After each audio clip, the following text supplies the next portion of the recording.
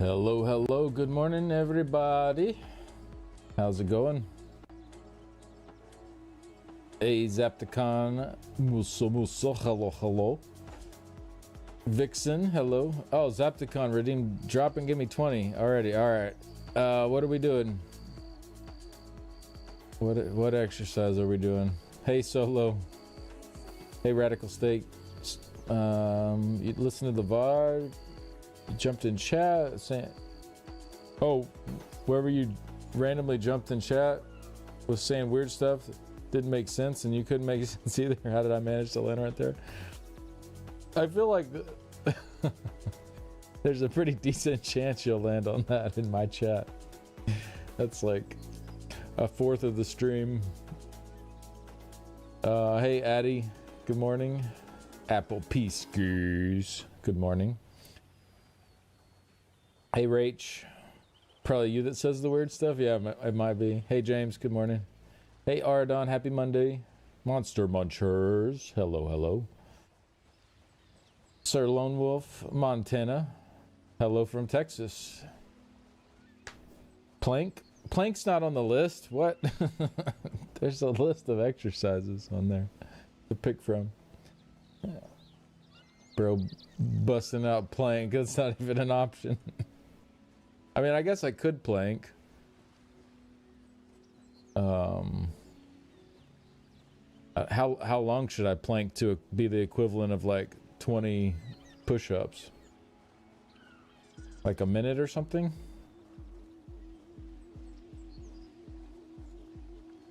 Um, 20 minutes, 30 seconds. 20 minutes, there ain't no way I could plank for 20 minutes. Hey, Vixen with the 20 stream streak. Thank you very much. Wait, why does it say ad starting soon? I ran an ad when the stream started. Piece of crap. Why is it doing this?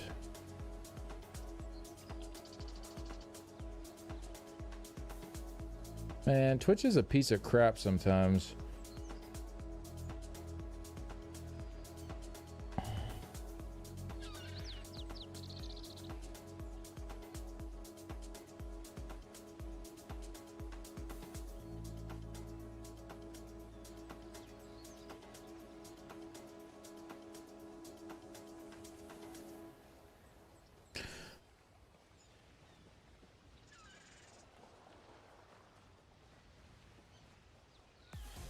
Yeah, like I specifically run it as soon as I go live so that the fewest people see it possible, and it extends it out so it shouldn't run it for another hour, right?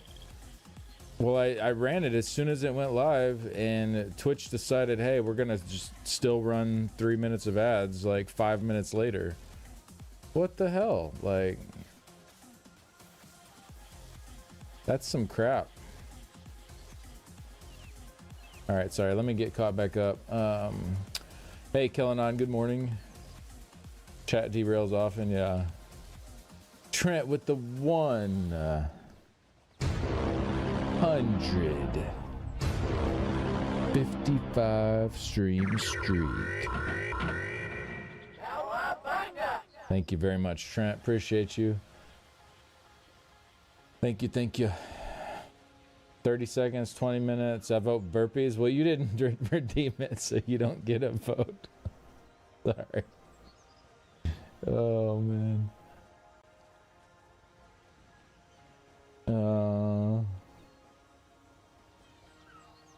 Hey, good morning, Sir Lodge. Yeah, I extended my starting screen, so I run it then, and then Twitch does it almost immediately after. I wonder if they changed something or broke something. It shouldn't do that. Like, it's supposed to delay it like an hour every time you run it. I feel like they broke something if that's how it's working now.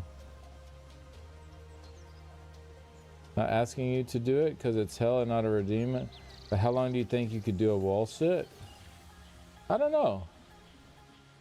We could try that for a workout at some point. I haven't done one in a really long time. So probably not that long. Hey, what's up, Shook? How's it going, man? Poseidon says, is the sounds from the pinball game on the older PCs? Yeah, it was. Alright, I guess we're doing these planks. It's I'll just try to do it a minute. We'll see if I can last a minute. Let me get my timer up on my phone.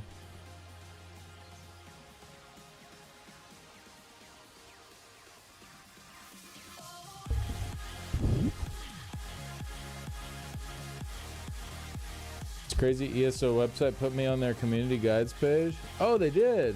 That's cool. Hey, congrats.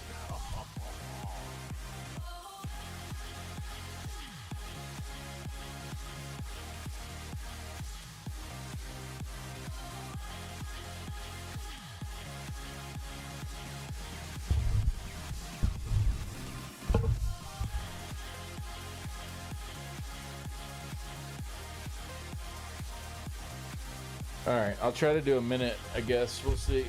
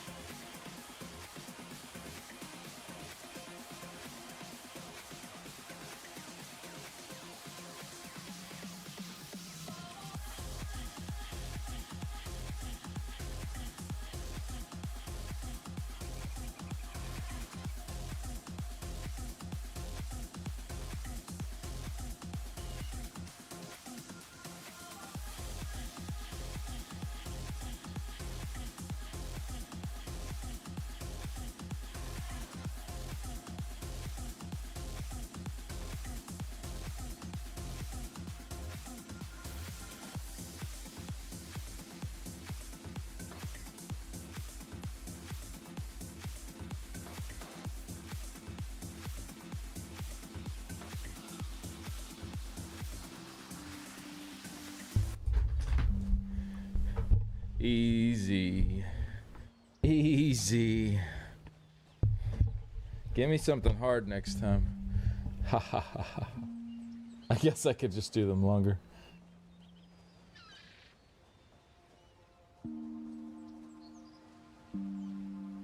I thought it was cool.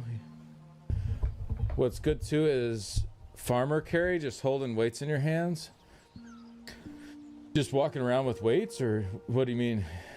I used to do that going up and down my street. Actually, I probably looked like a weirdo walking up and down with my weights.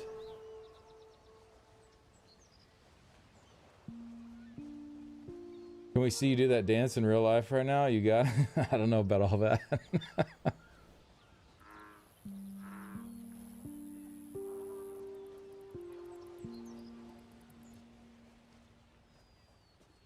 Wait, you're playing so much. What's up there, Yana? Forearms and toes, yeah. Yep. It's really like it works the core mostly. Like what Skinny's doing, but with a straight back. Wow. We'll sub for beer. You're coming in hot today. Coming in hot. I felt like I was pretty straight. Was I not very straight? I can do them again if I wasn't.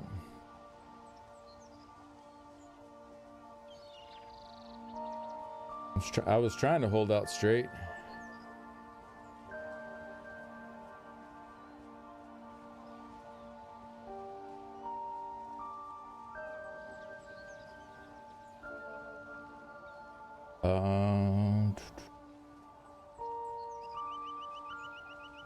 Works the belly for sure, yeah. What's up, Dice? Coming in just in time to observe torture. I'd have fallen in the hallway on my way back up. Gotta get my streak in and then off to YouTube. Prefer watching on there nowadays. Well, I appreciate it either way. Yeah. Thanks for this. Thanks for stopping by on both. Good morning, Theriana. Good morning, Cindy Lou. Who? I'm trying to plank for science right now. You got this. That was pretty straight. All right, cool. It was too cool. I lost myself. Hey, good morning, Sirens. Plank you did is harder than straight up on your hands. Oh, is that considered planking too? I didn't know that. I just always did on my forearms. Remember when planking was just an internet fad? Yeah. What's up, French? What's up, Zim? You can stand or walk. It helps a lot with posture. I do 3-day workout on Monday, Wednesday, Friday. Just do 3 exercises. Yeah, since you work a lot. That's good though. I mean, honestly, like 3 days a week is pretty chill. You got to give yourself time to recover properly too. Otherwise, you're not really making the most of it anyways. As long as you're doing something, you streaming too. That's pretty good if you ask me. Yeah, that's why I added the redeem in, just because I'm here so long, Monday through Friday, just sitting here. So keep the exercise redeem in there to keep me moving.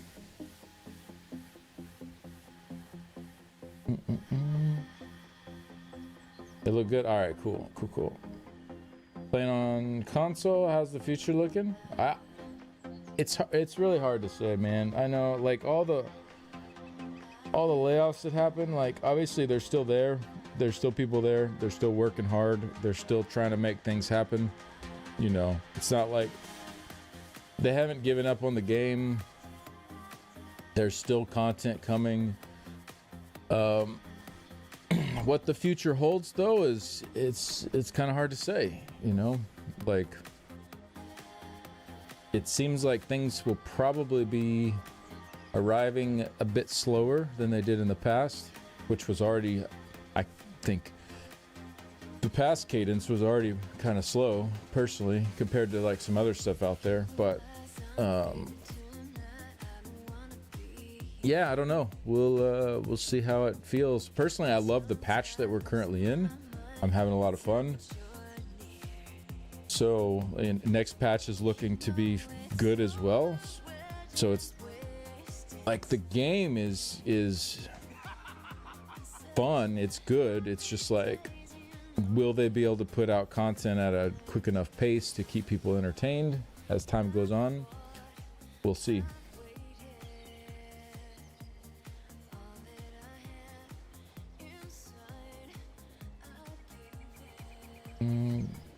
Especially work 70 plus hours a week, so I'm already super active. 3 days, 3 exercises, feel good. Nice. They put me on their website. That means they can take criticism. I always give criticism, but I joke and make it funny. Yeah, I love ESO too. Great game. Absolutely. Yeah. So we'll see. I mean, they still have a lot of people there working on it. They just, you know, they don't have the same size team they had before. What's up, Floyd? I did a minute. I was shaking already at 20 seconds. Wasn't going to go till I fell on my face, so I stopped. Nice. That's good, though. Yeah, it's harder than it looks. Like, you see somebody planking, and you're like, what? They're just like there, you know? They're just existing. But it's tougher than it looks, for sure. How you doing, Zim? Easier on the hands. Okay. Floyd's gonna lay on my lap here. I did my first spinning cycling session at the gym since the summer holiday yesterday. Everything is sore, even my butt hurts. Oh, well, that's kind of a good feeling though. You know, sometimes being really sore is a good feeling because then you can be proud of that sore. Emerald Dragon, hey, how's it going? Remember Edge and Christian pro wrestlers? They actually sell a planking board to make it easier to do. That's that's an odd thing to sell. What's up, Simple Network? Both have been through so many injuries, it helped them to work out even when it... Oh, I see. To help... Okay. That makes sense. That's pretty cool.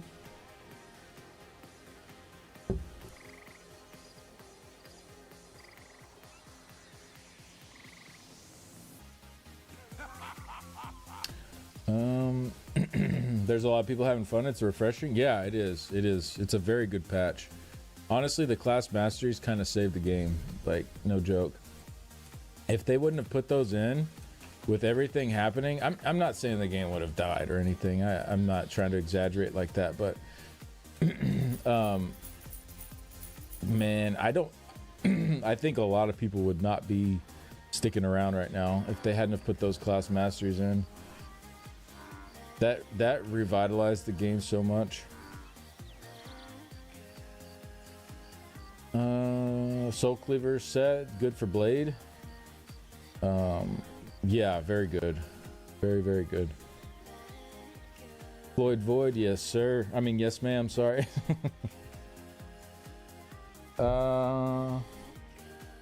What's up, Mr. Floyd?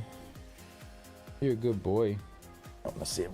He's chill. He's doing a chill in the lap right now. You're doing to my mic, bro.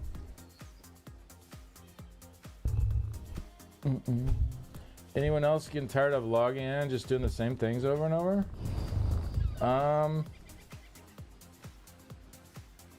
Don't do them. Do different things, or go take a break, play some other stuff, come back. That would be my advice there. Either do some different things in the game, or yeah, take a break. You don't have to do those challenges. Like, for one, you just don't have to do it. For two, you can re-roll them and do something else instead. But that's what I would, that would be my advice. Hey, Raiden. Hard floor would hurt my elbows. Is it cheating to put something soft now? No, I don't. It doesn't need to be a hard floor.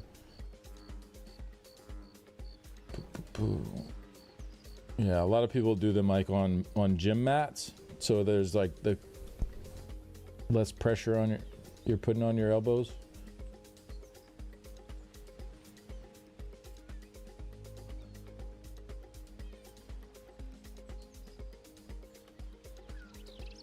Yeah, don't do the push-up part. You have any tips on stopping ball grips in Cyrodiil? All the shields are absurd. Good luck, brother. It ain't happening. If they're well coordinated, yeah, unless you just have like an absolute crazy big Zerg, it ain't happening.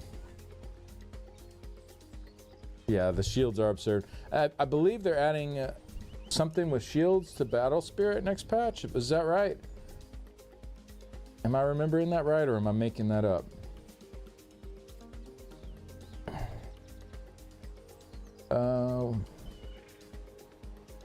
There's a lot of stuff they need to fix, but that's all games. Yeah. Don't know if you know, but ESO is free with Xbox Game Pass, so I'm sure it will still be supported. Yeah. I mean, the base game, for sure. Make Necro Major Brutality last longer.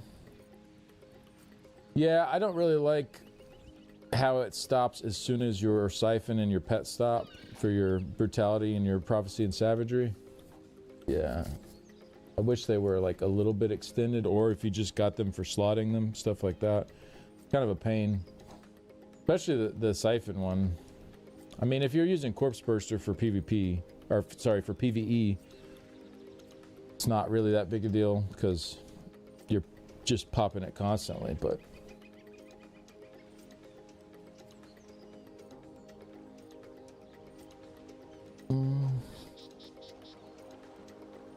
both Morsa Templar should have brutality. Yeah, they're the only class that is limited on getting major brutality and sorcery by having to pick a stam morph.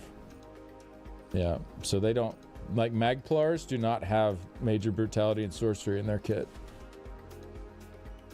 I agree. I think that's a problem.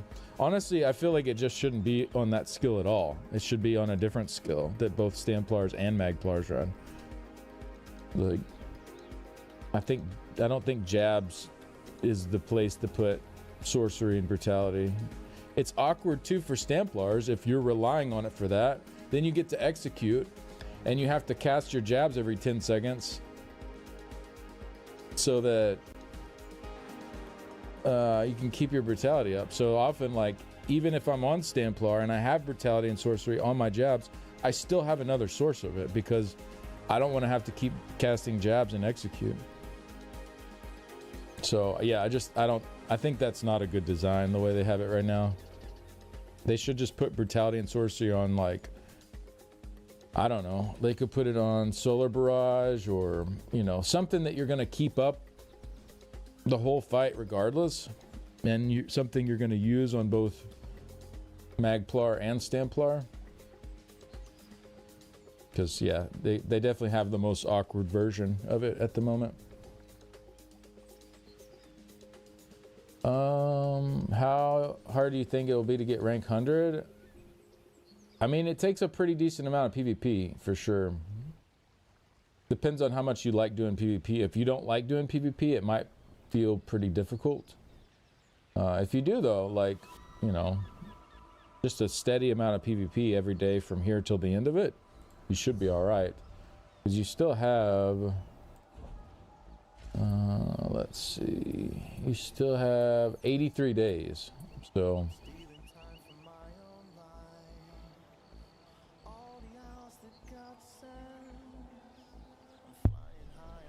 sorry, I'm having a little trouble keeping up.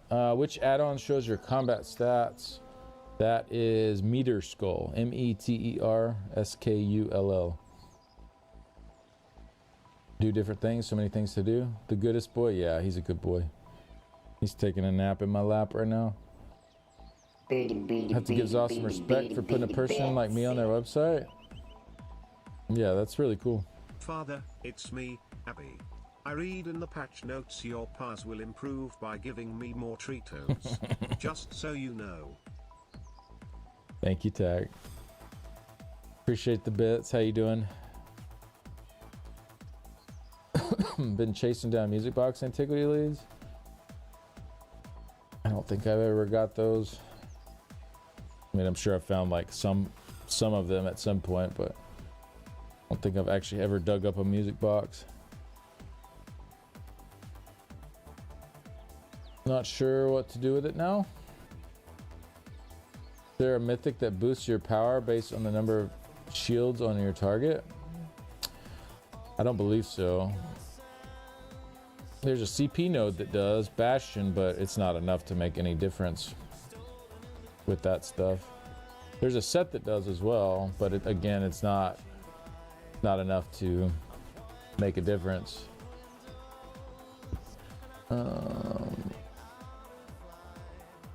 What's that set called? Shield Master or something? Oh wait, I'm on trial sets, that's why. Shield Breaker, yeah. Increases your damage done by 6%. This is doubled when attacking targets with a damage shield active. So it's a 12% damage done against target. It needs to be like quadrupled. And even that wouldn't be enough to break through their shields. Yeah, it's just... it ain't enough. It ain't enough. Corpse Burster should be called Boom Boom. Or Corpse Buster. I like that. I think changes are coming. I think good changes are coming to balance the game. Yeah, it's definitely going to be in a better spot.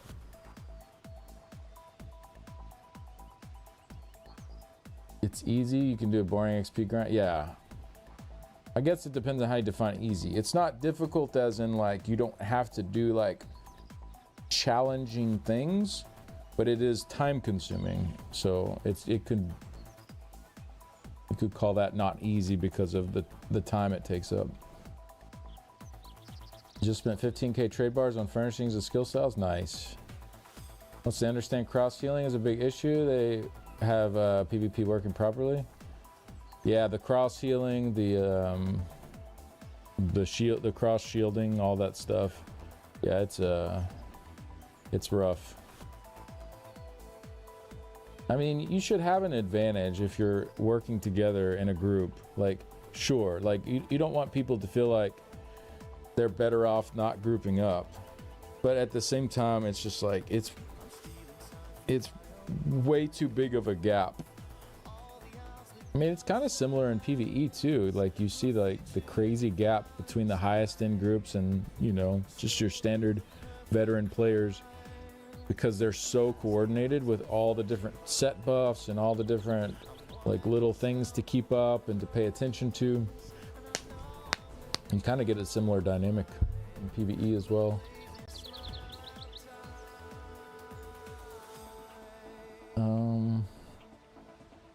Gang dude in Vlastros at a whopping 400 AP per quest.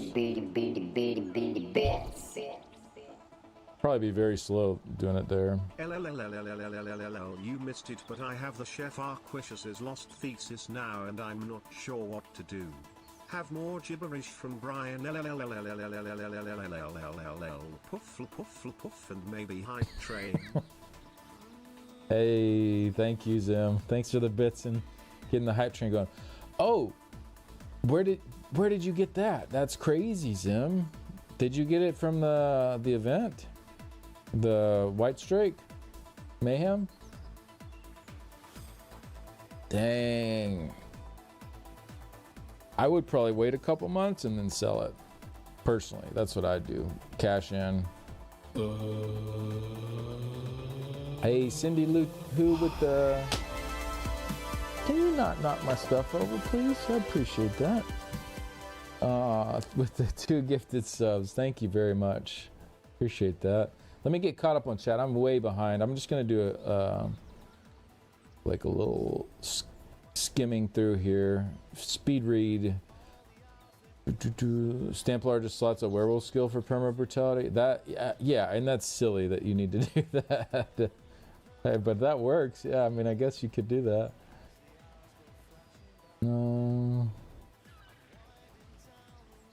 Abby got early access. Did get Ethereal Dust yesterday.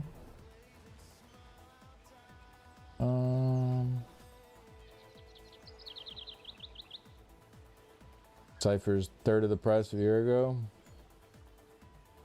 Whoever asked about the shield mythic, that's a good start.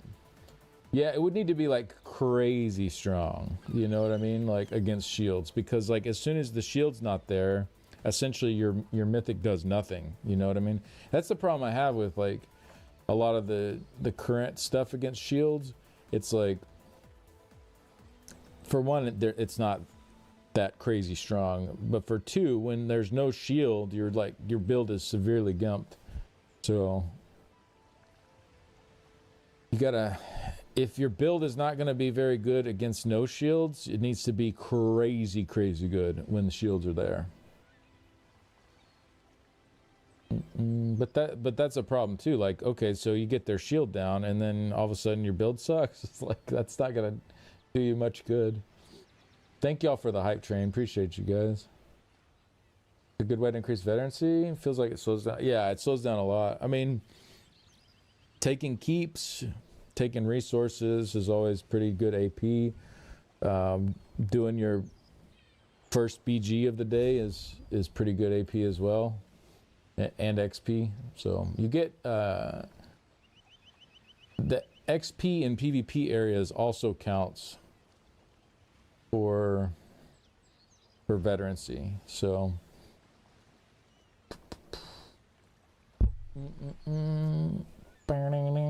what's up, Riddick? How's it going? Notes are up. Oh, that was quick. Dang, they've been doing them early. Skinny Cheeks is mixing chat redeemed exercises with deep ESO talk. Class masters get credit for keeping the game alive, and now it's Templar buff design and shield breaking getting picked apart. Pretty fair summary. You get in all fights you can in Cyrodiil, win or lose, or do BGs? Yeah. I got it from an auction in my trading guild for much less than it's worth. Oh, wow. That's crazy. I'd probably hold it and sell it before the next White Strakes for sure, because they can drop in White Strakes boxes now. It's still very, very, very low chance, but they can drop in those boxes now, which is gonna bring the value down a little bit. So I would sell it before the next, unless you want to eat it and start making them. But I would sell it before the next white streaks. Make some money. Well, floors tend to have free bar space, and yes, it's silly, but it works. All right, thank y'all for this hype train. Appreciate you guys. Thanks for the support. Eat the thesis and just have molten cloven war tort recipes, assuming you have about 425 morning dew on hand. You could sell enough white gold torts to make up the cost. Oh, I think you'd have to probably sell way more than that.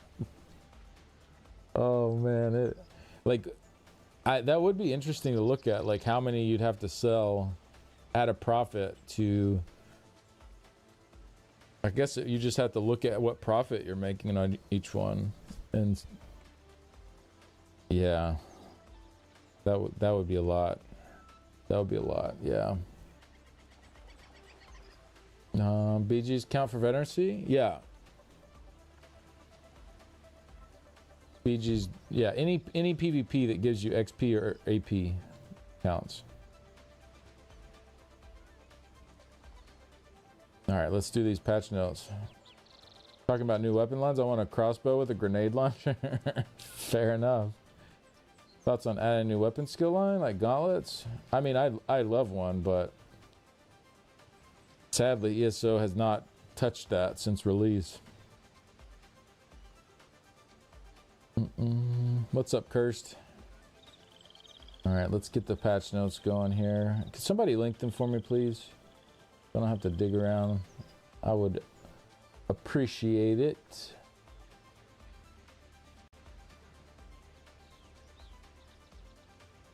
Thank you, thank you.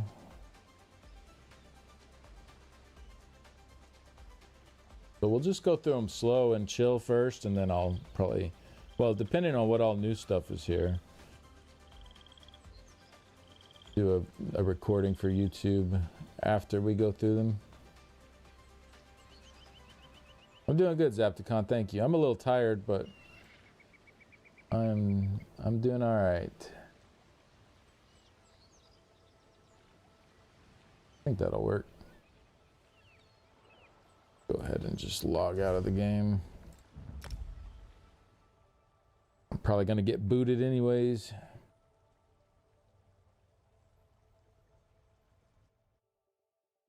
Yeah, you can do IC. I was running around in the sewers, and I mean, getting some XP when I did, like, what was that, Friday?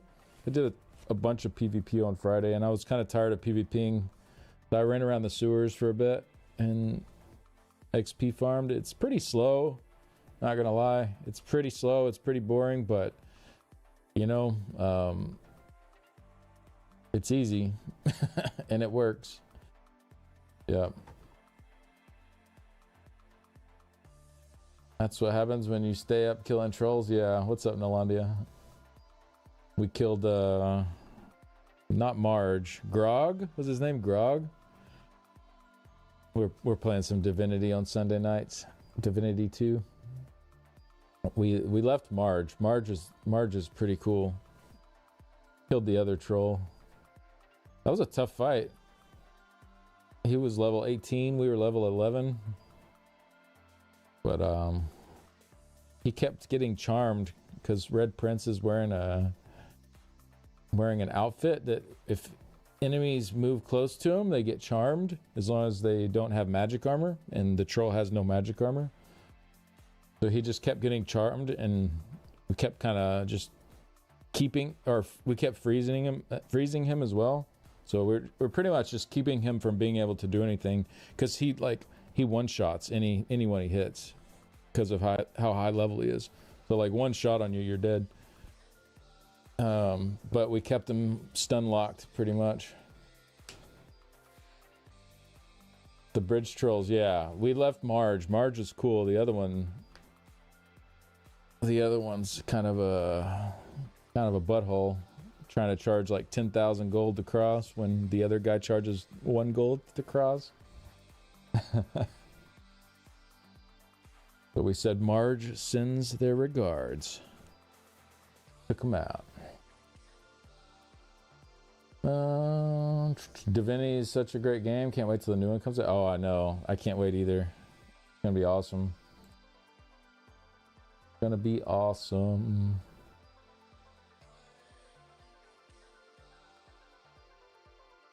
I can't port to 0 to save my Telvars. Oh yeah. I get why they did it, but RTG redeemed the duck costume. Didn't one gold immediately increase his price the moment the other troll dies, like tremendously? Oh, does he? Does Marge increase their prices when the other one dies? We haven't gone back and talked to Marge yet. That's funny. We'll see. I guess we got to go back and talk to Marge now.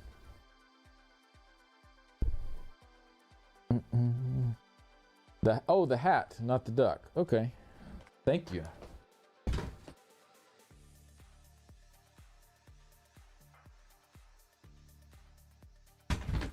All right.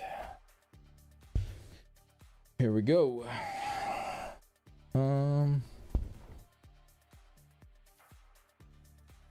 Finished DOS 2 like 5 months ago. Such a good game. Yeah, it's so good. So good. One of my favorites. I've played through, I think this is like my 5th playthrough, something like that. But the nice thing about my goldfish memory though is like I don't remember half the stuff happening. So it's, you know, I of course like I remember main story beats and stuff, and as things happen I'm like, oh yeah, I do remember that. But like coming up to things, I don't remember how it's gonna play out. I'm just like it's like I'm playing it for the first time almost. It's pretty nice. You're close to the 100k song. Ooh, nice. What I've been doing, XP scroll, full training gears, give me 170k veterancy and 10k Telvar after an hour. Here I'll just put an hour in icy sewers each day till veterancy's at 100. Yeah, that's not too bad. That's not too bad. How about you can bring the knowledge with the all-seeing, all-knowing hat? Yeah. I got y'all. Bridge trolls are crazy strong. I had to keep making them slip on ice or slow them down. Oh, yeah. Yeah, we kept freezing them and charming them. It was just like freeze or charm pretty much every turn. And if you keep them on fire, if you burn them, it gets rid of their big heal too. I think that's what got rid of the big heal anyways. He had troll blood. It said heals for like 3,000 or something per turn. But we caught him on fire and then that went away and it never came back. So I'm guessing that's what got rid of it.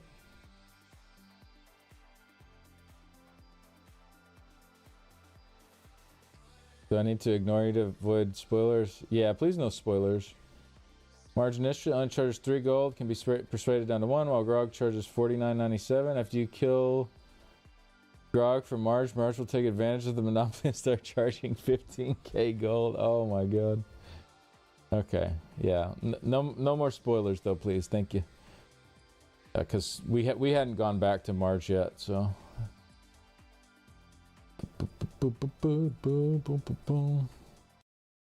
Looks like we're gonna have to fight Marge too.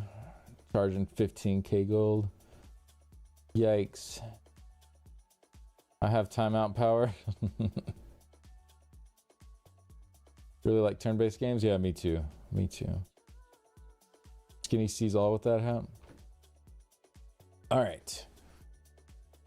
Let's go through the patch notes. Let's see what we got here.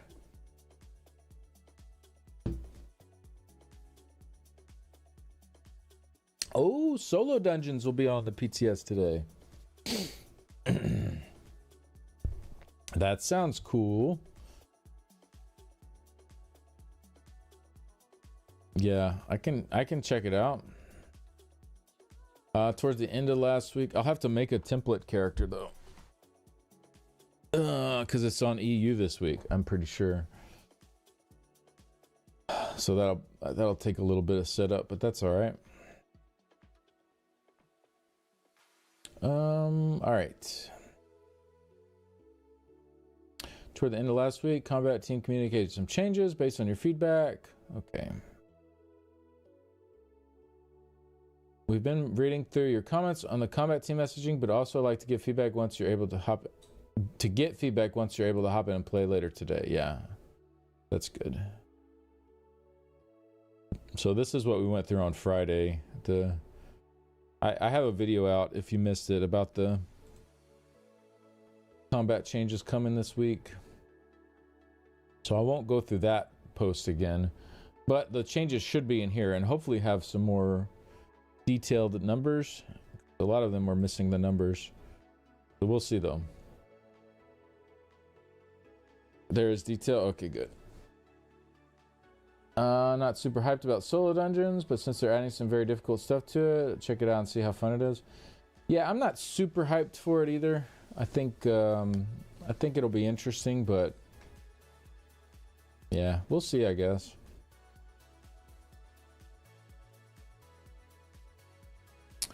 We will see. All right, experience the story at your own pace with or without an NPC companion. Choose optional meted misfortunes to add additional challenges and rewards. 0 misfortunes, comparable to overland difficulty. 1 misfortune compared to a normal solo arena. 2 compared to a veteran solo arena. 3 misfortunes, harder than any comparable solo experience. All right. Earn Undaunted crests and purchase rewards from vendors in the Undaunted enclaves outside Wayrest, Mournhold, and Eldenroot. Interesting. So there's a new currency. God, we got another new currency. Bruh. There's so many already. Do we really need another new currency? I feel like there's a better way here to just get the rewards or something. Or make it keys or something. We know if they'll let us do the story for these dungeons again. It should. Yeah, it should start at the beginning. It's treated like a fresh instance. Not as bad as Guild Wars 2 or Final Fantasy. Oh, is there a crazy amount of currencies in those? It's only half the amount of Final Fantasy 14. With the difficulty things added for solo dungeons they mentioned previously, I'll treat it more like solo arena stuff. Yeah. So you have to play more?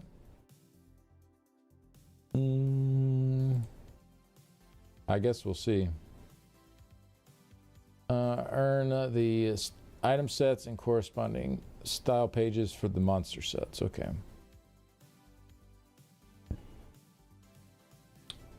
Fixed an issue. If you performed a light attack with a two-handed weapon in first-person view, you would occasionally be pushed into third-person view temporarily. All right. Diseased fixed an issue where this status affects minor defile could become stuck on the primary target when the area damage triggered and applied minor defile to nearby enemies. Okay. So some of these we've seen. I'll still read through them, but I won't talk about them too much just because we've already gone through this. Core of Flame reduced the resources granted from this skill and its morphs to 12%, down from 15. Heart of Flame reduced the healing by 20%. Lava Whip. Seething Fury's damage bonus to this skill is now halved in PvP. Still not sure if this is going to be too big of a nerf, but I guess we'll see. And then Flame Lash, Power Lash reduced Power Lash's damage by 18%. Ooh! And that's in PvE too. Yeah, I really think they need to rethink this for PvE. DKs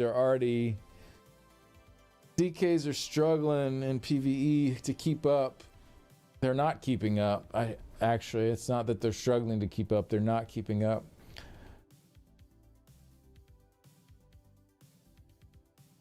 Yeah, that's no good. That's no good. This morph now grants 3% damage onto monsters for 45 seconds after generating charges. Yeah, that's just not enough. 3% is like nothing. 3% is like nothing. And like, okay, so here's my feedback on this. This needs to be PvP only for the nerf. The damage done to monsters needs to be at least 5%, and it needs to be on both morphs.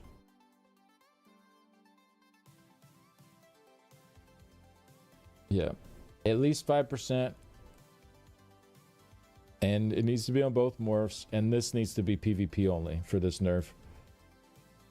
I think I don't think this is good. It hurts PvE DKs, which don't need to be hurt, and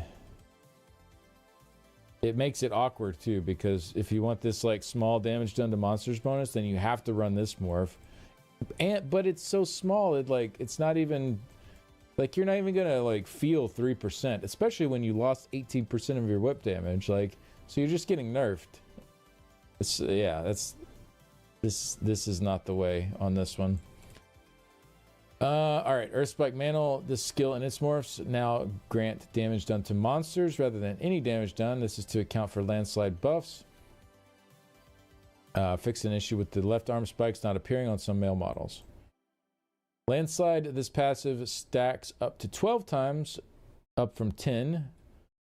Adjusted how this passive stacks to generate every 4 seconds, reduced from 5. And the stacks now last for 6 seconds and decay by 1 if you fail to generate a stack once every 6 seconds rather than decaying every 2 seconds.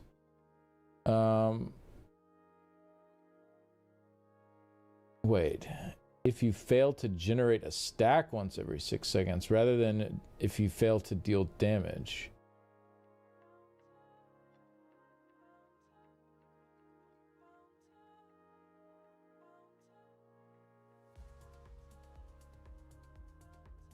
Does this mean you can still build stacks during immune phases? And then you won't lose them. It is a little confusing. But I think this may be so you can still build stacks during immune phases and you don't lose your stacks for not dealing damage. Is how I'm reading this, but I'm not 100% sure that's right. Let me read the developer comment. We're slightly lowering the maximum commitment time and gently upping the maximum here to help Dragonites fit more into more encounters. Note the max stack increases and decay behavior also apply to inexorable descent naturally, also improving that effect slightly. Yeah, that's true. It's worth pointing out for those that don't know how that class mastery works. It's pretty much a class mastery that directly relies on landslide. Landslide, ESO. Alright. When you deal damage, you gain a stack of landslide. And then we have Earth Spike. Bro, making me capitalize stuff. Come on now. Shatter Spike. When this effect deals damage, you gain a stack of landslide. So you still have to deal damage unless you're running Firebrand. So it's just Firebrand is the only difference here. Why they changed the wording? But Firebrand you can only generate once every 10 seconds anyways.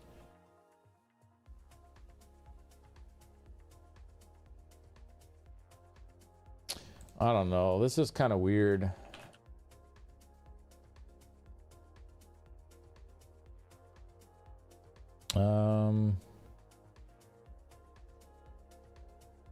Yeah, just dealing a light attack. So they don't have to be able to take damage. It can be in an immune phase. As long as you can hit something, you could generate your stack of landslide. But I don't know. Like, this is weird.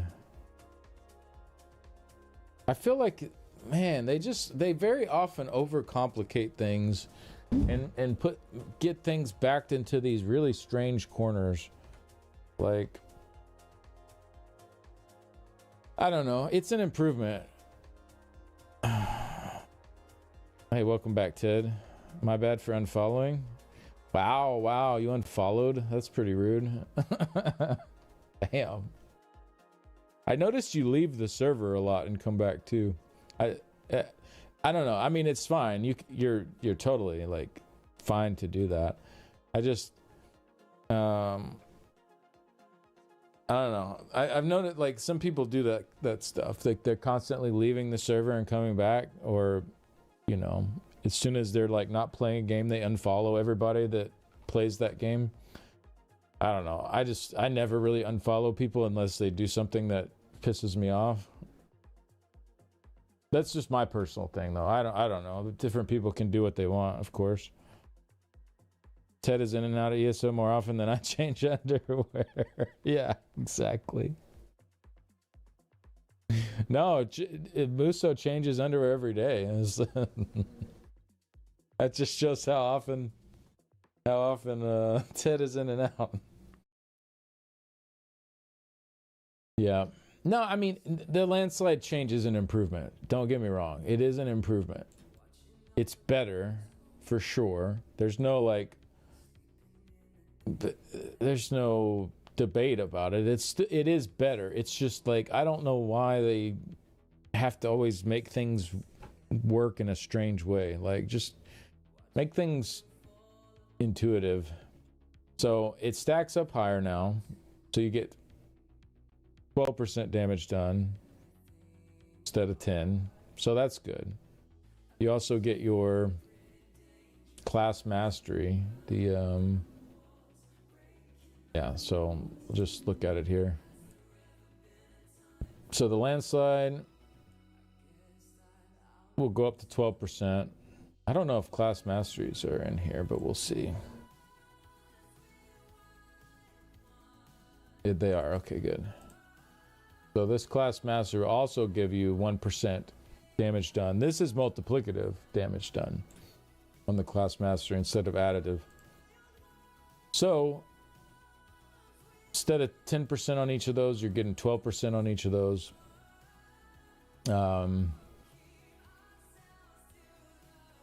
They generate faster. They fall off more slowly, every 6 seconds than every 2. So yeah, I mean, it's an improvement. And then I guess if you have Pyrebrand on, you can build stacks on immune targets or something to keep it from falling off as much. Just, I don't know. I guess that's another improvement. So honestly, this isn't really moving the needle much for DKs. It's better, for sure. You'll be able to keep up your stuff better, but it's not like, even at full stacks, DKs were behind other classes, so it's not like going up to 12 instead of 10 is really making much difference. Did you hear Pyrebrand's worth using now? Not really. Chinithar, thank you for the prime. Appreciate that. Hey, C-Nex with the tip. Thank you. Screw Big Corpo. Lunch is on me. Thank you very much. Let me add that time. Thank you. We are rocking through the day. DK is a PvP class more than PvE.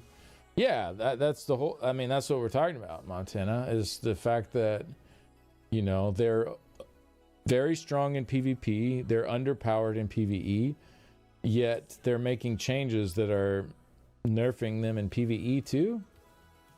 It's a little weird.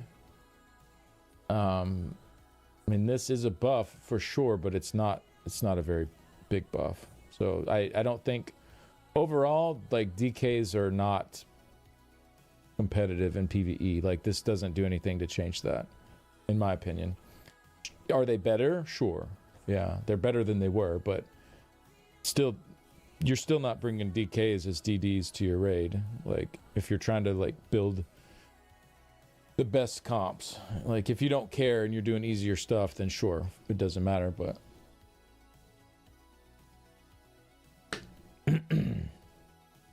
So, I mean, improvement here.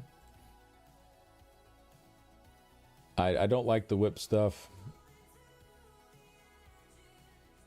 You know, core flame is whatever. It was pretty strong. It just doesn't really do much. It's not gonna really change much for PvE. All right. I'll do like I'll go back through and record a video on all this to give like proper feedback as well. Oh, I do have a. Let me pull this up too, because this will be good to go through. I made a little sheet.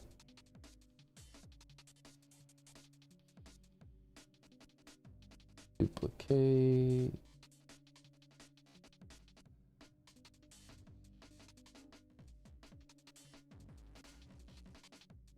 There we go.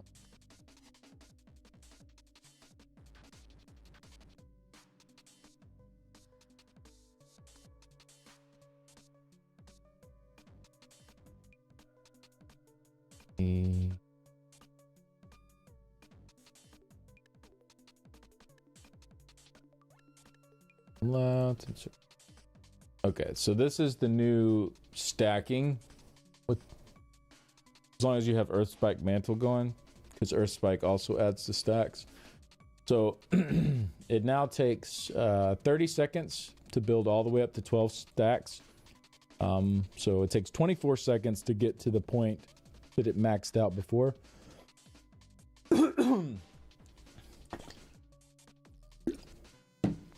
So at 0 seconds, you have 2 stacks. At 4 seconds, you have 3. At 8 seconds, you have 4. 10 seconds, you get to 5 stacks. This is from Earth Spike Mantle. And then 12 seconds, you're at 6. 16 seconds, you're at 7. At 20 seconds, you jump up to 9 because Earth Spike and your just general stack building hit at the same time. 24, you're at 10. 28, you're at 11. 30 seconds with Earth Spike, you're at 12. So essentially 30 seconds still to build up to your full stacks. Now, it will take a lot longer to lose all your stacks, which is good. So 12 seconds, or 12 stacks times 6 seconds each. So over a minute, 72 seconds now to lose all your stacks, which is great. Definitely a huge improvement over the last version. Whereas before it was 20 seconds to lose all your stacks. So, yeah, I mean, it is better. It's definitely better. It's just, it's still going to be annoying in a lot of situations. You're still going to lose stacks on random parts of encounters. You know, like Zalvaka running up the stairs, you're going to be losing your stacks. But you won't lose all your stacks now. Whereas, like, last patch on Zalvaka, you pretty much lose all your stacks running up the stairs. Like, you have to start back over every time, which is annoying. And then when she splits and you're trying to get to the new target, you're going to probably lose a couple stacks there, maybe 3. Like, you're just constantly, like, losing stacks all over the place in a lot of fights. So now every 6 seconds losing stacks instead of every 2 seconds, it will be a lot easier to at least keep most of your stacks up or some of your stacks up so that you're not constantly starting all the way over with the really long timer to build it up. And then I put also on here Earth Spike with Pyrobrand. So if you are using Pyrobrand, that will also generate a stack every 10 seconds. So instead of starting with 2 stacks, you automatically start with 3. Then you're at 4, 5, 7, 8, 9, and 12. So at 20 seconds, you are maxed out if you're wearing Pyrobrand.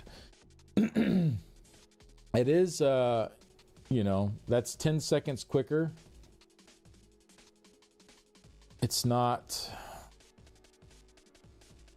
I mean, I don't know. I don't think that's enough to make Pyrobrand super worth it, but Could be wrong.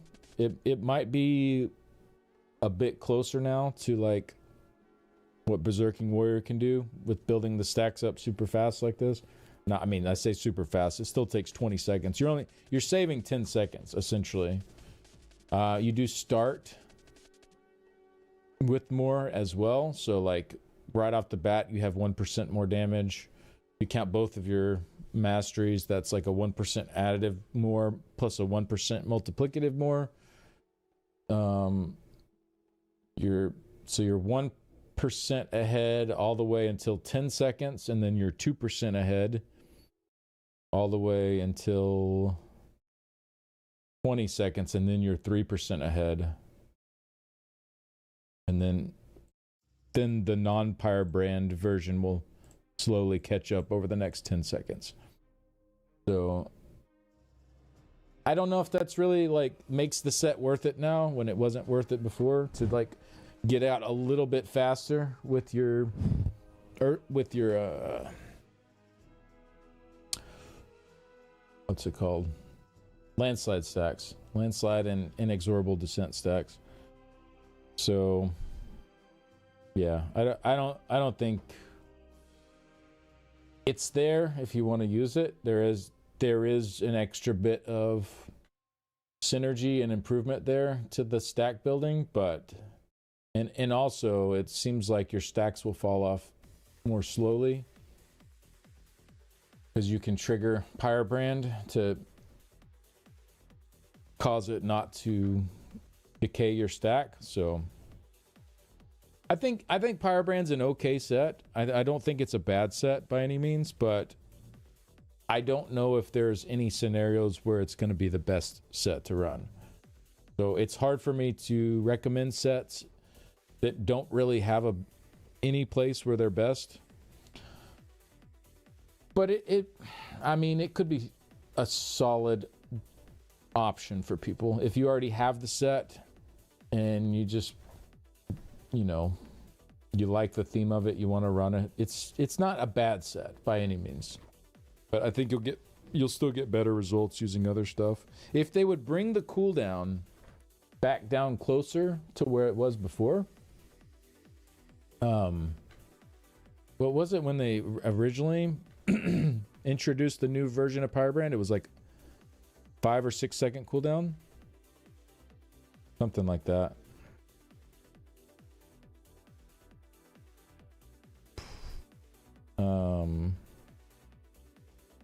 But they changed it because of werewolves, essentially. So that werewolves couldn't just like stack up Pyre Brand and get a bunch of damage on DKs. Which, looking back, I don't think would have been... I mean, it would have been strong, but it really hurt DKs for them to make that change. So maybe they could just go back to 6 seconds and just say that this effect does not work in werewolf form or something like that, right? Yeah, Nightblade Werewolf ended up being stronger anyway. Exactly. So, I don't know. I think they should go back down to 6 seconds on this and just say that this doesn't work in werewolf form or something. I don't know if that's their big concern. Because if it was at 6 seconds, this would stack up super fast. You'd have, let's see, you'd start here at 3, then you'd have 5 seconds here, or 5 stacks at 6 seconds. That would be 6. This would be 8 at 10 seconds. At 12 seconds, you'd be at 11 stacks. At 16, you'd be at 12. Yeah. So you'd be done at like 16 seconds. If the cooldown was 6 seconds on Pyre Brand instead of 10. You'd also be building up more Wildfire Ember stacks quickly, which does a lot of damage when it's actually stacked up. So I think if they lowered the cooldown to 6 seconds again, Pyre Brand would be worth using. At 10 seconds though, it's not quite enough. Thought I heard somewhere they were removing all class mastery access from Werewolf. I don't remember reading that.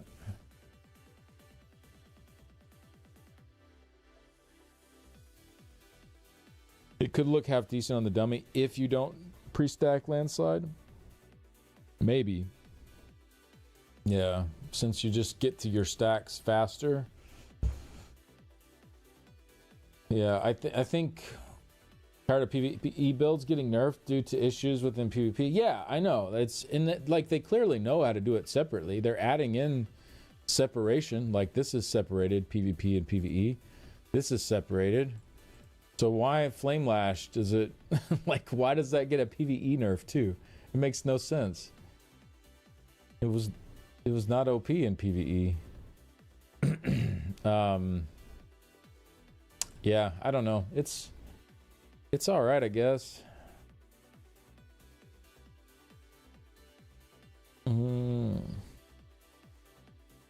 Hey, good morning, Zim.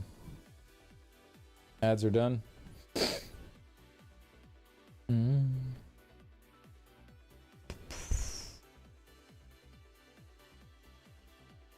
Yeah, I don't know. I don't see this really moving the needle much.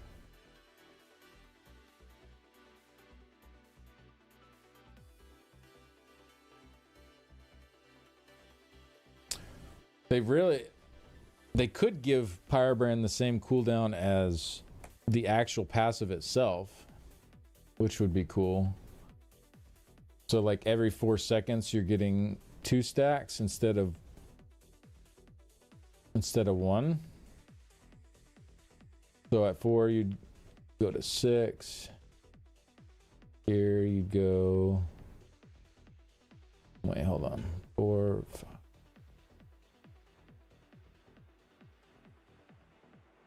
Go to what, 8? Hold on.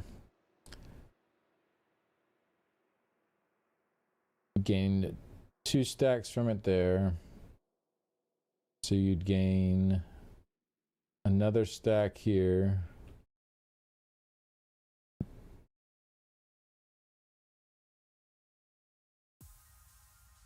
You'd gain another there.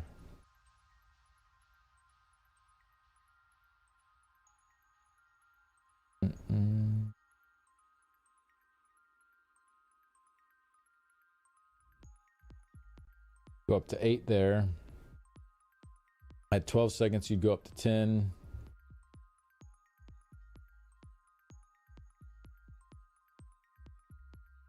Is that right? Yeah, because it'd be 2, 4, 6, 8, 10. But then with Earth Spike, you'd get an extra 2. So that would put you at 12 at 16 seconds. If they did it every 4 seconds. I think that would be pretty good. I don't know. Class Masteries not working with Werewolf came from a suggestion on the forums. So it kind of makes sense. Yeah, I think... I don't love that just because I like when things have like multiple layers and puzzle pieces to fit together, and like Werewolf just feeling exactly the same no matter which class you play it on is kind of boring to me. Like if your class just doesn't really matter for Werewolf, I don't know. I mean, you still have some class passives that would trigger, but there's already like most of your class passives don't work anyway. Like some of them do, but like a lot of them do not. So there's already like not very much difference in playing a Werewolf on like a Templar versus a Nightblade or whatever, you know what I mean? So if you take away the class mastery stuff too, then it just really feels like it's the same thing regardless of class. But I kind of like having different Werewolf flavors. It just needs to be better balanced. Is really what it is. I mean, even if that means adding in stipulations across the board for werewolf form, so that like, okay, this, you know, this works in this way in werewolf form, right? Like, and maybe you don't even have to see those on the tooltip unless you actually are a werewolf, right? I don't know, just to keep it from being cluttered. But I think that adds a cool different like layer to it, being able to interact with that kind of stuff. And like, but the problem is like some of the classes, none of their class masteries really work anyways with werewolf form. So it's very imbalanced.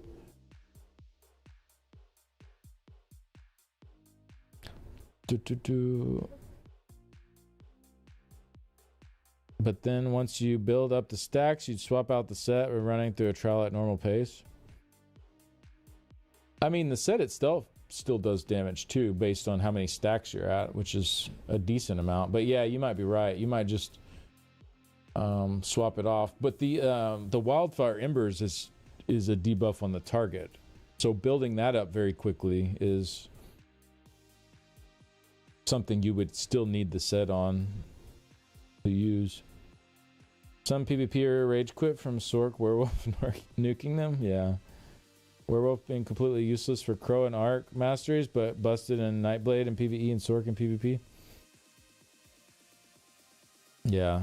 If you don't have Sork tank, you can use the... Yeah. Yeah, it just needs to be better balanced, I think. I don't think they need to remove it working with class masteries. That's the boring way to balance it, right? And even then, it's not going to be balanced, because then we just go back to, okay, which class has the best passives in their regular passives that work in werewolf form? So probably still like Sork and Templar, I think, was one of the better ones in the past because of Burning Light. So it would still be imbalanced. It would just go back to the old imbalance, right? So like I don't think removing masteries is the way to go. I think we should just balance them also for werewolf, so that it like different classes can have different fun experiences with werewolf in a slightly different way. That would be ideal for me anyways. Give one type of passive class mastery buff from each class on werewolf and then balance from that.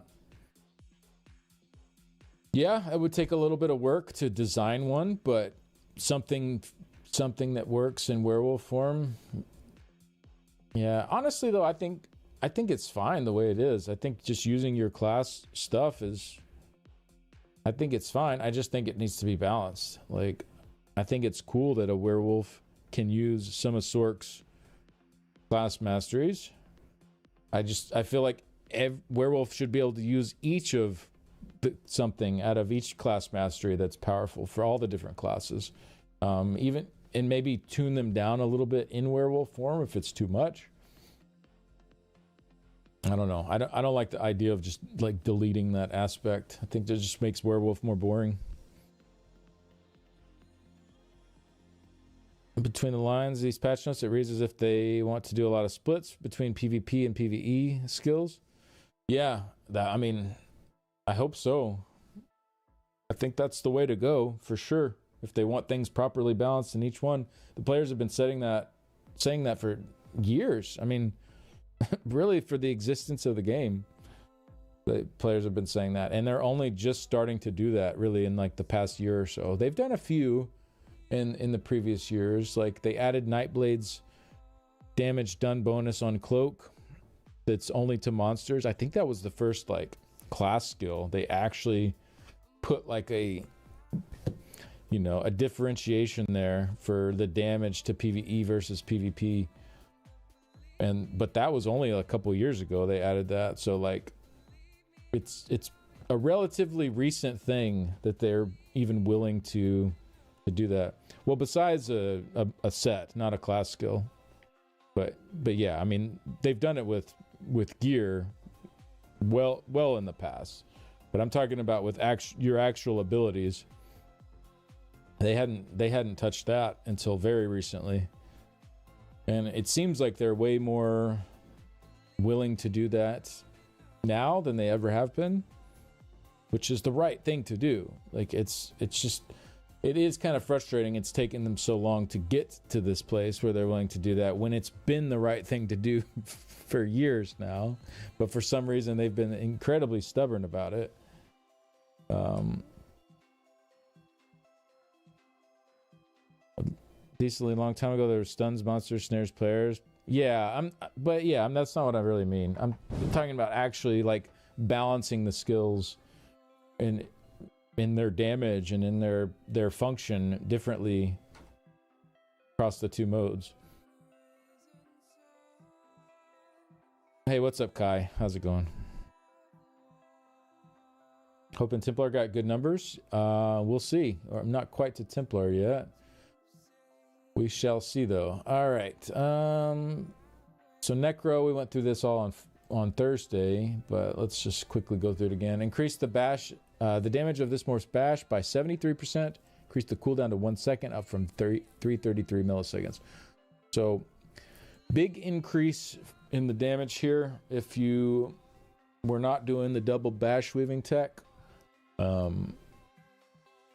If you were doing the double bash weaving tech, it's a bit of a nerf, but it's not like a massive nerf. I think I figured out if you were doing like 35k DPS with your bashes, you'll do like 31k DPS with your bashes now, something like that. So it's like it's still fine. It's a very, very strong ultimate. It's just going to be easier to use now.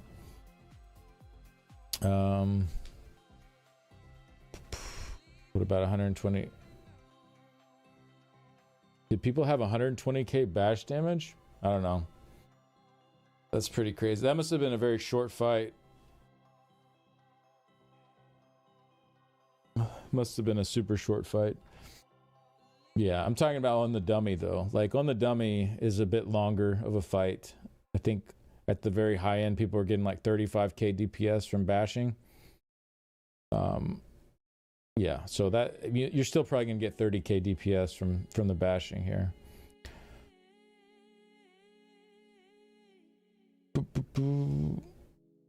43k on Fallgraven. Yeah, that makes more sense on a longer fight. Obviously, you got a lot more buffs in a trial group than you're getting on the dummy to pull that number up, but essentially so you're getting your damage cut in half because you can only bash once instead of twice. So 1 divided by 2, but then it's increasing by 1.73. So it's like a 13% nerf to your bash damage.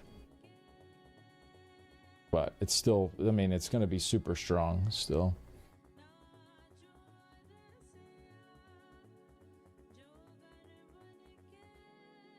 Do you know the 1 second means you could miss a bash wave because of the exact 1 second?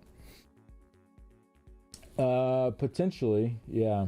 If you're really fast, you're really on it.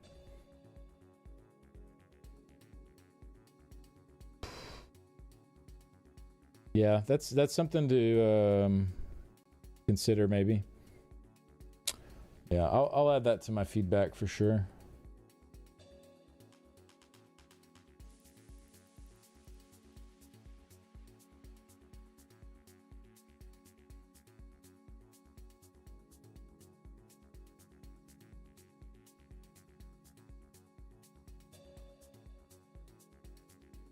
Sorry, give me just 1 second, guys.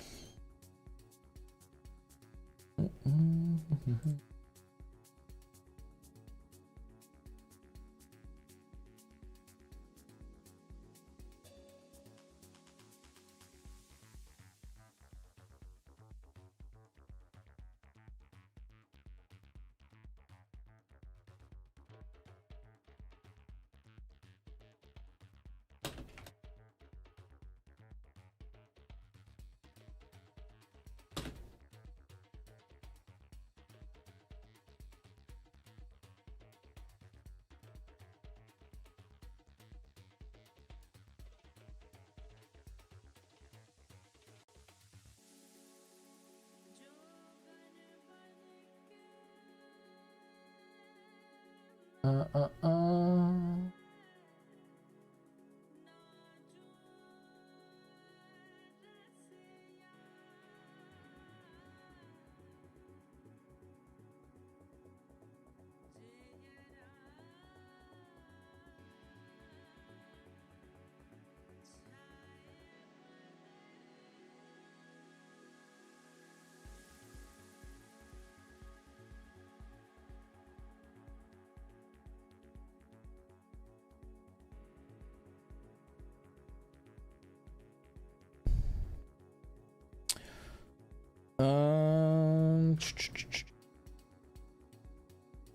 Someone on Discord asked if solo Moonhunter can be done with a friend.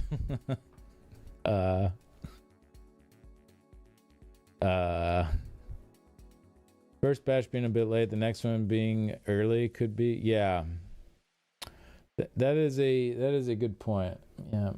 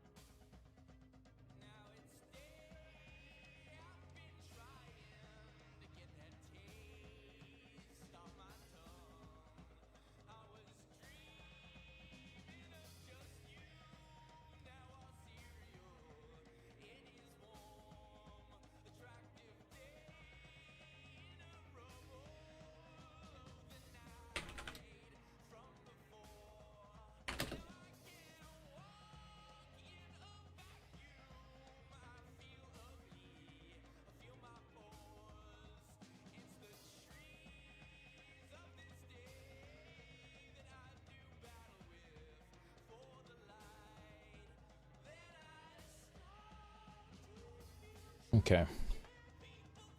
What's up, Defy? We love Nurko.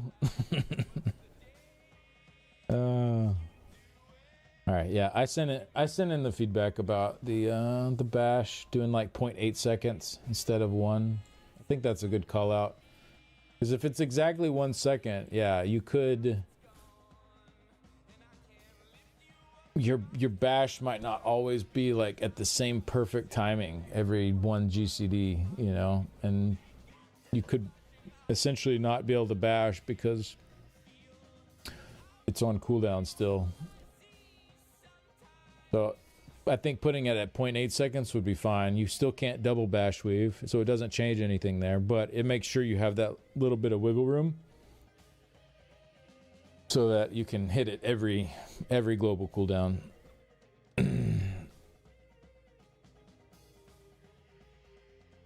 Same reason behind them getting rid of 1.1 second cast times, making them 0.8. Yeah, I think that's good. Yeah, I think that's solid.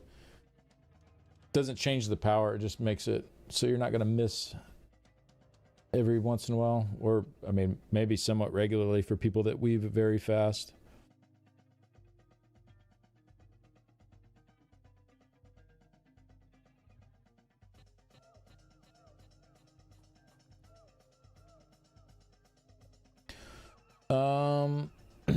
All right, let's see here.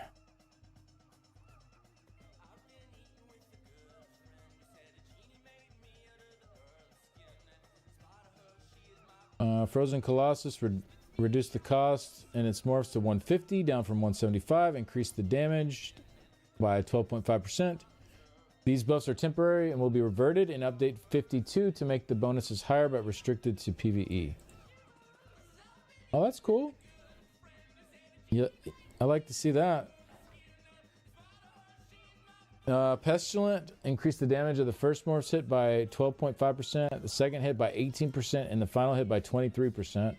This morph now only guarantees diseased on the final hit rather than each hit.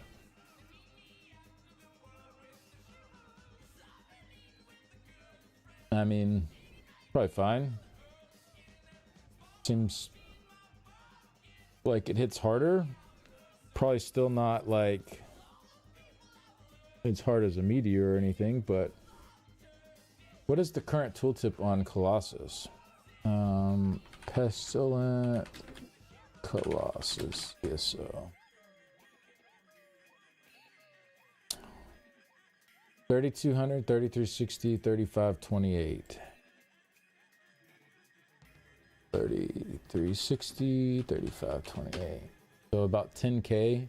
So yeah, I would need to, the damage would need to be doubled to keep up with like a meteor or something.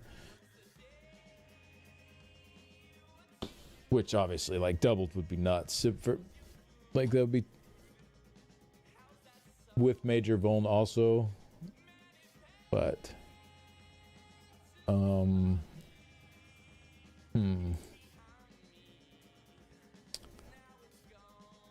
better off balance burst. Yeah, but it's still not like nearly enough. So what does that take it to? We can do the math on it. But 3200 times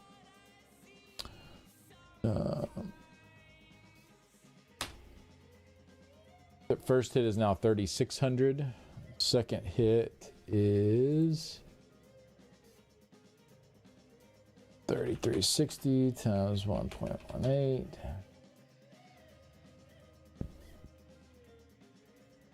So 3900 on the second hit. And then the last hit 23% higher. 3528 times 1.23. So we got 4339 plus 3964 plus 3600 divided by 1088. Oops, that was not right. 11903 divided by, so about an 18% increase overall to the damage. So instead of the 10k base tooltip, it's about 12k now. Roughly. Not quite. Yeah. Somewhere in there.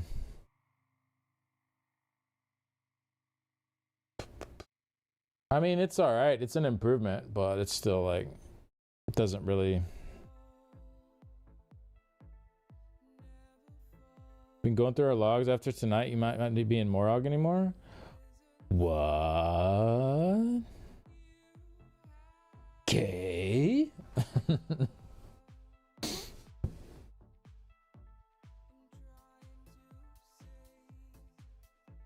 What have I done to deserve such a gift? Might drop Yervold. That's fair.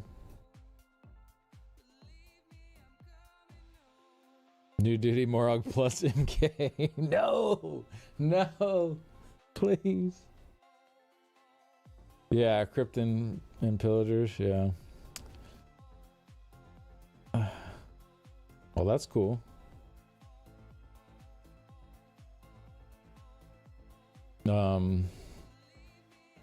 That's not bad. I mean, the major force mastery is not too bad for damage since I get extra crux from it. So obviously it's not as strong as like getting 666 weapon and spell damage every time I drop an ult, but like it's not terrible. So you know, Skinny wants it that way. Thanatos, I'm about to time you out here. You're about to be timed out.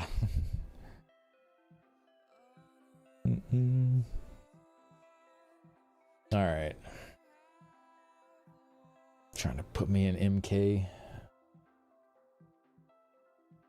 I had to run that on my Sork back in the day.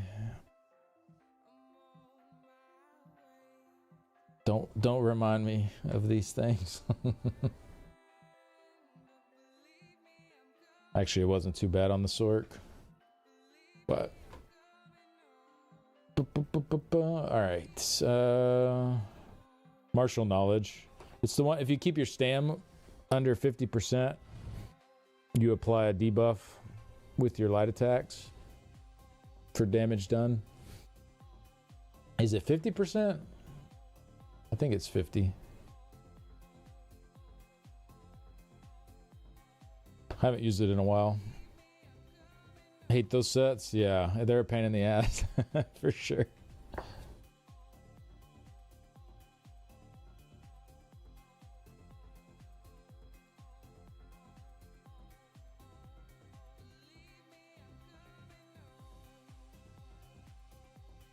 All right, 1 second.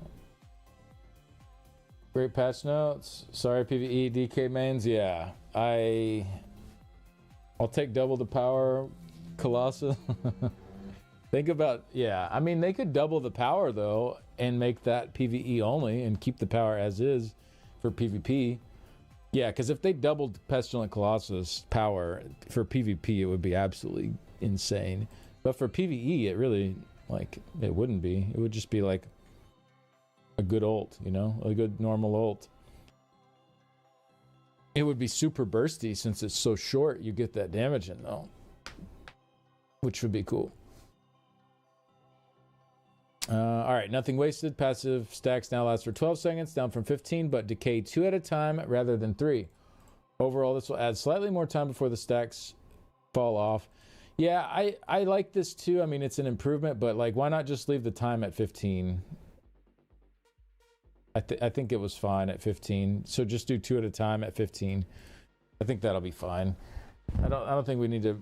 I got into the argument in a YouTube comment about this one. Some guy was saying this was a nerf, and I was like, bro, like, it's just math. Like, if you're dropping 2 at a time every 12 seconds, that's less than dropping 3 at a time every 15 seconds. And he was like, I main a Necro, bro. This is not a buff. I was just like, bro, I don't care if you main the Necro or not. Like, you don't need to main a Necro to be able to like do basic math here. It's like ESO players can't read simple letters. How are they going to read math? Yeah. Hey, what's up, Cello? How's it going?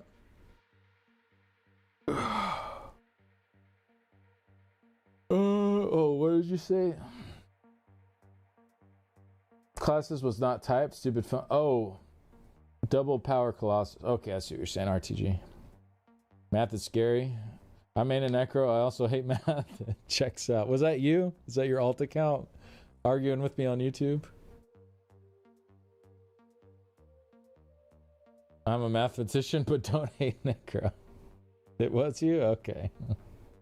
He made Necro for so long, he's conditioned to never expect buffs. Okay, that's fair. That is fair. But for real, like, just leave it at 15, and then, like, nobody's complaining, even if their math is wrong. So, yeah, I mean, this is better. It's an improvement, but I still think you could just leave the seconds at 15. I'm going to go back through when I'm done, and I'll do, like, a summary read-through of all this.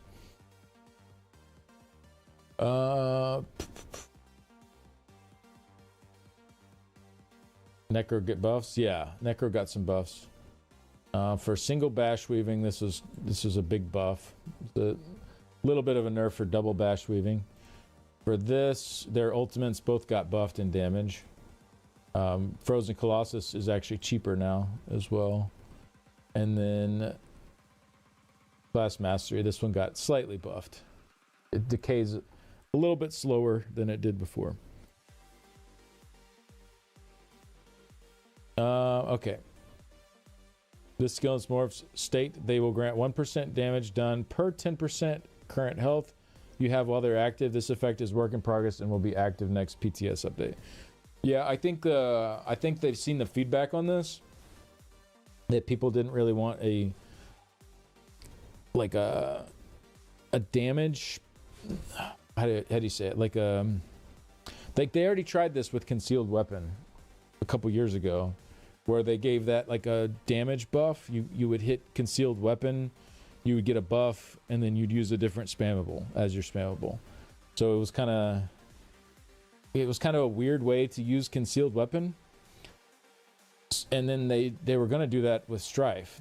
Which is Swallow Soul and Funnel Health. They were going to give it a 10% damage done buff that you just cast every 10 seconds. And people were like, hey, that's kind of awkward for me to put this spammable on my bar and hit it once every 10 seconds to keep up this buff. So I think they've seen that feedback, and that's why they put this here. And if I had to guess, they'll be putting more into its damage as a spammable instead of as a buff tool. So for people that want to actually use this as a spammable, there's a bit more incentive to do that. So I think it'll end up in a pretty cool spot.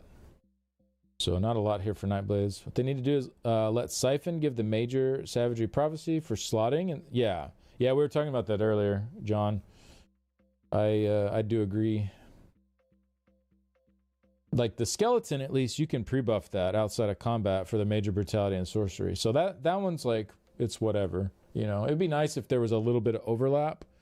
So like it lasted like 22 seconds or 25 seconds or something. But that one you can hit before combat starts. But the Siphon you can't. So you're kind of, granted it's only a few seconds until it's up, but still it would be nice if it was just for slotting. I agree. Be a nice quality of life thing for Necros.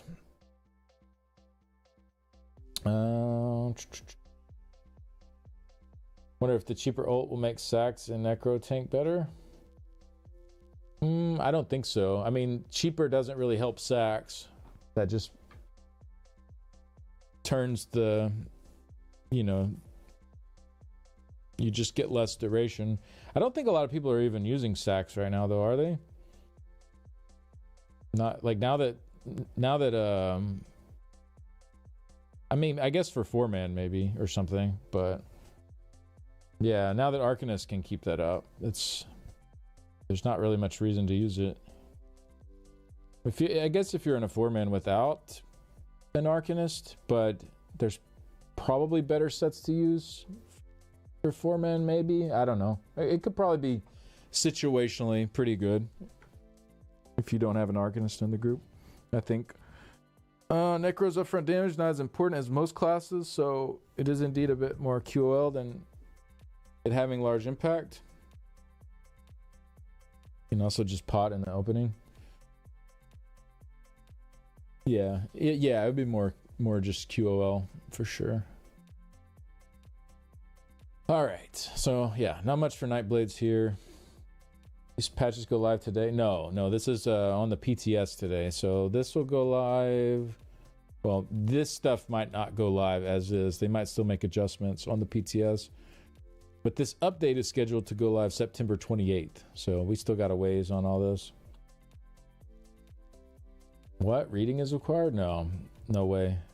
That's why I'm here doing this. ESO players can't read. Are we kidding? Didn't mind the stripe change because all 3 of my blades have 1 to 2 free bar slots, but I'm a rare case. Yeah. No, yeah, and it's, some situations maybe it's not a big deal, but it would have just essentially been probably replacing Debilitate, I would guess. You'd still get your siphoning passive for slotting it, and instead of casting Debilitate every 20 seconds, you'd cast Strife or Funnel Health or Swallow Soul every 10 seconds to keep your damage buff up. So it really wouldn't have really added anything of that much value to the way the class is played. In fact, it would have made it more tedious because it's a shorter timer to keep up. So yeah, I'm glad they're rethinking that and maybe going more into it as a spammable option. So it's maybe on a mag blade instead of concealed weapon for some stuff I want to slot Swallow Soul, right? That would be cool. Obviously for ranged, it's the better option now because concealed weapon's not ranged, but for most content, you don't really need to be ranged.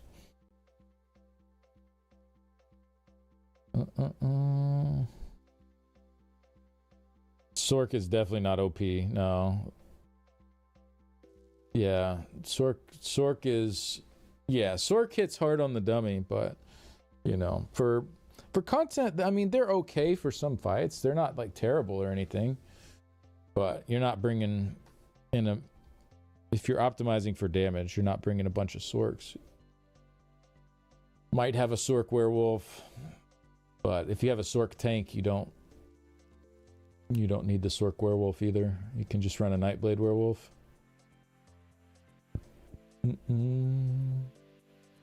Sork tank is really good though, like really, really good. They're like super tanky, tons of survival, offer a good group buff. So I think that's what most groups are currently doing, is running Sork tank. Sork is brain rot in PvP. You're brain rot in PvP.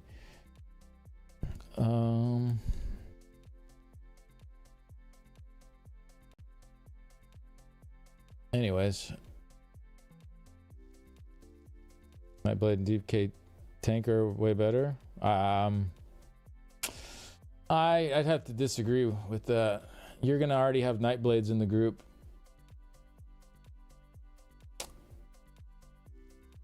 And I mean, yeah, you can get that damage done to target buff with the Nightblade for like dodging their hits, but I don't know. I don't think it's worth. I think Sork tank is super good.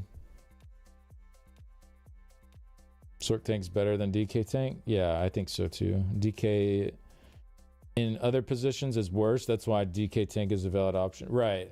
Yeah, because you don't want to bring DK as a DD. It's pretty much why they're the tank. Poor DKs. They just got their refresh and they're just like very much not wanted in PvE right now. But in PvP, on the other hand, they're like super strong. So it's just funny how it all ends up playing out, you know? Warden's really good for dungeons. Yeah, for sure. I mean, trials too. But Warden DD, you don't really need either, because you can do what they would do on a support. So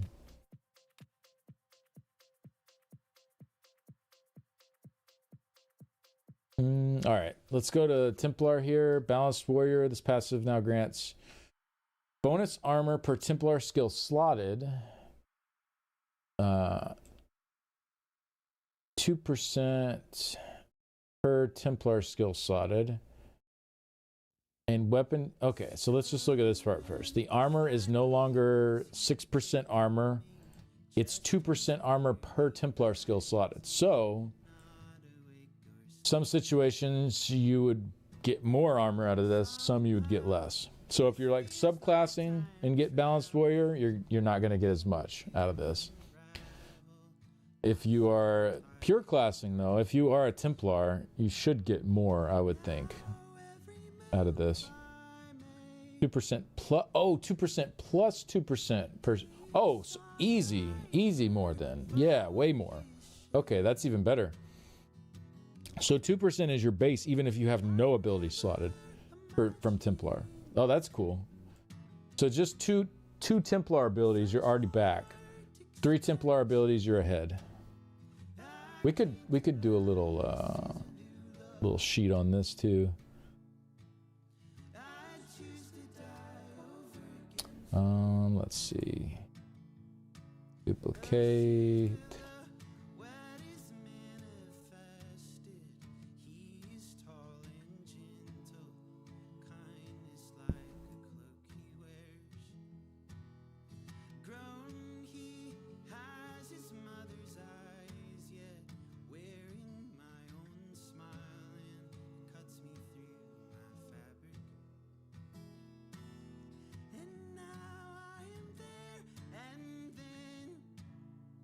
All right, Balanced Warrior. So it's 2% plus 2%.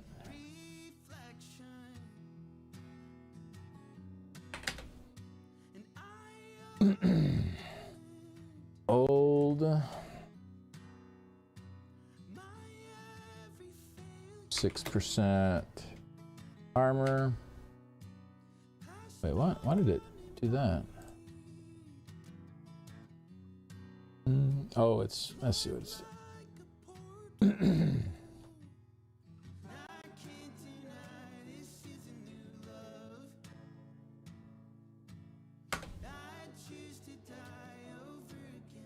New 2% base.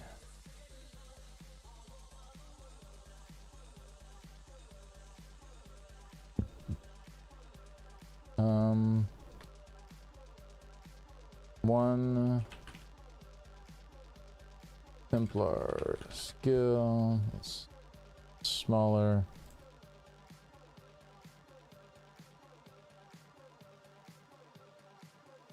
What are you doing, Abby? I need that spot, Abby.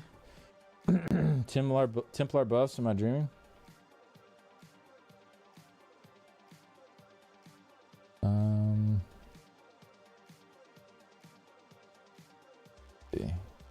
No, let's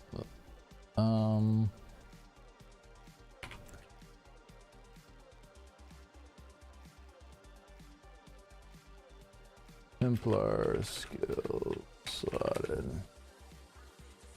Abby, she's like laying right where my arm goes from my mouse. What are you doing? You're a little turd.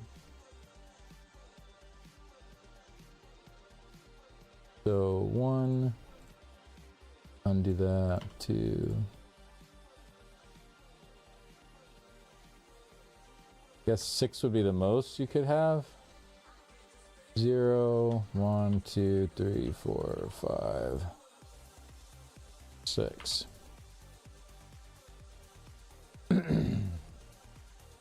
2%. Let's.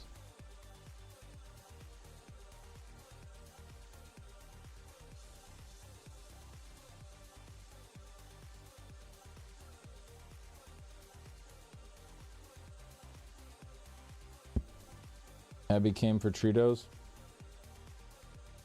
Keep your stamp DKs in slap beam mode till they finally give them the love they deserve. A guy I run with uses funnel health skill as a hybrid heal DPS. Yeah, and that's going to be a lot better next patch.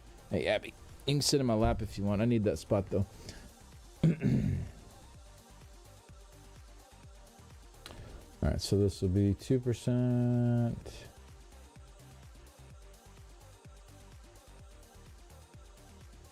Bro.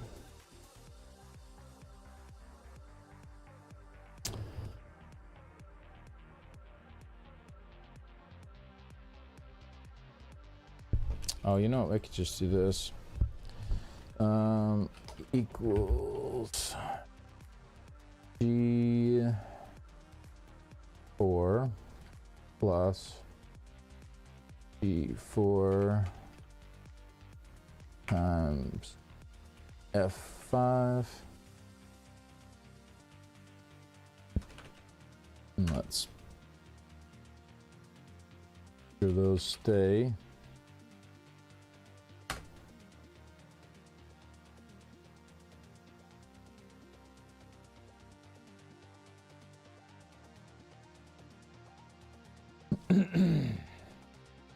That's a lot of extra armor.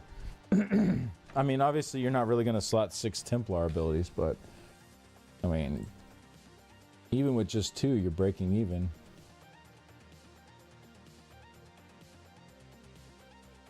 Pretty dope. You gain 7k armor compared to live? Holy.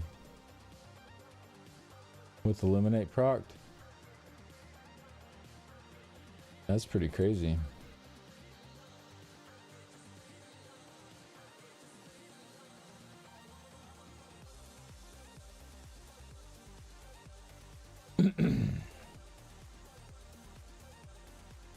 Alright, so that's the armor part. And then the weapon and spell damage based on your total armor and how many Templar skills you have slotted. So 0.2% of your total sum armor. So if you have sorry, my throat, Jesus.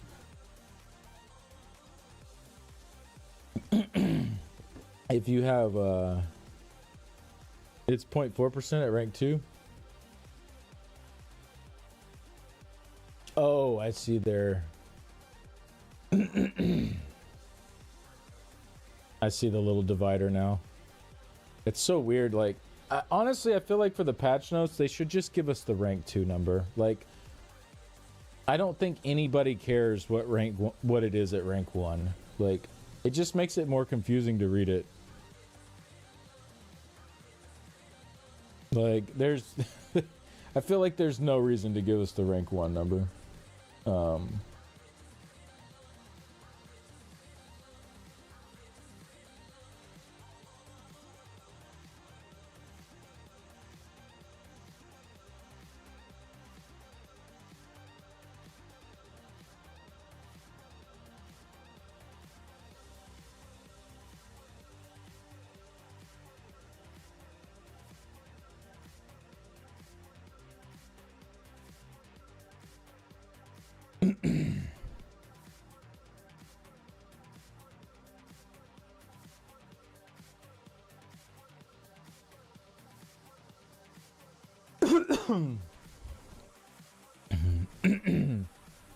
Trimmer scale plar meta?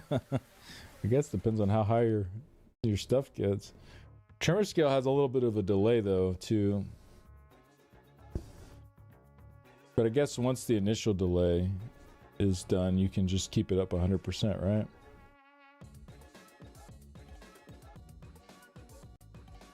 Alright, so let's set this one up. So the old version was just copy this.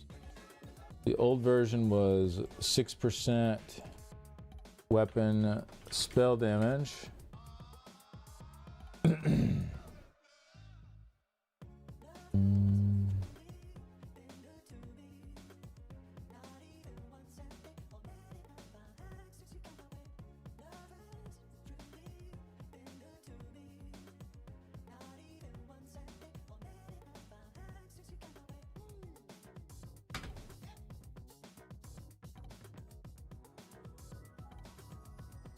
And so the new is based on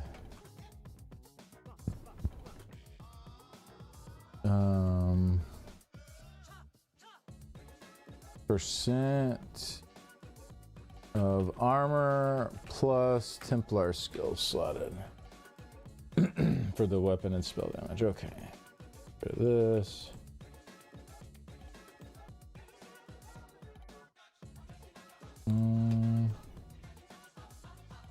Armor total.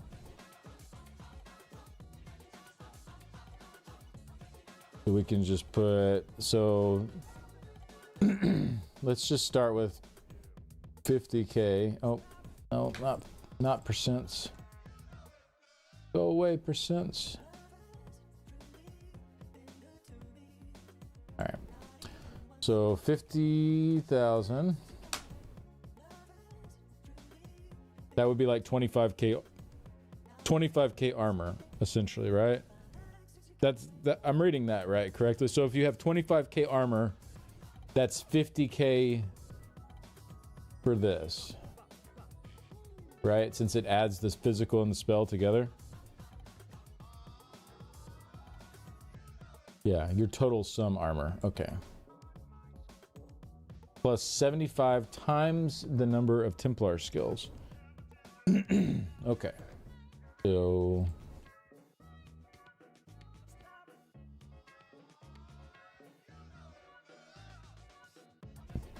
I could just put armor. We could put 25,000 there. I can double this in the calculations instead of doubling it there, making it look confusing. So then you could just write your armor amount there to see, and then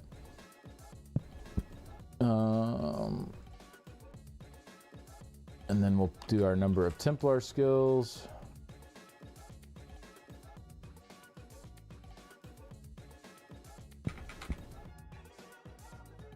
All right, so if we have 0 Templar skills, you just get the armor. So it equals K6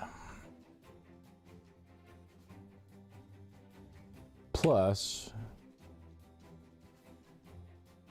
L4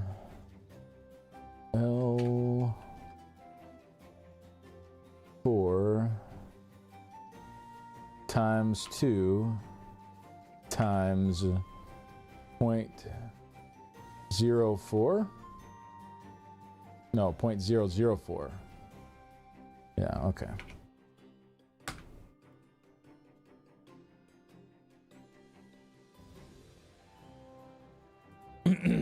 Should be times 75 at K6. Hold on.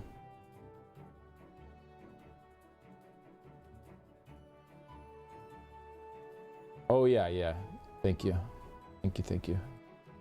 K6 times... No. Yeah, times 75. Yeah. Thank you.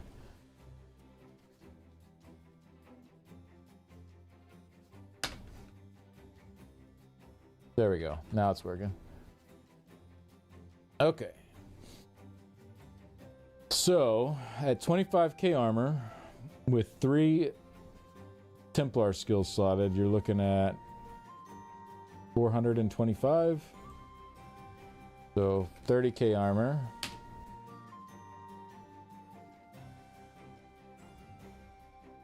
You're at armor cap. So honestly, like for a DD, this is probably not much different from what they had last week. Because you could get to like 500, right? But it's not capped now, so you can keep going higher and higher. The calcs go over armor cap, yeah. It's just as a DD, is it going to be... You know, is it going to be worth to try to get over armor cap? Like, I mean, I guess it depends on what you're giving up to get there, right?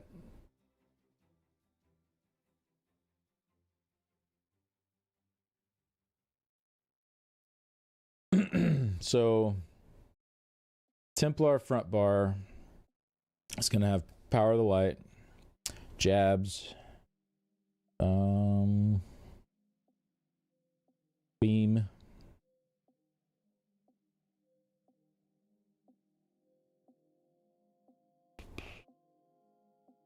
spear. People run spear on the front bar.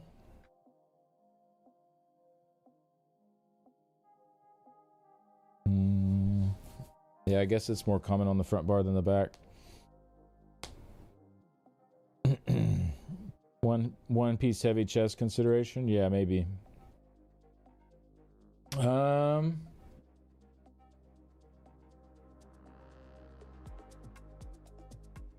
You flunked algebra, so you lost me 5 minutes ago. That's all good, man. You don't need to know. That's why I make the charts, and then once they're made, they're made. You don't need to know any math.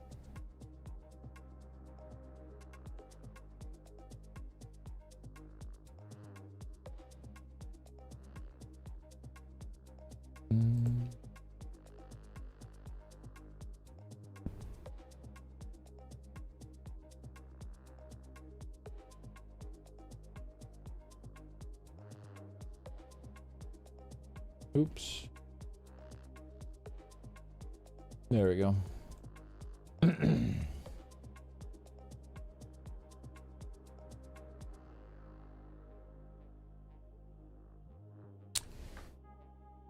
Yeah, I said power of the light. Spear for Lancer set. So probably four skills. You could also run your ult instead of Dawnbreaker, but I don't think that's gonna add more. I think Dawnbreaker's percent boost will add more than the 75 you get.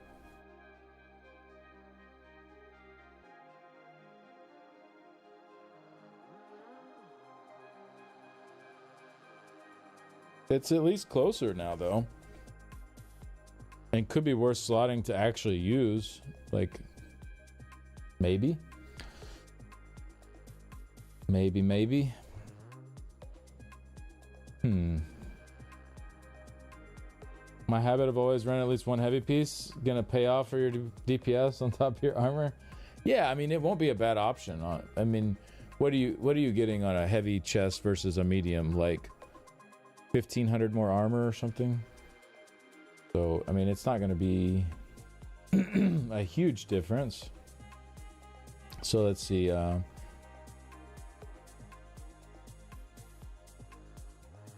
By the way, Lancer doesn't always spawn you. That's changed in this patch, though, Fubika.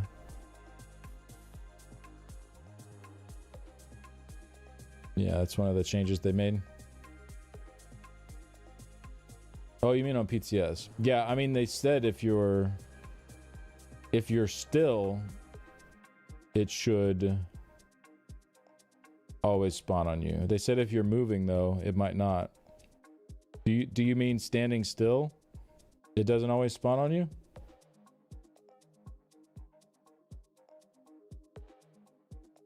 What do you mean ahead? Because ahead implies there's movement.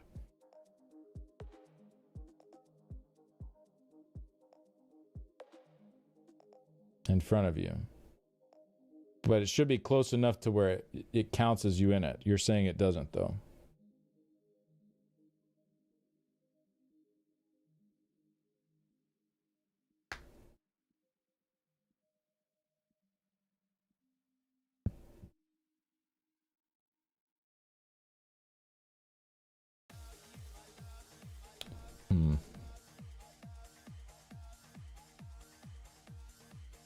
This is, besides buffing, it does lead to some variations in thinking and the building of the character. Yeah, I like that a lot. So, okay, let's just say we add like 1,500 armor. Go from 564 to 576. Oh, that's like nothing. It's barely. Yeah, I don't know. I don't think a heavy armor piece is gonna move the needle unless it's. I don't know how much you get extra on a heavy chest versus a medium, but it doesn't look like it's gonna make that much difference. Granted, with your passive here, the heavy chest is worth whatever that gain is. It's 10% more than it would have been. So yeah, that's what I was saying, Fubika. But even so, does anyone have the values offhand by like a medium chest versus a heavy? Anybody in game can look at that?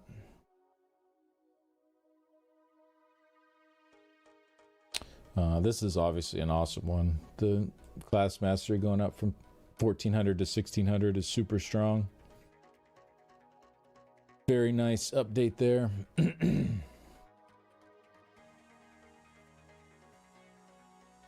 Oh, he posted a difference in medium chest versus heavy in Discord.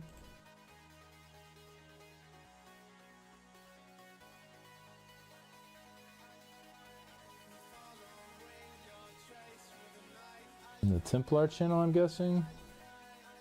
Difference is small. Yeah, that's what I figured. 669 weapon and spell damage, 682 weapon and spell damage. Yeah.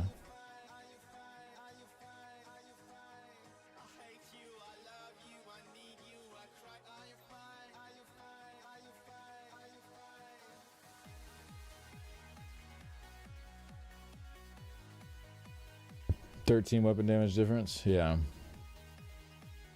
So probably not worth putting a heavy chest on just for that. But you can say, like, you're not getting nothing out of it. Like you are. I mean, you still have your Undaunted passive that was already working for it, so that's something. But yeah, it's not going to outweigh medium and light armor passives.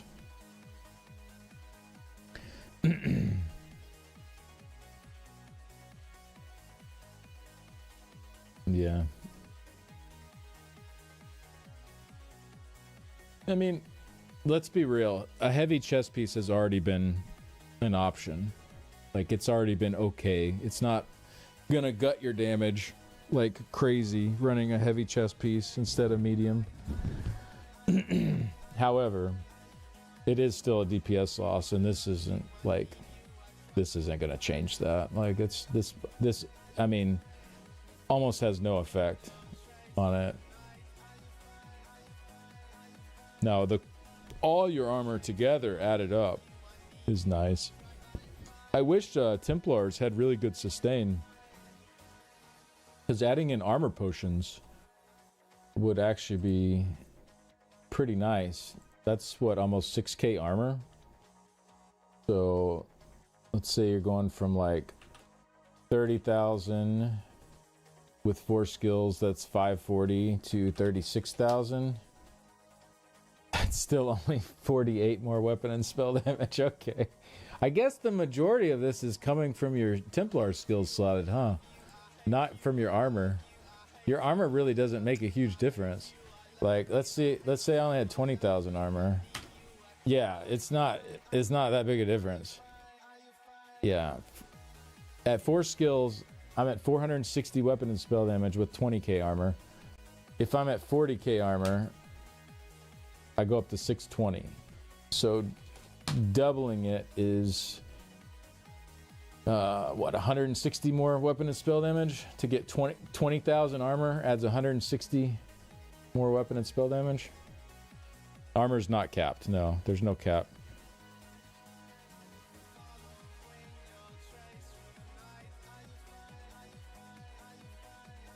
But it's not worth a lot. It's not worth a lot for like each bit of armor. It's only what was it? 0.4% of your total sum armor. So like adding 1,000 armor here goes from 460 weapon and spell damage at 4 skills to 468. So roughly like 8 weapon and spell damage for every 1,000 armor you add. It's 160 weapon damage for free multipliers. Well, you're not getting 160 weapon and spell damage for free though, Thanatos. I went from 20,000 armor to 40,000 armor to add that much. That's adding 20,000 armor into your build. Like that's not for free. You're gonna have to do something pretty drastic to add that much armor. It's physical plus spell. Yeah, I have that calculated here. This is your armor amount. In the calculations, it's doubled. So it's all accounted for. I was talking about not speccing into it. I'm not sure what you mean.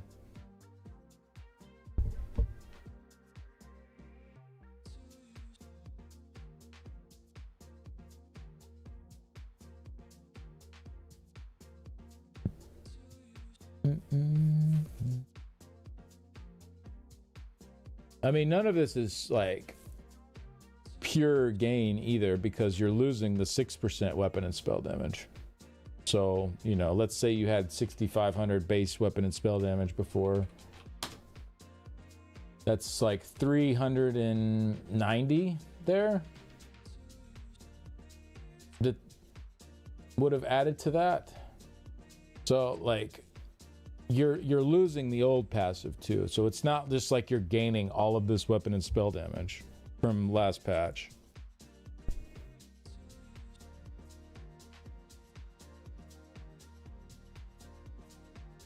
Additive 5%?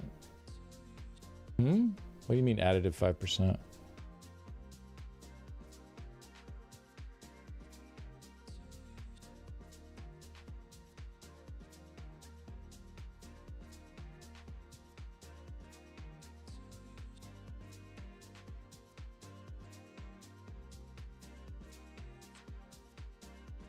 How much will it help in Vestige where you need more armor to live?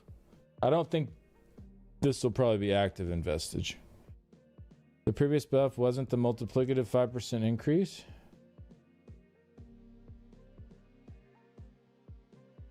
I'm not sure what you're talking about. The previous buff was 6% more armor, 6% more weapon and spell damage.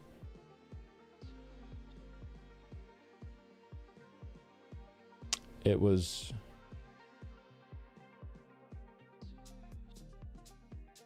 But yeah, it's additive, which is why I said if you had a base of 6,500 weapon and spell damage. The base, not if that was your total amount. If you had a base of 6,500, in that scenario, you would have gained like 389 weapon and spell damage with the old passive. What if you had 120k armor? I mean... You would get like, yeah, if you had 4 Templar abilities slotted, that'd be 1260 weapon and spell damage. It's technically possible. Berserker Strike hitting some 100k armor player in PvP. Who's running around with 100k armor in PvP? Are people doing that? I guess those like crazy tanks. But then wouldn't it just be better to like use the other morph and get rid of all of their armor and get full pin on them? Rather than getting another like 500 weapon and spell damage? My friend who will be my weapon and spell damage bank on the other alliance. Bro, let me hit you with my ult. Alright. There's no cap on armor in PvP. There's a cap at the point when you benefit from it. But when you build past it, if people have penetration, it brings it down. So let's say you had, 43k armor. Well, if somebody debuffs you by 10k, you're still at the cap if you built past it. Whereas if you only built to 33 and somebody puts 10k pin on you, then effectively you're at 23k armor. So, in PvE, you don't get your armor debuffed. So there's no reason to go past 33. But for PvP, you can plan on getting quite a lot of debuff, armor debuff. So, obviously it's all what's it called? Opportunity costs, right? Like how far above it you go. What are you giving up to get that? Is that worth it? But no, it's generally not wasted. I mean, there would be a certain point when it could be wasted just because you would be running way more than anybody would actually be trying to pin, but and even then you run into a situation where a DK uses corrosive or onslaught, or somebody uses onslaught, and all your armor's gone anyway. So I was noticing that because I use armor potions on my Sork in PvP, and it's like I have 33k armor ish, 35k, so I'm like pretty good on the armor, but like none of that matters if I'm up against someone with onslaught. Like, gotta make sure you have your defense in other ways too, like crit resist and all that.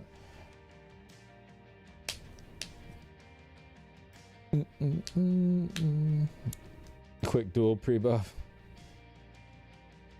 Mythic heavy boots. The dragon running ones. Is that the one where you like run into people and get... Nah, it's just... The thing is, you're just not getting that much extra weapon and spell damage for the amount of armor. Like, hey, Amethyst, thanks for the prime. Appreciate that. Like, you're not really getting that much more. You're... like, going from 23k to 33k is 484... Yeah, like 80 weapon and spell damage extra added, so... Talking about maximizing ridiculous situations? Yeah, if that's fair.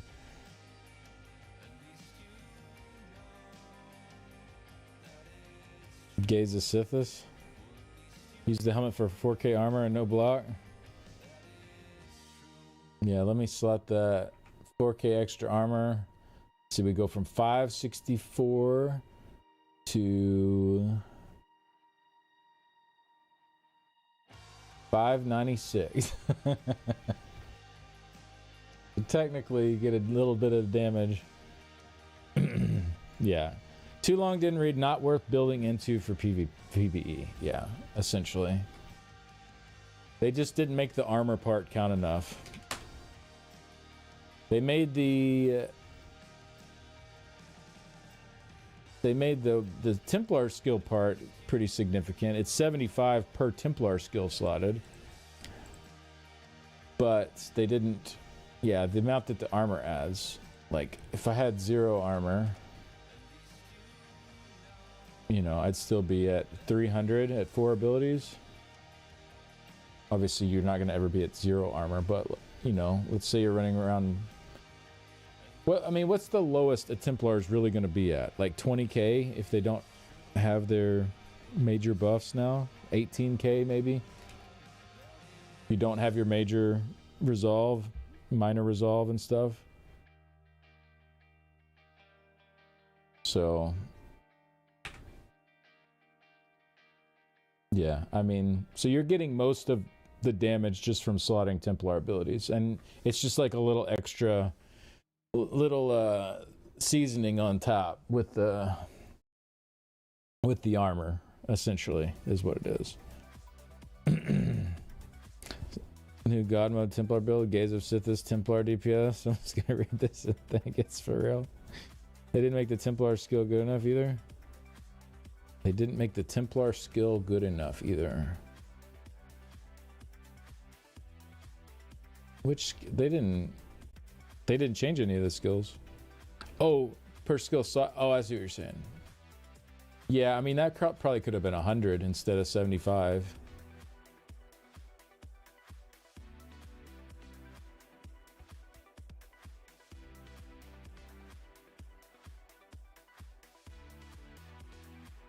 So I was saying 2,500 base weapon damage makes fighter guild skills equal in terms of weapon damage.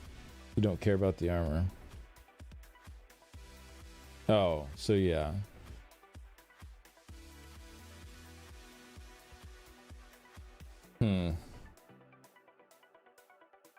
Yeah, so not really any reason to slot a Templar skill specifically over a fighter skilled skill.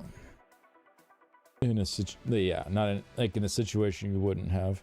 It could make it to where, like, if you want to use like empowering sweep on the front bar, then you know you're not like losing a ton of that fighter skill damage. Like, you're losing some of it, but it's not as big of a drop as it used to be. I definitely like running that ultimate sometimes. I think it's pretty fun to use depending on the encounters. But what's up, Abby? You're very early for lunch. You're very, very early for lunch. Come sit in my lap. Come on. Come sit in my lap. Sorks have 108 weapon damage per seal. Yeah, but this also, like, is a big armor percent boost buff as well. So, I mean, I think it makes sense. It's not quite as much. You still end up with a pretty good amount, though. I mean, like, at 18k armor, you're still averaging over 100, you know, 111 right here per skill slotted. I mean, I know it's not actually per skill slotted, but once you add in the armor, or at like 20, let's say 27k armor, you're at, yeah, like almost 130 per skill slotted, plus the extra armor percent. So I think it's, I mean, it's pretty good. It's just not going to be like a huge boost compared to last patch. It'll be a boost for sure. I think honestly this will be more. I think the Judgment brand boost will be more significant. I mean, because that's like 1,600 or 14. I mean, that's like 14% more damage added at the base of your abilities for each tick. I think this will be more of a significant damage increase than this one here. But this one will boost your armor more too, so it's good. I mean, these are good changes. We're just kind of like talking through them, picking them apart, and figuring out what's what. But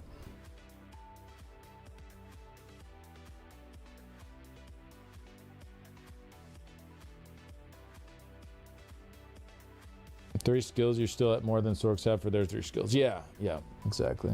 Lunch break, BRB. Alright, Monster Muncher. Pretty nice buff compared to last week, at least. I did a parse on 6 million last week and had 7940 effective. With this same setup, I now have 8045 as well as 1100 more armor. Hey, that's cool. That's good. How much armor did you end up at? Just like on a, you know, on your regular DPS build? I'm curious. That's pretty good though. That's another 500 or so extra, plus the Judgment's brand buff too on top of that. I think the Judgment's brand buff is more of a damage increase, but this is, I mean, this is nice too for sure.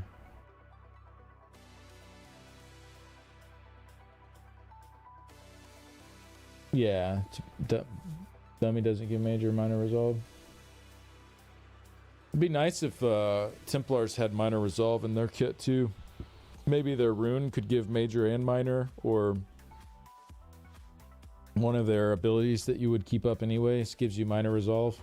That would be pretty cool. Obviously in group play it's not that big of a deal, but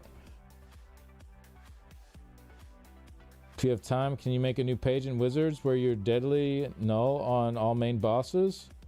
Need you in Morog on Snake and Ass Titan. No.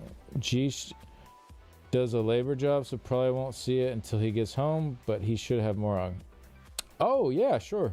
I mean, I already have. I've made deadly so many times on so many characters. I'm sure I have all that already put together somewhere. Yeah, no problem. I'll try to do that. I'll try to have an extra page for tonight just in case.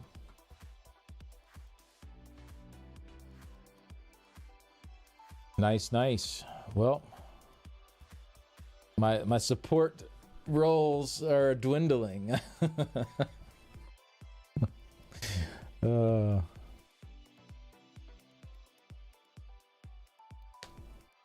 that's cool. I don't mind. It's not like I have to do anything for Morog Tong anyways. I just, you know, just slap it in there and it just happens. We need you in Staggers, Inkosh, Major Berserk.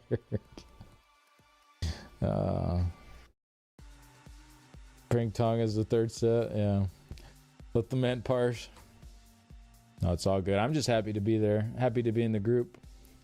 It's been a really fun group. We got 28 to 36 vitality on Saturday night on our 5th raid. So I think we're progressing pretty well. Let me find the screenshotted it somewhere. It was my highest score I've ever had in there. Here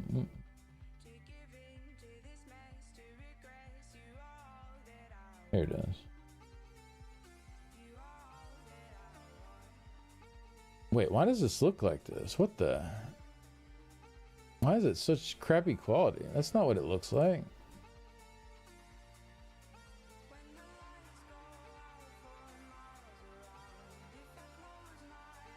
Like, I'm looking at it on my other monitor and it's like full. There it goes. Okay. What is this? A picture for ants? Yeah. Yeah, not bad though. 15, 18 for the time and 28 to 36 vitality on our 5th raid. I think we're making some pretty good progress. I got US on the weekend. Time to retire my DK again. Yeah, DK's... I mean, none of these changes are really gonna matter too much for DK. I don't think they're gonna be Can you heal toggle? Actually, Skinny, can you War Machine, MK, Spalder, Marshall Knife, or Belly Sus, Crusher, Bigger, Alter, Major Force R? I mean, I can. I can't promise I'm going to do those things well. But they could happen. Post the POV of the run when you get it. Yeah, I'll try to start recording the runs just in case it pops. Now that we're getting a little bit better. We weren't really, like, up until Saturday night, we were still not getting very close. Might want to record tonight. Yeah, just in case.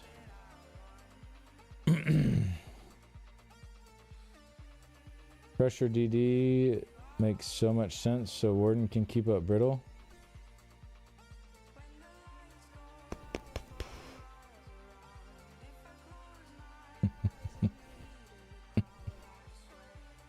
Oh man.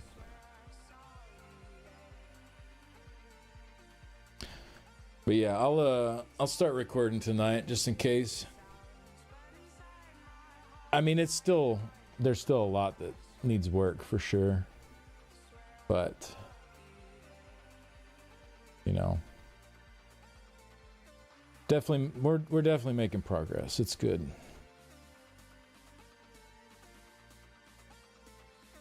We've gone way off the rails here. Classic patch notes, yeah. Well, hey, what's up, Stab? Patch notes are out, yeah. We've been breaking them down. Oh, I didn't see if Boss posted. Oh, with just Major Resolve and Illuminate, I had 24k armor. Okay. So that's without the Minor Resolve. So yeah, with Minor, it'd be a little over 27 probably. I'll just put 24 for now, though. Seems pretty reasonable. So how is this a buff for you compared to last week? Because wasn't last week 500 weapon and spell damage?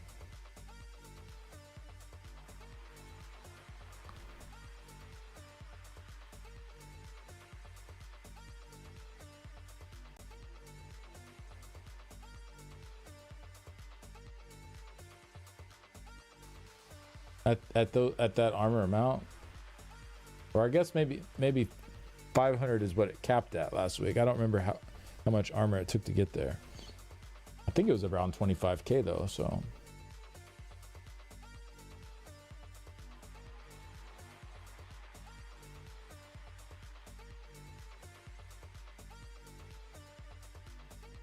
Hey, thanks for pinning those, Incinerator. What up, what up? Is High Elf a bad option for DK? No, not at all. Very good. You get 2% more landslide, 2% more multiplicativity on the landslide mastery. Yep. And it stacks faster and decays slower. But yeah, it's not enough to really move the... Still takes 30 seconds to fully stack. Yep. That's what I have here. Still, without Pyrobrand, it still takes 30 seconds to stack to 12. Stacking to 10 is now 24 seconds. So if you compare it to like last patch, it's faster to get to 10 for sure. But the decay being slower is really like probably the biggest buff of it, being 6 seconds for each stack to decay rather than 2. I mean, you essentially have triple the time to lose all your stacks now from last patch. So that's good. But it's not, it's not going to move. If their DKs even at max stacks are still not hitting as hard as other classes. So it doesn't really make a difference. Plus they, not only that though, they nerfed their whip too. Power Lash got nerfed by 18%. So Molten Whip got nothing. It's just, yeah, it's not gonna 2 more stacks than before. I know, I understand what we have, Thanatos. I'm saying it doesn't matter. Like, it's not gonna Like, these two stacks aren't gonna magically make DKs competitive, especially not when you're also nerfing their power lash damage. So it's just, yeah, it's not good. There, I would imagine a Molten Whip DK would probably gain, I don't know, maybe like a few percent damage with the changes. Power Lash DK's probably maybe breaking even? I don't know. I mean, they get the damage done to monsters too. So maybe like a very small increase for Flame Lash DKs. But it's not like, it's not moving the needle at all.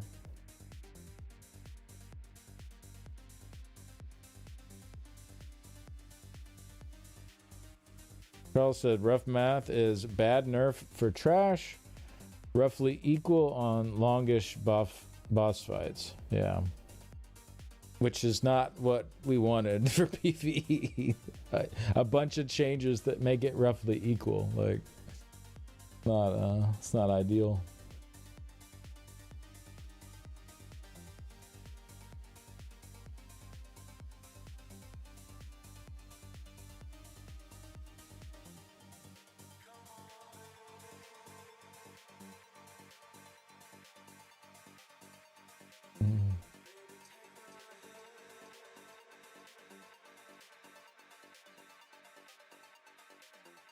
Sorry, 1 second.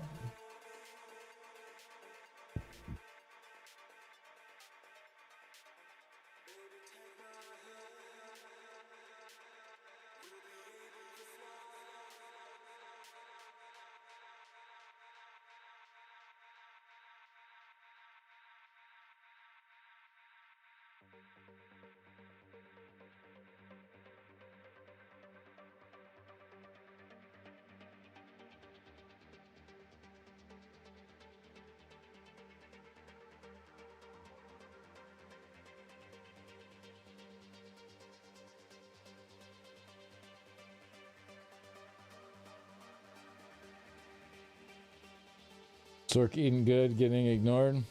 DK still in shambles? Yeah.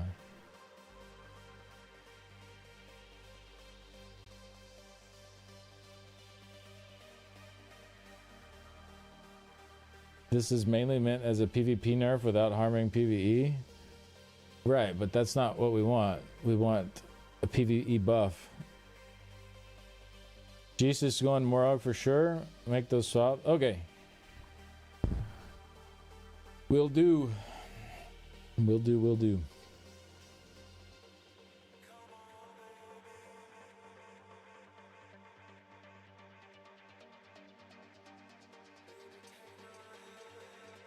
Yeah, Deadly will be good because I already get like extra crux from my class mastery and from whatever that skill's called. Crux Weaver armor. So Deadly will be really nice there.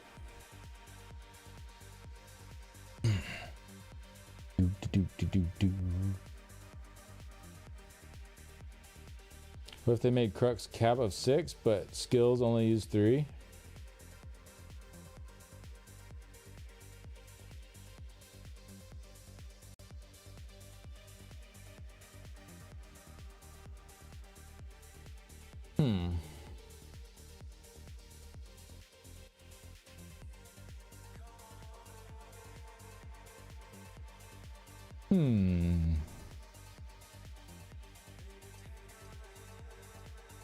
That'd be interesting.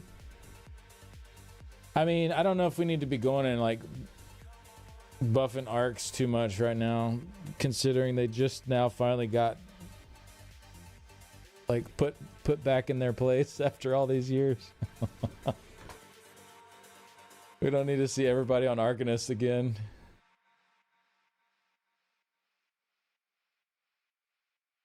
But yeah, I mean, I think something like that could be cool for sure.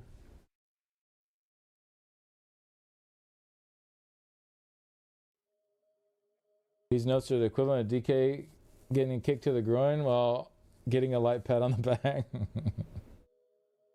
Is Deadly Null stronger on Arca than Null and Spattering? Depends on the situation. So I'm running the class mastery that gives major force.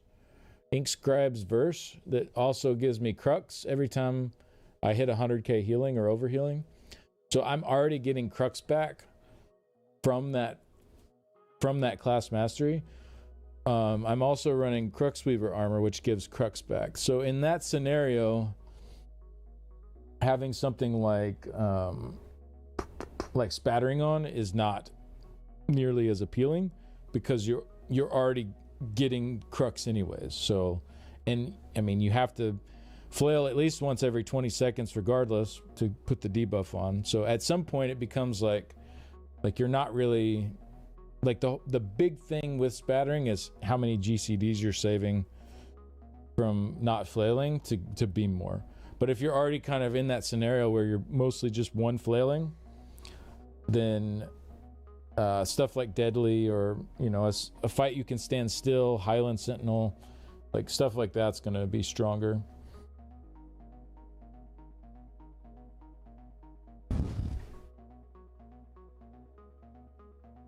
But if you don't have any extra Crux gain going, it's just the normal amount where you would have to flail twice every single time to beam, then Spattering Disjunction is really, really strong. Yeah. And plus it adds in a little extra status effect damage too, which is not bad. It's definitely the seasoning for that set, not the main course, but it does add a little extra damage from that part too.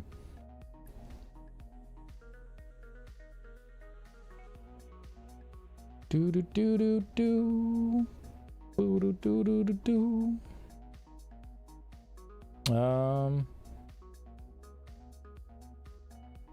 Yeah, I've been dropping Spattering more when I can run the Crux armor because it's too much Crux gen. Yeah, exactly. It's, yeah, Spattering's still very good situationally. Like the situations that call for it, it is the strongest set you can run. But yeah, depending on your scenario. Ba-da-ba. Pow. Boom. Try Spattering on Basai. I really don't think I need it on Basai because like with how many targets I'm beaming, my Crux is like I'm often like back-to-back beaming already.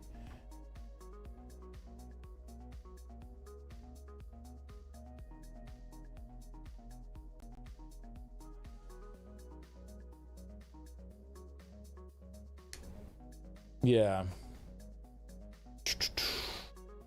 Yeah, because of Inkscribe's Verse, because I'm getting so much healing with Reaving Blows, beaming through like, you know, 2 A-bombs or 3 A-bombs and Zalvaka.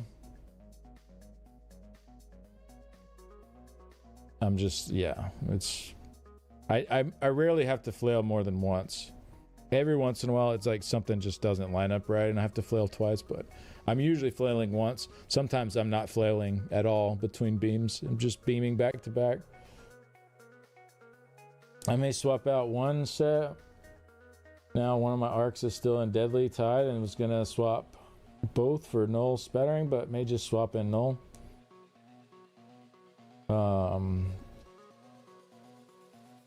Yeah, I mean that's a great option to just run it wherever for sure.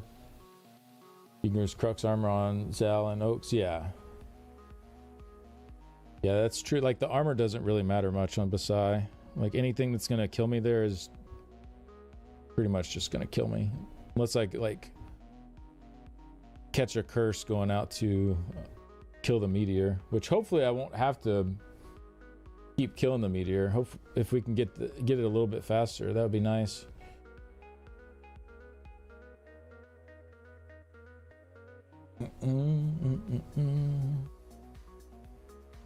2108 for Infused Crusher, so it would fill the gap in for AoE. Yeah.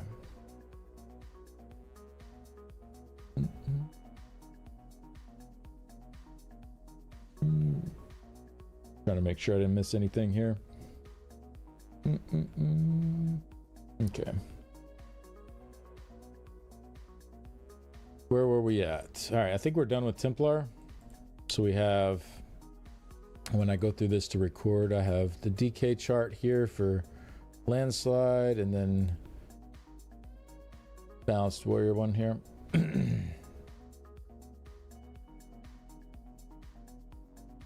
Okay, cool.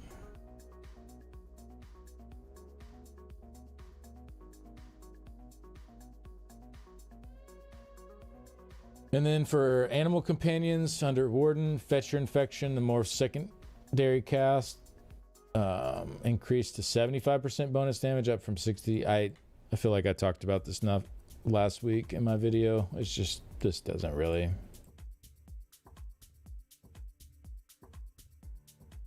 do much. Arctic Blast, increase the damage over time by 20% per tick. Unless it's a ramping 20%, unless it ramps up like Hurricane's damage, then I don't see this making any difference. The dot on this already doesn't really hit very hard. It's mostly the chilled that does damage from Arctic Blast, not the dot. So 20% more on, like, 3 or 4k DPS is whatever. It's not going to do much. So not really much for Wardens here. I mean, they did say that they can't really do as much because they're mid rework on the Wardens, but they could have still like buffed it more, I guess. I don't know. It's whatever, I guess. It is what it is. Warden meta, yeah. So frustrated with all the DK moves. I can't say I'm a fan of DK, but why such nerfs after U49 juicy buffs? Yeah. Yep, I agree. I think DK should not have lost the big damage done bonuses on whip for monsters. What were they, like 15% damage done bonus to monsters on whip on each morph? I mean, maybe those could have come down like slightly, but I think for balance purposes they didn't need to get rid of those. I think they put them there originally as placeholders, thinking with the class mastery stuff coming in, then that could replace it. However, DK's class mastery stuff kind of sucks. It's not really that good. It takes a long time to build up. It's not, even when it's fully built up, it's not really making them super powerful compared to other classes for PvE. So like I don't think they needed to get rid of those damage done to monsters buffs. Well, yeah, it's busted in PvP for sure, but and they come in and they address some of the stuff for PvE only. Like this will now be a PvE only buff. Molten Whip, it's now halved in PvP, so they know to address those things separately, but then for some reason on Power Lash they just nerf it on both. It's like, what? Like, okay, just it's so weird. I don't know, very strange why they would do that.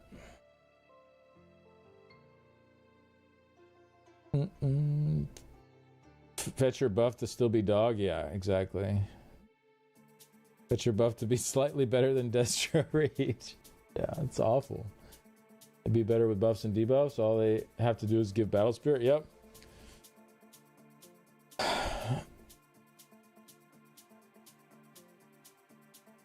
Each Battle Spirit gives shifting standard more burst, give buff talons a bit, make landslide even easier, make Power Lash 15% damage done. Still be worse than Necro and Nightblade? Right. That's what, yeah, and that's where I'm at with this. Like, the thing is, like, okay, like some of these are nice little small buffs. Like this is, landslide is a little buff or whatever, but even if you gave them like some pretty nice sizable buffs, they'd still be behind Necros and Nightblades. So like, why not put a little bit more into this? It just feels kind of bad. Like with on the PvP side, it's the opposite. Like DK got reworked. Everybody's playing DK. But on the PvE side of things, it feels bad. Like DK just got its rework and like they're not being requested for groups. Like people don't want to bring them in groups, and it's the reworked class that would, like, I'm sure a lot of people would want to play the DK. Like they would have the desire to do so with it being newly reworked, but the power level's not there in PvE for them to be able to justify it. So I don't know. It's kind of in a weird spot. All right, we're almost through this. Let's keep going. Ice Comet. Increase the damage over time by 21% per tick. Snare now applies for 2 seconds on any damaging hit rather than 5 seconds only on the initial hit. So shorter snare if you get out quickly. It's kind of nice. But if you stay in it, it keeps... Are you going to stay in it that long? I guess the initial hit will be 2 seconds. And then if you stay in another second, that'll apply a 2 second snare, which will put you at 5 seconds. So I guess it's the same if you stay in it for a second, but longer snare if you stay in it longer than a second. I don't know. It's whatever, I guess. Bloody Nash. Fix an issue where this morph did not benefit from Blood Hunger's damage bonus as stated. All right. Then we have Etheric Lancer. This set now procs its area effect 3.5 meters in front of you rather than 5 meters in a random direction around you. Reduce the area size to 4 meters to match its visuals, down from 4.5 meters. Removed the reference of a cooldown since Burning Light cannot trigger twice within the previous mentioned cooldown window. Okay.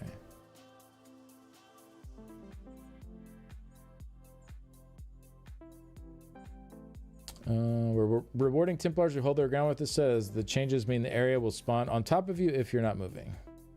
Someone was saying that it's still not quite on top of you though.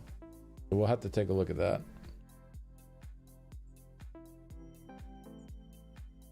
What's the math, Skinny? Werewolf fix is funny.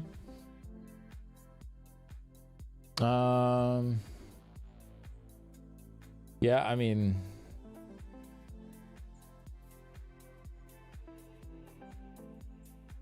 I think it was the first hit, not the pull out, but the initial bite was not benefiting. Is that right?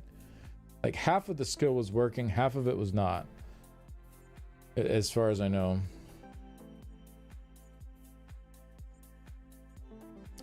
Dragerkin, the set's healing reduction now scales with item quality and is now halved while Battle Spirit is active to account for bonuses now reducing while it's active. Adjust the 2 to 4 piece bonuses to weapon and spell damage rather than max mag and mag recovery. PvP sets, critical riposte, fix an issue where the set ignored its cooldown per target. This fix will cause the set to once again share a cooldown between all users. Increase the duration of the minor buffs debuffs to 11 seconds. Up from 9 to allow for the potential for 100% uptime. Okay. Base game fixes. Fix Tarsier does not award gold when defeated. I mean, we haven't even seen this yet, so these are fixes to things we haven't been able to look at. Ballgrave in hard mode, fixed blood anchors not being visible in some cases, added a telegraph to further highlight this attack's area. Oh, that's good.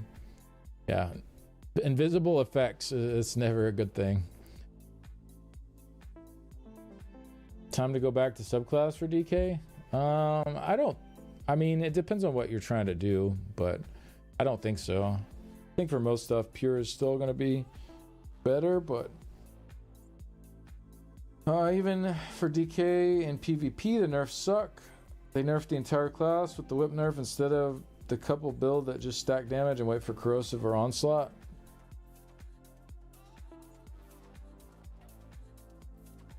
Yeah, I'm not a big fan of what they did to DK either. I think instead of nerfing like DK's strengths, they could have just buffed up more classes in the meantime until they get to their reworks. I mean, they did some of that, but I think they could have done a lot more. And like, people aren't going to, like, people won't care if DK is how it is if other classes are also able to keep up with that, right? If Templars get all these buffs and all of a sudden are hitting as hard as DKs, then like, you know, it doesn't matter that DKs are hitting that hard, because Templars are too now, right? I'm not saying that they are. I don't think they are with these buffs, but you know, obviously it's going to be an improvement from where they were before. But if you make the other classes, like, put some juice into them until they get their reworks, even if it's like placeholder stuff, then the DK stuff's not a big deal. I don't know.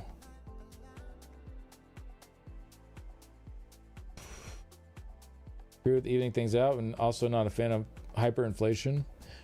No, I get that, and it's hard. It's hard to, but it also sucks to like just have the DK reworked, and now like they just are nerfing all this fun, all these fun parts of their kit. It's just, I don't know. Like, I think DK feels pretty good to play. I would hate for it to not feel good to play, you know? That's just my take anyways. All right, no revolt, fixing text. Yeah, I'm not going to read all this stuff. Did a balance pass on some of the achievements, reduced the requirements for several of them.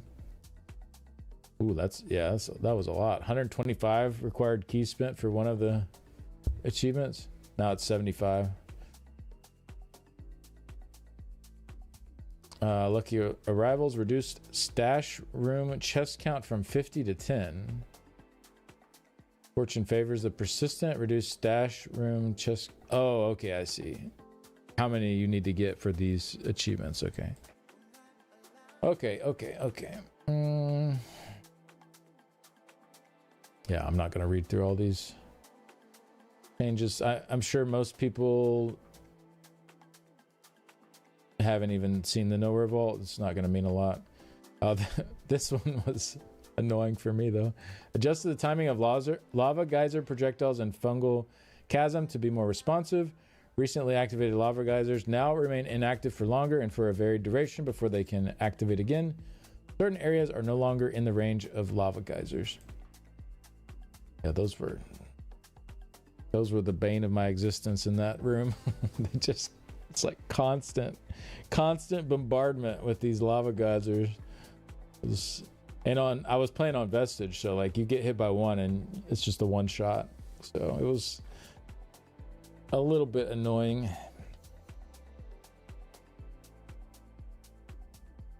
They seemed like they were homing. I think they were homing. Yeah, I think they were. I think they picked where you were standing. Or at least some of the hits did. Like, I don't know. I don't know how it worked exactly, but it definitely felt like they followed where you were going. DK feels nice to play, it's just not rewarding to do so. Right. Exactly. It feels good. The kit feels good. So I would hate for them to like make changes and nerfs and stuff and make the kit not feel good. Really the main things that feel bad to me on DK, like wildfire embers and landslide and the slow stacking stuff. That's what feels bad to me, which, you know, it is what it is, but some of that has been improved a little bit. All right. I think that's gave all rumors, turning locations, visual effects that become visible when turning is possible. Okay. Yeah. Okay, that's it for the patch notes. So I'll go through this and do like a brief short read for YouTube. But I mean, most of this stuff we covered on Thursday last week, so I don't think I need to do like some crazy long video over this again. I think I spent like my video last week was like a 30-minute video, so try to get this one a little more succinct. I do need to use the bathroom though before we get started. How many years it's taken for them to fix the Kind's Aegis hard mode particle issue? Here's my idea for Balanced Warrior. Unlink the armor. Just make it 2% armor and 3% spell damage. Plus 2% per ability slotted. You won't feel pigeonholed into building armor for damage. I mean, personally, I don't feel like you feel pigeonholed into building armor for damage either, because it's such a small amount. It's just kind of like icing on the cake, or, you know, like extra seasoning, or however you want to, whatever analogy you want to use, or metaphor, or whatever. I mean, you're not going to build for armor because it's not worth it. But the more armor you have, if you can get the armor without sacrificing stuff, it will slightly increase your damage. I personally don't mind that it works that way. It probably could be a bit more simplified, though. Seem like they're homing. Yeah. Would love to see... would like to see Sork cleave buffs. Yeah. They no longer have best single target or easiest rotations. That's true, yeah. That is true. Frags weapon explode. Liquid lightning, lightning flood. Synergy usable by 3. Hurricane increase. Shattering spine not be useless. Yeah, they're not buffed by Tong at all. Yeah, I'd like to see Boundless Storm actually decent for damage too. Always feels bad going with that morph, but like that morph does the shock damage, so it's like some setups, you know, you want to keep that theme of the shock going. If you're running like, you know, what's it called, Storm Cursed, it's nice to have the extra shock damage, but it's still like not even really worth, even with Storm Cursed, to run it over Hurricane, just because Hurricane's so much better. Yeah, Hurricane could be shock damage too, for sure. Yeah, I think that would be good. Maybe make Boundless Storm like, I don't know. It needs to, like, 10 extra seconds on it is not enough. It's not enough to give it a lot of appeal. I mean, the Major Expedition when you cast it is all right, I guess, but like you can already get that from Quick Cloak too.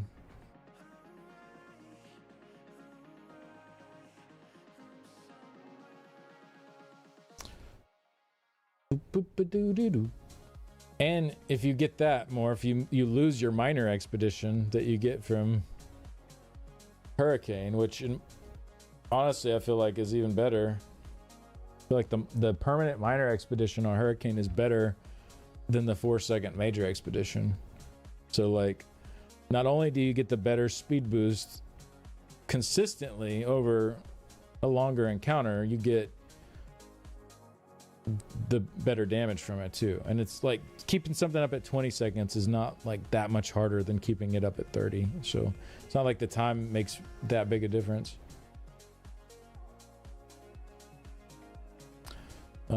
Percent shock damage increase that scales up over duration or something for Boundless.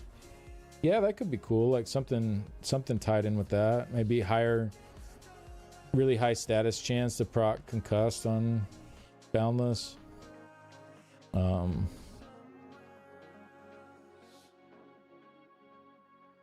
Yeah, I don't know. Permanent Major Expedition while it's up. Is that too much? Is that too crazy for PvP? If it just gave you Major Expedition for 30 seconds? That would be kind of cool. Your shock skills explode in AoE.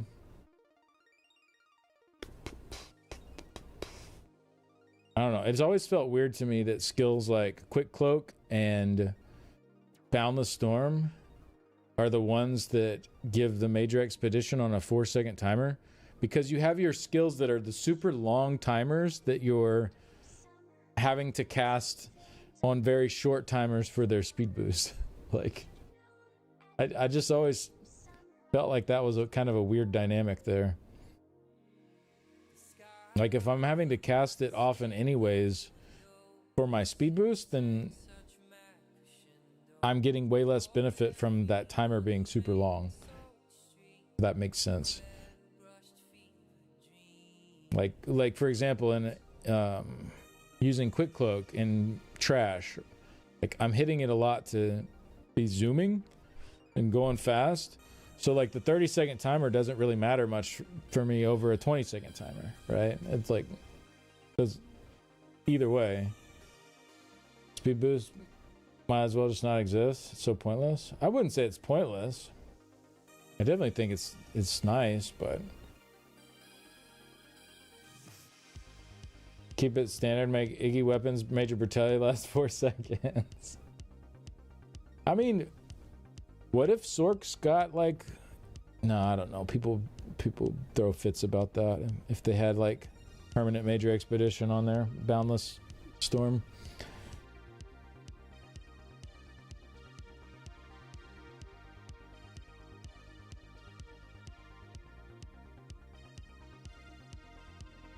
I don't know. I feel like I used the 4-second speed boost a lot on quick cloak.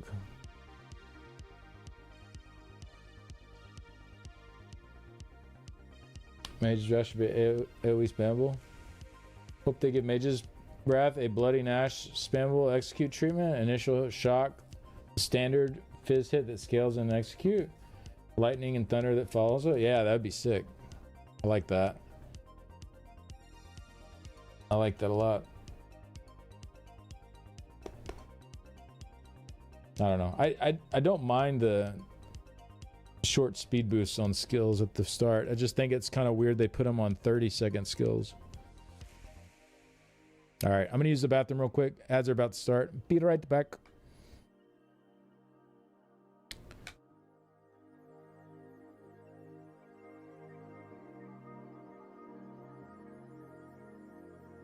Disappeared in a camera flash. Why do the bad girls never last? Lost in gin and lemonade. Electro spins in the mermaid parade.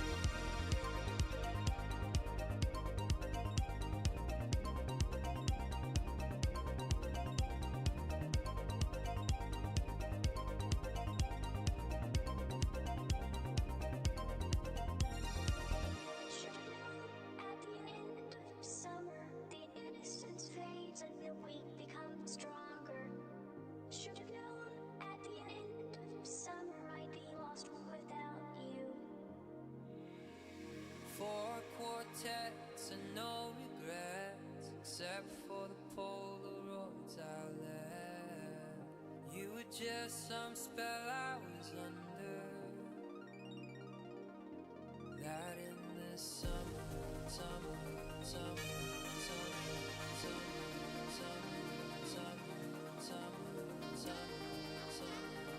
Kiss curse more options.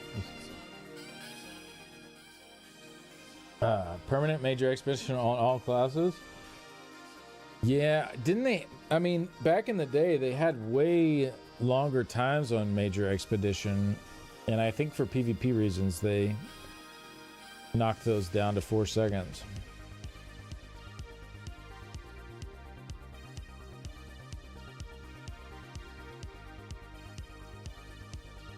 If you have 6 Templar abilities, that's like 4.9% armor converted to weapon and spell damage.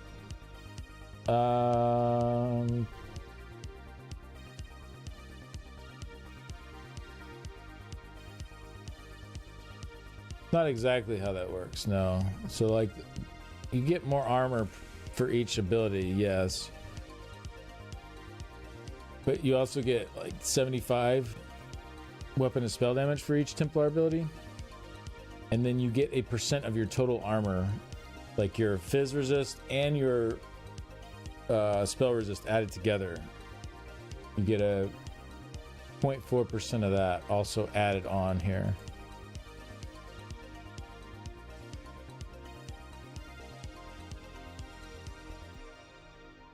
So definitely quite a buff from last patch for this passive. It's good. For subclassing, probably a nerf for a lot of situations for this passive. A lot of subclassing lines would just take the Adric Spear line essentially just for the passives because they were so strong. So now, you know, you're often only slotting like one Templar ability just to get the crit damage passive.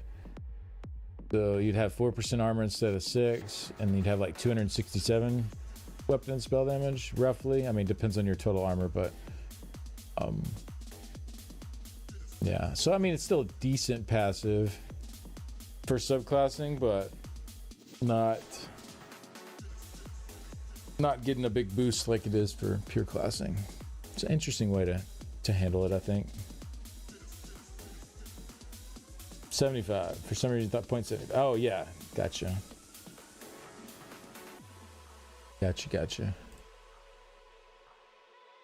Okay, let me put on some ESO music, and then we'll record the patch notes.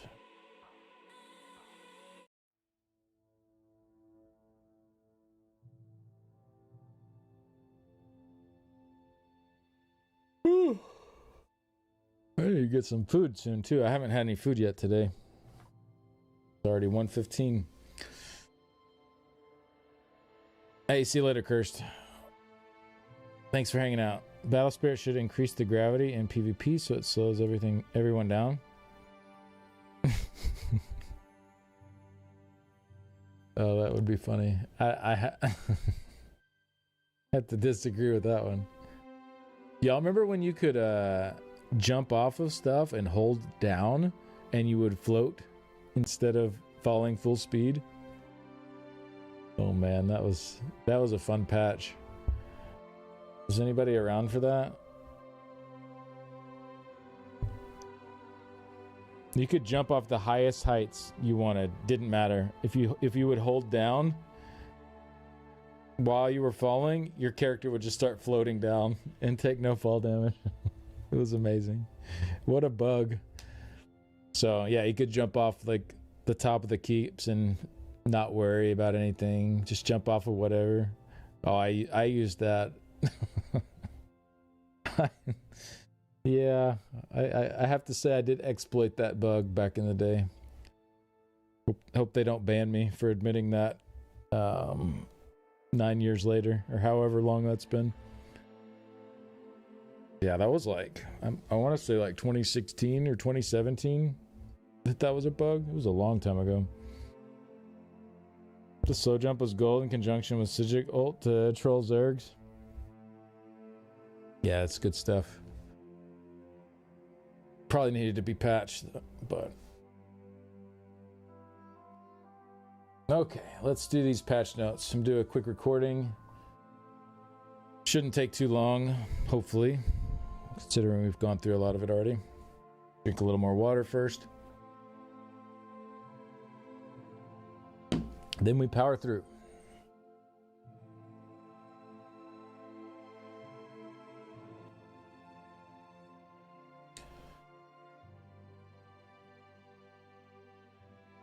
All right, y'all, we have the week 3 PTS patch notes here. A lot of the stuff we just went over last Thursday. They gave us that combat preview, talked about a number of these things. So I won't get too detailed on each of the points that we already discussed. I think my video last week was like over 30 minutes already going through a lot of that. So instead, I'll just do quick points on the stuff we've already really talked about a lot. And then there's a few new bits of info here that I'll dig into a bit more. The first thing is the solo dungeons are now on the PTS, March of Sacrifices, and Moonhunter Keep.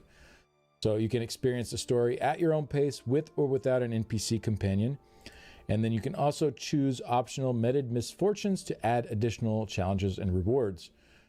So for 0, this is going to be comparable to Overland difficulty. Should be a pretty easy experience going through there. 1 misfortune, comparable to a normal solo arena. 2 misfortunes, comparable to a veteran solo arena. And 3 misfortunes, harder than any comparable solo experience. So,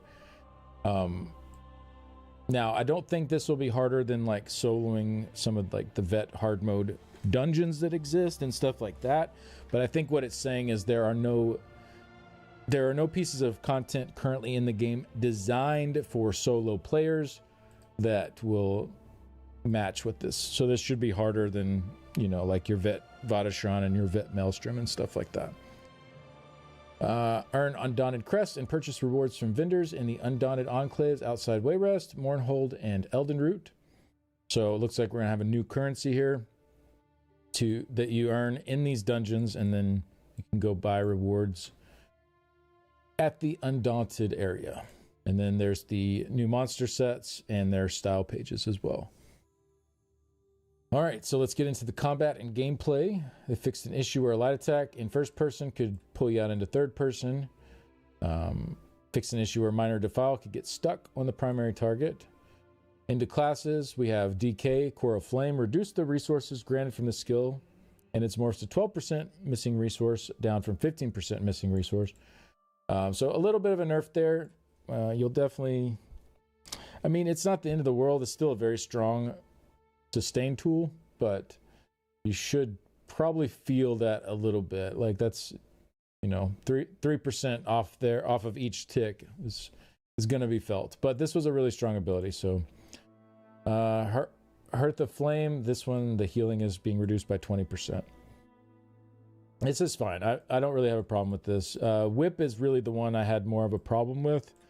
So Molten Whip, the Seething Fury bonus damage is now halved in PvP. So this was like their main burst thing. You'd stack it up to 3 stacks and then spend the 3 stacks for a huge burst where you get double damage.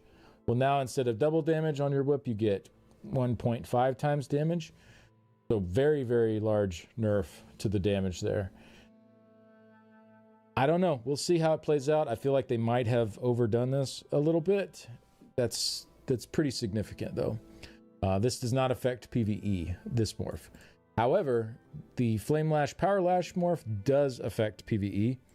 There is no note about this only being done in PvP.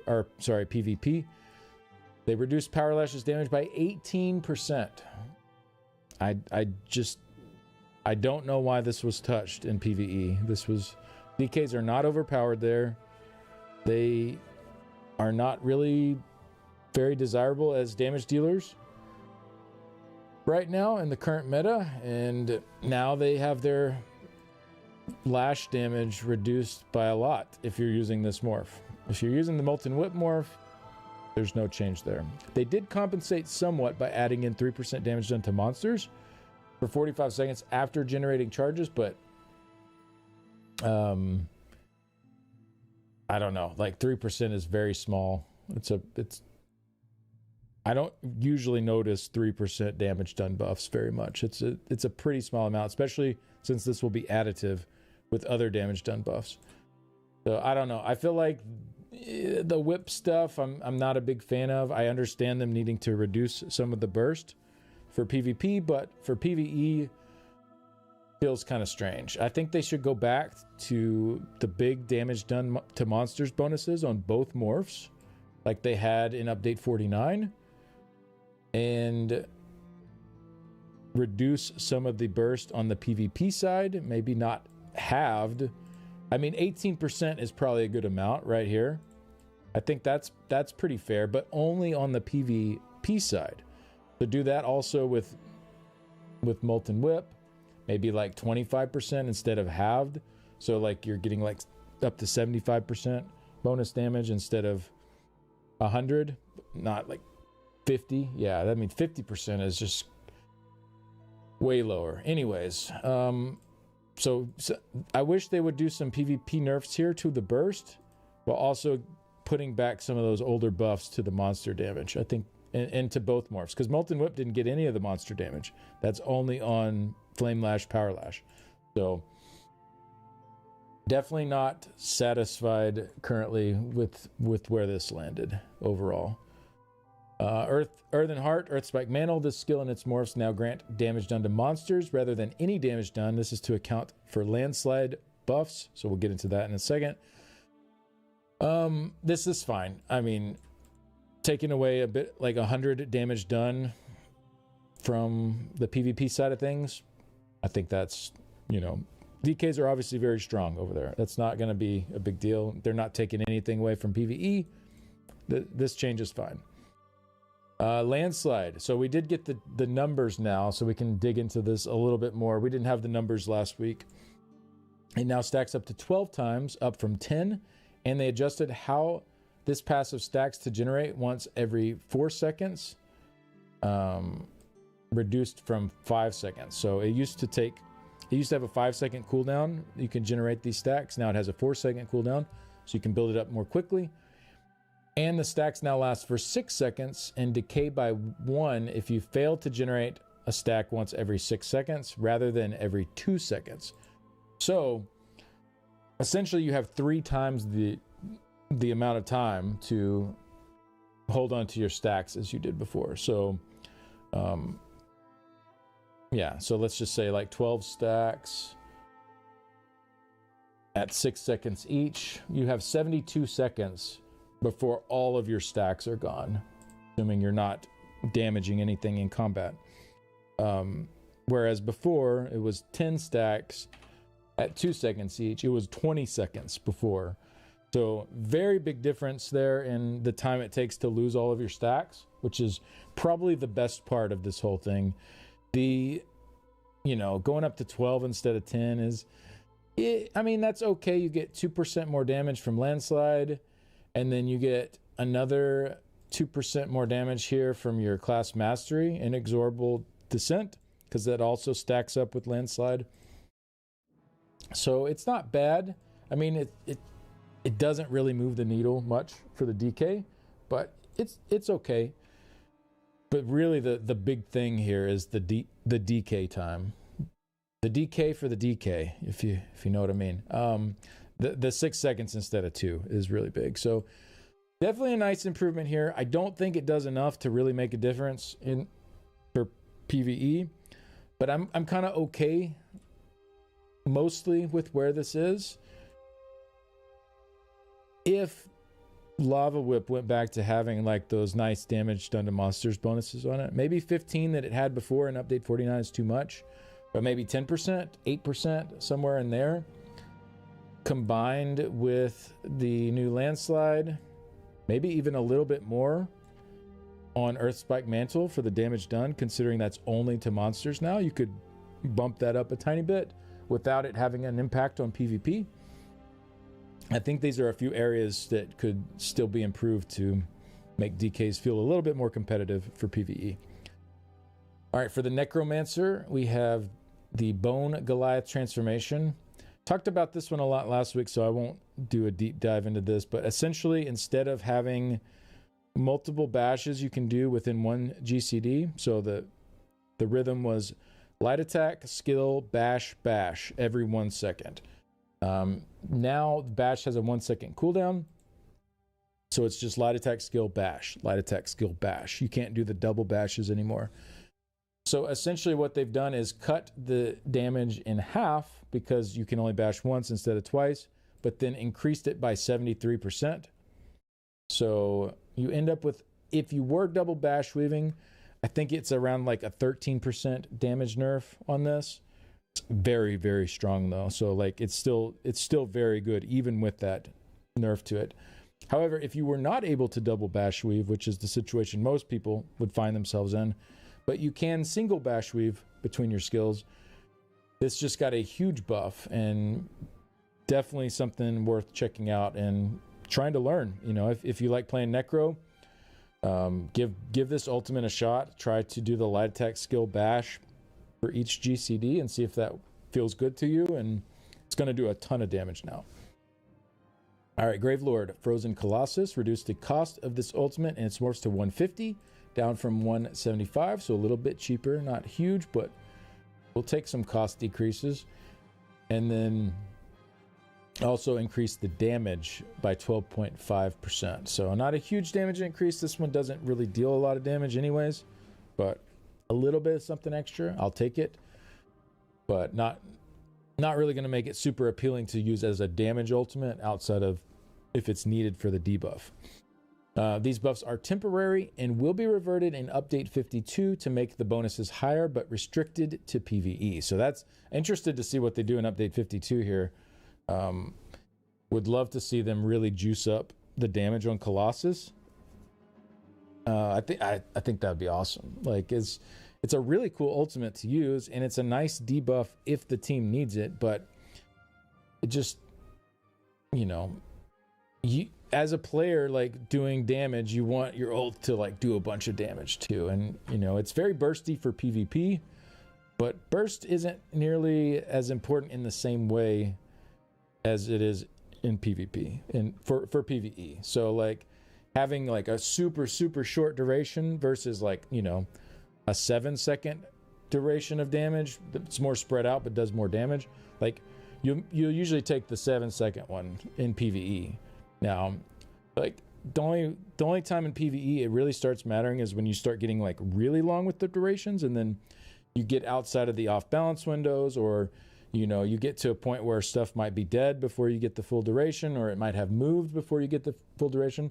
So burst matters in that context in PvE, but not in the context of, I need to get this damage in like a short like 1 to 3 second window versus like a 7-second window, right? It's like that part doesn't really matter for PvE. So being able to separate those balances and really juice stuff like that up for PvE, I think is going to feel awesome. So glad to hear that they're doing that.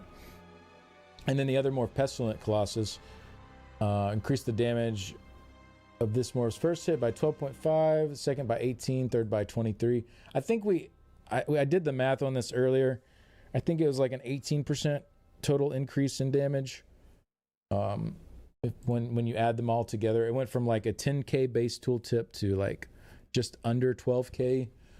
Still like way less damage than like a meteor or something like that. But obviously you do get major vuln with this, that's factored in, but still just not very satisfying as a damage ultimate for PvE. So we'll see what they do in Update 52. That could be pretty interesting, but nice to get a few little buffs regardless. And then for the Necro's class mastery, nothing wasted. This passive stacks, they now last for 12 seconds, down from 15, but decay 2 at a time rather than 3. Overall, this will add slightly more time before the stacks fully fall off. I'm really not sure why they brought the time down to 12 seconds. I think could have just stayed at 15 and then you just knock it down to 2 at a time instead of 3. I think that would have been fine. It is still a buff. I had some people try to argue with me and say that this was a nerf overall, but if you just do the math on 2 ticks every 12 seconds versus 2 stacks every 12 seconds lost versus 3 every 15, you lose more stacks with this version. So I don't know. Like mathematically, it is a buff. It is better. It's not really that much better though. It's very, very slightly better. I think they could just leave the timer at 15. It would be fine. All right, moving on to Nightblade. So this one's a little weird because they started to propose a new buff for this. We talked about it last week, but it looks like they are going to be changing what that does. So they said this effect is a work in progress, will be active next PTS update. So I think they heard the feedback from people. A lot of people were saying, hey, you guys already tried this with concealed weapon to make it like a buff ability, and it was awkward. Like people were slotting concealed weapon, casting it once every, I forget the timer on it back then, but 10 seconds or so, I think it was.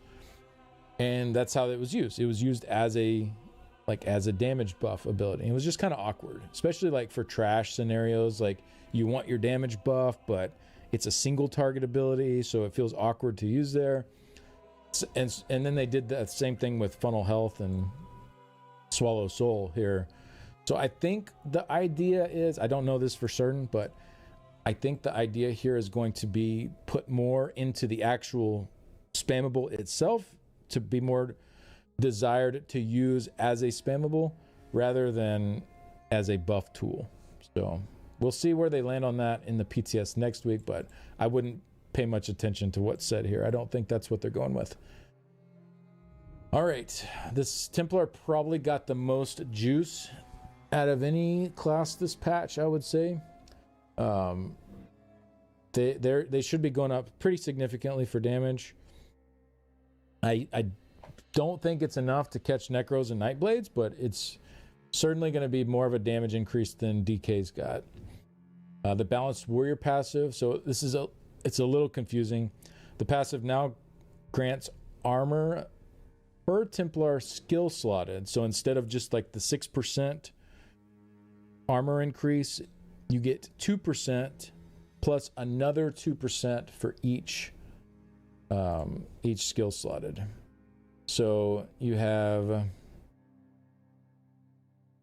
the old way here, 6%, and then the new way, if you have no Templar skill slotted, you still get 2% armor, but then for each one added, you get another 2%. So if you had 6 Templar skills on your bar for some reason, you could get up to 14% more armor with that. But in most cases, it'll probably be in like the 3 to 4 range, I would imagine. So it'll be like 8 to 10% more armor instead of the old 6%. So nice buff if you are a Templar. If you are subclassing this line, you might only have like one ability slotted from it. So you could end up in a situation where this is a bit of a nerf for subclassing, but a buff for pure classing. And then for the weapon and spell damage part, let's see, weapon spell damage based on your total armor and how many Templar skills you have slotted. What's up, Floyd? How you doing, brother? So you can ignore this first part. This is for rank 1, but rank 2 here is 0.4% of your total sum armor. So that means your physical resistance plus your spell resistance. So if you had 30k armor and you were even on both sides, 30k spell, 30k fizz, that would be 60k total sum, and then you take 0.4% of that. And then it's plus 75 more weapon and spell damage for each of the Templar skills on that bar. So we can go back here and see, I just plugged in 24,000 armor, so that would count as 48,000 for the calculation here. So instead of 6% weapon and spell damage, you'd get, 267 weapon and spell damage if you only had one Templar ability slotted. Most damage dealers will probably have around 4, so almost 500 weapon and spell damage there at 24k armor. If you did have more armor, like let's say you had up to like 33k, you're sitting at like 564. You don't really get a huge increase to the number based on your armor. Like most of it there is already baked in with each Templar skill slotted. It's like 75 for each Templar skill slotted is already kind of baked in. That is the majority of it. But, every 10,000 armor is adding about 80 more weapon and spell damage, which is not a ton, but it's something, right? So like, going from 20,000 armor at 460 to 30,000 armor at 540, that's 80 more weapon and spell damage there, going from 20 to 30k armor. It's something. It's not huge. It's not enough to where you're going to want to be like, oh, I'm going to run a heavy chest piece now. I'm going to run, reinforce. I'm going to try to stack into armor. Like, you're not going to take away stuff that would give you damage to give you more armor, because that gives you more damage than the damage thing would, if that makes sense. You're not gonna drop damage stats to stack into armor. It's a small amount extra. The opportunity cost is just not there. What it's nice for is if you already wanted to build more armor, because for whatever scenario you want to be more tanky, if you wanted to run armor pots or I don't think Templars can sustain armor pots because their sustain is so bad. But if you were already going that route, and if you already wanted more armor, and your other stuff over here, your armor passive synergizes nicely with this, then you do get some extra benefit out of it. So it's a nice little, like, you know, icing on the cake, seasoning on the steak, whatever you want to say there. But the armor part's not really a huge deal to try to build around. So don't go dropping your damage passives to build more armor if you want more damage. If you want more survivability, sure, you can do that, and you get a little bit on the other side back, but it's not one of those things where we're like completely going to change our build around this. I don't think, at least from this initial iteration of it. And then we have the class mastery here, Judgment's Brand. Increase this passive's bonus to 1600 up from 1400. This will actually be a pretty significant damage increase. So every tick of every skill that you have as a Templar now gets 1600 added to that base of it. So the right early on in the calculation, before all the percent boosts and everything is added, you get another 200 on top of where it was before, which is, I mean, that's double what the DKs have for Earthspike Mantle. They have 100 damage done on that, right? So essentially, Templars are having 2 of those added on top of Judgment's Brand, which is good. I mean, this is a significant increase. So Templars should have a noticeable damage increase with these 2, and more armor as well. So more survival and more damage coming for the Templars. I don't think it's quite enough to keep up with Necros and Nightblades, but it's good to see either way. I'm glad Templars are out here getting some love. Wardens, Animal Companions, Fetcher Infection increased to 75% bonus damage on the second cast, up from 60. This doesn't really change anything with this. And Arctic Blast increased the damage over time portion by 20% per tick. If this is just 20% more damage on the dot, not really moving the needle at all. If it's a ramping 20%, like Hurricane ramps up, could be a little bit interesting, but I don't think that's what it is, just based on the way that it's written here. I think it's just 20% more damage on the dot ticks. The dot does not hit hard. It's the chilled from the dot that hits super hard.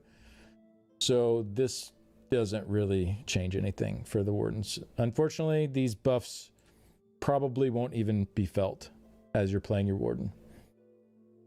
For the guild stuff, Meteor, Ice Comet, increased the damage over time from this morph by 21% per tick. So that definitely makes it, you know, a little more tempting when you're comparing it to Shooting Star now. Shooting Star gives you a bunch of ult back if you hit a bunch of enemies, so you can cast it way more often. But for single target scenarios, Ice Comet already hit slightly harder. And so this could be a bit more tempting if you know you're going to be using this ult for single target scenarios. And then for PvP stuff, the snare now applies for 2 seconds on any damaging hit rather than 5 seconds on the initial hit. So if you don't get out of the meteor range quickly, you could end up with a longer snare timer than before. If you get out right away, then you'll have a shorter snare timer than before. All right, Werewolf, Nash fixed an issue where this morph did not benefit from Blood Hunger's damage bonus as stated. I'm not sure exactly what was wrong. I want to say the initial hit was not benefiting, but the pullout was benefiting. Not 100% sure here, but could be a tiny bit more damage there for Bloody Nash. For PvP, I think everybody's using the other morph anyway, so this shouldn't be a factor there. Okay, then we have item sets. Etheric Lancer. This set now procs its area 3.5 meters in front of you rather than 5 meters in a random direction around you. Reduce the size to 4 meters. So essentially now that it's 4 meters and it's 3.5 meters in front of you, you should always at least partially be in this to trigger it. Even if you're not like right in the center of it, you should at least be in it enough to where it is on you every time, unless you're moving. They did say we're rewarding Templars who hold their ground. It will spawn on top of you if you're not moving. So like if you're moving as it spawns, it could like come in, I guess, like behind where you were. But if you aren't moving, this should be pretty easy to grab. All right, then we have Draugr Grip. The healing reduction now scales with item quality and is halved while Battle Spirit is active to account for the bonus, now reducing while it's active. So yeah, the Draugr got buffed to like, I think 389 instead of 330 damage done, but that is now cut in half in PvP. So now the healing reduction is only 5% in PvP as well to go with that. They also adjusted the 2 to 4 piece bonuses to weapon and spell damage rather than max magicka and magicka recovery. I think this will make this a very appealing set for PvE for a number of builds out there. All that extra damage done just flat on the bottom. So any build that has a lot of stuff ticking all the time, so like Wardens are a good example there. I would say Necros, but I don't think Necros are getting out of Corpse Burster. Like it's just too much. But Wardens I could definitely see making good use of this. Sorcerers as well, especially if you're using something like Crushing Shock or Force Pulse where there's multiple ticks.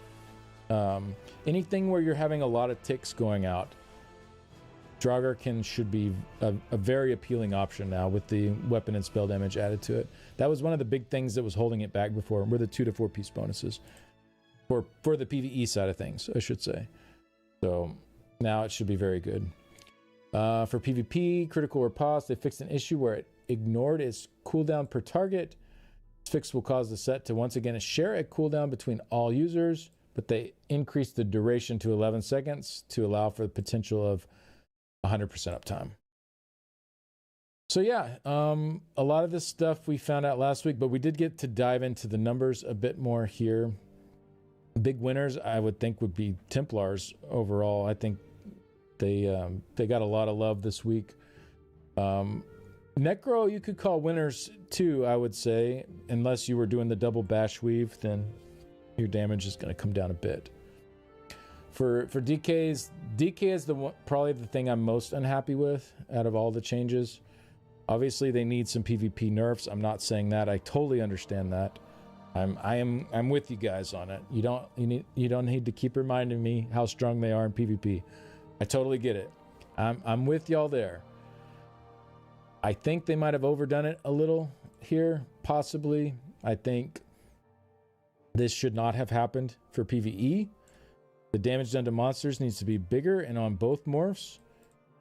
And probably be in a pretty good spot. If we look at Landslide here, I didn't go over this earlier, but the stacks, they still take a long time to build up.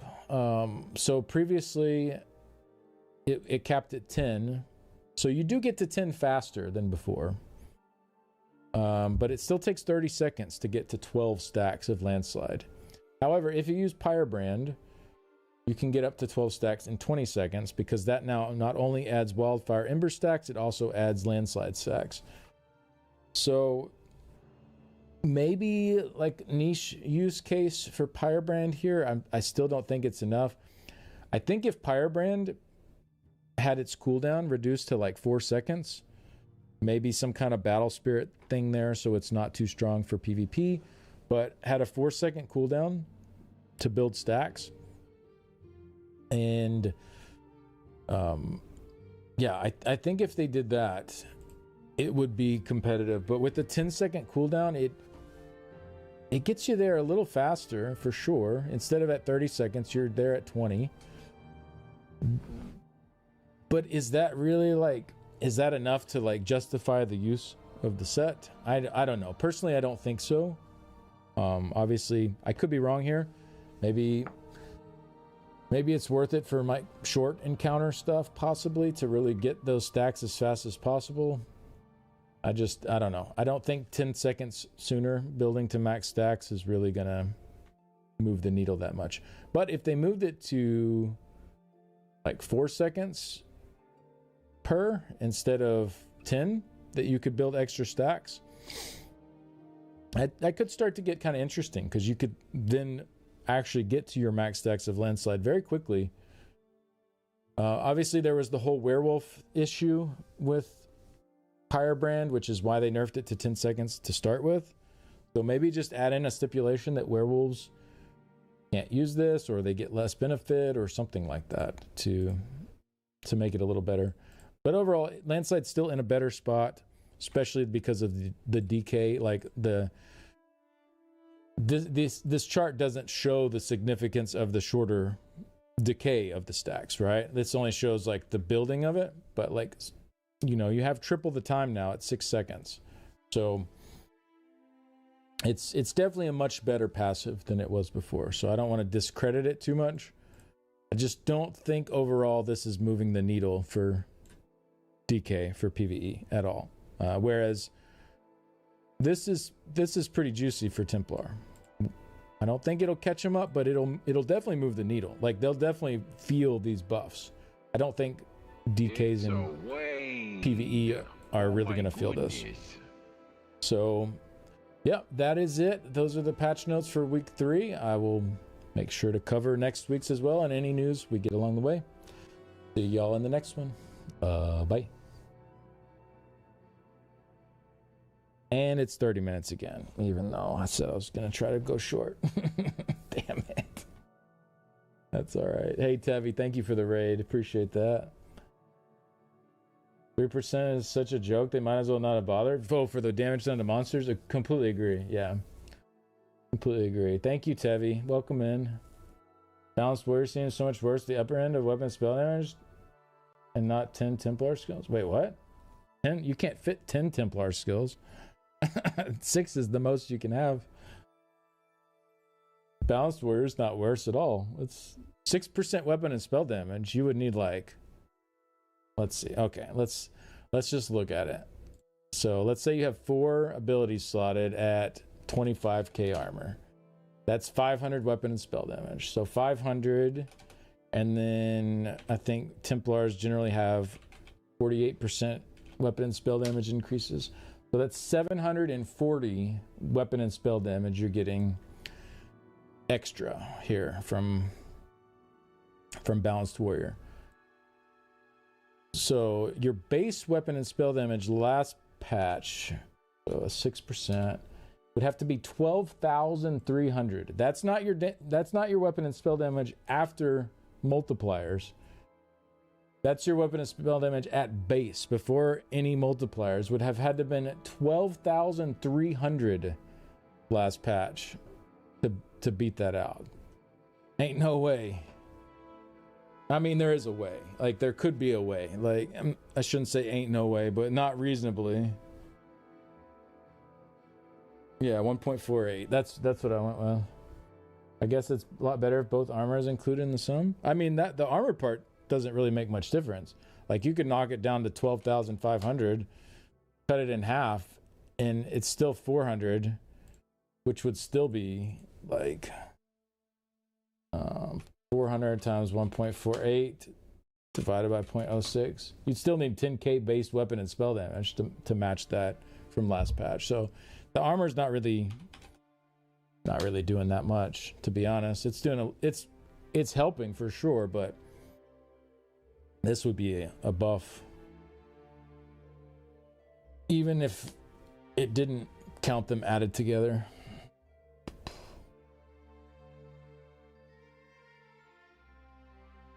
Real question is whether there's rounding in the damage done calculation.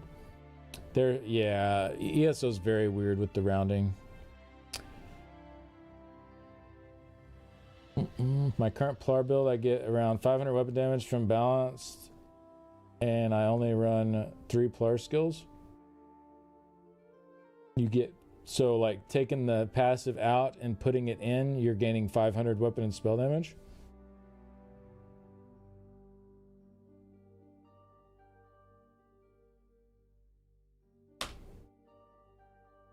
So you're sitting at 8,300 weapon and spell damage before any buffs or anything?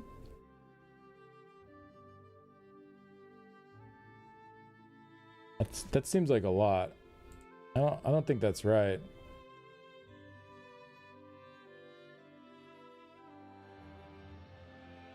Like 9K with Etheric Lancer, but yeah, but that's buffed. Yeah, that's buffed with all your percent buffs and everything. That's not your base. Like the 6%, this 6% applies to your base. It doesn't apply. It's not like you get all your buffs and all your percents done, and then this multiplies on top of that. This is additive with all the other percent buffs, so it's applied to your base.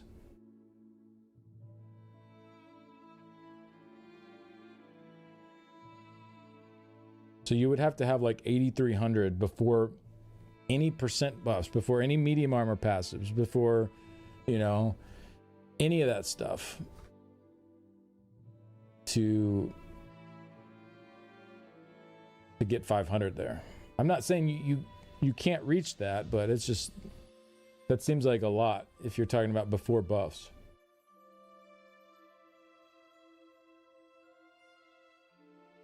But either way, even in that scenario that you're giving there, you'll get more than 500. Because with 3 skills, that's 425, but then once you add in the percent boost, it'll be more than 500. So even if that was the case, like it's still like, it's still going to be better. And you probably have more than 25k armor anyway, because I'm sure you have major minor resolve. So with all the extra armor and stuff, you're probably sitting, you'll probably end up over, I don't know, maybe around 30k-ish, I would guess.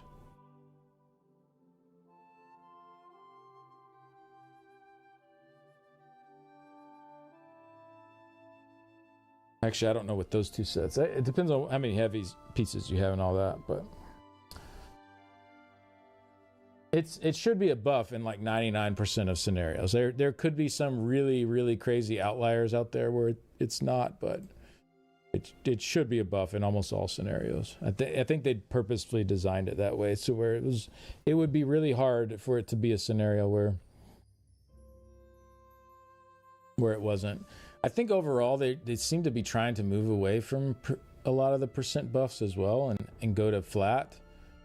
I mean, I know with the class masteries they've added in some, but as far as the passives go, it seems like they're getting more and more into just like flat damage. But then again, like with well, I guess armor's different though.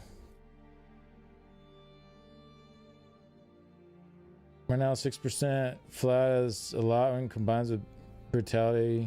Well, that's what I'm saying. The 6% doesn't combine with those.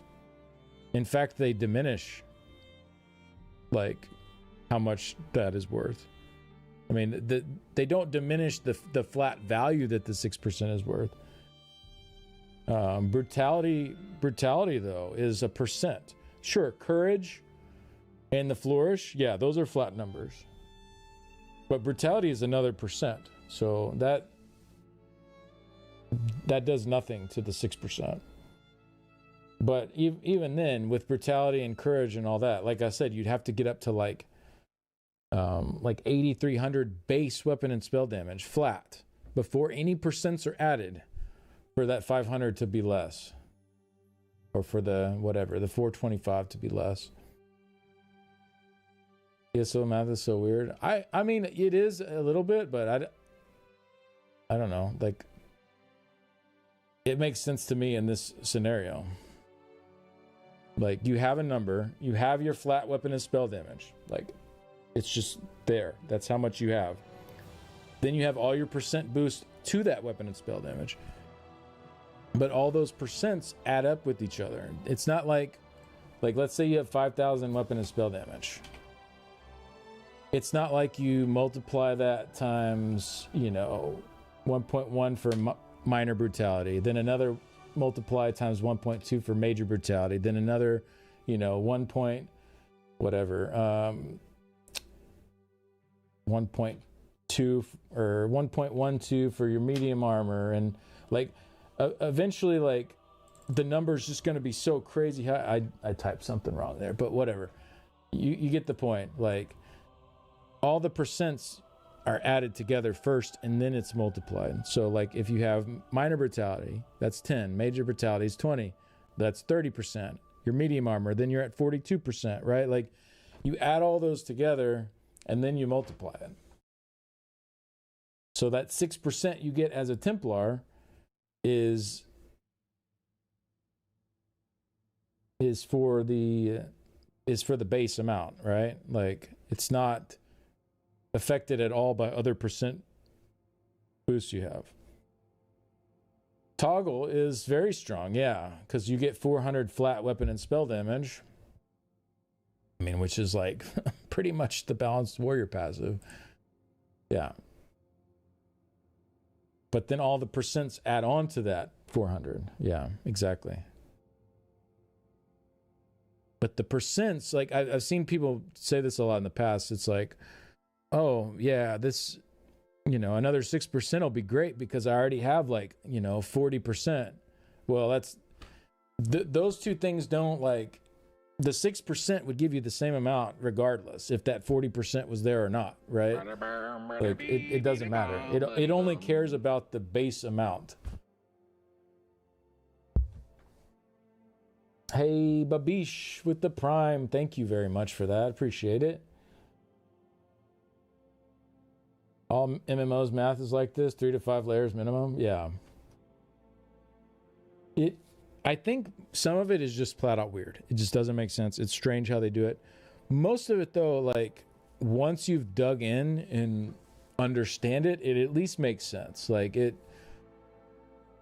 there is a method to the madness for the most part for how stuff works in ESO. There are some weird outliers to that, but, like, for the most part, like, a lot of the stuff, like, once you understand the way that it works, it does make sense. It's just kind of digging to get to that point where it does make sense. And for most people, they have zero desire to dig and get to that point. And I totally get that.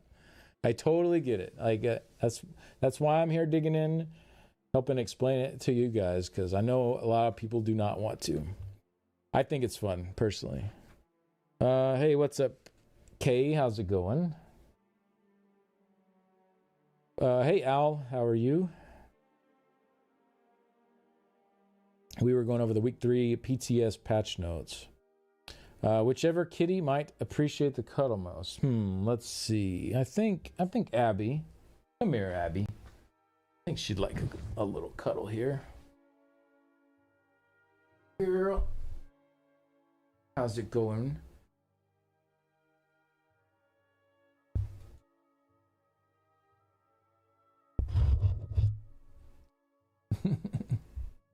She's probably hungry.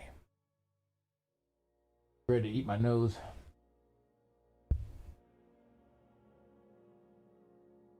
Some of those outliers make sense if you know how it worked in 2014 and how it was adapted with future. Yeah, true. That is true, Duplex. Yeah. Some of them make no sense in the game now, but because of the origins, like the way, like, penetration and, like, armor levels and crit chance and stuff works, is like, so much of it is based on the old veteran ranks that we had. It's really awkward. Really awkward. Yeah, she did not want to be held for very long. Sorry about that. Yeah, crit chance is the one you were thinking of. I just wish for crit chance they just showed us the percent. Like, just show us the percent. We don't need to know all the weird under the hood numbers. Like, sure, if they have to be there for it to work that way because of how it's designed, whatever. Like, that's fine. But, like, I feel like the player doesn't need to see, like, 2033 crit chance. Like, it's just like, what does that mean to a player that doesn't know this really bizarre formula that you guys use, right? Can't go force them. Yeah. I asked someone the other day if Mara's bomb scales off of, and they were like, and there just isn't any info about it. Mara's bomb. Does it not say on the tooltip?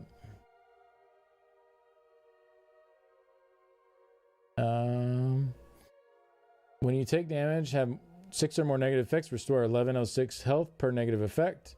Okay, so it doesn't scale with your stats, but it will scale with any kind of percent increase to healing. So like healing taken, healing done, any kind of percent increase will increase this number, but it does not scale with your max health or your max resources or any of that. It's just a flat amount. So your actual stats on your character do not matter, like your weapon and spell damage, your magicka, stamina, health, none of those stats matter, but any percent health, heal increases would matter.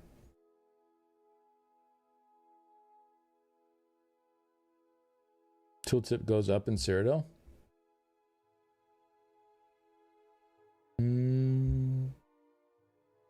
Is there like healing done bonuses for like faction bonuses there?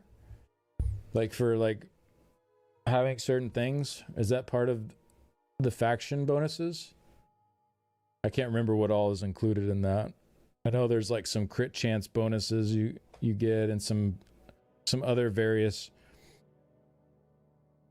extra stats you'll have sometimes in Cyrodiil. I can't remember if healing done is one of those.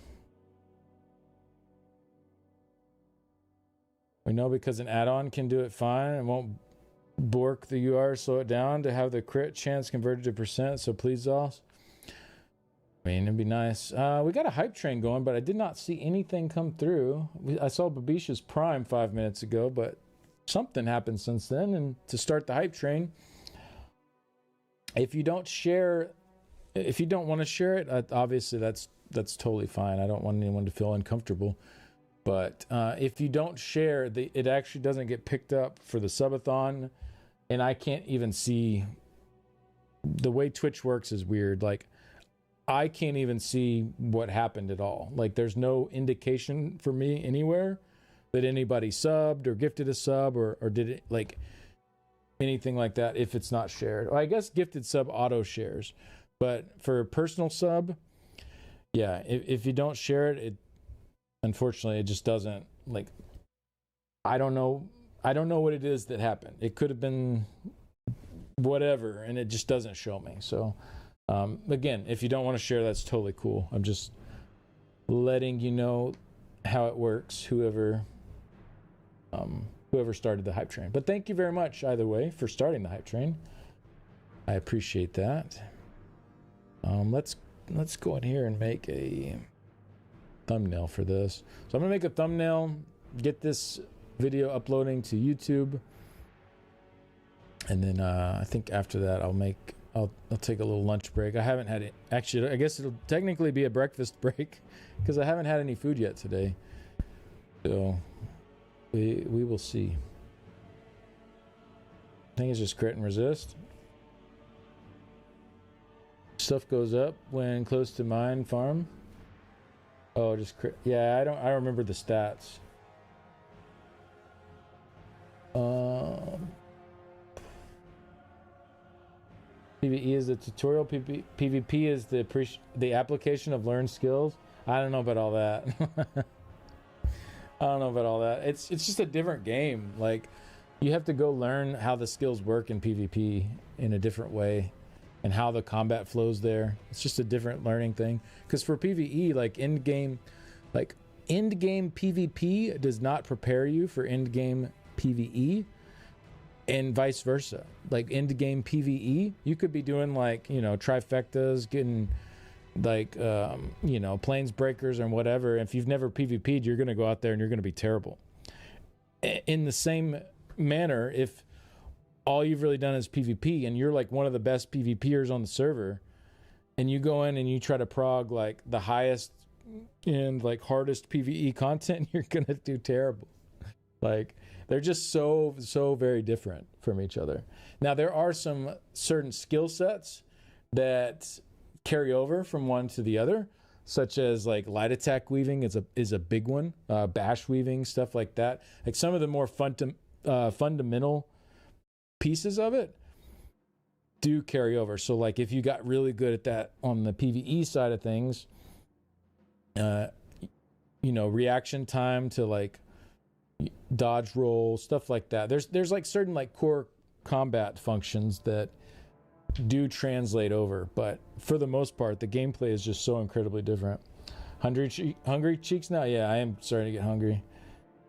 Doing a men's physique prep for my wedding in Scotland. Eat some good food for you.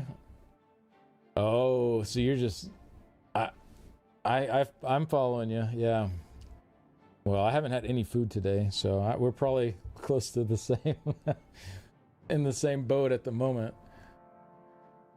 I've been trying to, like, just get the window of time that I eat down smaller, and it definitely helps. PvE teaches you the value of GCDs, where PvP teaches you the value of dynamic rotations. I mean, I think dynamic rotations are a huge part of PvE as well. That said, any dynamic rotation eventually becomes static if you do the content enough and your group is consistent. Like if you're with the same group doing the same piece of content, eventually that dynamic rotation, you start to remember it. And you're like, oh yeah, like, so when we get to this part is when I'm gonna change, like, and so it becomes sort of a static thing. However, you go run with a different group and the pace of the fight is different. It's, how you do that rotation might end up way different. So it is still dynamic in that sense. Whereas in PvP, well, I mean, honestly, in PvP too, there's like some staticness to it. Like when you're doing certain bits of your rotation, they're going to be sort of the same each time through, but obviously like will differ depending on who you're fighting and how you're trying to handle that. I think there's some overlap on both of those parts, but I think like some of the really core fundamentals of like dealing high damage in PvE, like very good weaving speeds and hitting every light attack between each of your skills and like doing that on a 1 second GCD, so you're like going fast with your abilities. Those are very, very important for PvP too. Like if you're hitting your skills too slow in PvP, you're losing a lot of damage, just like you would be in PvE. And so I think that like a lot of that kind of stuff transfers over very well.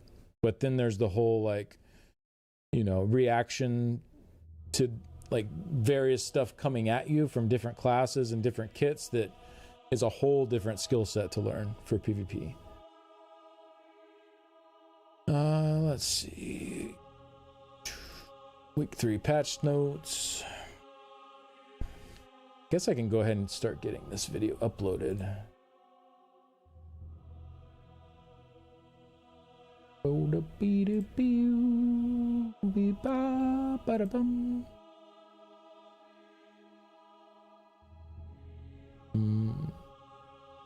YouTube Studio content. Create.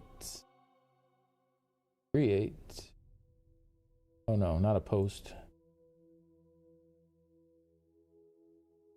What? Can I upload a video? Can I not upload a video while I'm live on YouTube?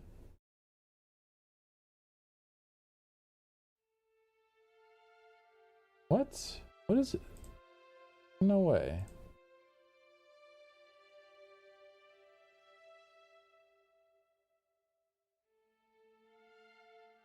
I'm pretty sure I uploaded one on Thursday while I was live.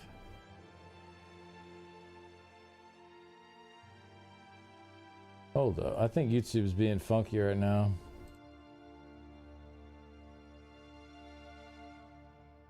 Oh, they moved the upload button. Oh, it's not under the create button anymore. Weird. Oh no, it's still there. It's just different for if you're on different pages, the buttons that show up when you click create are different. Whatever, it's fine. YouTube's just being goofy. All right, upload is good. We're good. Everything's fine. Just ignore me. Yeah, I uploaded last time. YouTube's just being stupid. All right, videos. 31 minutes.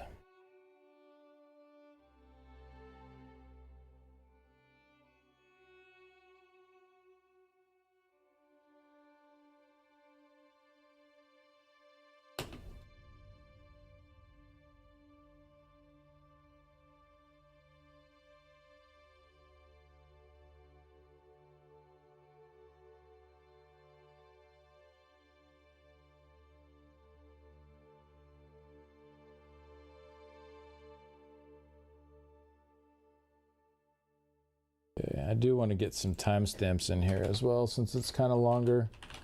I always like having those in there for people. It's nice if you want to skip around. I know for me personally, like when I'm watching videos, I love when there's timestamps, so I try to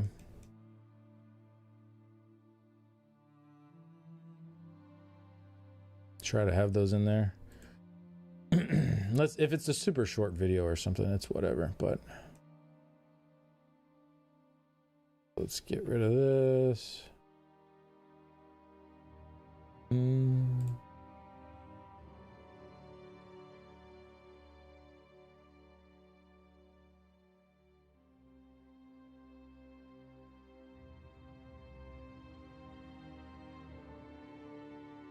Change the color.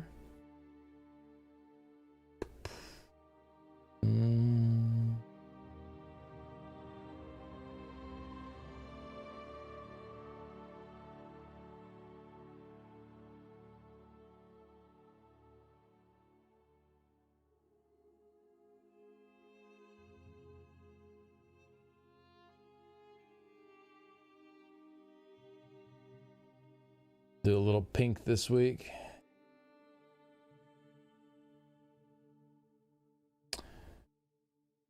What was the body image? Oh, this? Oh, I was using these as like references to give me ideas for like thumbnail designs. Like I really liked how he had if you look at both of these, they're kind of the same exact thing. So he has like the heads coming out of the frame, which I thought was cool. So like you have your border around the edge, but like the people are like in front of that. Like they're like popping out of that. But then I don't know, I just thought it was really clean how it was done. Like the line underneath and the matching the color there, but then this color here, it's like dark on this background, but then it matches the lighter side over here behind. I don't know. It was just for inspiration, really. I haven't really done thumbnails just like that, but I saved them in there as like inspiration for stuff to like look into it.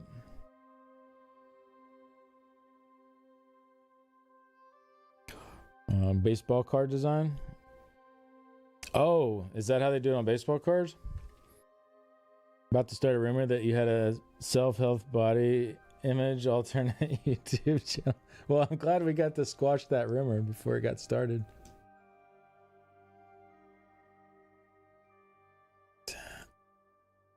Week 3. ATS patch notes. Word. Good. Yep. 1.99 megabytes. Wow. We barely slid in there. Max file size, or the max file upload size is 2 megabytes for a YouTube thumbnail, and we came in at 1.99.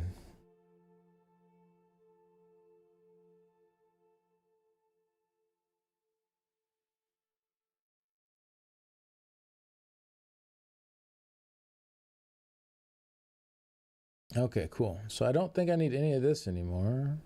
We can close all of that.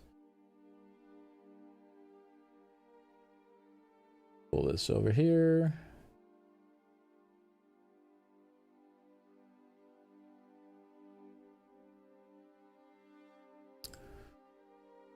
Thumbnail in.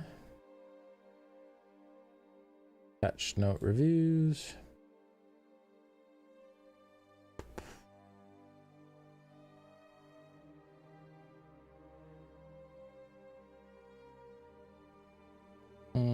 The more I think on it, the Plar bust might end up being a nerf in PvP. We lost 2 multipliers. I don't know.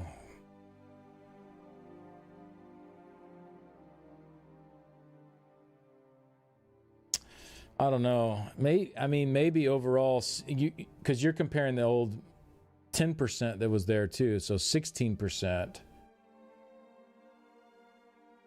Yeah, that's a different story. So 500 divided by 0.16. Wait, no, I did that wrong. No, I did that right. Yeah. Yeah, if you're counting losing the minor sorcery, yeah, I mean, if you're not getting that from somebody else, your damage is probably going to be down a little bit, but your defense is going to be way up with all the extra armor. But if you're in a group with a DK, you lose no damage.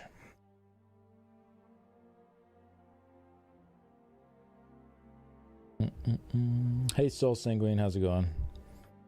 What's new? Not much, just putting this in here. What are the different ways to get minor sorcery?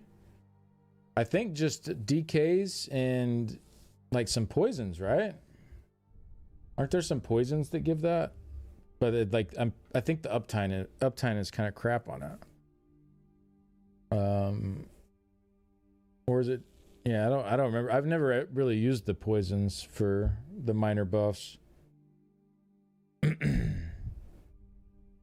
bonus armor passive doesn't add to balanced warrior. It does, yeah, because it's your armor. It's 3k more armor. So not only does the percent boost on balanced warrior make that 3k worth even more, but then that 3k gets converted to a little bit of damage as well. Not a ton, but you know, let's say the 2974 ends up at 3073, and then you multiply that times 2 because it's both sides of the physical and spell. And then you multiply it times 0.04. Yeah, so 25 more weapon and spell damage you get from that armor passive. It's not a ton, but like the armor doesn't really add a whole lot. It's more about like, as a whole, what you get. What do you think your beam subclass build for Arcanist, Arcanite Blade Par can parse now until I get the needed set for the pure class version? You don't need it. You don't need spattering to go pure class, if that's what you mean. But to answer your question, I want to say it's like in the 140 range. Somewhere around there. 140, 145 maybe, if you get some really juiced up RNG.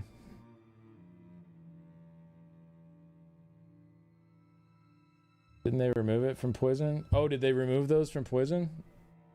Yeah, maybe so. So just DKs then, if they removed it. You can leave if you're going to bite me. That's very rude, Abby.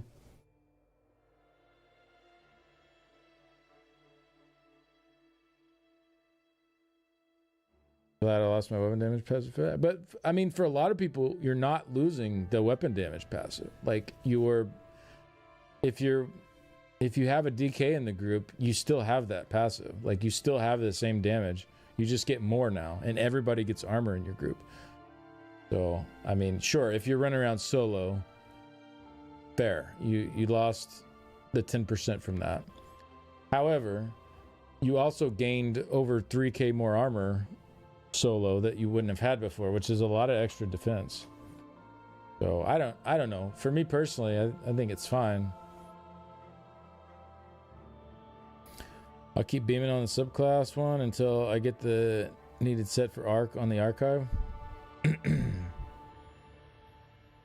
I mean, again, it's not needed. That if you're talking about spattering disjunction, that's not needed for arc. In fact, I'm not even running it in my Planesbreaker prog right now. Like you don't need spattering disjunction. It's very good in some situations, but you don't need it to do way better than subclassing on a pure arc. Just your standard like deadly and null arca would be better on pure arc than it would be on a subclass arc.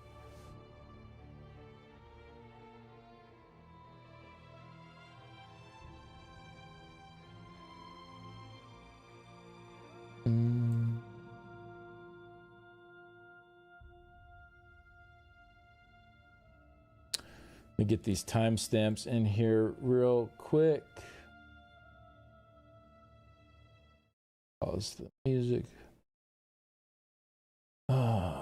Videos. All right, y'all. We have the week 3 PTS patch notes here. A lot of the stuff we just went over last Thursday. They gave us that combat preview. Talked about a number of these things. So I won't get to first. Is the solo dungeons are now on the PT. Quick points on the stuff we've already really talked about a lot, and then there's a few new bits solo dungeons I'll dig into a bit more. The first thing is the solo dungeons are now on the PTS. 31 seconds. Moonhunter Keep, so you can experience. All right, on the primary. Get into the combat and gameplay. They fixed an issue. Let's say combat at 2 minutes. Issue where a light attack of DK, core of flame person could pull you out into third person. Fix an issue where minor defile could get stuck on the primary target. Into classes, we have DK to 11 for the DK. Dragon Knight. Probably goes for quite a while. Yep. Okay. We have the Bone Goliath transformation should still be improved to make DK a little bit more competitive for PvE. All right, for the Necromancer, we have 9, 10 is the start of that. Talked about this one a lot last week, so I won't do a deep dive into that. Don't knock it down. Is already casting. They're that much better though. It's very, very slightly better. I think they could just leave the timer at 15. It would be fine. All right, moving on to Nightblade. 1436. So this one's a little weird because they started to propose a new buff for this. Is Nightblade the only source of minor crit chance? But yeah. It looks like they are going to be changing. Nightblade is the only source of the minor crit chance. DK is the only source of the minor weapon and spell damage. Sorks are the only source of that 2974 pin, and Templars are the only source of the 2974 armor. So they all have their like unique buffs that they give to the group that you can't get anywhere else. Like you have to have one of those 4 classes in the group if you want those buffs. Which I kind of like. I think that's cool. I like the design of that a lot. What that thing happened to certain as I don't blades, but all right. This Templar at 1601.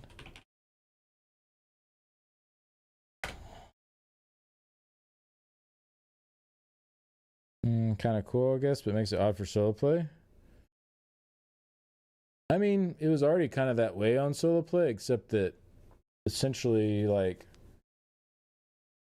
DKs and Templars just had the same thing, except opposite ends of it. And then same thing with Sorks and Nightblades. So it was, I don't know, it was kind of already the same thing. Wish it stayed on poisons. Yeah, I could see it, like, being on poisons still. I mean, not really an efficient way to get it anyways. Probably got the most juice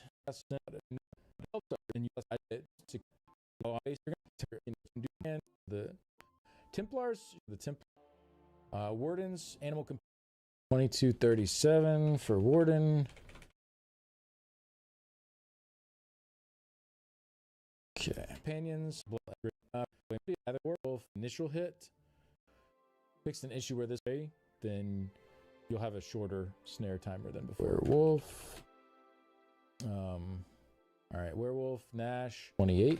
Fixed an issue where this morph did not get, and now Proddy's using the other morph anyway, so this shouldn't be a item sets. 24. Okay, then we have item sets. Etheric Lancer. 58. Set now procs its area 3.5 meters in front of you rather than 5. Now reduce spell we found out last week, but we did get to dive into the numbers a bit to allow for the potential of 100% uptime. So yeah, 2733. DK, landslide, stacks, and final thoughts. I guess I say final thoughts plus. Whoa, what? This? How's it doing that? DK landslide stacks. There we go. I think that's probably good.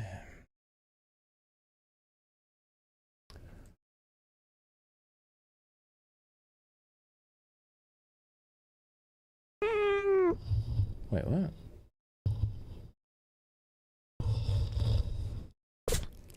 Bless you. Oh, yeah? What do you think? And then what? Tell me some more, bud. You're getting hungry, huh? You getting ready for lunch? Yeah. Oh, homie's ready for lunch. Yeah, I know, bud. I'm gonna feed y'all soon. I'm gonna feed myself too. I'll feed you guys first though, because I'm nice like that.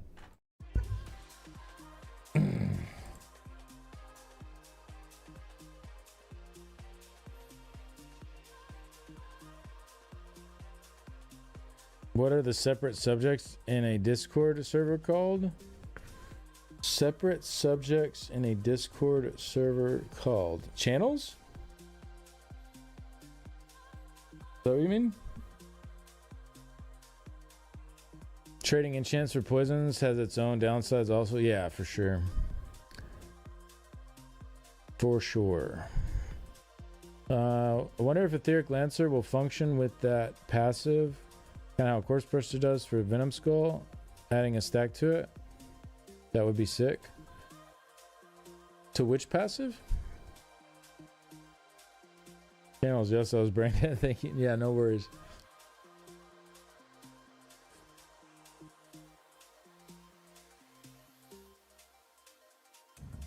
No worries.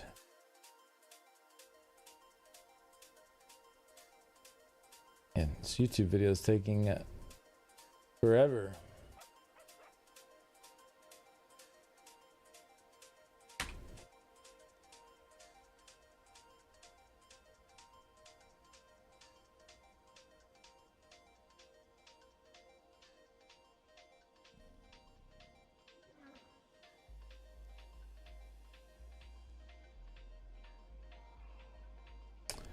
Oh, there it goes. Right as soon as I say that, it finishes.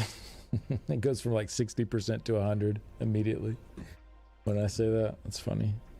Thank you for adding timestamps. No problem. I love timestamps on videos. So I try to look at things from a perspective of like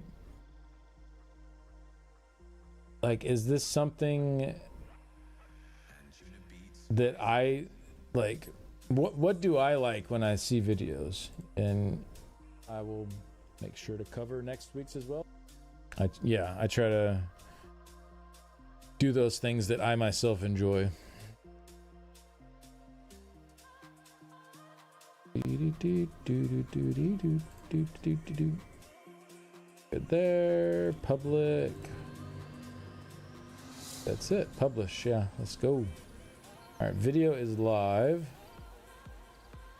Let me pin it in here. Bro, I'm coming soon. I told you. Told you I'd be there soon. You're getting impatient.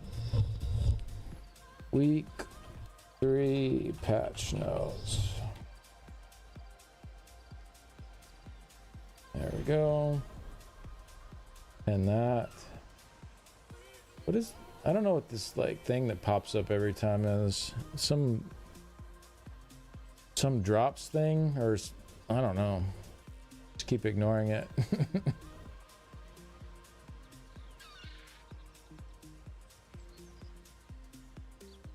The Audible stuff. Yeah, that's it.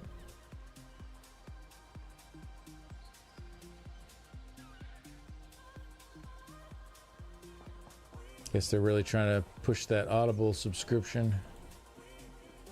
What is it, like a free trial or something? If you gift a sub?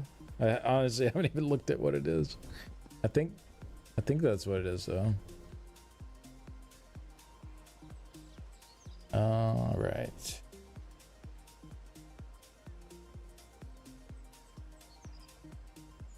Get the sub, you get 2 months of it free. Oh, that's actually pretty nice. If you're into that. So I should have I've gifted subs. Should have a... Is it on every stream? There's a book of Audible plays for football. It's a promotion for Audible. You get new badges if you gift subs. Interesting. I don't really use audiobooks. I don't have as much opportunity. I used to, back when I drove around a lot more. But I don't have as much opportunity now as I used to. When I lay down, I'll go called Warrior Wave. Oaken Lord. It's from the not the current crates we're on, but I think the last set of crates before that. Too much ADHD for me. Yeah, me too. I have a really hard time listening to people describe things. Very, very hard time listening to people describe things. I need to see it with my own eyes. Very Deadpool aesthetic. You think? Yeah, I never really looked at it that way, but I could kind of see it, I guess.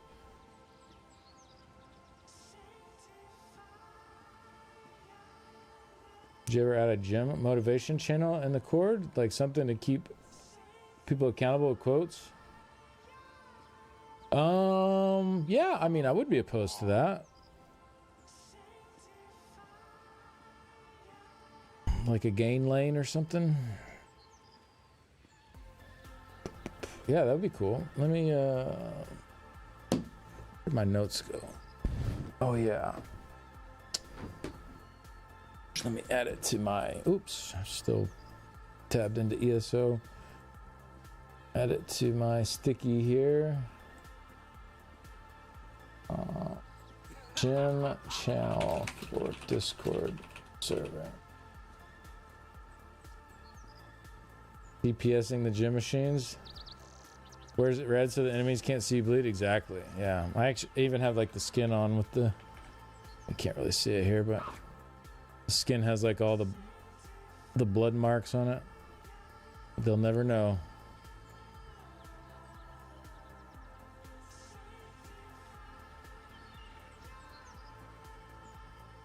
Ever say Corpse Buster adding a stack to Venom Skull is intended?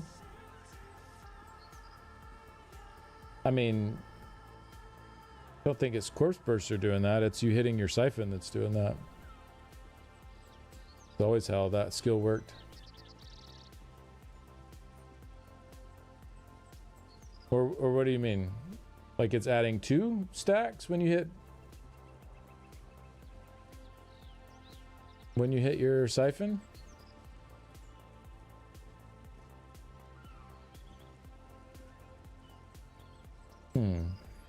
Well, they did make Corpse Burster count as a class ability. So maybe that's why it is.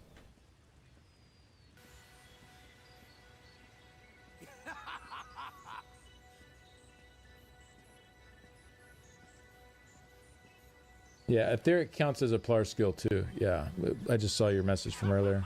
It does count as a Plar skill. So anything that would count as a class skill or a Plar skill or whatever is boosted by it boosts it. Yeah. Here at one hit siphon, it'll give you 3-stack skull. Okay. Yeah, I guess because it counts as a class skill as well. So does Wrathsun? Maybe. Who cares? Unfortunately. I hope that set ends up good someday. That would be such a fun one to use. It's such a cool, like, idea for just like suns to be raining down on your enemies, but it's just not worth. Does it count as a slotted ability? I don't think it counts as a slotted ability. I think it just counts as a class ability. Any word on when the Sork refreshes? New window is? No word. I would expect it to be a ways away, though. Yeah. Let me get the video posted in Discord. Any tube.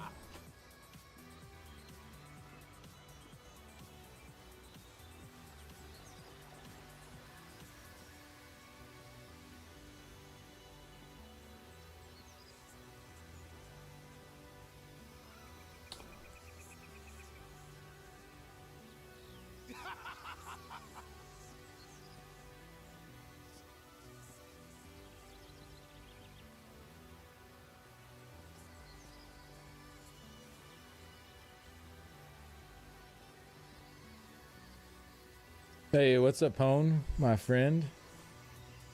Bad timing. I'm about to go get breakfast. I gotta feed these cats too. Hi, Kevin. You know when Kevin shows up, I'm overdue. Sorry, bud. Sorry, Kevo. Yeah, I haven't had any food yet today. I was gonna say go get lunch, but I haven't had any food yet today, so I guess it's technically breakfast. Well, I wasn't planning on going this long. I was gonna get something at like noon, but I've been doing like trying to like squeeze my window down a little bit. So I was gonna grab something to eat at like noon, but I've been busy, so here we are. Here we are. Enjoy breakfast. Thank you. Thank you. Thank you. Somewhere over the rainbow. Should have turned on my reverb for that. Somewhere over the rainbow. Anyways, yeah, I'm gonna go get some food. The patch note video is up. Maybe I can get a can of biscuits and gravy. Ooh, I do love me some biscuits and gravy. I have not been eating those though recently. That is not part of my diet. I have a freezer full of meat though. I went to Costco and loaded up on a bunch of chicken and steaks and a bunch of just random meats. Threw them in the freezer. So God, Costco is such a good deal on some of that stuff. Like, I got so many chicken leg drumstick things, whatever they're called, for like $9. It was like a giant like pack of them, like a curtain. It was like a curtain of chicken legs or drumsticks. It's not as big as the window curtain, but it's like a huge sheet of them, like 3 in each little pocket of it. It was so many for $9. It's like, what the? That's crazy. So I just stocked up on them. I got some chicken breasts, some drumsticks, some pork chops, some steaks. I just stocked up on a bunch of meat and put it all in the freezer. So that's what I'm trying to mostly eat on the diet. It's just like protein, just meat. I mean, I'm eating some other stuff too. I'm not going like full carnivore or anything like that, but trying to cut out, like, because I was eating like a lot of cereal. Granted, it was cereal that wasn't as bad, like, you know, like the Magic Spoon stuff, like less sugar and like better ingredients, that kind of stuff I was eating. But it's still like I was eating it so often, it's just like putting real food in my body on a more regular basis rather than just like crunched up processed stuff is kind of the goal, I guess, overall. Costco is pretty awesome. Yeah, it's America's best invention. Method acting werewolf. But anyways, cats are gonna kill me if I don't go feed them. So yeah, y'all give me a little bit. I'm gonna go get lunch and be back. When we get back, we'll do our giveaway for the day. I'll probably get into some PvP on ESO, work on my veterancy, try to get at least like 2 ranks done today. If I can get 2 ranks done each day this week in PvP, that will give me 10 more ranks. I think that'll be good. I'll be on a good pace.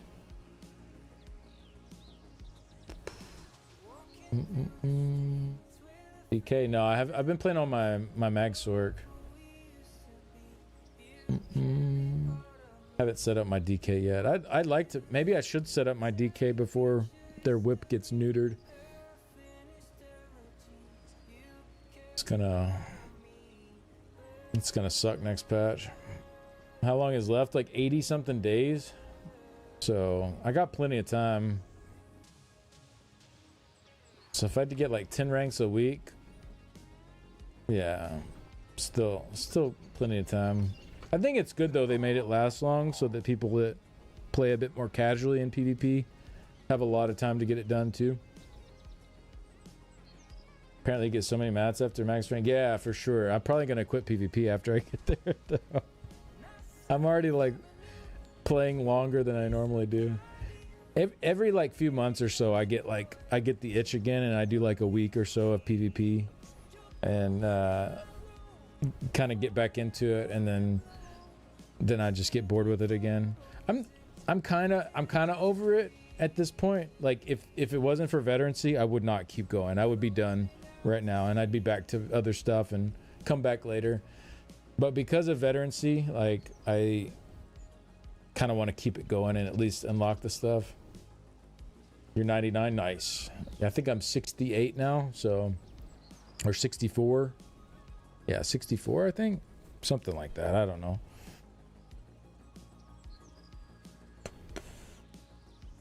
I played like 2 battlegrounds, got to level 10.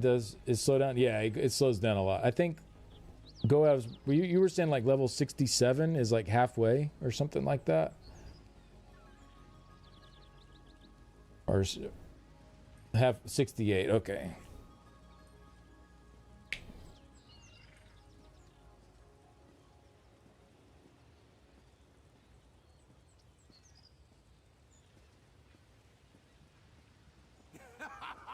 It goes up each level until 50 and then 168 for each level.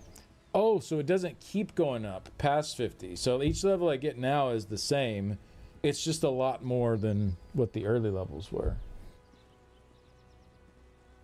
Okay, that's not too bad. So my rate of getting them at this point is not going to keep getting slower as I go higher. Is that right? Like the ones I was doing on Friday, it's still going to go just...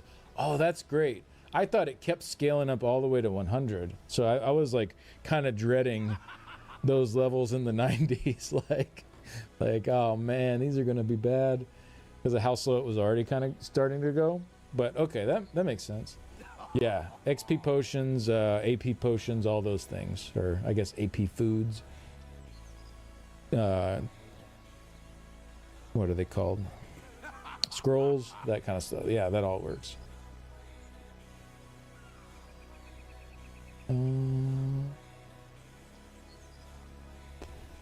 Encouraging. I'm at 70 now. Nice. Yeah. So, I mean, I'm just going to try to do like 10 ranks a week. And I'll be there in about a month or so, be done. Just to not like overdo it too much and like really burn out. So, yeah, that's good. That's not too bad.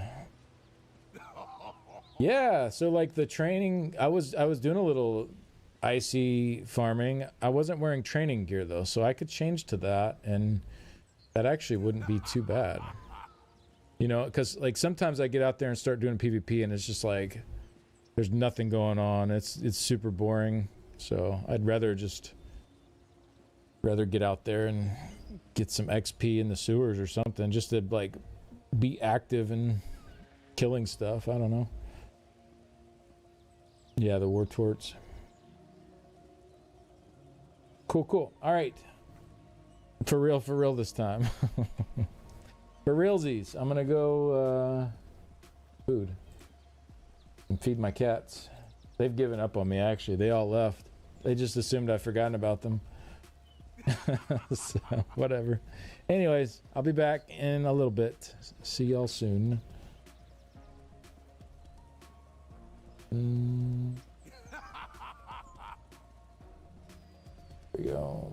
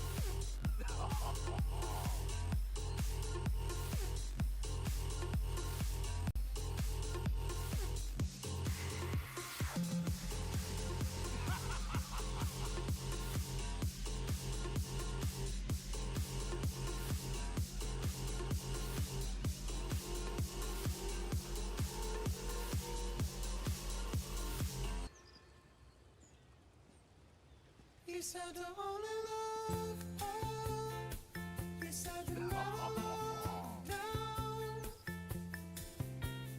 down is where we came from. He said to hope for the best and take a load off my chest. Soon I could be happy and go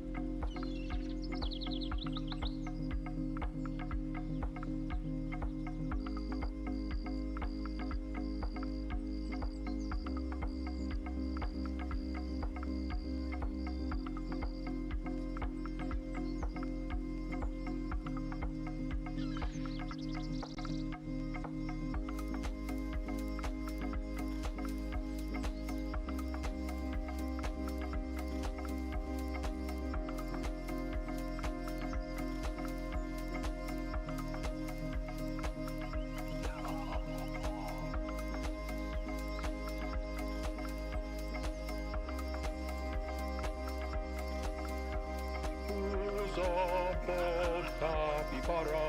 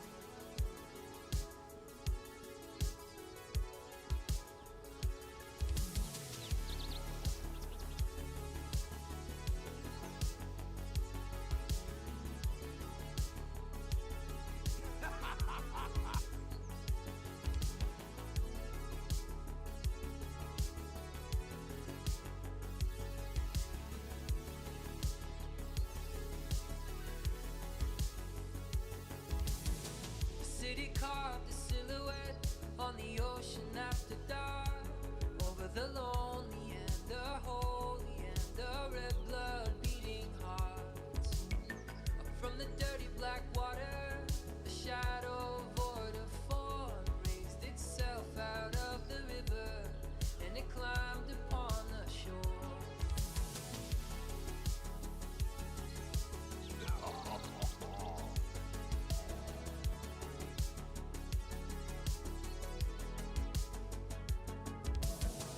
Neon on the blacktop, there's a gentle rain downtown, a shadow pooling underneath me as it follows on the ground. Kissed you and I saw you, stared deep into your eyes. I meant to say I love you, but instead I said goodbye.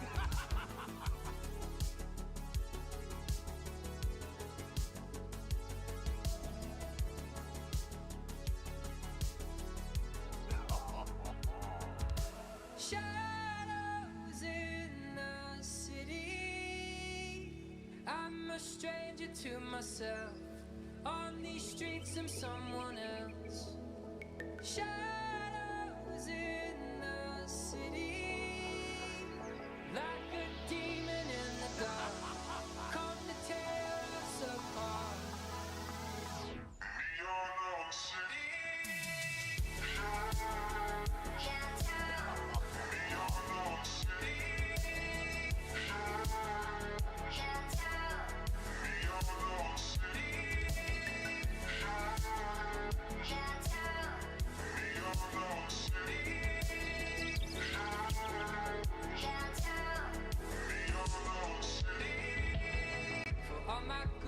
intentions. There's a shadow in the dark.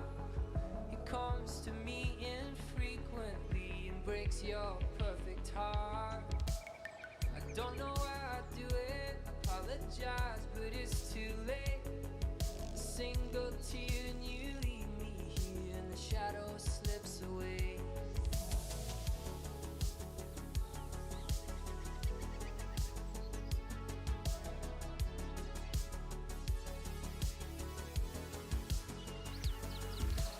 Shadows in the city. I'm a stranger to myself. On these streets I'm someone else. Shadows in the city.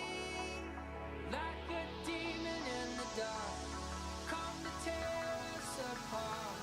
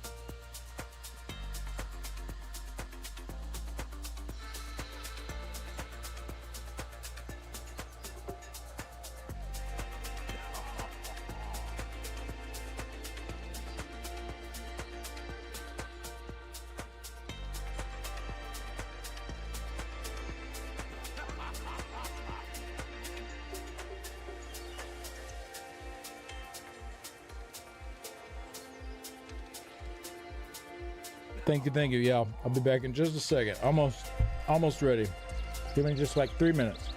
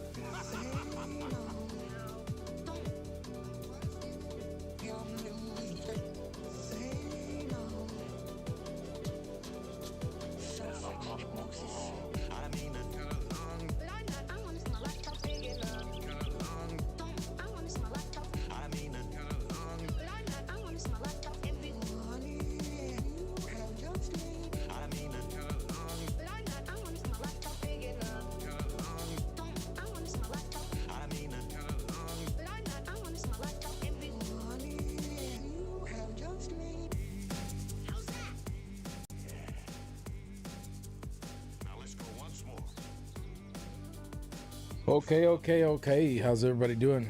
And that was a good lunch. I cooked some of those drumsticks, those chicken drumsticks from Costco. They were super good. And like, I opened up it came literally in like a full giant sheet. And there's like multiple sections. In the one little pocket is like 4 drumsticks. I ate 2 of them and I'm full from it. They were big. But like the whole sheet, which is like multiple pockets of 4 drumsticks, was like $9. It's so crazy. And they were good too. Yeah. I seasoned them up, put them in the air fryer. Nice and healthy. All right, we're gonna do a little Wordle action. Thank you, Incinerator. Thank you, Muso. Well, I'll be checking out these solo dungeons. Oh yeah. Maybe we do that tomorrow. That way I can like really properly dig into it. Because I still need to get my PvP in today as well. Yeah, I think I'll do it tomorrow. I think I'll like do it early tomorrow.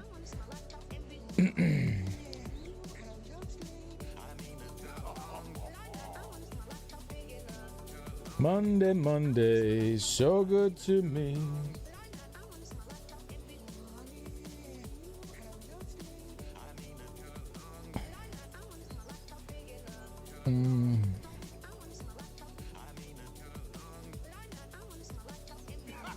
How's it going, Blue? What's up, Charlie O? Hey, Phoenix, how's it going? Thank me what? Wait, what? Huh? Okay. Ooh, okay.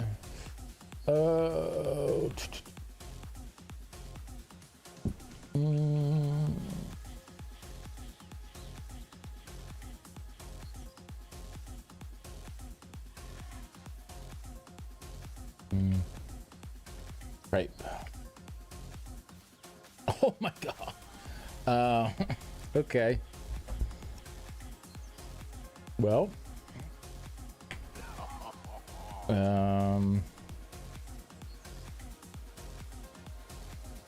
Nope.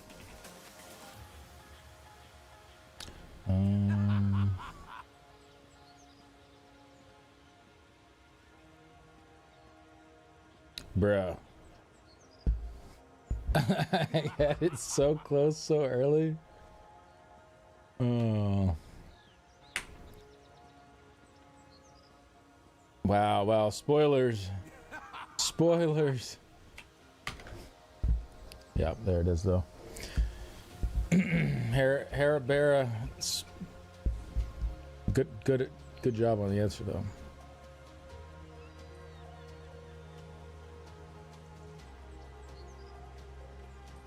AI? What do you mean, Charlie?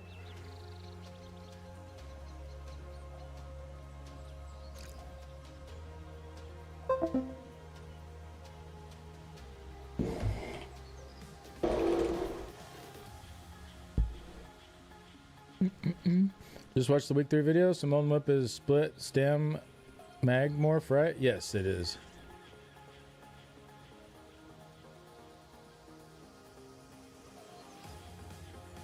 Never mind, I don't know this game. Oh, yeah, the green means you have the letter in the right place. So gray means that letter is not in the word at all. Yellow means that the letter is in the word, but you have it in the wrong spot. Green means that the letter is in the word and you have it in the right spot. Make corn baskets function like other containers, so I don't keep hitting ER and accidentally ulting some farmer's tent. I have no idea what you're talking about, Scorched Bear. Hence, I was trying to make it trial. Oh, that's what the AL. Oh, I thought that was AI. It's kind of small on my screen. Looks like AI. AL, like trial. Oh, I got you.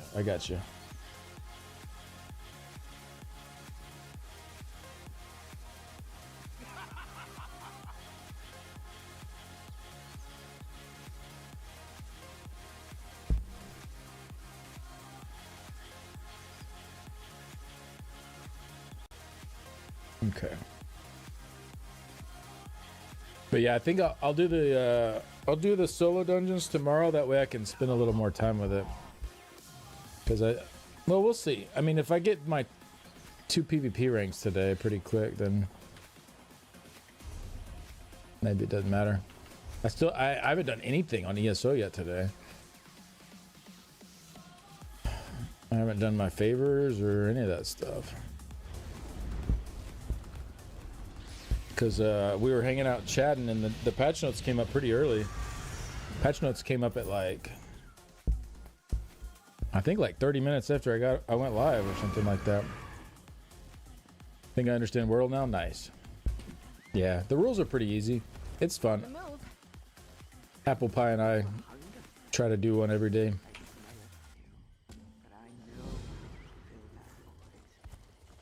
Kill a world boss in Alakir Desert. Alright. Alakir Desert. That one looks close to the Way Shrine. Check out Poople. It's similar, sort of, but childish. Oh, God. Sounds fun. Oh, gotta hit this. Oh, nice. What did you find? Rakuda, Okoma, and Oko.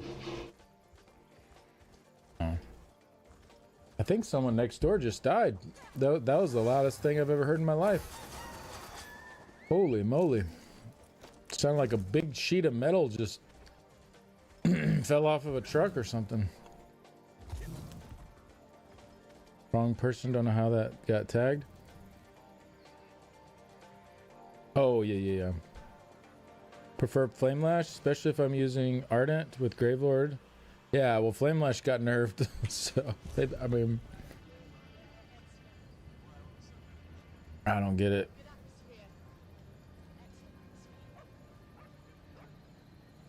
I don't get it. Wait. So this world boss wasn't up. This one's pretty close to the Way Shrine. Go check that dude out.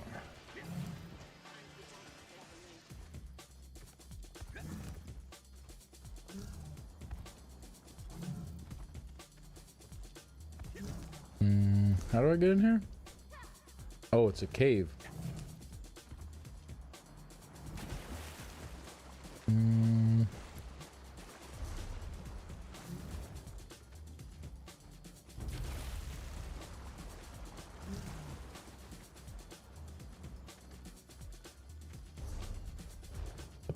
Alright, I give up on this one. We're going somewhere else. I can't be asked to find an entrance to that cave. We'll try this guy. Pretty close to the Way Shrine? Okay, well, I already gave up. Bro, why are all the ones in Alakir like there's like big formations in the way when you're trying to get to it? What sources are confirmed to be dropping unformed planar keys right now? That I don't know. All I know, the favors have guaranteed keys. Oh, is this the triple one again? Bro. You know what? I just don't even feel like. I'm just gonna go to seasoned. I'm not in the mood today for this. I'm trying to chill.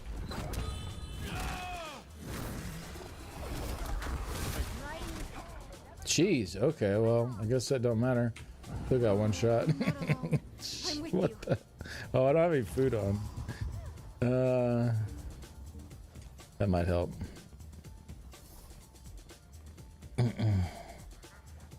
I blame Isabel. Where was that taunt at, Izzy? Where was the taunt?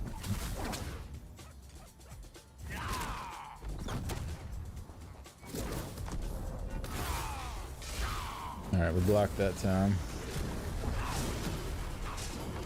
Guess I just spam this on all three of them. I don't really have anything else to hit for AoE at the moment.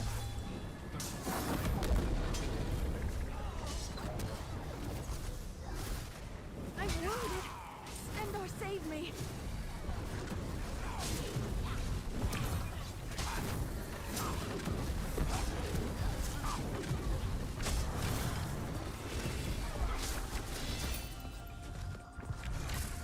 Hey, Isabel leveled up. Nice. Ha!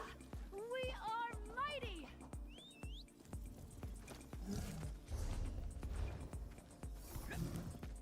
I'm getting a late start today. I'm trying to just knock this stuff out. You still have lunch, BRB? Oh, thank you.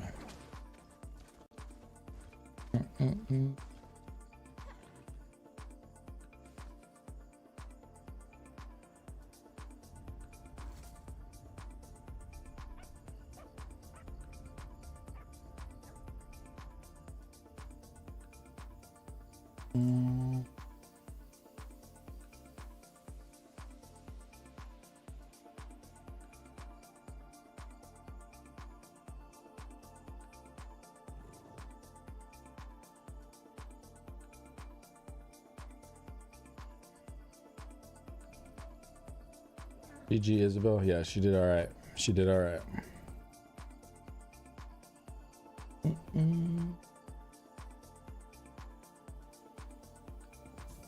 And it's really hot. I need to go turn down the air.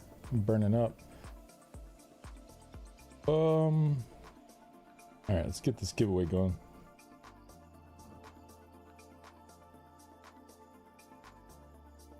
There we go. Give me just a sec. Turn on the air.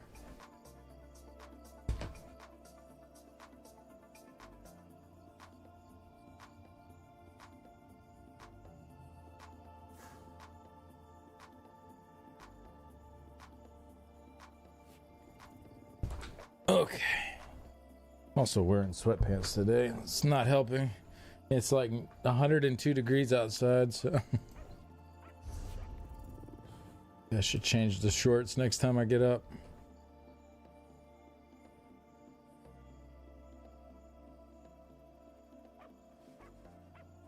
Okay. Yeah, back to Stormhaven, or no, Penumbra. You've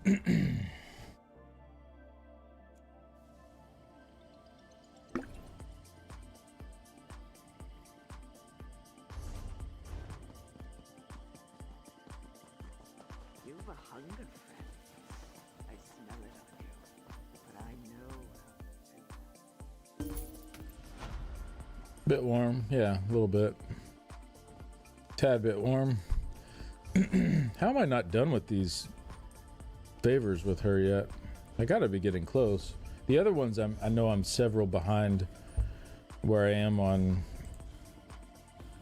Arabelle, but it's bad enough that it's bad enough that the three alliances it's bad enough that the three alliances have such a turbulent history with one another, and I know a thing or two about torrid affairs. Passions run hot and tempers are unleashed, although it's less fun than what I'm used to. Getting the delegates to see each other as people has proven the greatest challenge. We have to overcome the cultural divide before we'll make any real progress. They made the mistake of serving salad for lunch yesterday, and the Wood Elf delegate nearly started the war all over again. Gotta be getting close. Good day to you all. Sorry if I spaced. Just made hot homemade sausage for a zuppa style soup with kale, hot sausage, potatoes, and a homemade smoked bacon and onions simmered in half water, half homemade chicken stock, and finished with 2 cups heavy cream. Well, geez, that sounds good. I had some drumsticks. They were good.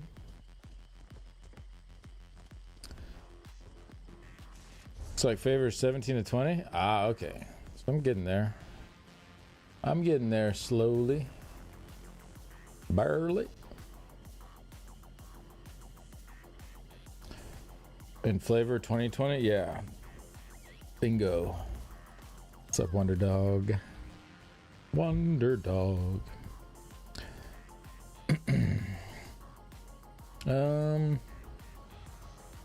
Okay, so Stone Falls, I guess. Pick this up.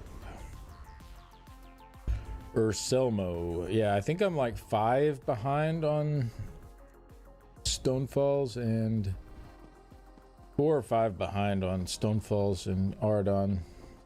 You've a hunger. I still have a ways to go on those. I smell it on you. Alright, what are we doing here? Oh! Feeding the cats again. Nice. I'm always down for a feed the cats quest.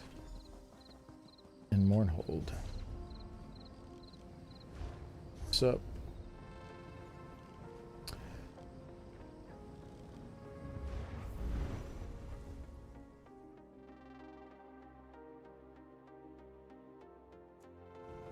Whoa, whoa, whoa. Chicken Alfredo. Whoa, whoa, whoa. Oh, I guess I'll do my writs while I'm here. Or else I'll probably forget to do them. Can always expect quality messages from Wonderdog. True. And real. Do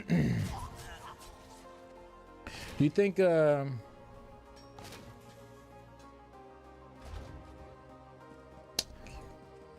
you think Spantifical would agree with that? Can always expect quality messages from Wonderdog, or do you think she would word that differently?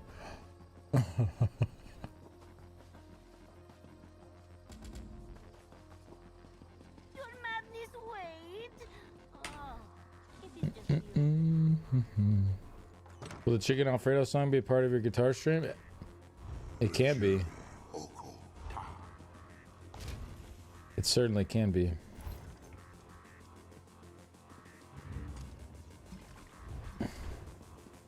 Which also I need to do a poll on. I keep forgetting. All right. So right now we're set for August 31st, which is a Monday. But I'm wondering if more people would prefer me to have it on the weekend. So let me do a poll.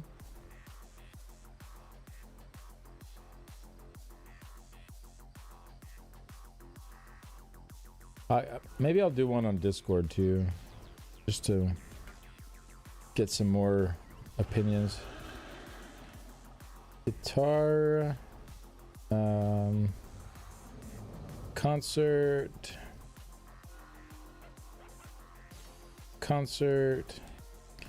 weekday during normal stream, weekday, I'll just put normal hours, or on the weekend.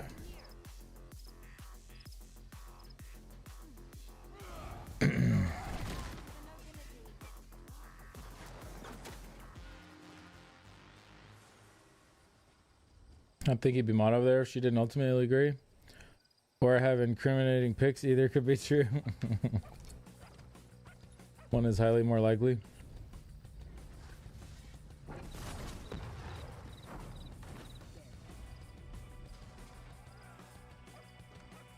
I know she gives you a lot of shit over there.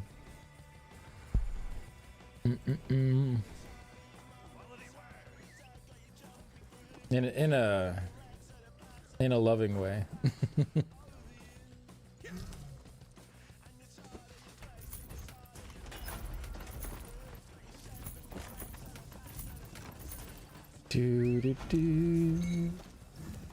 Mostly fun, mostly, yeah. Where am I feeding these cats? There is a poll up if y'all wouldn't mind voting on that, when you would rather me do the concert on stream.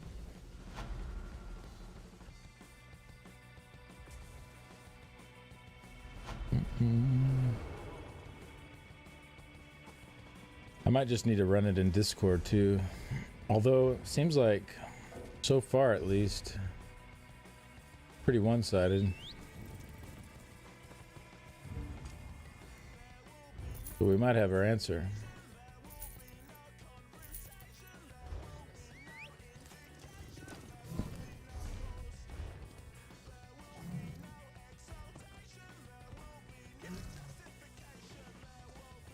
Oh, wait, they're in there?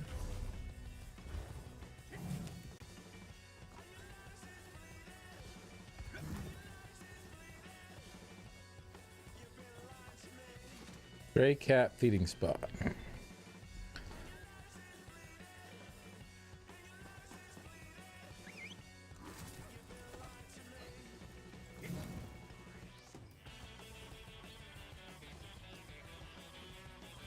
Stonefall's favor 14 and 20.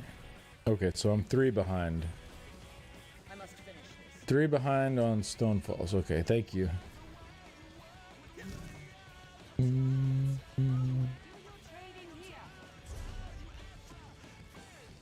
Excuse me. I don't think I've done any of these favor quests. Some of them are better than others. I like the cat feeding ones.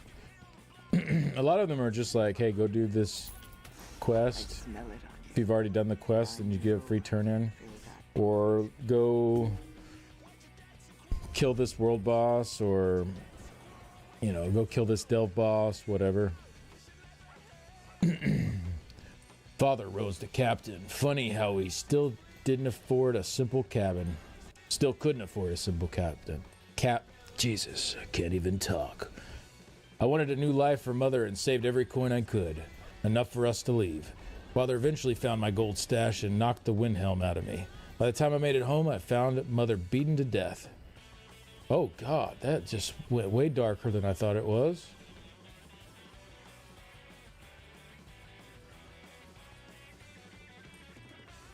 She was so pale, she may as well have been a Draugr. Oh,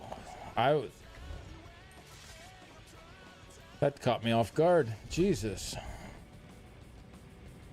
I don't know why he's telling me all this stuff, but I guess he just need to get it off his chest. Alright, to Auradon. What proof did you bring? You fed the cats a selfie? Cat turd. What do you suppose they do for fun around here? Alright. It's a bit abrupt to end on. Yeah, a little bit. Oh. Tenderized meat chunks from the ice chest. Okay, okay. Feed the hungry dogs in Ralka. Hungry dogs in Ralka.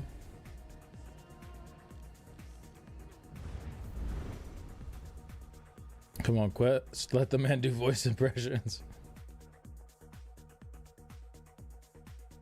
Seems like busy work. It kind of is busy work, yeah. It is kind of some low effort busy work. Pretty much, yeah. What are they putting out white? But you get to feed some dogs and some cats, so you know what? I'm okay with this.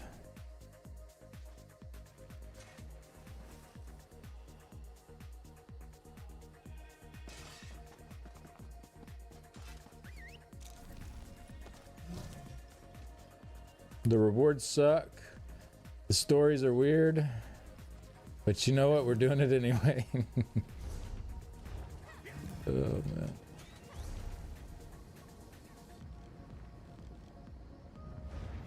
You do get some of those nowhere keys from it, though. Your 10th and your 20th favors for each faction are guaranteed keys, so you'll have at least 6 if you do them.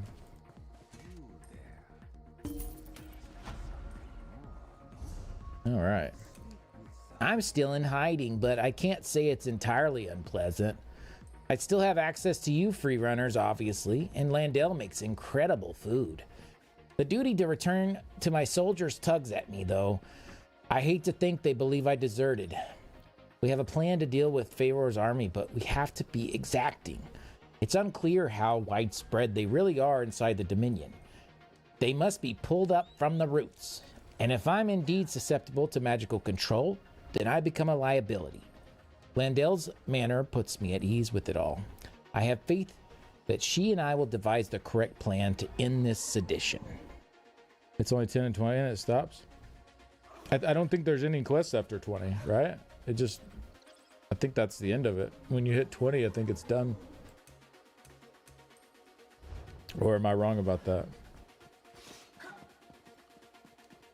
Do do do do do do do do do do do.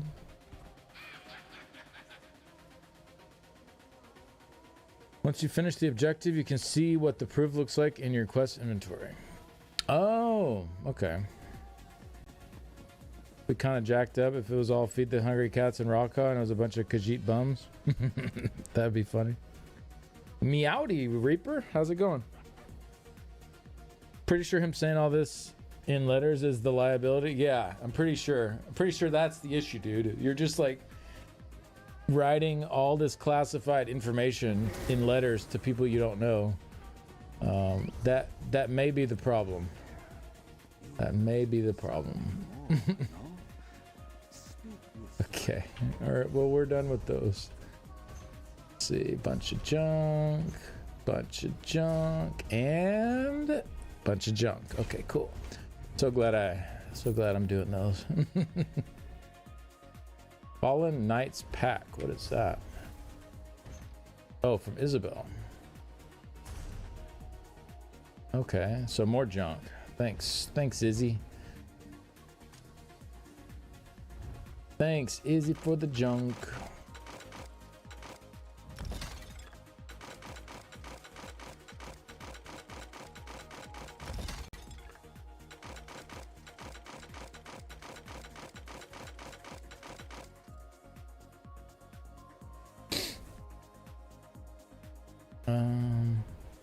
Make sure there's no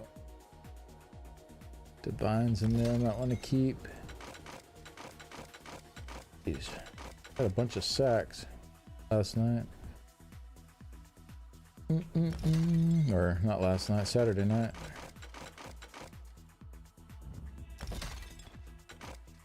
Oop, no, want to keep that.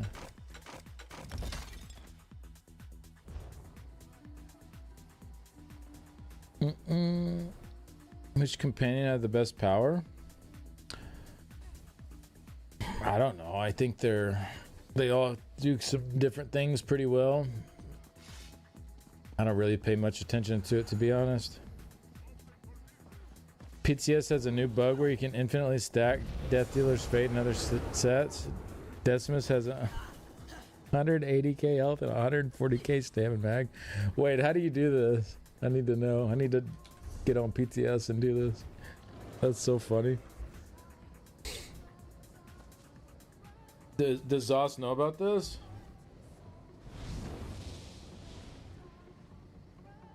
Amazing. Oh, it just doesn't stop stacking. You just put it on and it just keeps going. No way. Bastion Sancy potion power is just annoying. Yeah, Oh, you mean those powers? I would say probably Zareth would be one of the top ones, if not the top one. The glowing heavy sacks.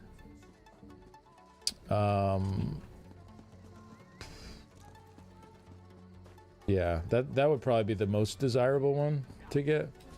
Isabelle Valois, at your service. A lot of sets don't have a cap. Oh, yeah, they probably need to fix that. They must have adjusted something. Working on him now. The kitty paw prints are so good, yeah. Tan is good for the locks. Oh, yeah. Tan Lauren gives you permanent, like, extra chance to force locks. I think, is it more time to pick them as well? Yeah, so that's pretty cool. What else on this guy? I think we're good here. Your furniture plant farmer, Xander's great. Oh, yeah. Oh, this is going. Maybe we can catch the end of this. Get lucky. Ready to ride. Up all night to get lucky. Whoa. Just like floated by there. That was crazy. Flying mounts confirmed.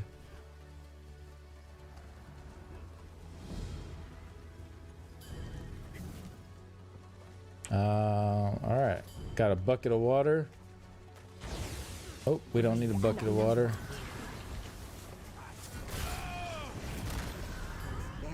Hey, we saved the farm. Look at us. I helped. What did you find in there? Got a bunch of junk. Well, at least I didn't have to spend much time to get a bunch of junk. That's always good. Unlock them all. Yeah, I mean, eventually I get them all, I guess. I'm just pretty slow at this stuff. I wish I could bring my companions in Imperial City so I could level them up while I'm getting XP for the veterancy thing. That would be nice. Could probably finish them up, but I understand why you can't, but it would be kind of neat. Where are we going? Stormhaven.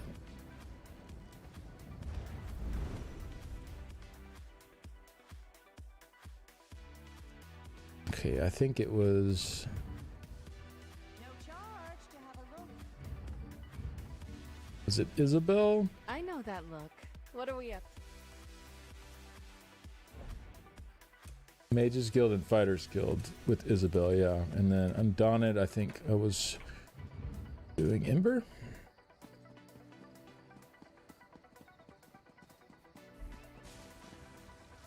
Let's go do something exciting. Need me to do anything? Undaunted, yeah. Okay. And then Zareth Var is just who I'm trying to finish leveling up. I think he's getting really close. My tummy.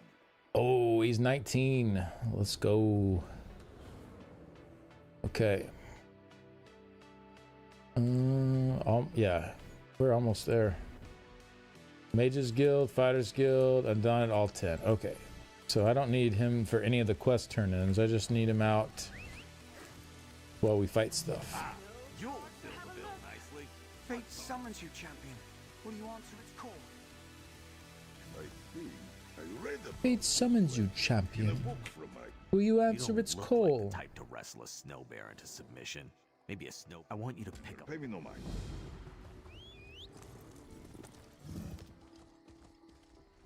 Someone messaged in my YouTube chat while I was at lunch and said I'm boring. I was like, man, that was kind of rude. Fair enough, though. I wasn't there, so I guess I can't take too much offense to it. I wasn't even there, so I mean,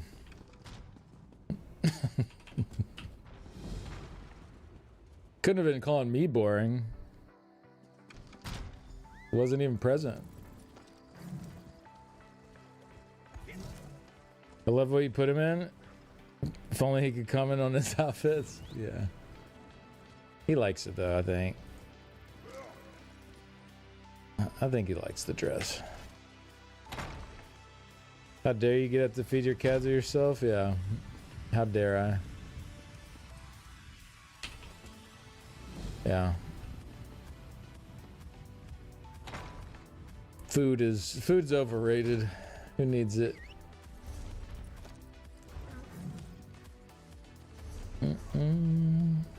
Oh, let's go back to Vestige.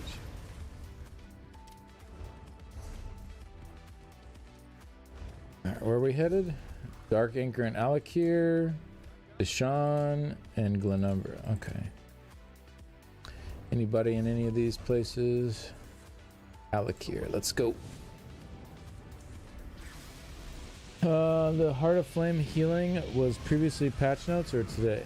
That was in today's week 3 PTS patch notes, yeah.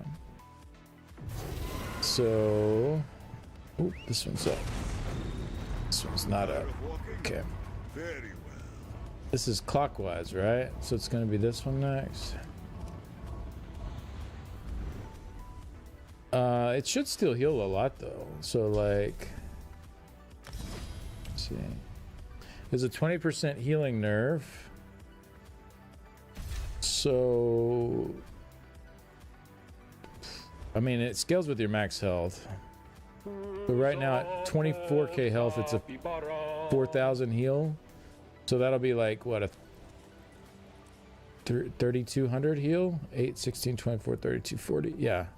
3,200 heal every 2 seconds instead of 4,000. I don't know. I think it'll still be pretty nice. I think it'll be alright. Hey, Pale Gringo, thank you very much. Oh, you know what? There was a sub when I was gone as well. I remember hearing it while I was eating. Let me see. Birdie 61. Hey, thank you very much for the prime while I was at lunch. Much appreciated.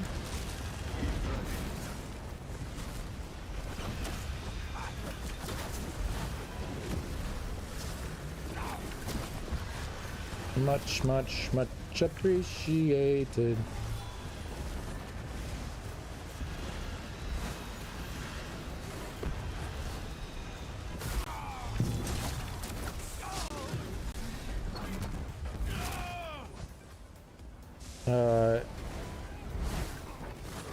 Good thing I like boring in maths, huh?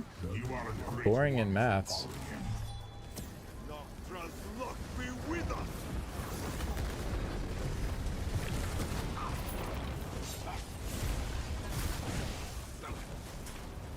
Kind of sucks when you're on vestige mode like this.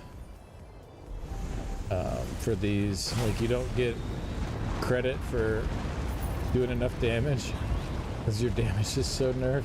If there's like a bunch of other people around, it's just another reason to not run vestige for stuff. But whatever. I guess I mean, I would have just got some junk anyways. What am I in combat with? Like, I don't even understand. All the cornerstones of this channel: boredom, math, ESO. Wow, boredom's a cornerstone. Today I learned. I guess according to that guy on YouTube, Deshaun and Glenumbra.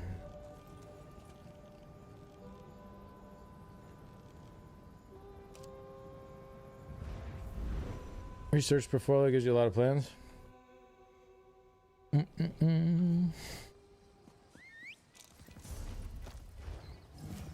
Yeah, I need to finish a Xander as well. I have not done most of my companions.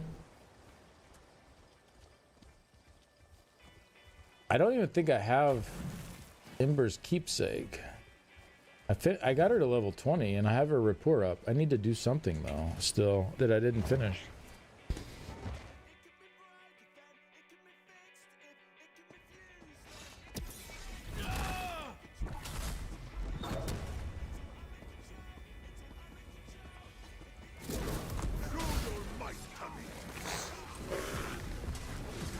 Ooh, jeez.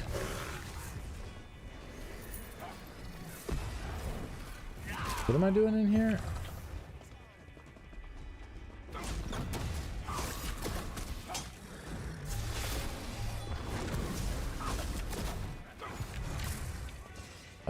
Recover the cheese knife. Okay.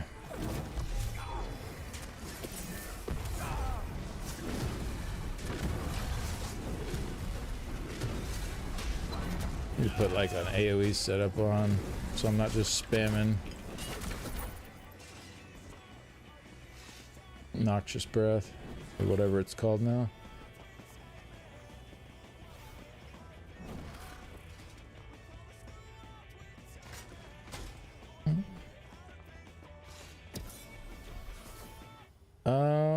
Hey, Reaper with the 20 stream streak. Thank you very much. Appreciate it. You can go pound sand or touch grass, or better yet, mow my lawn. Oh yeah, that's a good plan. It's a good punishment.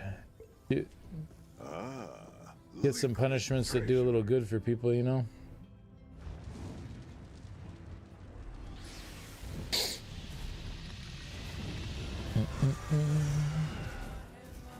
All right, we'll roll the giveaway in 10, 9, 8, 7, 6, 5, 4, 3, 2, 1.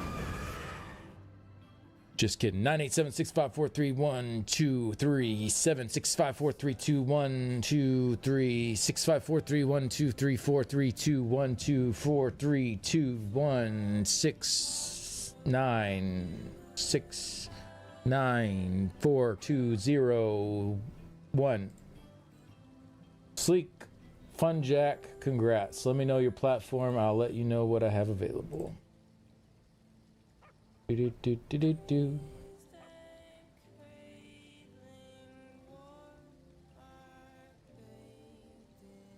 Clutch. Oh, you did just get in, didn't you? just right in before PCEU. All right, I have 1500 crown pack, 1 month of ESO plus, the Eerie Violet Bantam Guarpet, or I could send 200k gold. Whatever you prefer. Oh, this is up. Let me go do this. Turn this stupid thing off.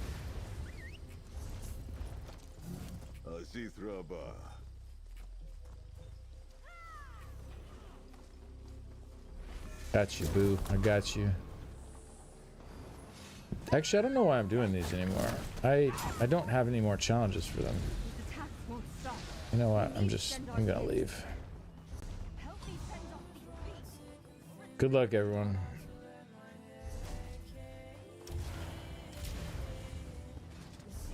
I'm gonna wait till next patch when the drops are guaranteed for the upgrade. ESO Plus, I got you. Give me a second.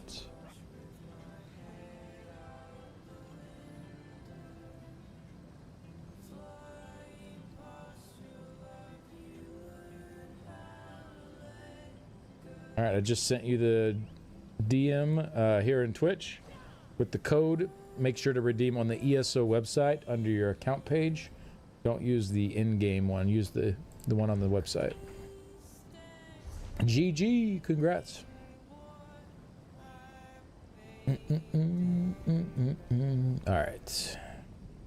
You're welcome. No problem at all.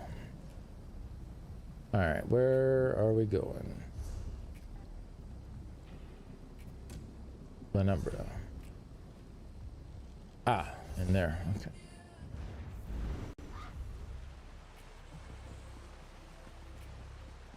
Yeah, I think I might just take this guy back to his beam setup. It was a lot more comfy for... Oh, I could run the environmental greaves. That'll probably make this pretty comfy on Vestige. I should have enough sustain for it. Missing one style page from Ardon Dynamic Encounters. On the rare occasion that page drops, it's one of the others I already have. You can just buy them though, right? At this point.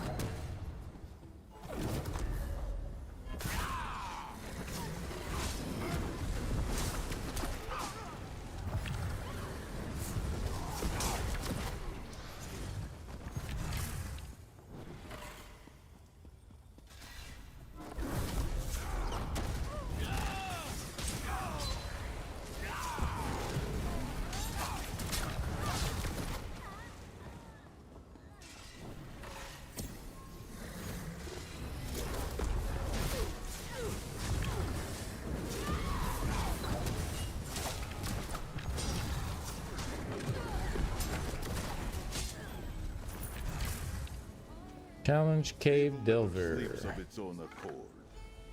Nice. We're getting heirlooms, getting air, put it in the looms. Getting heirlooms, can't wait to get all those heirlooms.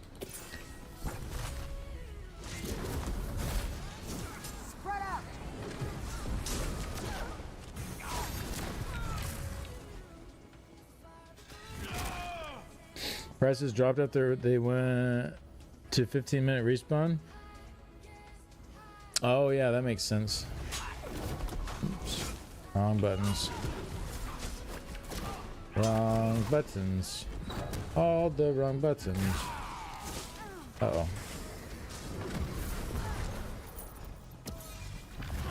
Almost there. Almost there.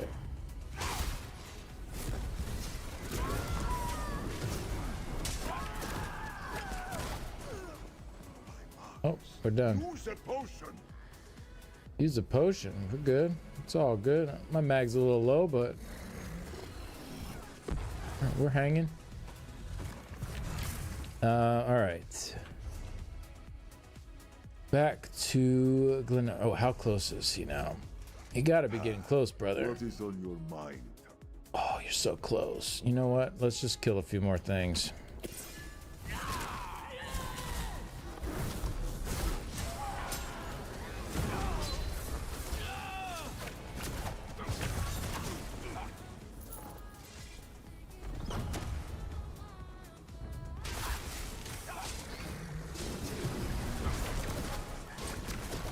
We're so close.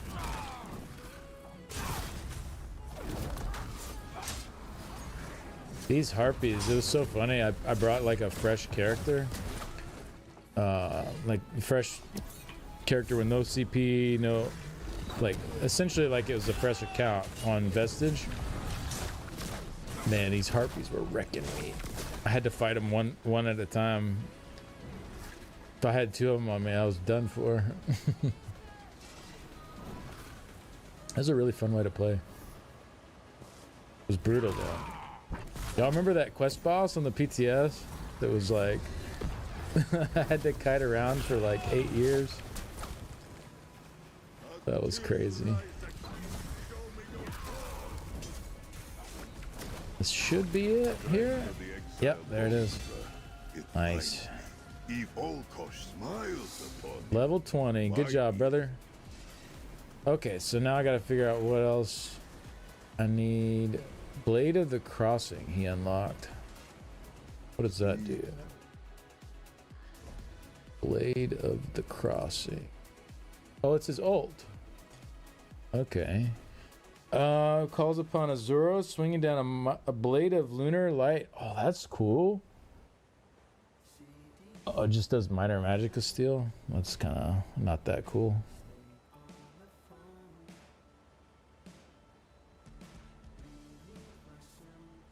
Is it like a big scythe that comes down?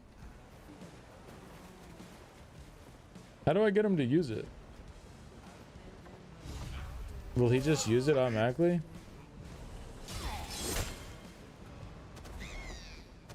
It looked kind of cool, but I don't think he hit him with it. I think he missed. Bro, I think you missed. Well, oh well. It's Y on the keyboard when it's ready. Oh. Oh, I think I probably don't have that key bound to the right thing.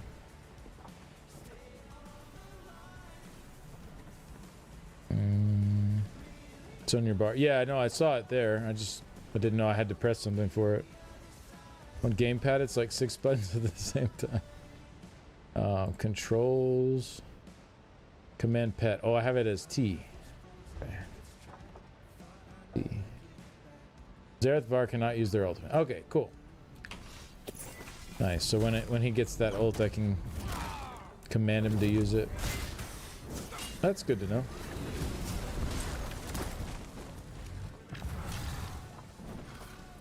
What a noob companion. It needs to watch more Skinny Cheeks videos. Yeah, maybe it's on autocast. I mean he cast it on his own for sure, but I don't know. I've never really messed with that kind of stuff on companion, so I don't know. All right, what do we need achievements wise? Xerath.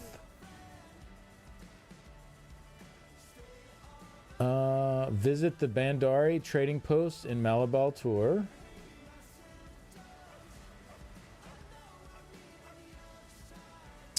Okay.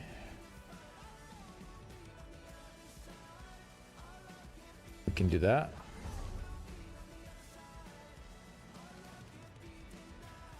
Malabal Tour, Bandari trading post.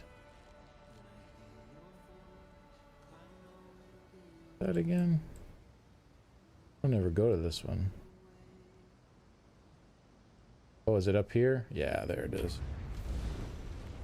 It's only 2 buttons, but it feels like 6. Oh, bro. Oh, wait. Oh, I thought I was gonna make it. Looked like I was gonna make it, but instead, we're not gonna make it. Malabal Tour. Bro, come on, just leave me be. Leave me be, bro. Okay. Malabal. Oh.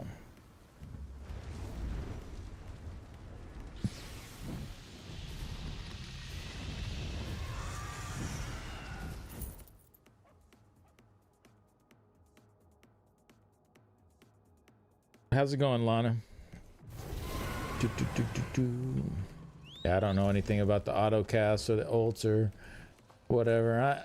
I'm not very well versed on the companion stuff, I will admit. Wait, guild trader, right? What do you want? All right.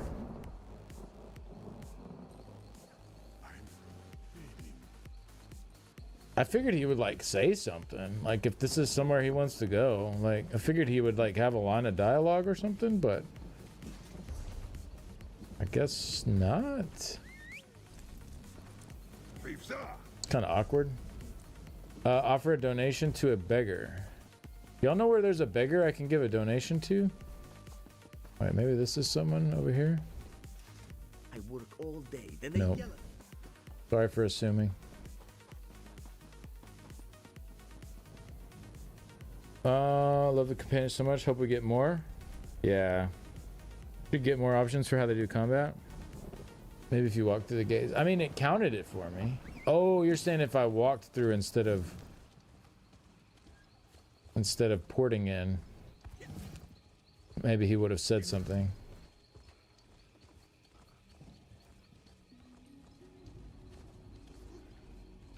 I don't know. Maybe I've ruined it. I've ruined everything. Were there patch notes today? Yeah, I have it. My video going over them pinned. If you need to check them out.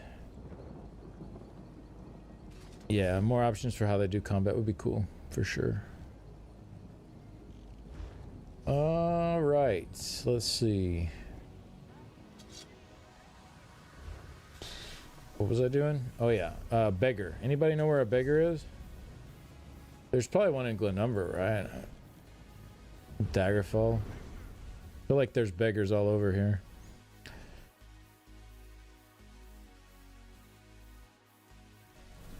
I will stay close to you, Tamit. I do not wish to lose my way. This guy looks like a beggar. This city is far too warm. I've made some bad choices. Got any coin? Yeah, here you go. Say it that way. 69 gold. Spare? That's all you can spare? All right. Wow. I found this on our travels, Tamit. What a Small jerk. piece of my past. I wish for you to have it now. Alright, cool. We got his keepsake. Nice, nice. Alright, Zareth. Well, this is the part where I kick you to the curb for a while. Sorry about that. Thanks for the glowing heavy sacks. I knew you missed me. I'll see you when I'm done with all the rest of the companions. It's not enough. Give it back. I can invest it for you. Yeah, what a jerk.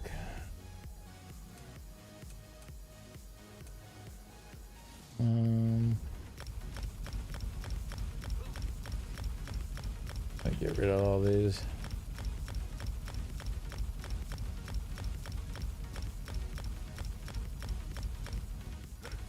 Ooh. From my hand to yours, Damit. Between our many travels, I found this treasure among the rubble in my tomb. I was stunned. Jacques must have followed me to my tomb at the end of his life. The ribbon and clapper have long since decayed, but the bell was nestled among his bones. I believe he died at peace, and I'm glad his spirit now walks this second pounce with you and me. Alright, I can't keep doing that voice. The bell once brought me comfort. Now I wish to pass this comfort to you. Even when we are apart, know that Jacques will be near. He and I must be among Azura's favored. Not only that we were given this second life, but that any part of it was spent at your side. Aww. The lore has been deleted. Yeah. Are you the voice actor for Sarah? Maybe. Maybe I've been hiding it this whole time. Where are we going? Oh, for Ember, yeah. Alright, what's Ember's thing? Ember. Character. Wait. Oh, hers is under Like high aisle or something, right? Use a counterfeit pardon. Fence an epic quality item. Complete a high aisle delve daily quest. Okay.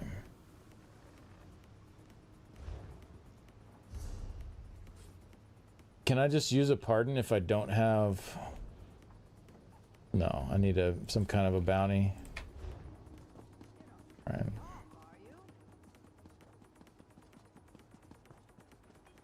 I suppose I could use another break. We can take this one, no problem.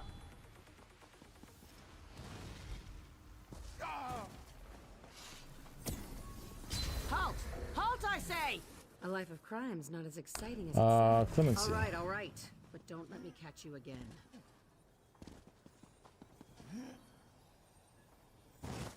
Okay. Pardon.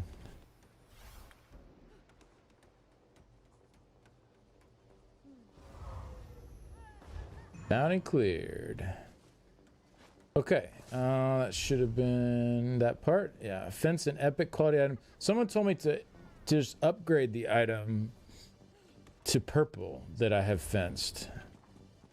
So, or that I've stolen, and do it that way, rather than trying to actually...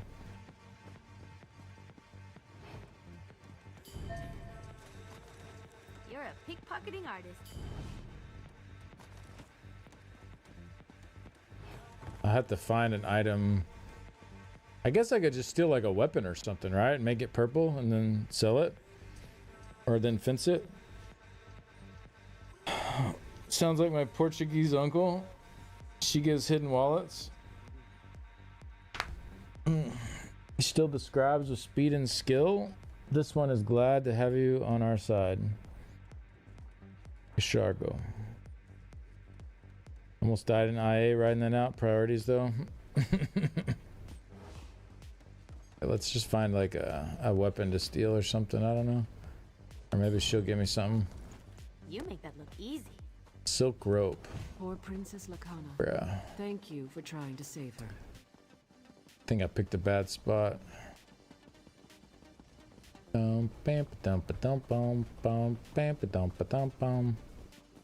I need some weapons.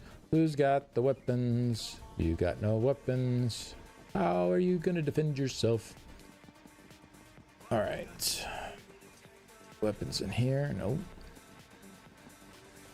Maybe the Fighters Guild. Come on, time to get justice for Merrick and the guild. Weapon racks by the crafting stations? Oh yeah. I'll see if... Oh yeah, here we go. Good. Got them all.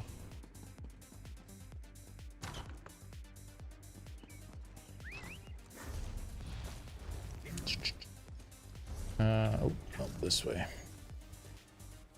Blacksmithing is up here in Daggerfall. What do you want? Get them all. Yeah, I get it. I get it. Improvement.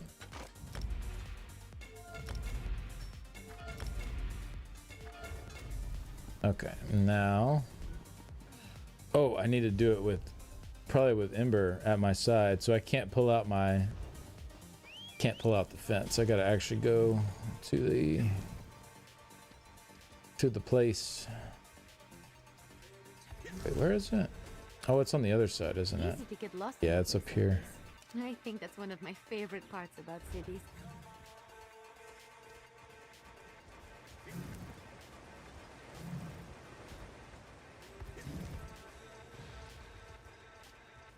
For the Knights of the King.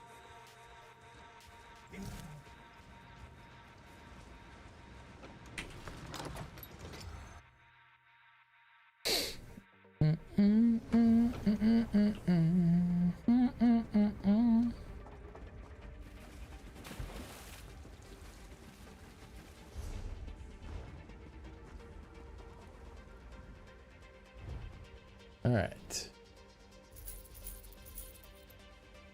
Do I need any of this stuff? Roguish escape drought?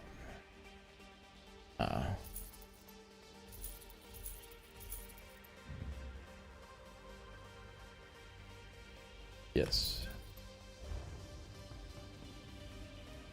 My favorite adventure. Alright, Ember, what do we have left? High Isle Delve Daily Quest. Alright. You're lucky I like you, because I certainly do not like these quests.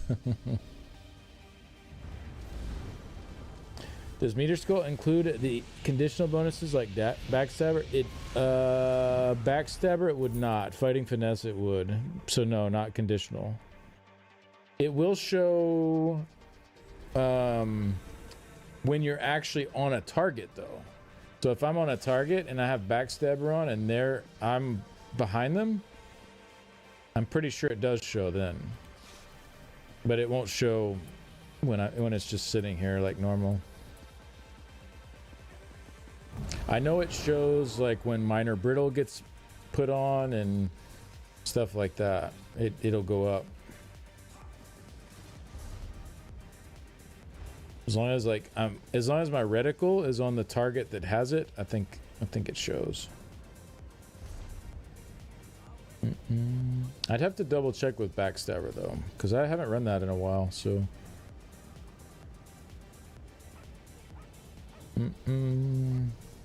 Okay, where do I get these dailies? Daily quests. I don't know where they are. Looking around the town for them. My dockhands are watching for your cargo, Lady Arabelle.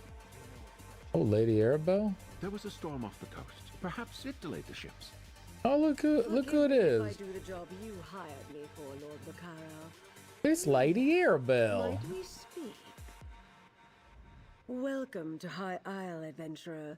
Her voice is not quite like I did it. That's okay though. I like my version better.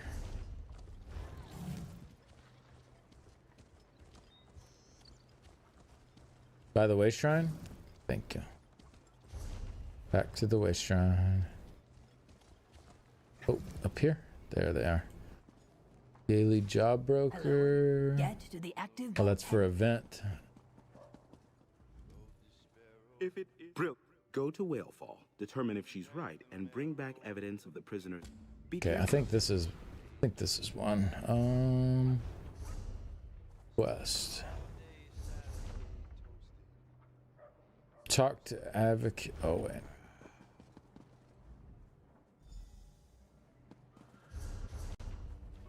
Yeah. Maybe. Oh, these have the quest marker problems, don't they? Bro, so annoying. High Isle is full of that. Let me just pour it out somewhere random. Okay. Wait, it's still saying to go out. Oh, because it's on the other side, probably. Bro, these quest markers are terrible in High Isle. There it is. Yep, it's because I was on the other island. Ah, that's so bad. I did indeed die writing that. Well, thank you, but you could have waited till you were safe. Wasn't that urgent.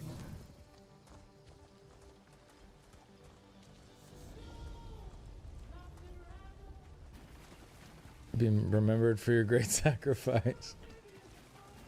This place gives me creeps. Hey, you're the one that wanted to come and do this, not me. Anton. I guess I can do the. Alive to make these splinters. No, no, no. Trying to pick up the quest. Jeez. What do you think? This raft will hold together with 2 people on it, right? I don't have to go far. Just over to Whalefall. Sorry to sound rushed, but my partner Anton got selected for the game, and I'm pretty sure he won't survive it. The Hunger Games? The jailers don't warn you. One of them plays with the prisoners waiting at Amano Station. No one knows which one. If you're chosen, he sets you loose on Whalefall. Then, he hunts you down. Survive and you go free. Supposedly. You don't think he'll survive? He and I, we're fast talkers. swindlers. We don't stick around long enough for the fighting. If he's still alive, he won't last. Hey, come with me. What's with her mouth? And you'll get some coin that I lifted off a jailer. I promise. Why does her mouth look so weird? Her facial expressions. I've been seeing that more and more lately. Alright, whatever. Let's go to Whalefall. So, here's my plan. Alright. Smoking on a balcony should be illegal. I had my balcony door open for some fresh midnight air. Now my apartment's gonna smell like smoke for the next 30 minutes because neighbor decided to smoke. Oof. Yeah, that's annoying. That's super annoying. How about that? The raft worked. Tell him to get a nice smelling vape or something if he's gonna smoke out there. Some like cotton candy or strawberries and cream. Let that come in my window, not tobacco, nicotine, whatever. Posted on that wooden pillar. Yeah, cigarettes are just, yeah, they're so stinky. And to microwave some fish on the balcony in response. Nice. Zoning and markers, yeah, it's so bad. Rules of the game. Rules. Let's talk before going deeper. Okay, okay.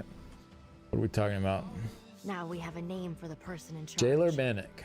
I sure did. A couple names I even recognize. Yeah. All right. Anton's. Go find him. I should have asked before. So I got 2 quests in here now. See how this goes.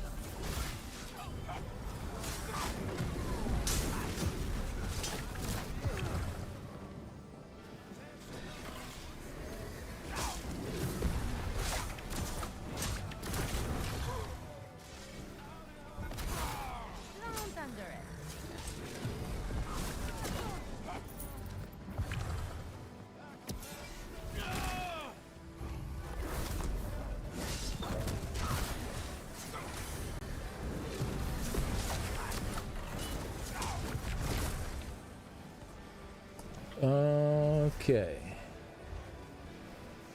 Find Anton.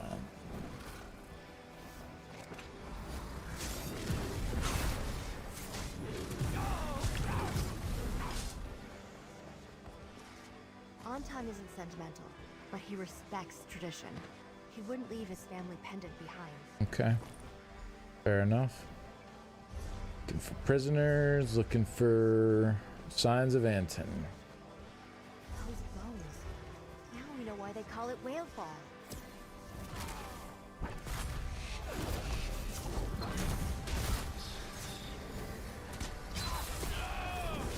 Dang, all hack wings.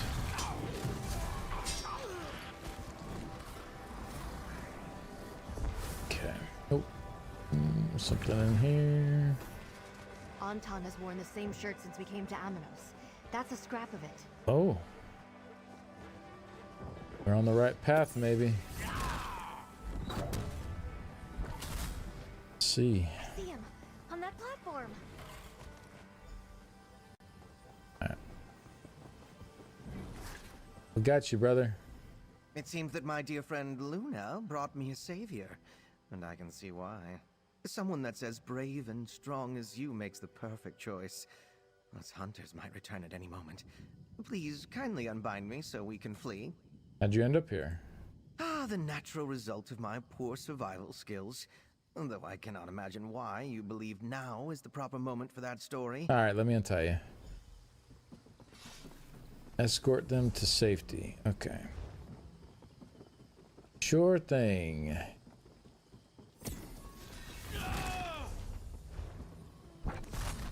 Can you keep up, Anton? Can you keep up? Baby boy, let me lose my breath. Do. Can you keep up?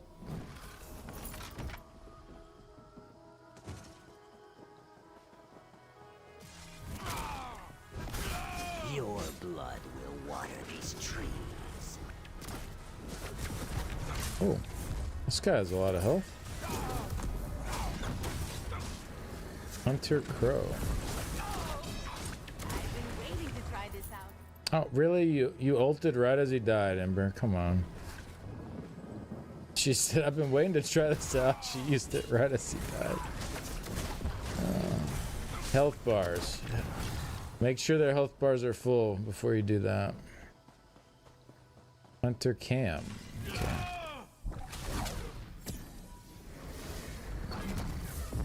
What a blast from the past. Oh, good. I was getting bored.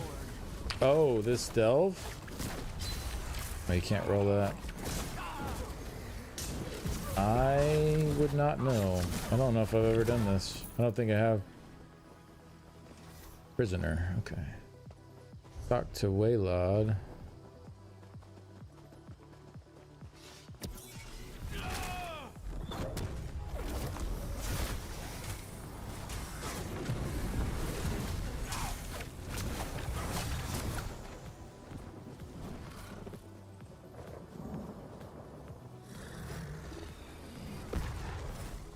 I do live in Sweden. I should just get a jar of...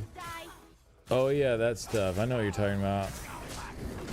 That's stuff that nobody likes that tries it. We're almost to the raft. Where on Amanos did you possibly find a raft? Wait.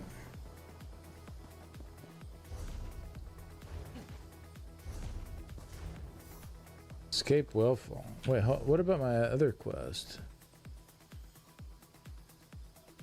Talk to Waylod. Wait, where is he?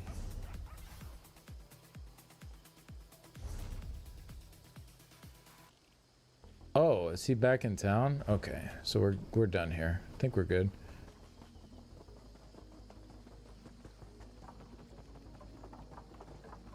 Oh, the song.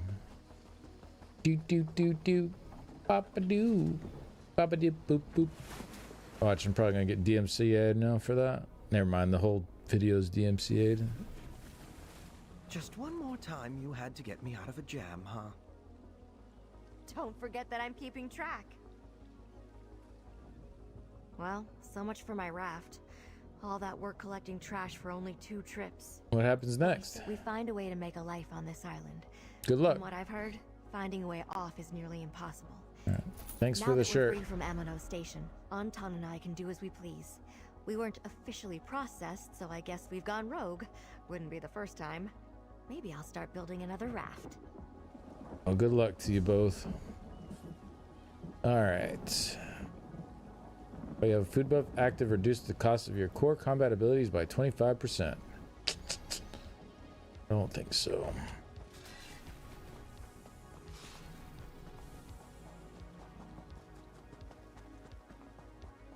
Do you have any issues playing your music on the YouTube side? Yeah.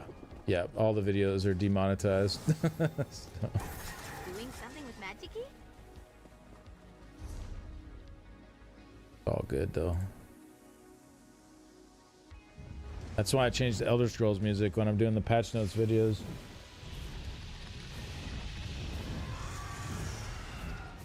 They have a kind of rhythm to them, and it's just a matter of learning the steps.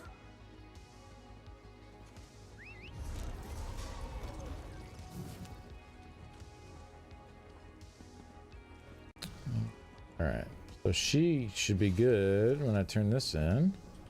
Death, deepest Atlas should be a bit safer now. All right. Luxury thieves tools and added to companion keepsakes. I wanted you to have something special from me. Oh, thank you, Ember. Now that I've gotten what I wanted, though, you're out of here. A little note from me to you. Hey, so you know I'm bad at this stuff, but just for you, I grabbed a quill and decided I'm writing down my feelings. Ugh, yuck. I'm just reading it right in front of her out loud, too. Ever since that day at the tower, I've been watching you. Not in a creepy way, I swear. I've just been trying to understand. Why me? I still haven't figured it out. Most people get sick of me by now, but you haven't. You also happen to be one of just a clawful of people ever to keep things interesting. That's pretty amazing. I tucked in a little gift. A joke, kinda, but when I saw it, it made my eyes go wide and my tail frizz up. And you do too, so here you go, or whatever. Ember. P.S. Yes, I stole it. No, that doesn't make it any less special. Nice. Okay, so we have 3 of these things now.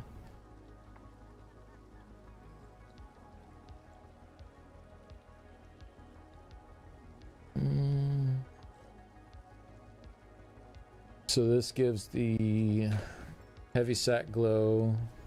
What does Embers do? Luxury thieves tools?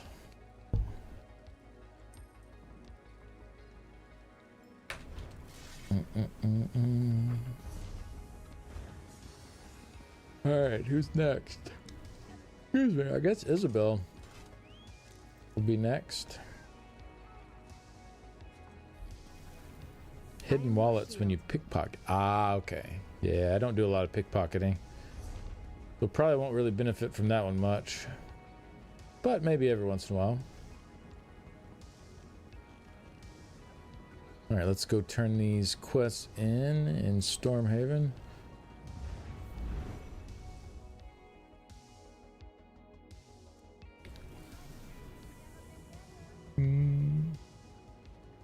Bastions is best to avoid. I've heard. I think I'll just save him for last. Maybe never do it.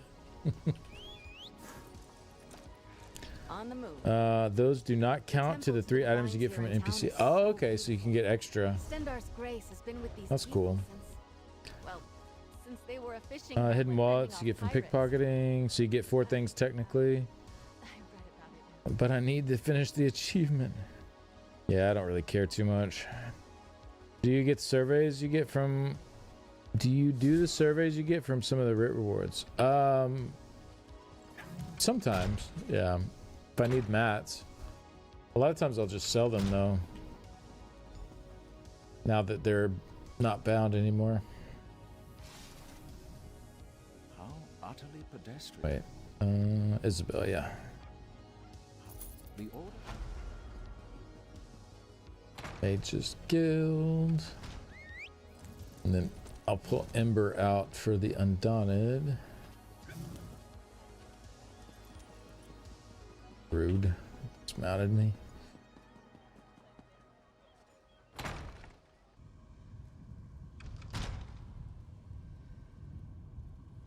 You do? Yeah, I know you're a little thief.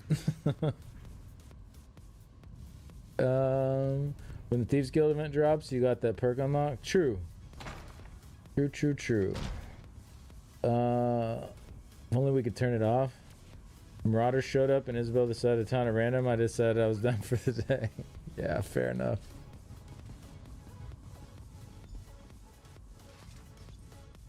Yes. Okay, now we get out Ember.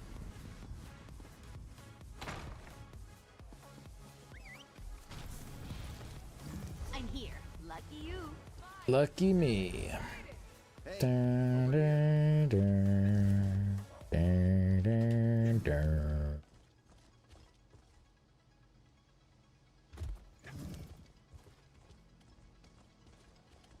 Oh, that's the wrong door.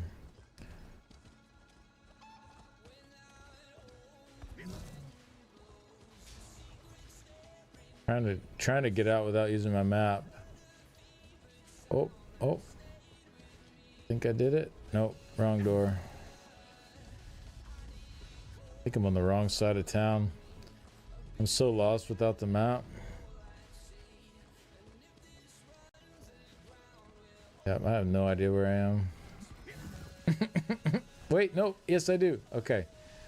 I recognize the traders. Summons you, champion. Will you answer its call? Did it. Good. The red rook. Ember, yeah. Good. Nice. Got some tome points.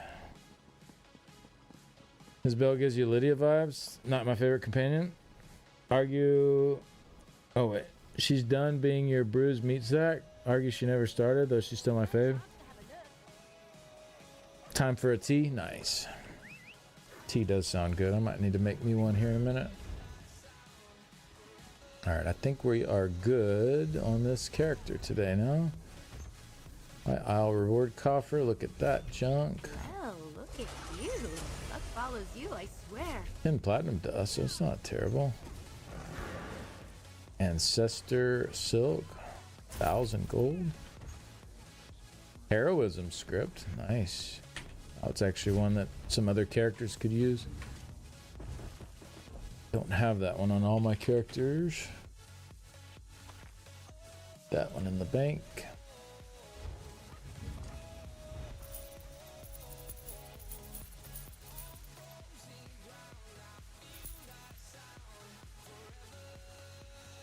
I think I have all these on everyone. Yep.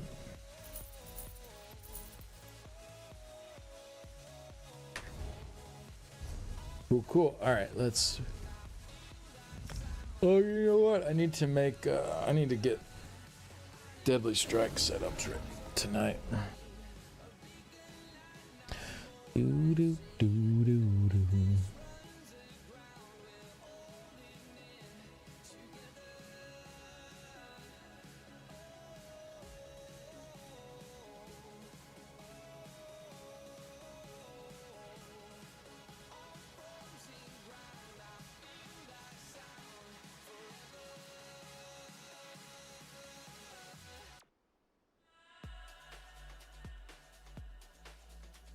Okay, looks like devs know about the infinite stacking resources.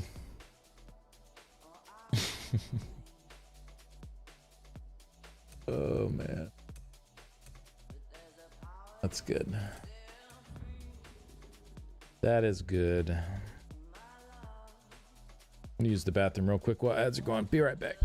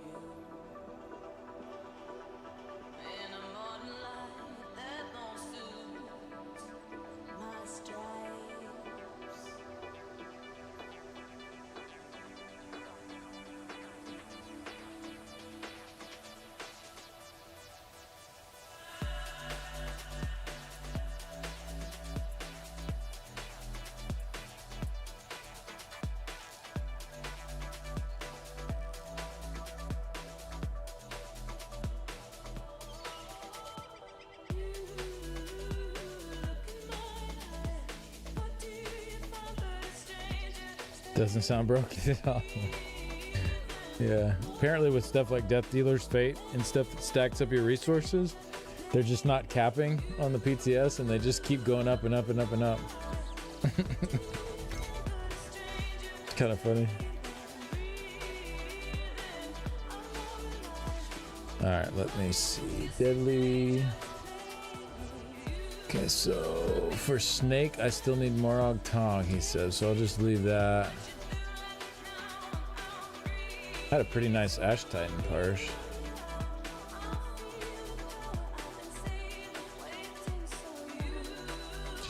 Just 370k DPS, no biggie. Priority Eric's pretty good. It procs a ton of sundered damage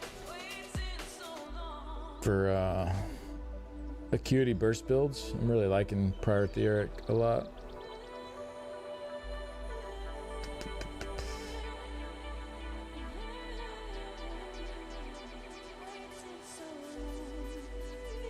Bet he was hitting its weavings? Wait, what? I don't know what you mean. Our Oaks is pretty fun too. We're skipping the minis. I don't have to do Morag Tong tonight, so I'm interested to see how much more damage I'll do. I'm guessing I'll be like 180k without Morag Tong if I do my rotation right. Somewhere in there. Because I am still keeping up Major Force with Reaving Blows and the Arc Mastery, the healing one, Ink Scribe's Verse. But I think I gain a little bit. But trial tonight, yeah, it's late though. It'll be after I've stopped streaming. If I streamed the trial too, it'd be like a 13-hour day.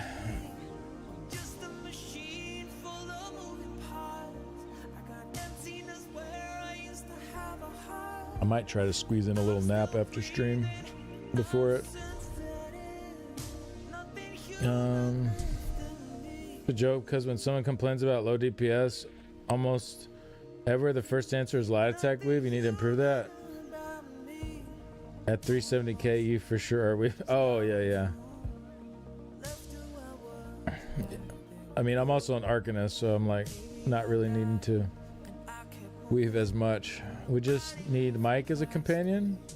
Nothing combat, no perks, just lies. When will I be back? There we go. I'm back.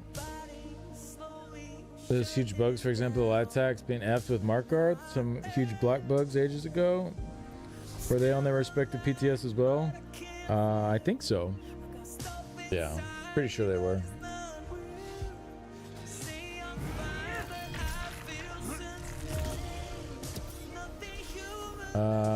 Okay. Oh, I need to change my sword style. Been meaning to do that.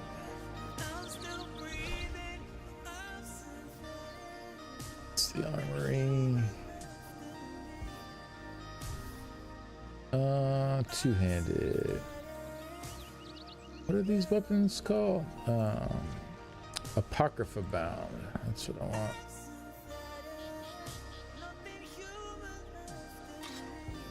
There we go.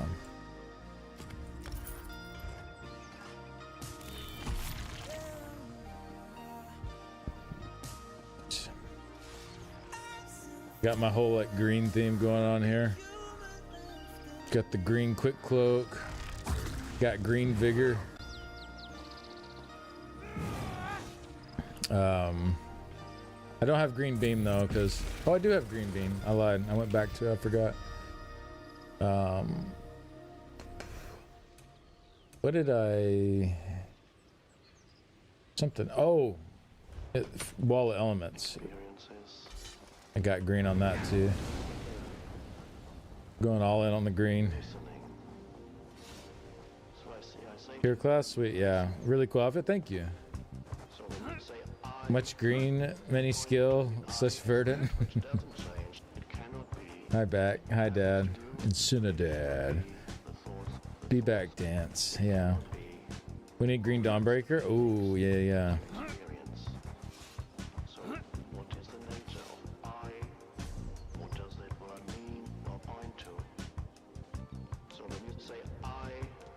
Oh, I could go orange with the Hollow Jack one. I got this one on my DK though right now. He's kind of going the orange route with the Arcanist stuff. There's not an orange beam though, is there? They need to do an orange beam too, because they have the orange on that. They have the orange on Tide Kings with the Hollow Jack. Need more orange. Blue on that. I think most are blue, right? Yeah. Besides the special ones they've released. Yeah, blue.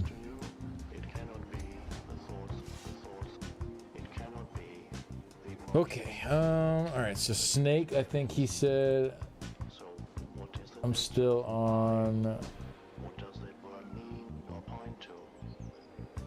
So when you say I and point to the I as that which doesn't change, it cannot be what happens to you, it cannot be the thoughts, it cannot be the emotions, the feelings that you experience.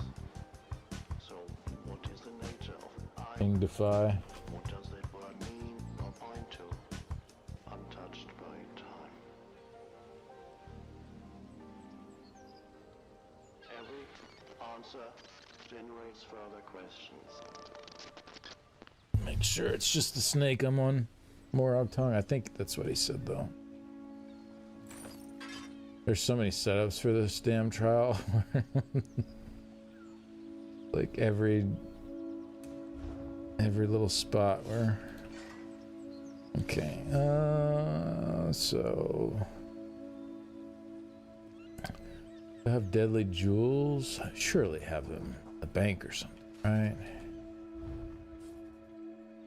Ah, yes. Look at that.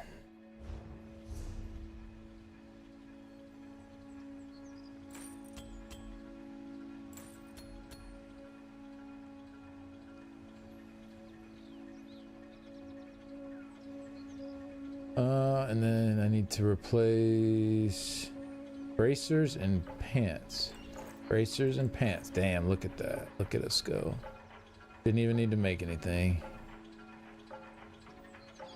But Deadly, no Larka, Huntsman.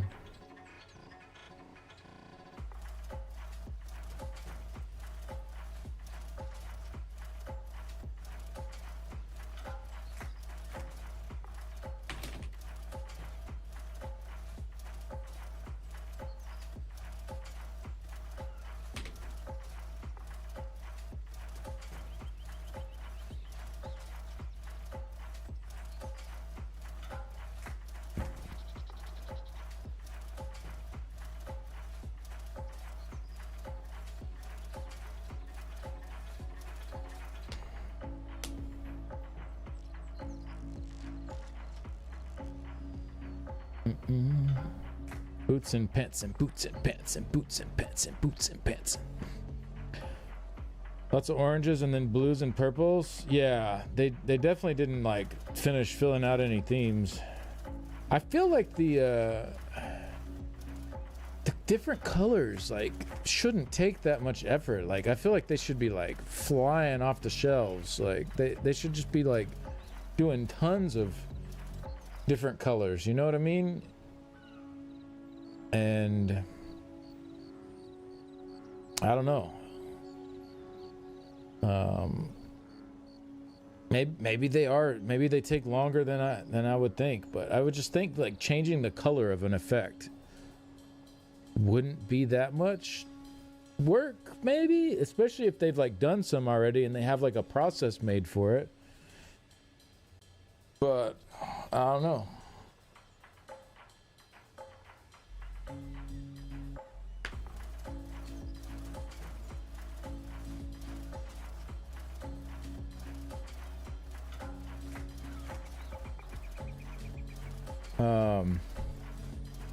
The efforts of min-maxing the run, prog trial groups are another breed. Such dedication.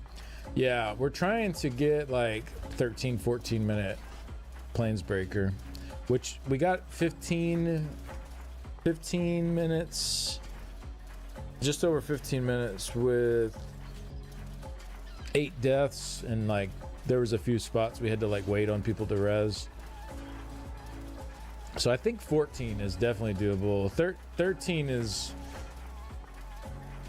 gonna be pushing it a little bit, maybe. I don't know. We'll see, I guess, as we keep cleaning it up more. But yeah, I definitely think we can hit 14.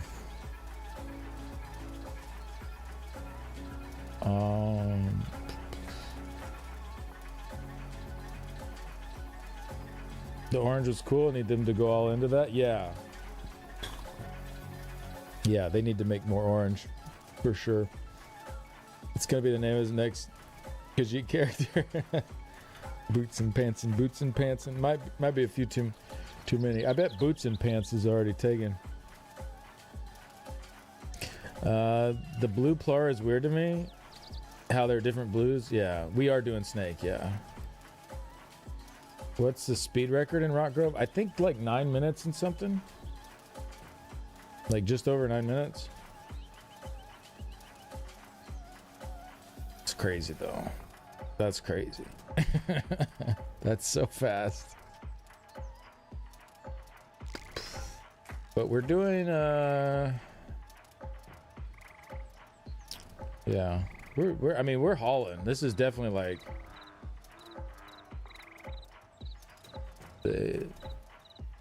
by far the fastest I've gone through stuff like this. It's almost quicker than it takes a pug to do fungal one. Yeah. Well, I mean, the first two bosses, like, I'm pretty sure they're under a minute now for the world record groups. Basai and Oaks, I think, are under a minute now. We're doing Oaks at like 1:15, I think. Somewhere around there. Basai at like 1.5 minutes.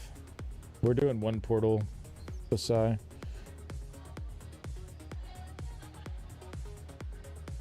I'm hoping we can get a little faster because right now I have to kill the meteor. Why do you hear a cricket? Probably in my house here, I'm guessing.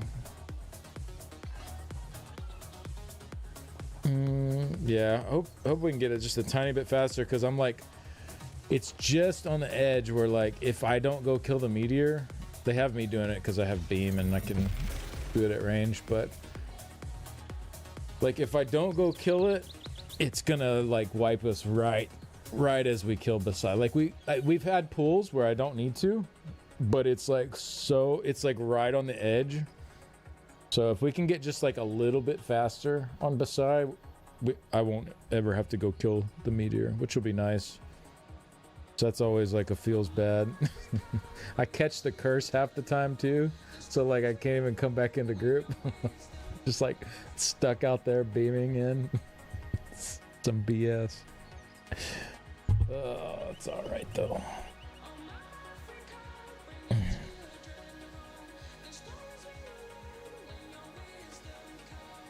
Do. 9 minute Rock Grove, like 12 minutes less than my trial pugs take to decide rolls and filling holes. Well, this is definitely not a pug. We're on our 5th. Tonight will be our 6th raid. So, like 2, 4, 6. Yeah, like 3 weeks of raiding.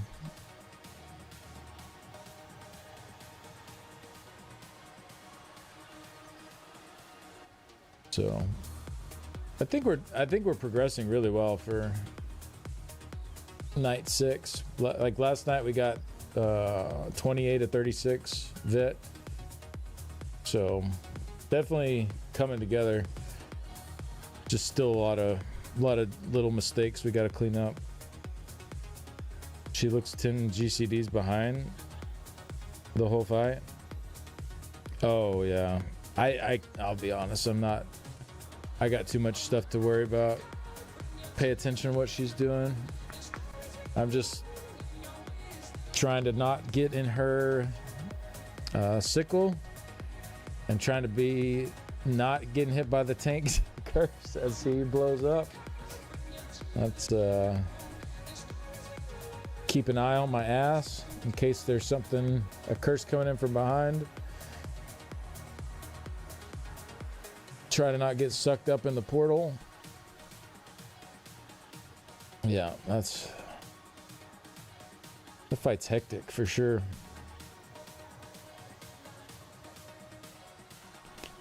No, I don't have one. I've never progged PB before. This is my first actual PB prog.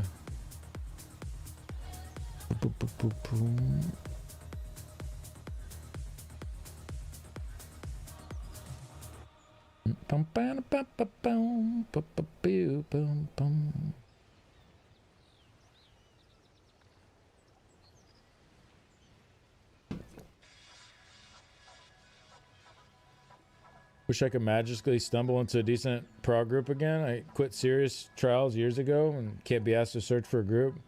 I know. I was in the same boat, Muso. And honestly, I did kind of just magically stumble into this because Defy pinged me and asked if I was interested in joining a PB prog. Yeah, I was in the same boat. I quit raiding a few years back. And even then when I was raiding, like the groups I was in, we were doing like hard mode progs at that point because the Rock Grove and on trifecta progs were just like realistically not in reach at time for these groups. Like we could get the hard modes, but they were taking like 6 months plus. I think the longest one took like 8 months. So it was very draining, very demoralizing for a lot of people running it. A lot of people got burnt out and left because it sucked. Like the biggest reason it sucked is because these same people were doing like from 2017 to like 2020, people in these groups with me we were doing like trifecta progs, right? And you know, doing halls and Vass and Cloud Rest and Kinds and Sunspire and all those like trifectas, and we were getting them, right? Like we were succeeding. And then 2021 rolled around and Rock Grove came out, and it was just like, well, I guess we're not a trifecta prog group anymore. We're just gonna do the hard modes and hope that we can even do that. Like, and Rock Grove took, I think, like one of my groups just decided to not even do it. We were like, you know what? We're just gonna go work on other stuff for other people that need achievements in other places. Because it was just like, it was so far out of reach, you know. But then my other group, we decided, well, we're gonna at least prog the hard mode. It took us I think 6 or 7 months to get it, just the hard mode. Now granted, when Rock Grove came out, it was like pretty insane, you know. Like our boss A clears were like over 10 minutes long. Like imagine doing boss A for 10 plus minutes. It was just like absolute hell trying to like focus that long and stay alive and not blow anybody up for that long. It was, yeah, that was crazy back then. It really drained all of our wills to want to raid and to enjoy raiding back then. It was rough. But then it was like, whatever. We got the hard mode done. We got our stupid face markings. Thank you, Zoss, for that wonderful reward. Thank you for that wonderful reward. The face markings that we spent 7 months to unlock.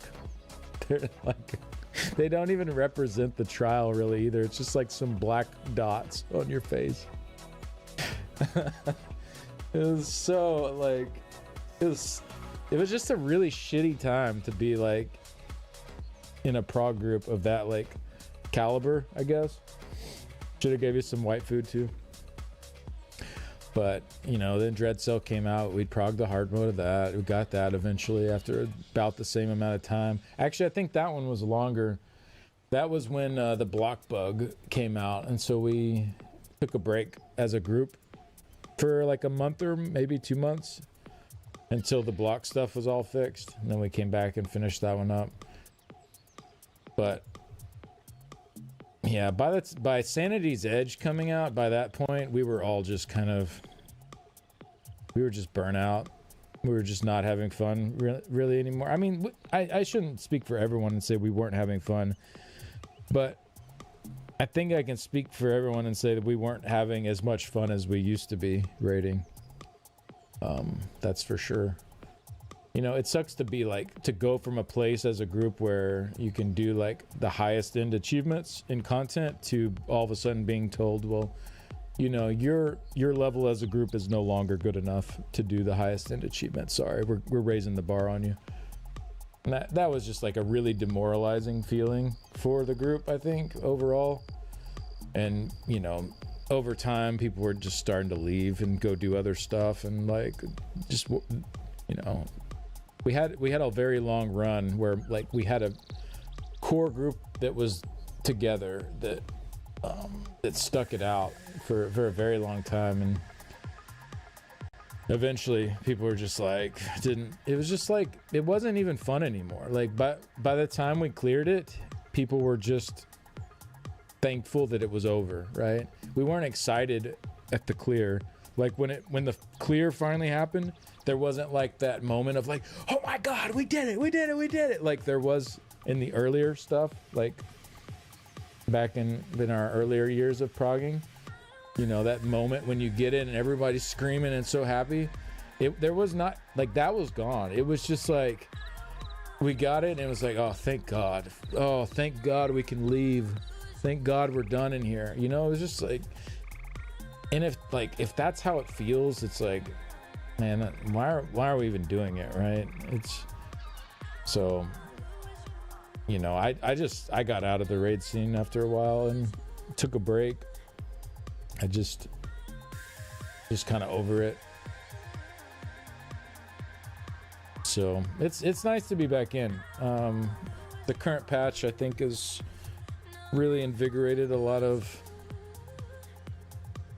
the feelings of like older patches, especially seeing like Nightblades and Crows and stuff, like, you know, leading the way. Like, it just, it's a nice, I don't know, it has a nice feeling to it. It's fun. People are, I don't know, in this group I'm in right now, the attitudes for people have been really good. And, you know, people make mistakes, like, we're all treating each other with respect. And I don't know, it's been refreshing. So that's been one of the big reasons also I haven't like tried to get back into like high-end rating too, is because like in the past there have been some like high-end groups I've run with some, and many of them just the way people talk to each other in them, and like, you know, the things people say when someone messes up, it's just like, and I'm not trying to paint the picture like this is like all high-end groups. I'm definitely not. There's plenty of really awesome top tier groups out there that are very cool with each other. Like there's a lot of them, but I didn't have like good experience with that. Like a lot of the ones I had joined, people were like just like trolling the whole run. People were like sometimes even purposefully like screwing stuff up just to be a troll, or like, you know, when somebody would mess something up, they'd like give them a lot of shit for it, and like not a playful way either, like kind of an assholey way, you know. And I was just like, you know, part of the reason I liked my groups that I was with for so long rating is because of just the relationships we all had and like the friendships we developed, and it was just fun being there with them, you know. And like fun was our first priority, and then accomplishing hard content was like the second priority. And I don't know, it seemed like a lot of times when I tried to venture outside of that, some of the groups I found myself in, I was just like, this is not something I want to keep showing up to. You know what I mean? Like this is not a group I want to be a part of. People talking to each other this way, you know? Like I don't like this. And you know, I've been a little hesitant to like commit to something, knowing that is a possibility for what I could end up showing up to. And I'm really thankful that's not what it's not how things have been. So yeah, it's been good. It's been really good. I hope Zos can like keep with what they've been doing, because I think it's definitely been refreshing for a lot of people. And yeah, I wish they hadn't made so many mistakes along the way the last few years and ran so many people off. About the night market? I love the night market. It's awesome. I think part of the power creep we have now, where it really does take much to get the early tries. When I got Dromothra Destroyer, I spammed in-game chat so much and so quick that I got booted before the achievement popped up on my screen. For a whole minute, it took to log back in. I was scared it was going to bug and not give it to me. Nice. That's funny. Yeah, VMAL was super exciting. I mean, getting my VMAL skin back in, it was January 2018, I believe. It was, I think we started our prog in like November 2017, something like that. It was like a couple months prog. And I remember getting the VMAL skin. It was like one of the best moments in this game for me, for sure. The whole group was just so happy and excited. Like, we were just all cheering, and it was just a really cool like moment with a group of 11 other people, you know. It was special.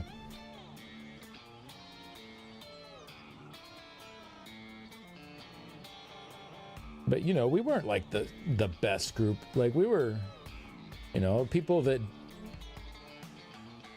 like veteran players that somewhat knew like how to press their buttons, right? Like, we weren't scrubs, but we weren't like, you know, the craziest high-end group. But you know, it felt like stuff, like the achievements that were coming out were accessible, you know. Like the halls had just come out, and so after Maw we went over there, and that took a bit of a prog to get through, but we got through it and did the hard mode and got our skins and all that stuff. I don't think you need a hard mode for the skin, but you know, we got that knocked out and started working on trifectas, right? Like not long after. And just, you know, it was like, I felt like things were in a good spot where they were challenging.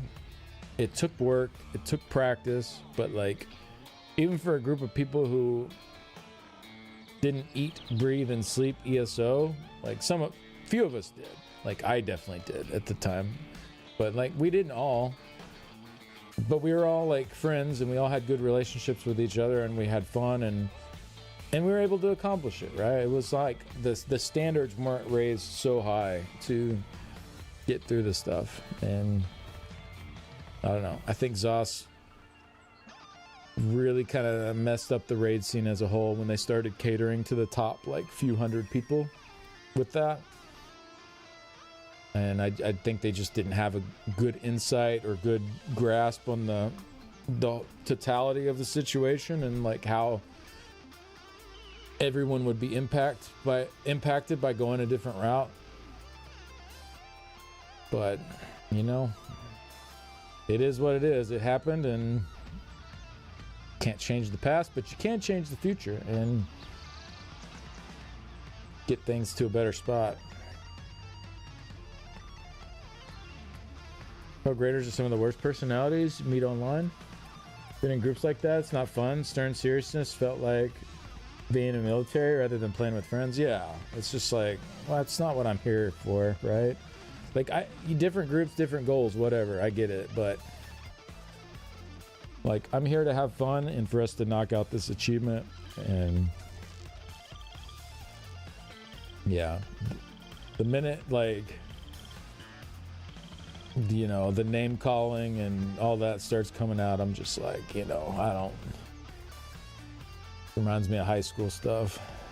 Part of a LC core, and once we got the hard mode and tried to go for the try, a lot of people got frustrated quicker every day with lines and fluctuating. Oh yeah, it's frustrating stuff. Like, some of that stuff, they just tuned it up so high. I mean, there's a reason so many people just PTE'd to get that try. It's like, well, maybe if so many people are doing that to get it, maybe it's freaking overtuned. Do you ever think about that? Like, you know, I think some of the stuff. But one of my tinfoil hat theories, and I don't know for sure if this is right, but this is my personal theory, is that after the Godslayer mount, they noticed people that earned that mount were, or I guess not just people that earned it, but people that wanted to earn it. It was like,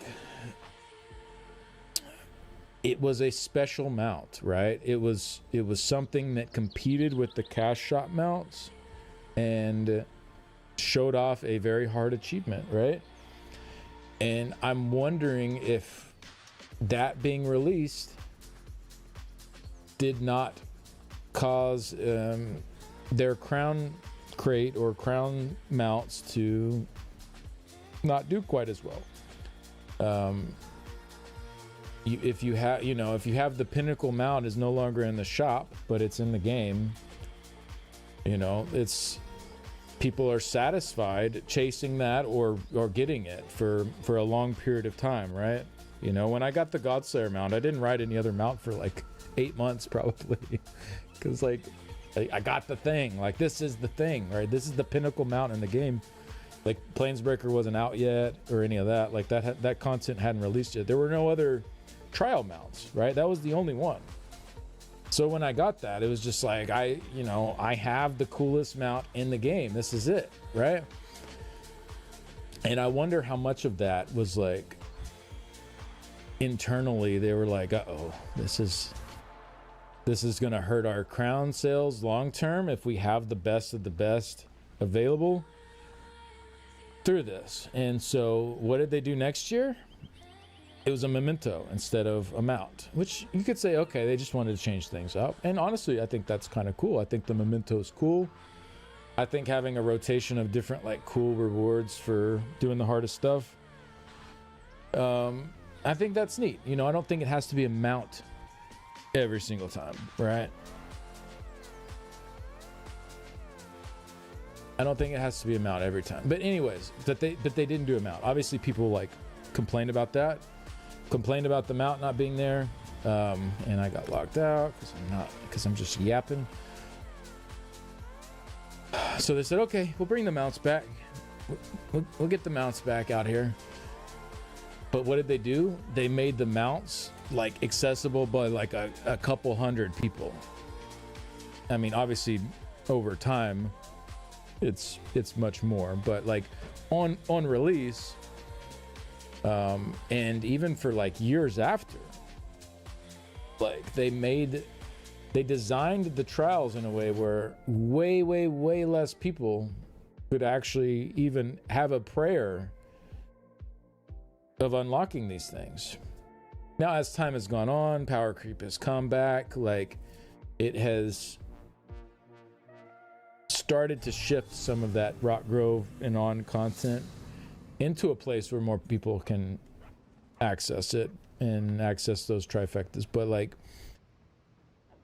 the difference in Rock Grove and like trials previously was like, before it was like the next year would come out and the stuff from the year before would be quite a bit more accessible, right? Like, the year after Mauve Lorcage came out, the following year, it was way more accessible than the year that it came out, right?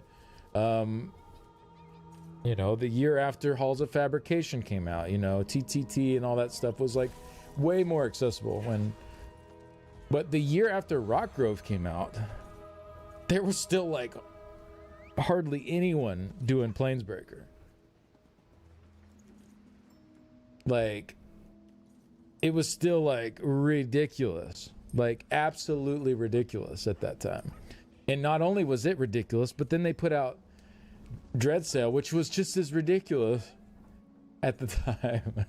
So it was like, for a lot of people that were like raiding and trying to get these achievements and accomplishments that were able to do so in previous years, now all of a sudden you're like not at the level to be able to anymore. It's it was just it was a really crappy time to be a raider unless you were in like one of those really high-end groups. Why did it kick me out of my own house? Oh wait, I logged on a different character. That's why.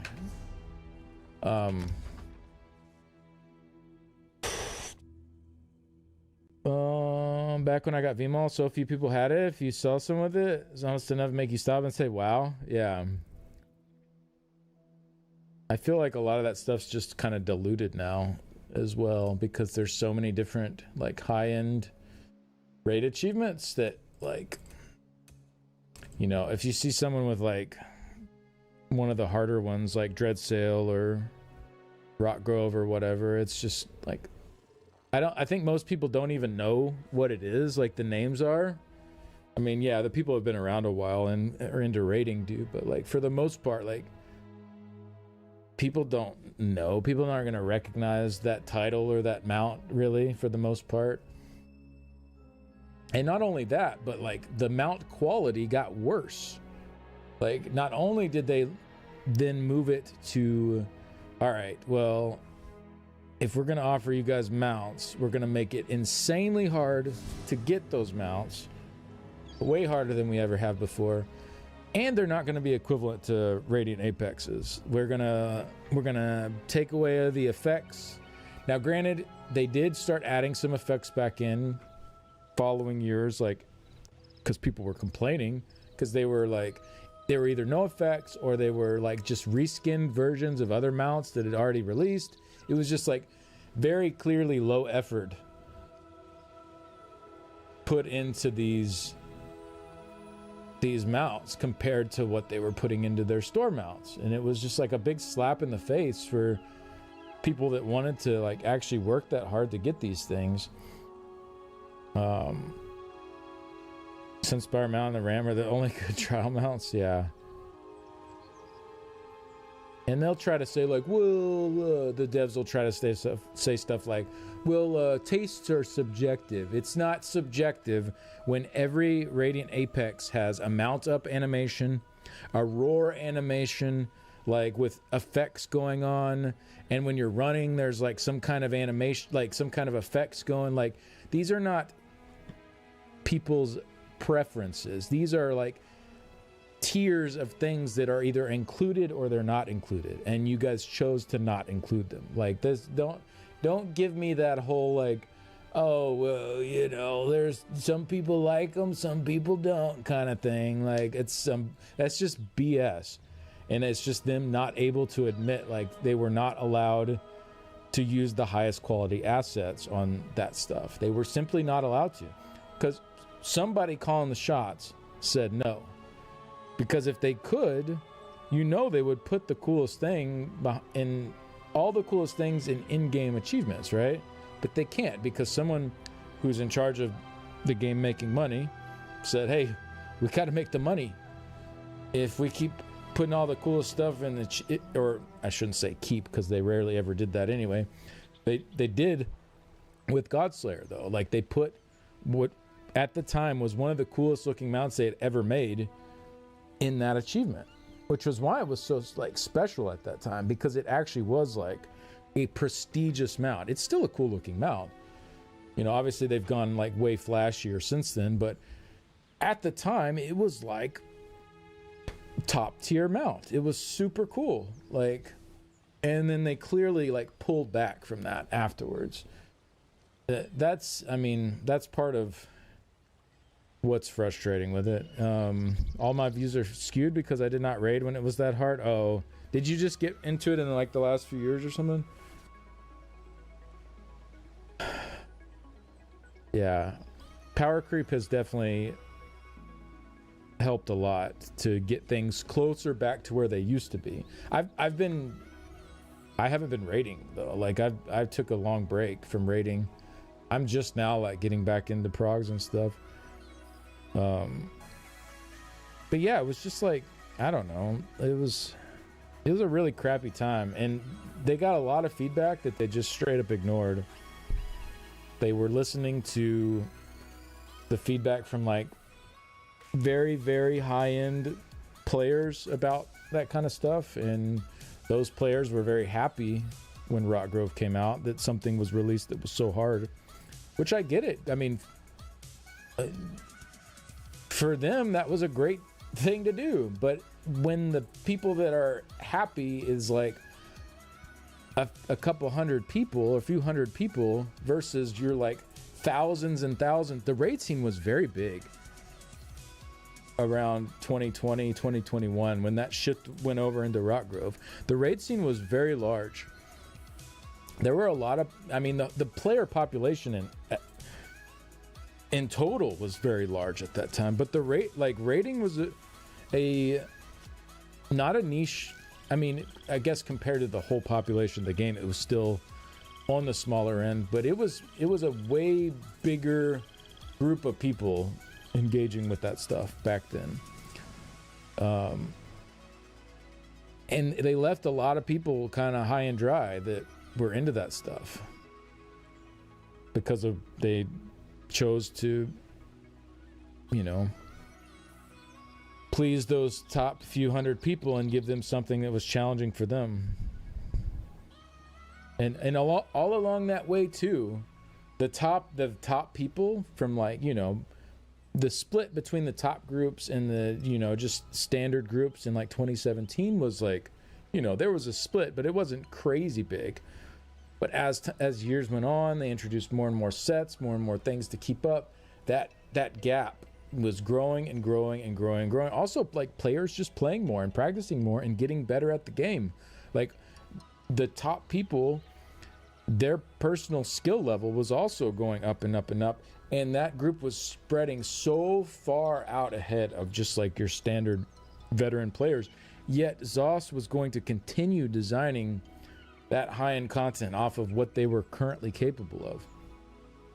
And it worked for those few people, but for the broad player base, it was just like, oh, okay, well, screw us, I guess. We're not working on this. And I remember trying to, like, give complaints to them and, like, tell them what was up, and it's like, I'm not sure what we should be doing. And they were like, well, I guess you should be progging the hard mode then if you haven't got it yet. I'm just like, there was like some really snarky stuff said, and I was like, well, people don't want to spend 6 months working on this. Like, it's crazy to ask that of people. I mean, like, Godslayer, we didn't get that at release or anything. That was very difficult. But, like, clearing the hard mode, I think we got it a month and a half after release. You know, there were like some slow strats you could use to make that happen. It wasn't too bad. So, and then Kynes came out. I got the trifecta for that. The patch that it released. It was that was the patch that Thracian came out and was super crazy strong. So our damage was kind of nutty, but like that was trifected on release patch for one of the groups I was in. And then you go to Rock Grove coming out, and all of a sudden, just to clear the hard mode, we're like progging for over 6 months. It's just like, this is just not what this group signed up for with raiding, right? Like, this is not what we thought this was. Like, the rules have changed on us. It was just, yeah, it was, I've said it a few times, but it was just demoralizing, really, to be told like, oh, you're not good enough for this content anymore. I see Swashbuckler or whatever now, I'm just like, oh, they've got that, cool, and move on. I miss the wow factor, yeah.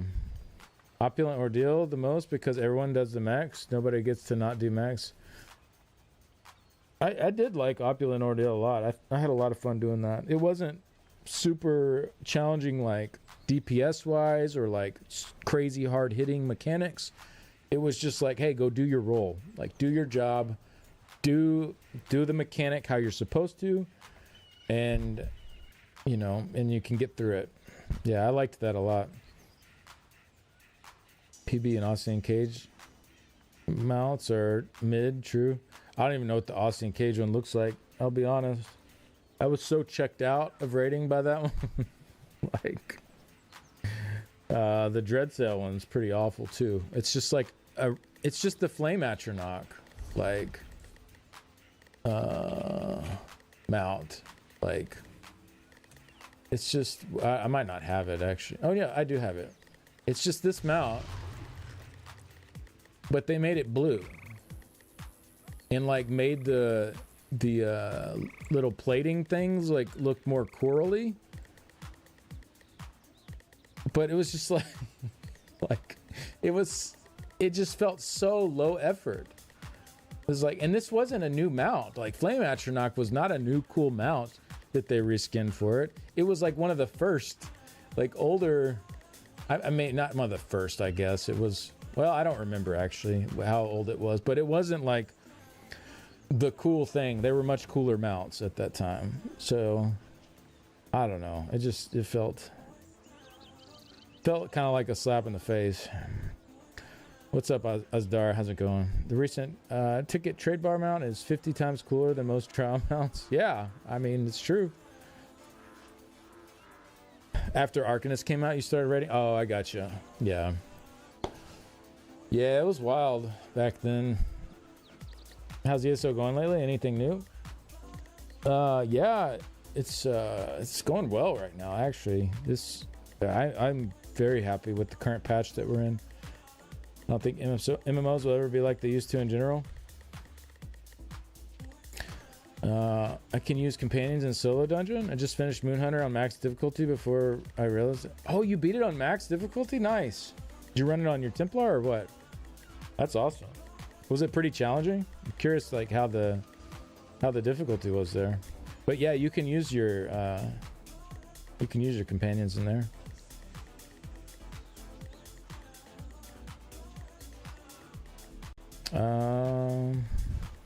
What was the cause of that? It was just way more mechanically advanced because damage was so much lower. Yeah, I mean that was a big part of it. Damage was so much lower back in 2021. Like my group, when we started getting to Zalvaka, we finally figured Basai out, even though it's like 10 plus minutes on some of our pools, or some of our clears, I should say, not just pools.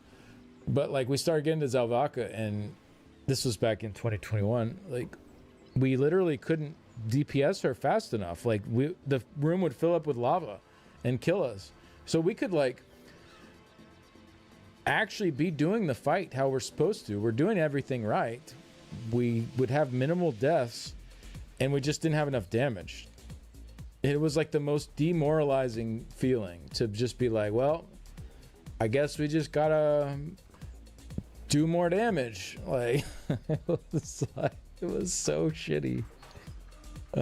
Such a bad feeling to like come that far and to prog that long, and then to get to the last boss and be like, okay, we did it. We did all the mechanics. We got to the top floor, but the room filled up with lava before we killed her, so that was it. I mean, nowadays, like, it's clearly much, much easier for that to not happen, you know? Damage is way higher. Damage is probably, like, doubled what it was back then. I mean, maybe not quite doubled, but it's significantly higher. Like, maybe close to double in a, like, optimized group.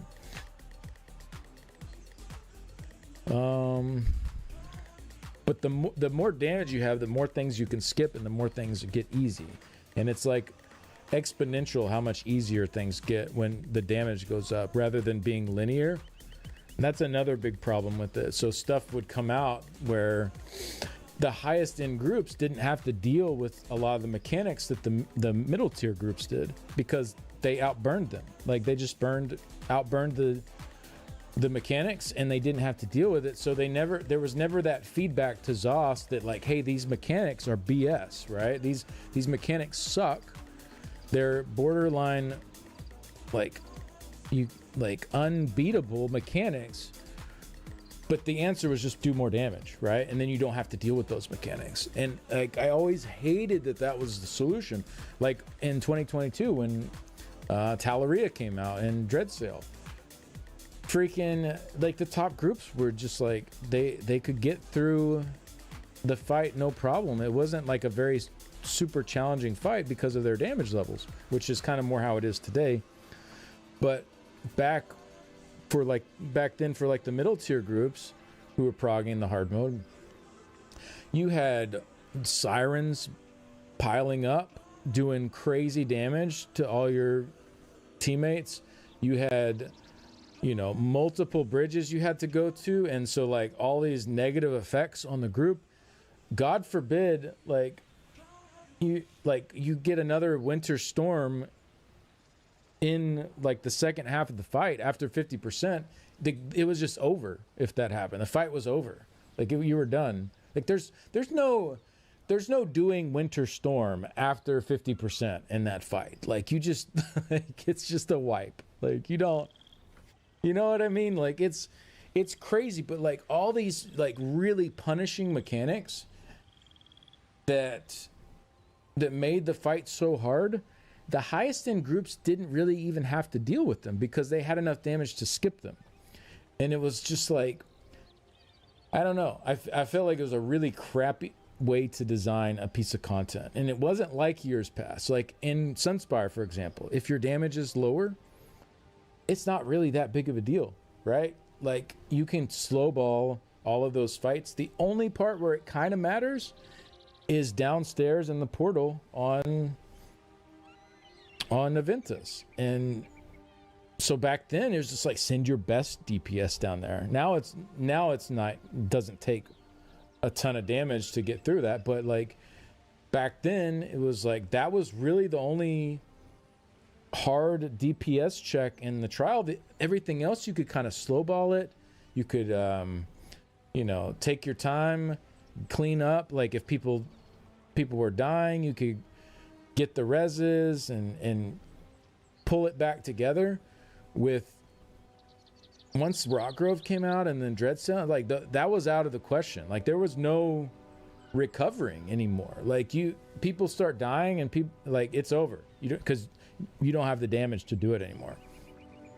And I don't know. I hated that design. I thought it was just incredibly punishing for lower damage groups, and made it way more easy on the high end groups. And so like a lot of these pain points, ZOS was not receiving them in the feedback from these high end groups that could clear it. And in ZOS's mind, it's like, oh, well, groups are clearing it. It must be fine. It's doable. Groups are getting through it. There's no issue, right? And that was just kind of like their outlook on it at the time. And I don't think they realized like how much damage was being done as it was being done.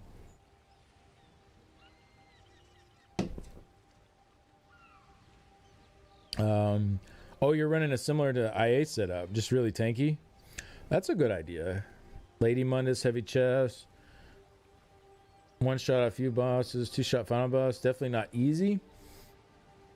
I didn't have to ultra hardcore specialize every fight though. Seems okay. Way more difficult than VMA and Vadashran. Okay. Damage coming in is much higher. I didn't use a companion, so yeah, using a companion would definitely help.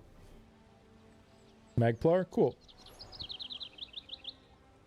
Is that around the time they adjusted boss health? Yeah, that was 2022. They adjusted boss health because this is the kicker. Okay. So amidst all of this, like everything I'm talking about, like all of this frustration, people in the raid scene getting like super bent out of shape at the current state of things. There's just this general like,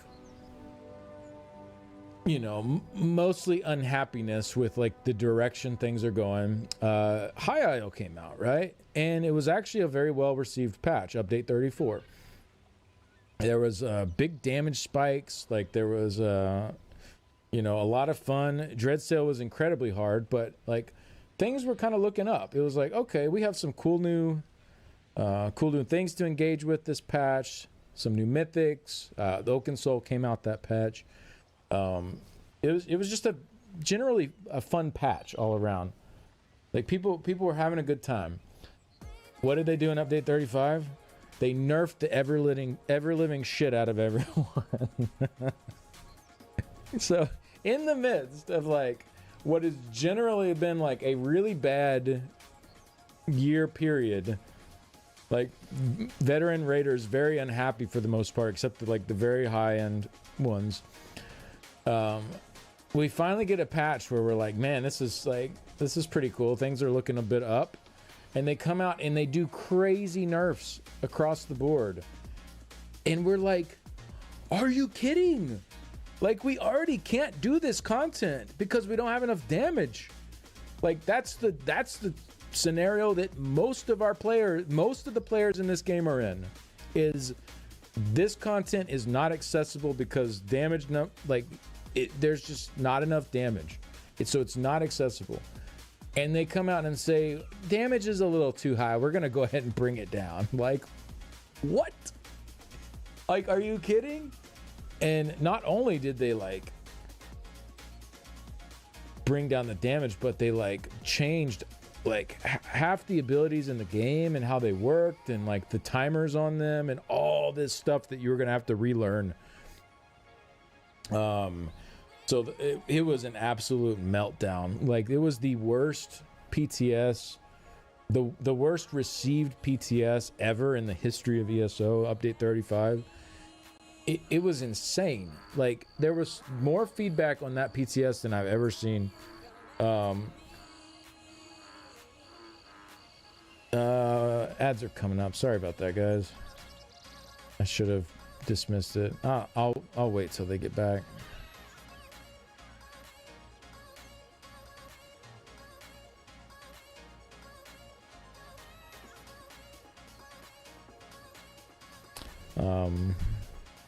My uncle had surgery today, and my stepmom just texted me that he got through it okay, so that's awesome to hear. He had hip surgery. Hey, Al with the 25 stream streak. Thank you very much. Appreciate that. Thank you. That was the patch you started playing, Bacon? Yeah, it was a good one. Update 34 was awesome. There was so many people having fun and so many people thinking like, oh, all right, cool. The game's going in a good direction now. We have a good patch. And they come out the next patch and just absolutely like fumbled it so hard. Like, just fumbled it so hard and pissed so many people off. The raid scene crumbled that patch, update 35. People just put their middle fingers up and they were like, screw this, I'm done. Like, I am done dealing with it. And I don't blame anybody.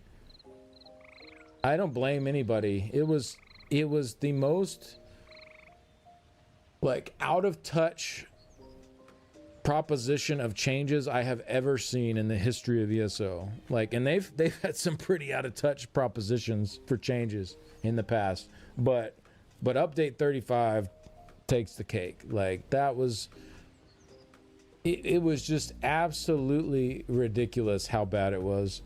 And there was a lot of pushback. I mean, and over the course of the PTS, they did make it better. It did not go live in nearly as bad of a state as it started the PTS in. But unfortunately, the damage was just already done. Like, so many people had already decided they were done. Like, if this is like how Zoss thinks about things, like, how can we have any trust in where this ship is sailing, right? Like, how can we have any trust in where this ship is sailing? So even though like a lot of the stuff didn't make it live, it was just the damage was done. That's when they ended up going back and nerfing all the boss's health by 10%. There was like an emergency, like I think they did it week 4 or 5 of the PTS or something.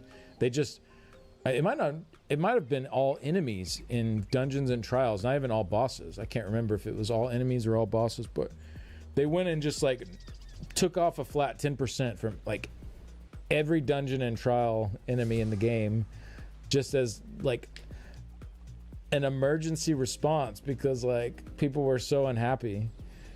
But I mean, it didn't matter at that point. Yeah, this was 3 years ago. Yeah. Yeah, about exactly 3 years ago. Yeah. No, 4 years ago. Excuse me, 4 years ago. This was 4 years ago, yeah. 2022, around this time of year. Yeah, because Kyle came out. That was like their chapter, you know, and it was very well received. And then,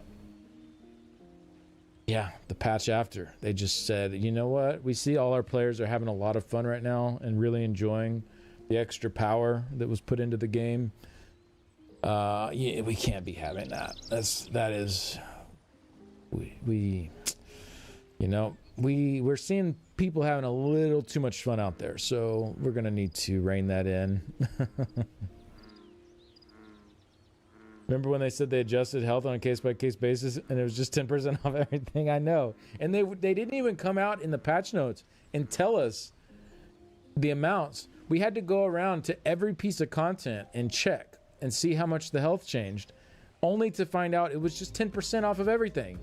Like, you could have just told us it was 10% off of everything. Like, what? Oh, look, this one's 10% too. Shocking. It's crazy. Player testable, yeah. It was, yeah. Players were furious. I mean, that is the biggest, what do you call it? Not influx, but outflux of players I've ever seen, and since I've been playing, is that patch. Just seeing, I saw so many raid teams disbanding, so many.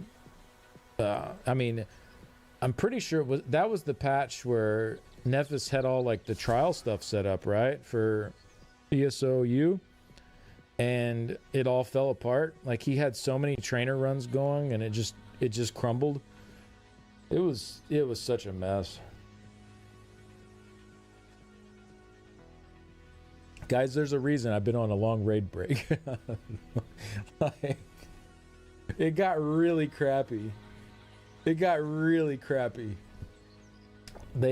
just started making so many awful decisions, and no one making these bad decisions was held accountable in any way for them. They just kept letting them do it, even though the response from the players was like, it was completely against all this stuff, and they had so much backlash. For some reason, it was just like, okay, no problem. We'll just keep on doing what we're doing. Like, no change of course. God, it was awful. Yeah.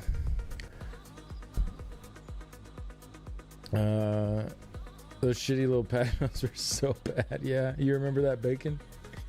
Sounds like I joined at the Upturn U40. Glad at least some cool people stuck around and show noobs the ropes. Yeah. No, yeah, there's definitely a lot of people that did stick around, but yeah, it was rough. It was disproportionately like end game leaving too. So it was like, I'm sure a lot of the casual player base, it was whatever, you know, like you're running around doing quests and stuff. Like, a lot of these changes don't really matter that much. Like, the overland stuff back then, there was no challenge difficulty. There's, you know, a lot of this stuff, it didn't matter. But for people that were like really into the end game and trying to do these hard achievements, like, this stuff was just slap in the face after slap in the face from Zoss, and just like complete disrespect of our time invested. And yeah, people were just sick of it. They're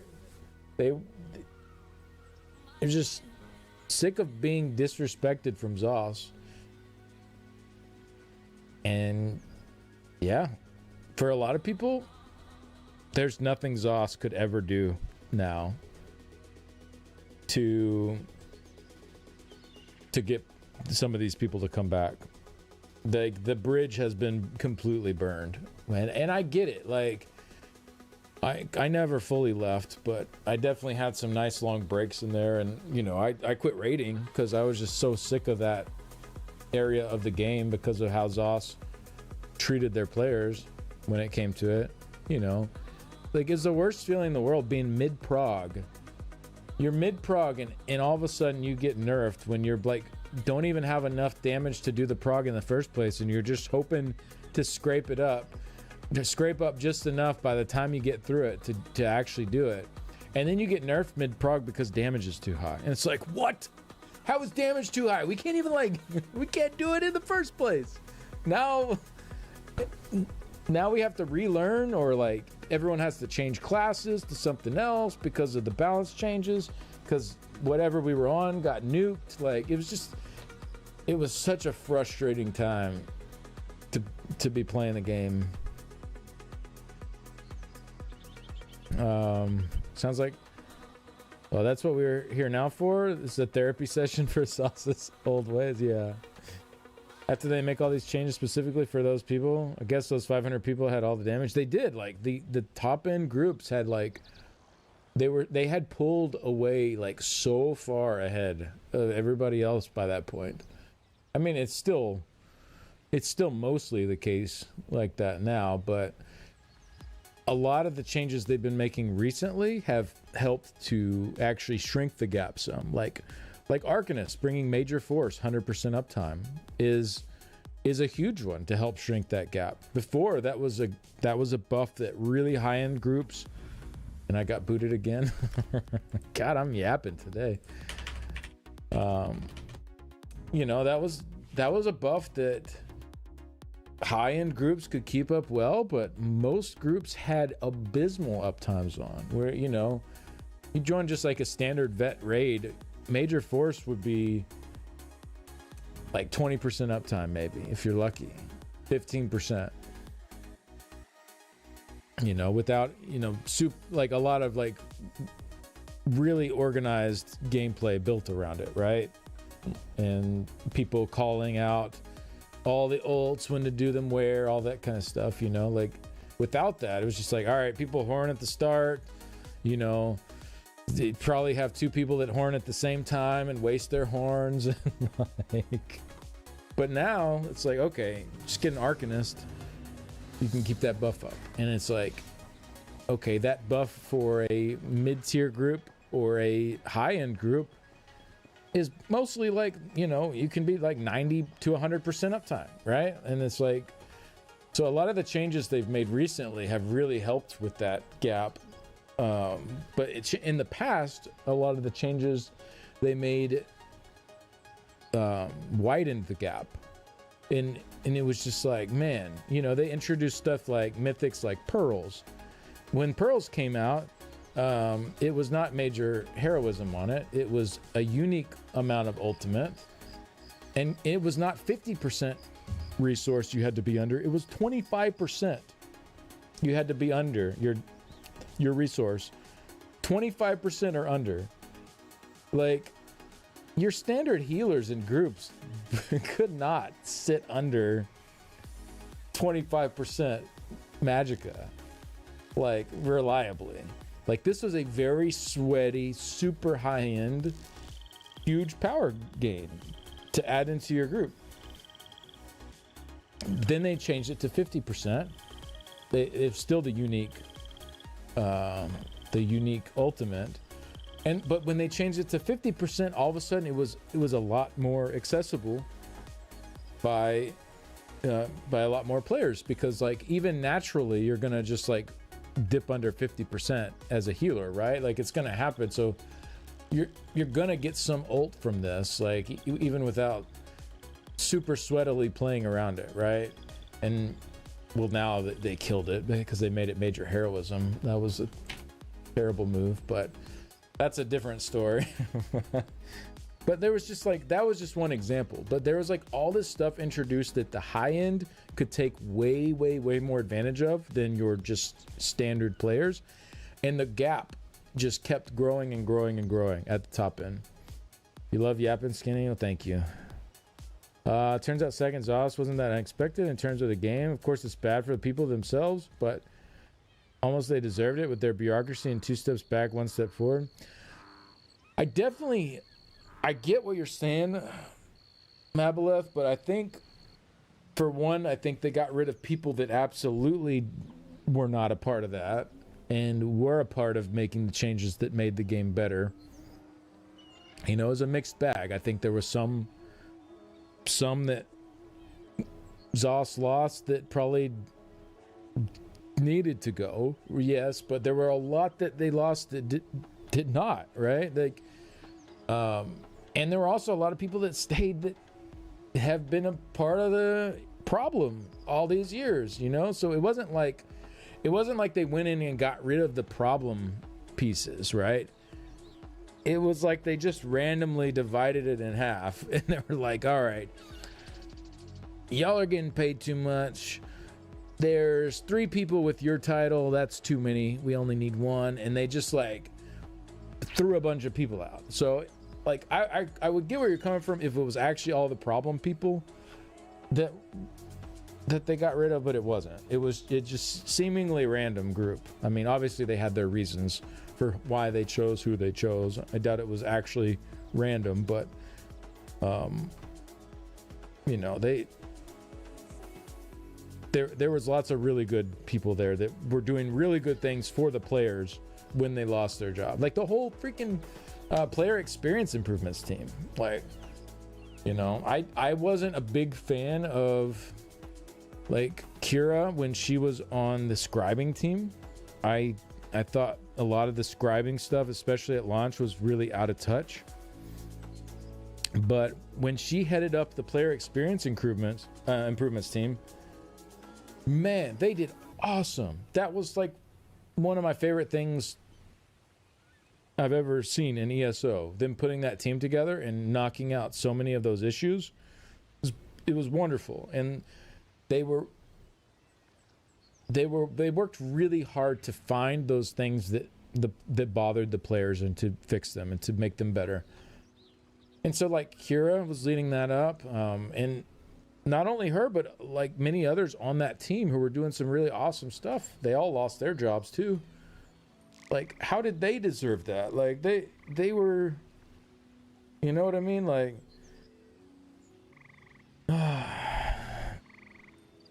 it sucks. 2 horns at the same time, double major force, right? Something like that. Miss OG Pearls? I don't. I mean, 50%. Yeah, that one I do. I don't miss the 25% and under mag pearls. Well, it's like Boss A too used to be what, 33% mag, 25% mag, or no, Boss A had no cap. It was Coral that was 33% stam, and Boss A had no cap. You kept gaining damage all the way down to no magicka. So you wanted to hold your mag at like under 10% or as low as you could hold it the whole time for that set.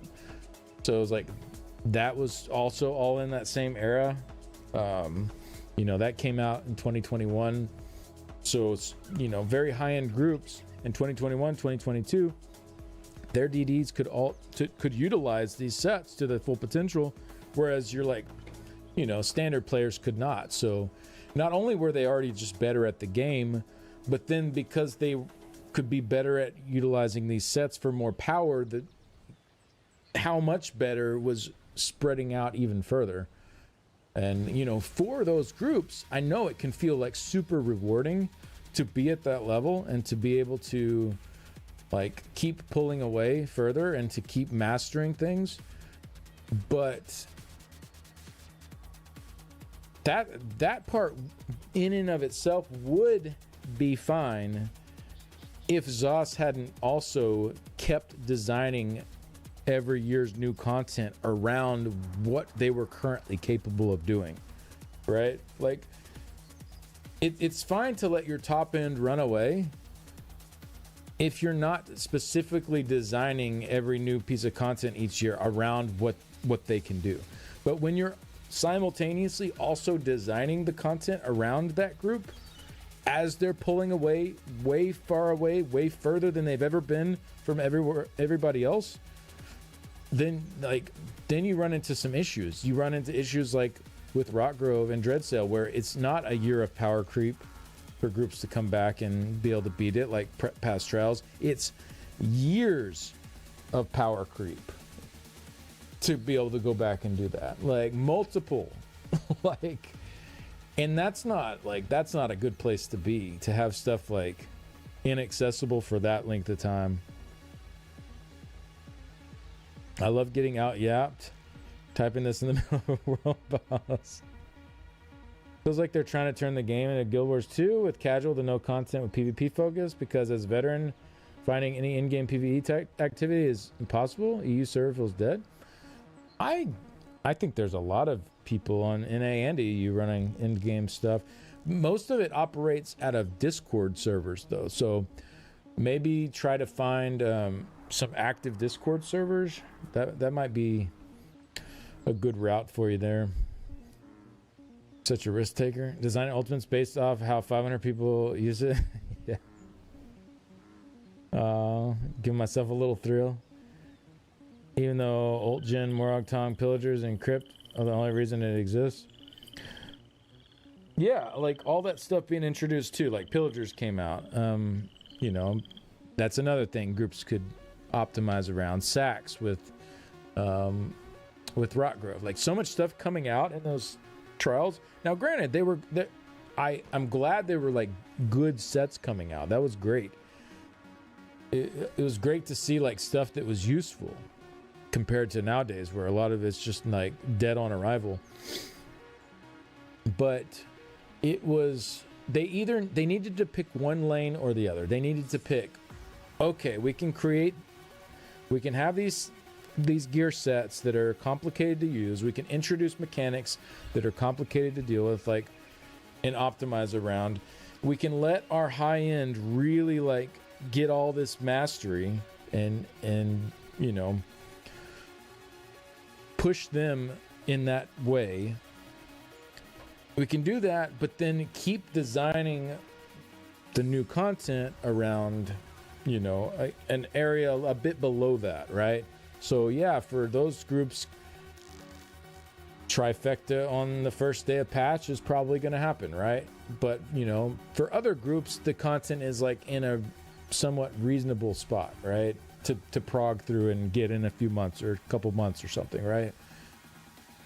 But you can't also let them run away and design the content around what they can do. You could also bring the power of that top end way down by making things more accessible so that the gap is more like it was back in like 2017, 2018, where you can design it around them and the rest of the player base is going to catch up in like 6 months to a year, right? Like that's another acceptable route. It's like you design around them, a year goes by with power creep and everything. The current like just standard vet groups have caught up in power to what those highest end groups were doing a year ago. Like that's also like I think a valid route when designing stuff like that. I think that's fine. But you can't do both. Like you can't let the top end run away and keep designing the stuff around them. It just doesn't work, because then all of a sudden you have this giant population of people who want to raid, who want to participate in this stuff, and it's just so far out of reach. It's just like, well, I'm not spending 7-8 months on this. Like that's ridiculous. Like I'm gonna go play something else, or I'm just gonna stop raiding. Like I'm gonna go do other parts of the game. Like, and or another thing is like, I'm gonna find one of this few groups of people that can actually do this, which is the situation I found myself in a couple times. Let me join a group of people that are capable of doing this so that I can prog this, and then be miserable because the group is a bunch of assholes to each other. And it's like, well, I don't want to be a part of this group. And again, I'm not saying that all the super high-end groups were like that, but a lot of them were. And so it was a dice roll, right? If you found a group full of people that were going to treat each other right, because your options were super limited. There were not very many people in the bracket of players that were capable of doing these things. Like it was a very small pool of players to work with. So yeah, like good luck finding like a nice home feeling raid team in that. And some people did, and that's awesome. I'm glad they did. But for a lot of other people, it's just like, well, I don't know. Like I'm having bad experiences with these people.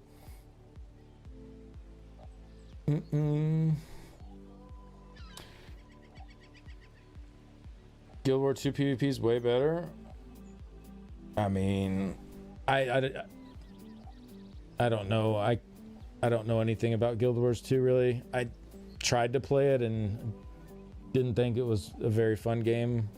It's no knock on anyone that likes it. I didn't find anything about the game to be engaging to me. It was just like there was nothing that gripped me about it. It was just like I don't want to log in, you know what I mean? Like that's how I felt. Like there's nothing about this that makes me want to log in and play it. Didn't like the combat very much. I didn't really like the story. The presentation of everything seemed like really dated and kind of awkward. It's just like there was nothing about it that was like hooking me in, you know? I just didn't, I don't know. I wasn't feeling it, you know? Try it, first day of patch gonna happen anyway because it's on PTS. Yeah, exactly. I mean, but it wasn't back in when Rockgrove came out. I'm pretty sure, wasn't it like a couple of months before anyone got a trifecta in that? So like the highest end teams, the highest end teams like were very happy at the challenge at that point because they were not day oneing it. I think I don't remember with Dreadsail if that was day one trifecta or not, but I'm pretty sure Rockgrove was not. Basically, you're saying the middle class has disappeared. I mean, sort of. Like when there's not anything specifically designed for a large group of people, because like people want like something that is an optimal level of challenge for them, right? Especially when you're progging. You don't want something that's too easy, because then it's not a prog. It's just like, all right, we just steamroll this. It's whatever. But you also don't want something that is too hard where it's like, all right, this is just so far out of reach. We're just banging our heads against the keyboard night after night, getting nowhere because this is so far beyond what we're capable of doing, right? Like you want something that is just like, it's hard, but you can reach it. Like you can see it. It's almost within reach, right? Like, so you have to work for it, but it's not like, you know, so crazy far out ahead. Like that's where I feel like most players that want to prog in a game want to be. And there was a period when Rockgrove came out where there was no content in raids for a big group of people because of that. So like, you know, a group like the groups that I was in, for example, we would easily clear on vet like night one of the patch and like easy farm mode, right? It was like it wasn't hard. It wasn't a difficult thing for that group to do. I'm not saying it wasn't hard for the general population, but for these groups there was like no challenge in the veteran mode at all. But then the hard mode was 6 to 8 month prog. So like where's the in between, you know? Like there needs to be something a player can sign up for that was like that is in between that. Like that spectrum is way too far apart. You tried Guild Wars 2, it was like mad different match of styles, didn't make sense. Guild Wars 2 has no goal or story. That's what I didn't like. Yeah, I don't know. I didn't last too long in it. Think you'd like Star Stable? Star Stable. I don't know what that is. Remember Sanity's Edge was day one for sure. Yeah, I want to say like most of the trials Sanity's Edge on have been day one trifectas. Not for sure. But yeah, Rockgrove, pretty sure was a couple of months before anyone did.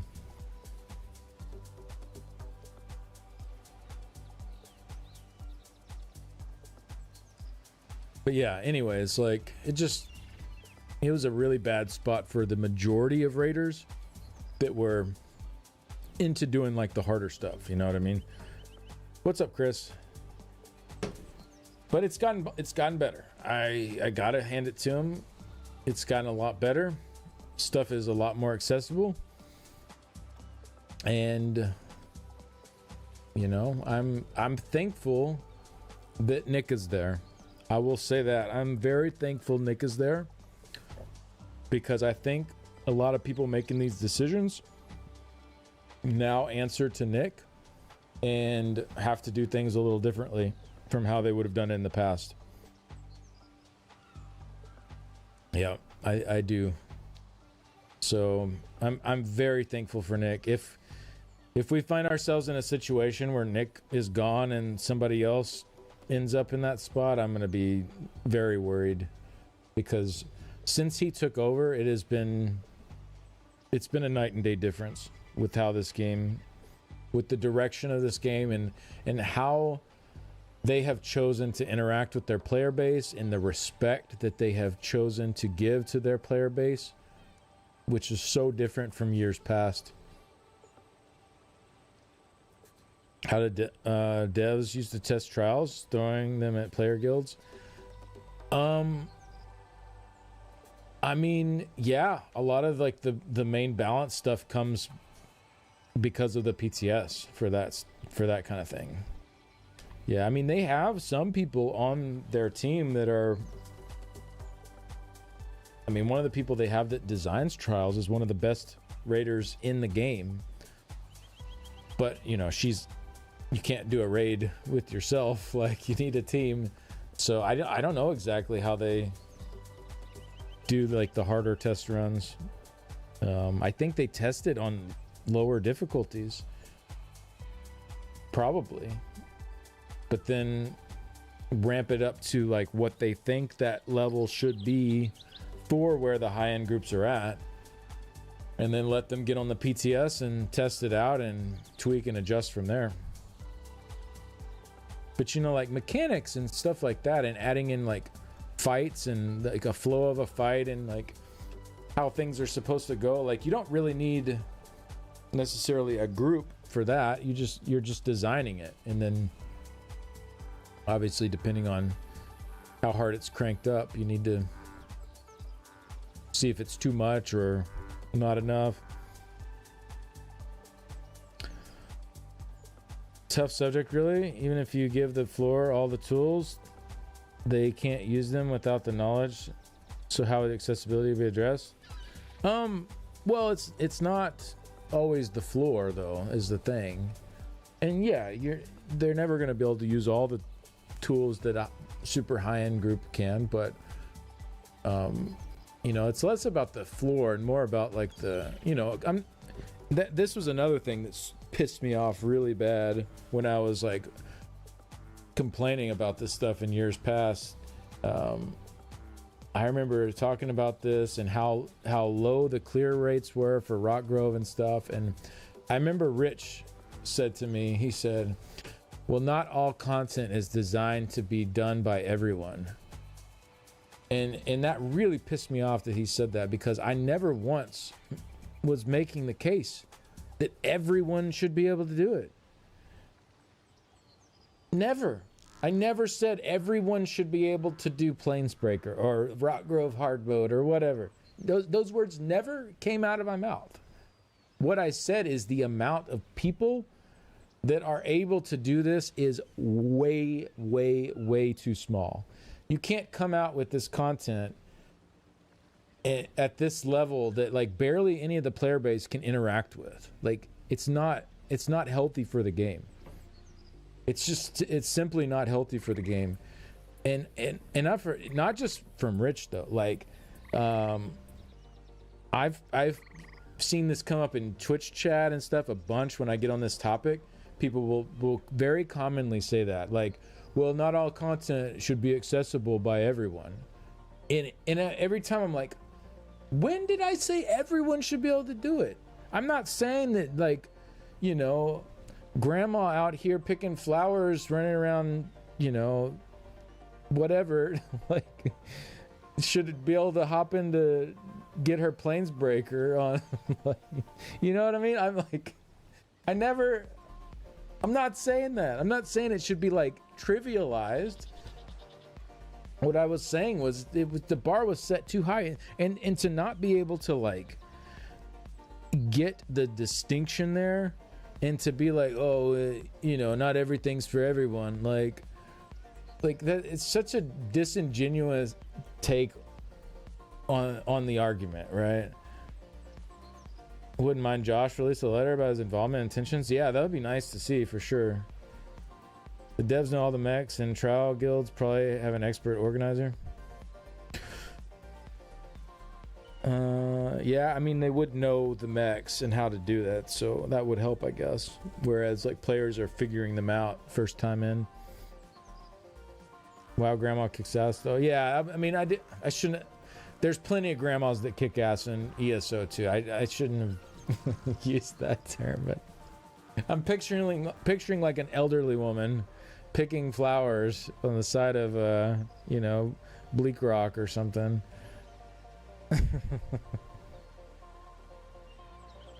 Just like I'm not advocating for the stuff to be so accessible that literally anyone can just like get a pug and get in here and do it. Like, I'm not even advocating that it should be like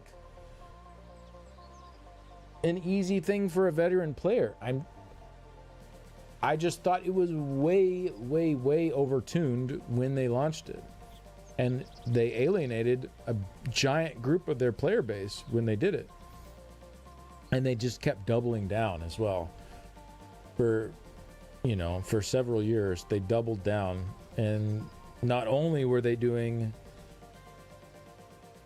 this type of content that was way out of reach, but they were also like handing out nerfs left and right to patch after patch to builds that were trying to get through this content. So it was like, not only was it out of reach, but then we're also getting nerfed as we're trying to climb up the mountain. So picture this.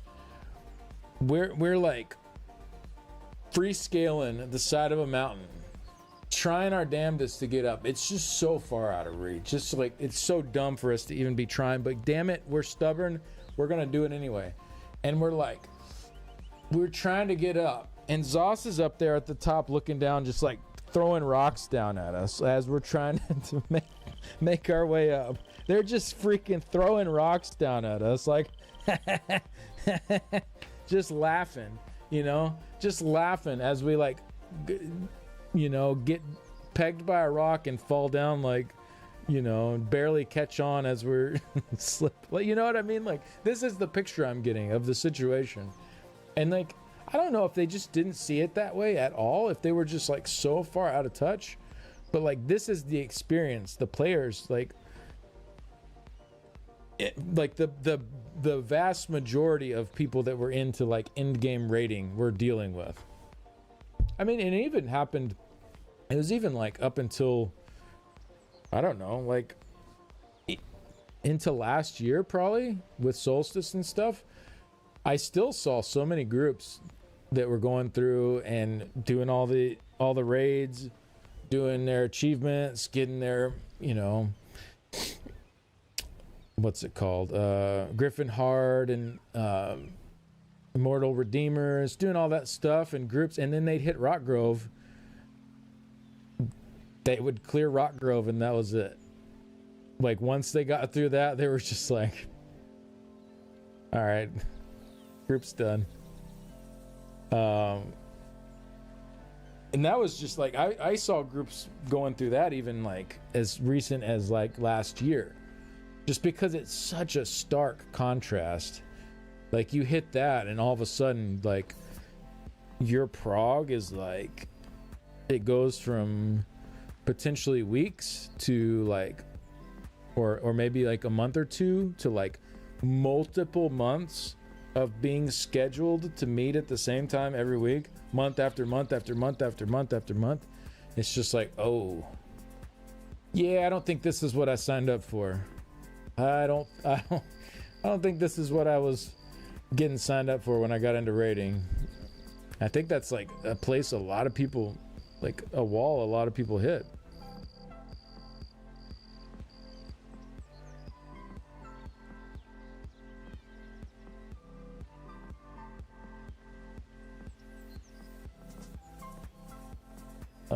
Sorry, one sec. U35 was the purge. Ironic how you started playing Final Fantasy around 4 years ago. DEI? I don't know what that has to do with anything. I think the 2020 raid scene had to do a lot with COVID. I mean, COVID definitely helped inflate it, but that doesn't mean there weren't a lot of people eager to continue that got slapped in the face after. I haven't tried the new solo dungeons. I'm going to do those tomorrow. You think hard mode should be like +1, +1, +2? I think there should be more layers to the difficulty. Absolutely. I think having 3 difficulty modes with how spread out the skill gap in our players are is just crazy. Crazy to think you can get a little something for everybody with 3 difficulty modes with how big of a gap there is with our players. Get some hype in the chat for that, Cricket.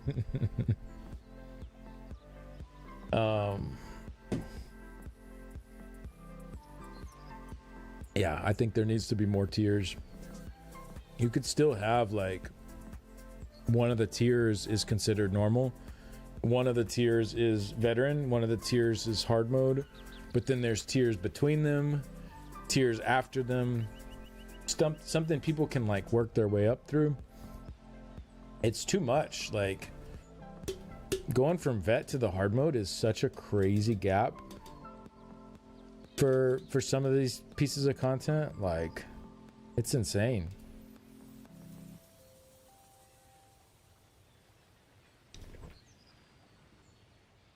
New leadership forcing them to be in touch with the community has already led to much better results. Absolutely, so much better.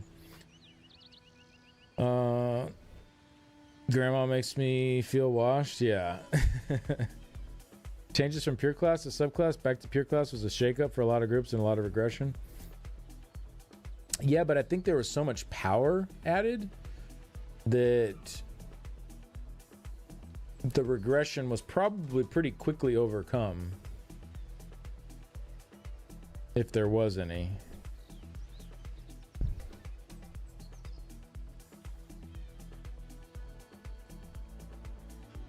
Scale color peak hard mode, vet, and vet hard mode are quite a gap. Can't type today. It's okay. Yeah, I mean that's true of a lot of content. That's true of a lot of content. A lot of it, like, you don't see how big the gap is anymore because like of how much damage we have now. So like the content is dated, therefore like you don't necessarily feel that gap the way it was, but it's absolutely massive. Thanks for all the new follows today, guys. Appreciate y'all. Welcome in, everyone.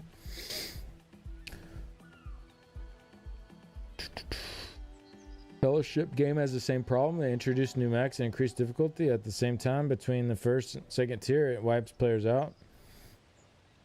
That's the one that's like WoW type of combat, right? Tier 1 to tier 2 is double the difficulty increase as tier 2 to tier 3.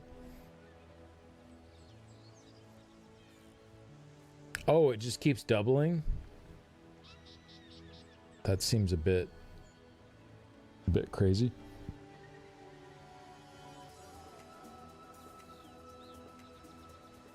Fellowship is Mythic Plus only. Hey, Tolene, thank you very much. Appreciate the support. Thanks for using your Prime here. All right, I need to set this dude up. All right, so we got Solarca, Deadly.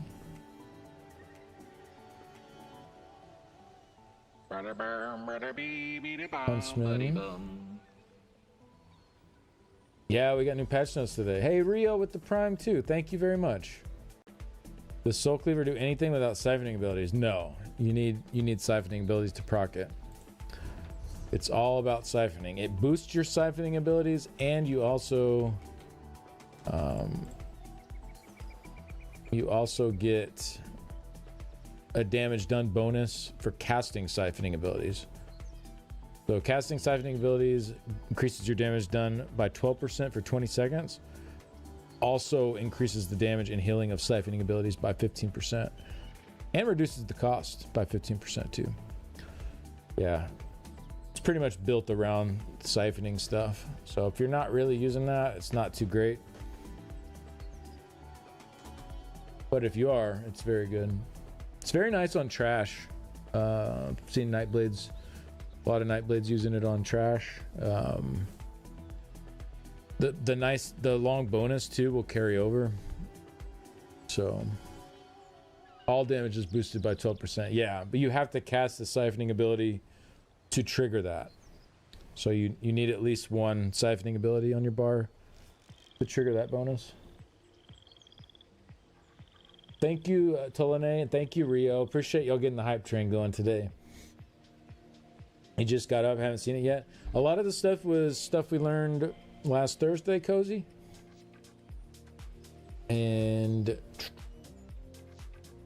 But there was a bit more detail put in today in the patch notes. And that concludes our ESO in-game rant at around 1 hour. Fair enough. Yeah. All that said though, my rant was mostly about the past. Okay, just to be clear. My rant was mostly about the past, which in the past my rants have been about the present. So I just I'm very thankful for Nick. I'm just gonna keep saying that. I'm very thankful for Nick. I feel so much more seen as a player than I ever felt before he came on board, and feel so much more respected. Not just me though, I feel like the player base as a whole. I see so much more respect from the devs to the player base since he's come on board. So like all this ranting I'm doing, like, yeah, there's all these frustrations from the past, and it's not perfect now. There's still lots of stuff that could be better, but I feel like that ZOS wants it to be better, and they want to get there, and I think they can now. Whereas a couple years ago, I would have said it's a lost cause. So you'll have a look. Yeah, I posted a video as well on YouTube going through them. If you don't feel like reading. Do you have the intention to fix the Onslow bug? Yeah, it's being fixed in update 51. Yeah, that's another thing that bugs me too about that bug, is it's like players know it's a bug. They know it's like not how it's said is intended to work, but they just freely abuse it and have no fear of like any kind of account action or anything, you know? I don't think that's a good place for our rating to be. I don't think you should just be able to exploit stuff freely in the end game rating and like not worry about ZOS doing anything. Like, I think ZOS needs to come down and like draw the line somewhere and be like, hey, if you're exploiting bugs, your account could receive a warning and then a ban and then a temporary ban and then eventually a permanent ban for doing this kind of thing.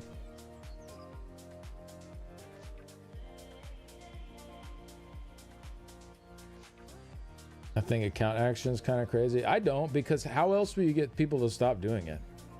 Like realistically, how else do you get people to stop abusing bugs in the content? There's no other way. I mean, and people even then will still do it, hoping that they get away with it and don't get banned. But think of how many more people would be like, well, you could say fix them, but obviously there's the process that goes in until they are fixed, right? I don't think that's an excuse. You know, if my bank had some kind of issue with it, where they had a bug in their system that I could just like withdraw money, and I'm like, well, you should have fixed the bug. It's not my fault. Like, no, I'm going to jail. Like, and you know why I wouldn't exploit that bug against my bank? Because I know I'm going to go to jail if I do. Right? Like, so, like, the problem is nobody has any fear of anything happening to them. So they're just all free to exploit whatever bugs they want. Now, I'm not saying people need to get permabanned their first offense or anything like that. I think that's crazy. Like, obviously, especially when that hasn't been the norm. Yeah, there will always be bugs, exactly. But you can't just like allow your players to exploit them, and especially so blatantly. Like, it's all over ESO logs. You see the One Piece Onsel equipped, and it's like very clearly they're exploiting bugs and having zero worry about it. It's crazy. Like, there has to be some kind of standard set from ZOS where they say, hey, first time you're abusing, obviously there are some bugs that are you could do an accident, right? So I'm not talking about that kind of stuff, like stuff that you could, you know, if there's something bugged out with the way a skill works, but I'm just playing the game normally, I could just like accidentally do it. Yeah, of course you're not, like, people don't need to count actions for that stuff. That's not their fault. But like, also stuff like the Onsel bug, there's no way you can accidentally do that. It is very clearly manipulatively like figuring out a way that set works that's buggy and using it to your advantage. And ZOS needs, I think ZOS needs to be more heavy-handed with that stuff. I think they need to come out, send a warning to accounts that are found to be doing it. If it happens again, you get like a 3-day ban. If it happens again, you get like a 3-week ban. If it happens again, you're done, right? Like, give people a chance. Like, don't just like perma-ban their accounts. Obviously, that would feel terrible. But also, like, let people know, like, hey, this is not acceptable. We are not allowing cheating in our game. We are not allowing the exploitation of bugs in our game to go for scores and to like push content in ways that shouldn't be able to be done. Like, they need to set some kind of standard with it. I think they need to warn people before taking action. If someone doesn't know it's an exploit. There are some things, there's no way you could not know it's an exploit. Like the Onsel thing, you're not going to accidentally do. Right? Like that. I think if you're doing the Onsel thing, you know what you're doing. Like but yes, I agree. If it's something that someone could stumble into and like accidentally do, of course, like, it's a case by case basis. Can't do an infinite money glitch in real life? No, I'm sorry. I guess that's just kind of how I look at it. Since I played Destiny 2, they had a much more liberal perspective and just wanted to fix the bugs versus caring what was effect in terms of content being completed. And see, like, I guess that's one way you can go about it. Like, that is a route. For me personally, and maybe y'all disagree, and that's fine. But for me personally, if I ran a game, I would want the like competitive PvP scene and the competitive PvE scene to be a more pure environment where it's very frowned upon to be exploiting bugs. And like, of course people would try it, like it's gonna happen in gaming. Like, if people find a bug that works to their advantage, they're gonna try to exploit it, right? But like, I would want to like draw that line and say, hey, like this is not how we're gonna do things. And then also for the community to take part too and step in and say, hey, we're not going to count scores from runs that are using this. This is clearly a bug. It's acknowledged by ZOS as a bug. It's being fixed.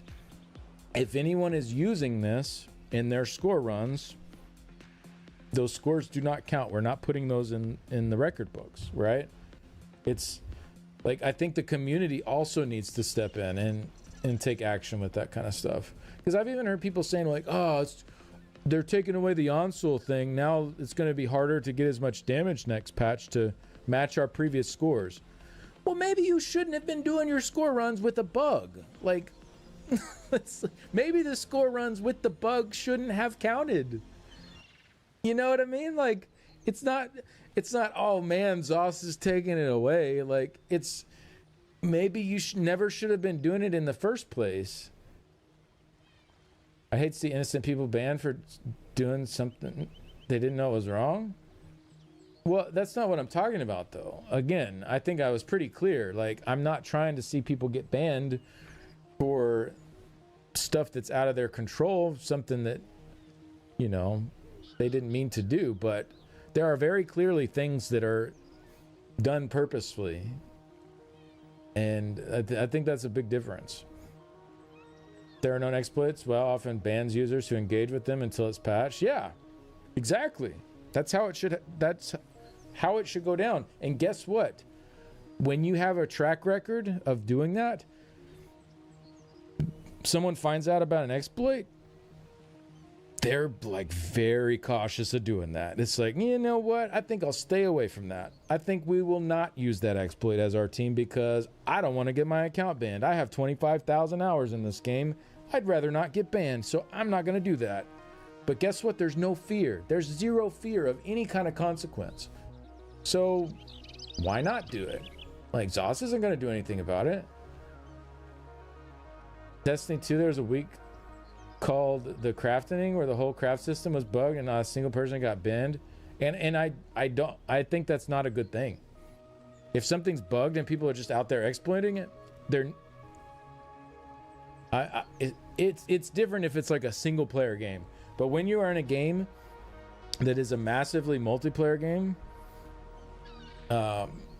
you have to have some standards around these things, because these kind of things screw up the economy. They screw up the like people were saying, like, next patch, maybe it's going to be more difficult to match the scores, and maybe now people have less motivation to raid next patch without being able to get that extra damage, right?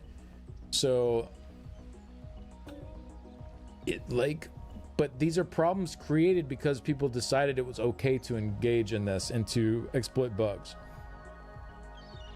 That's why they refuse overwhelmingly the inspect function for ESO, because it would allow it to show how bugged and cheap people are using. I mean, I don't think that's why they don't. I don't think that's why. I think ZOS doesn't want that so people don't get bullied about what gear they have. It's a pre-buff, you proc it, switch gear, then pull the boss. Yeah. The way it is also ban you for saying bad words, but not to abuse the buggy game mechanics. Yeah. Yeah. So where's the line? Clever pre-buff bannable? Soul cleaver pre-buff bannable? Dot pre-buff bannable? Well, none of those things are doing things that the sets aren't supposed to do. Right? Like, if you are on a pack of enemies before a boss and you're using an item set and that buff carries over to the next boss, you're not doing anything there that the set is not supposed to do, right? Do I like that the sets work that way? I'm not a big fan of that. No, I don't think they should. I think when you take the set off, the bonus should go away. Personally, that's my take. But that's much different than thinking people should get banned for that. Like, I don't think you're just using the set and that's how it works. the Ansul example is much different. Like, that is clearly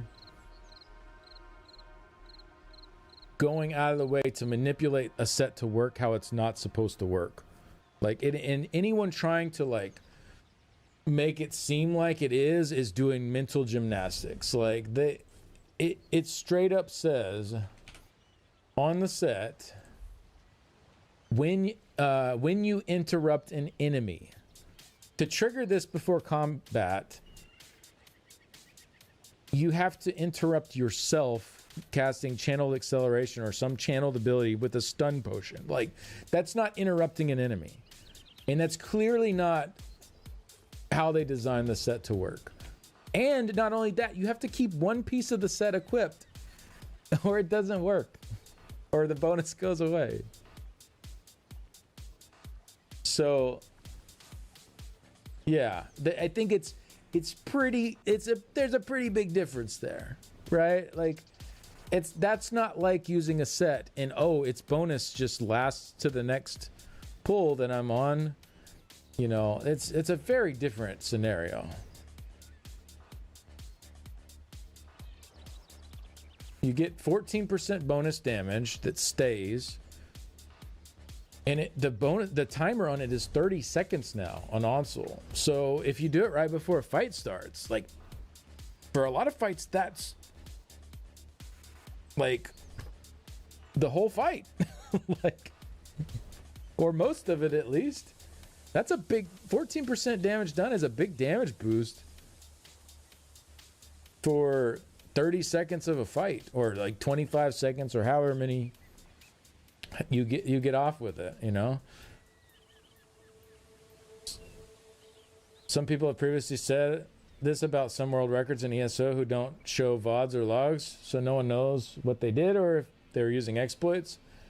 Like for other MMOs, there's a lot more transparency for the world records. Yeah, I think that would be a better place for us to be as a community around that stuff. You know, if people are using bugs, I mean, you look at the current records, are legit, all of them are bug abuse runs. Exactly. That's the whole reason for my rant. That's the whole reason for it. Because it's so accepted. It's just really tainted to me, maybe not to everybody, but to me, I feel like that has tainted the space. Like, that shouldn't be how it is. It's like the current records should be, the teams submitting those should be held to standards. Like, they shouldn't be allowed to submit scores abusing bugs like that. It's just not, it's not a good place for the game to be when that's just the norm. Like, oh, you're not abusing all these bugs on your run? Well, yeah, good luck. Yeah, good luck getting a score doing that. It's not a good spot for the game to be. I don't know. And y'all, I mean, people can disagree. It's just my opinion. It's just how I look at things. Like, I wouldn't, if I had a game, I wouldn't want the end game to be revolved around like exploiting bugs, right? And that just be out in the open, like there's no big deal, right?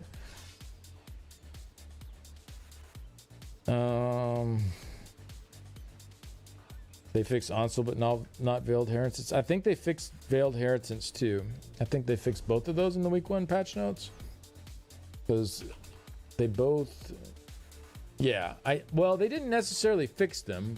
They made them require combat. So you can still do it in combat with the trash or whatever before the boss. So, like, the time, you won't have as much time on the timers, but technically you can still do it. They just require you to be in combat to do it now. So I guess it's slightly better, but guess what? People are still going to abuse it. It didn't fix the problem. The only way you fix the problem is if there is a threat of account action for abusing bugs. That's the only way you... Because if the community won't step in, I should say there's two ways. Either the community steps in and says, hey, we're not accepting scores from groups that do this. Or B, ZOS draws the line and says, hey, we're going to start taking account action on people that exploit bugs. So do it at your discretion, but account action is possible if you're exploiting this stuff. Some people would try to still do it anyway, but then all of a sudden you see your friend just got a 3-day ban and you're like, oh, okay, I'm not going to do that anymore. He just got a 3-day ban. I'm not trying to get banned. I have a lot of hours in this game. And people stop doing it because they don't want to get banned. They don't want to lose their accounts. Yeah, there's some people out there that don't care and they would just do it anyway and lose their account. But the majority of people are not going to do something if they think there's a real risk that they would lose their account over it. It's pretty wild if the world record board is all bug abusers. Feel like that just wouldn't fly in almost all other MMOs. Yeah, that's what I'm saying. Totally agree. It shouldn't. It absolutely shouldn't. What's up, Cromwell? Dragon Wolves Online is we taking a break till 2027. Dragon Wolves Online. Oh, you're talking about PvP. Okay. Well, have you been keeping up with any of the patch notes? Because they are changing stuff with both Dragon Knights and Werewolves. Does Onsul still proc from potion stuns on PTS? I think in combat it does, but I don't think it works.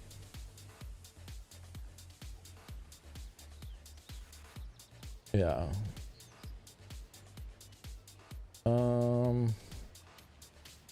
If the deaths per minute, then there's no other choice. Do other MMOs have official world records? Because the ESO records aren't entirely a community effort, aren't they? They are a community run thing, yeah. Because with ESO, the records, once the patch is done, they're gone. Like the leaderboards are, I don't even know what button it is. There we go. Wait, where are oh, it's under J? Yeah, leaderboards. I don't ever go look at this anymore. Oh, it's been, yeah. But as soon as the patch is over, this is all wiped. There's no official records of the top scores. It's all community run. So that's what I was saying. It could be a community thing where they require more strict submissions where you have to see the POV and the log and and ensure there's no cheating involved. So you can see them in ESO logs, but a lot of people will hide their logs, or right now they just don't care. They don't even hide the logs, and it's just in there because no one cares.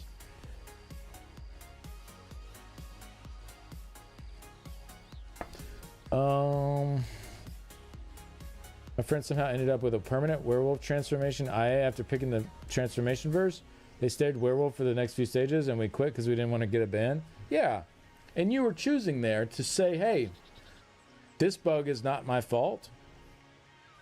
Y'all weren't even trying to abuse it, but you still noticed, hey, this shouldn't work how it's working. So we're not going to do this. You made that decision. The stuff people do and not even care it's just wild. So you don't get in combat from hitting the glyphic? Oh yeah, you do if you cast the glyphic in combat. Tell you our cases pre-bosses without doing the trash in our cases.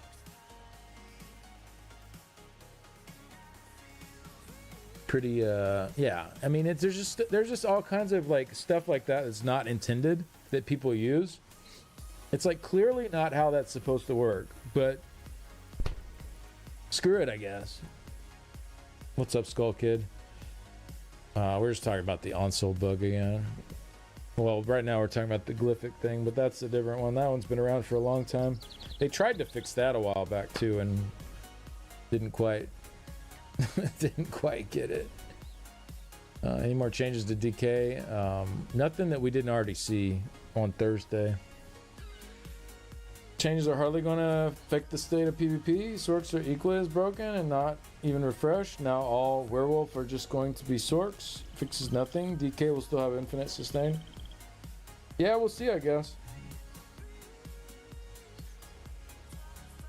Ain't making the board this patch if you don't. You can still see the leaderboard and ESO logs without them attaching a log. Yeah, but that doesn't show you like what they're doing and what their gear is and if they're exploiting things or not.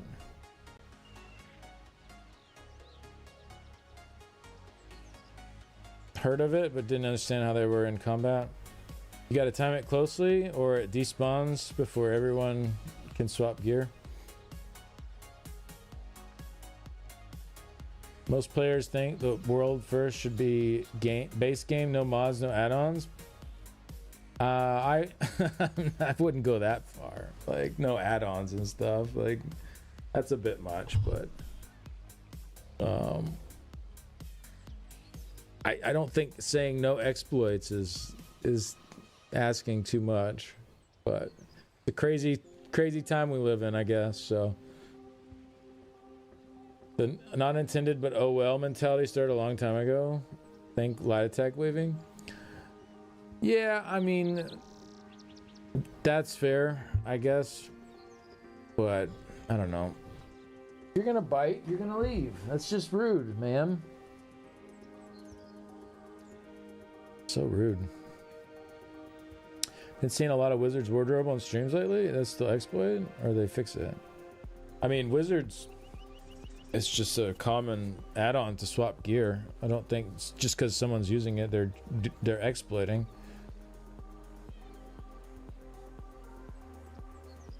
I think WoW made a good call banning a lot of the combat add-ons. But WoW also stepped in and made a lot of changes to where they're not needed, right? And I think that would be fine if ZOS stepped in and like fixed a lot of the telegraphs and, you know, markers on like notable markers where to stand through like environmental types of, you know, if the stuff was designed in a way where people didn't feel like they needed that stuff. But WoW stepped in and like changed how stuff functioned, right? So they could get rid of that. I don't think you could just get rid of it and then not have anything in its place.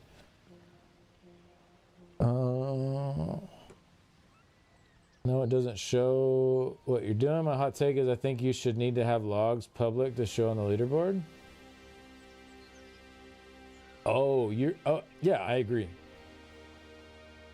I don't think that's that hot of a take. But the thing is now they wouldn't even care because like no one's at threat of like being banned for an exploit. So I mean, maybe there are certain things like people legitimately are doing that is like even beyond what we're talking about that they could, but I played RuneScape before ESO and they required not only logs but also unedited VODs for all leaderboard rounds. Yeah, that's great. I think that's great. ESO base game leaves so much to be desired. It's painful to play without add-ons. No mini-map.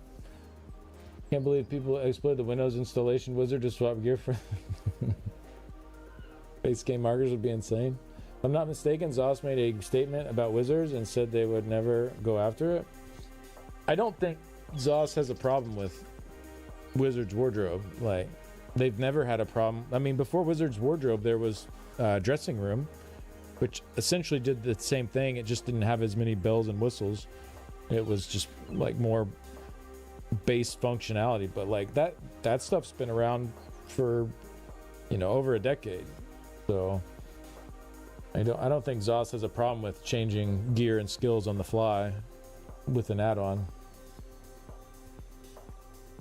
Well, also added most of the things people use add-ons for his base game. Yeah, that's what I'm saying. Like if ESO was to do that, it'd be different. You know, But without that, you can't just like take away add-on use. They put the info in the game and designed the fights differently and made things much clearer. It's way better. They basically said the add-ons indicated that they had failed the player base. Right.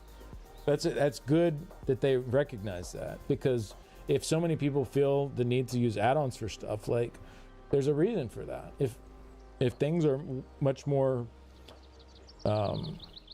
much clearer with the telegraphs and everything. I mean, yeah, a lot of the stuff you can learn it. I'm not saying you can't. Like console did it before add-ons. Like it can be done, sure.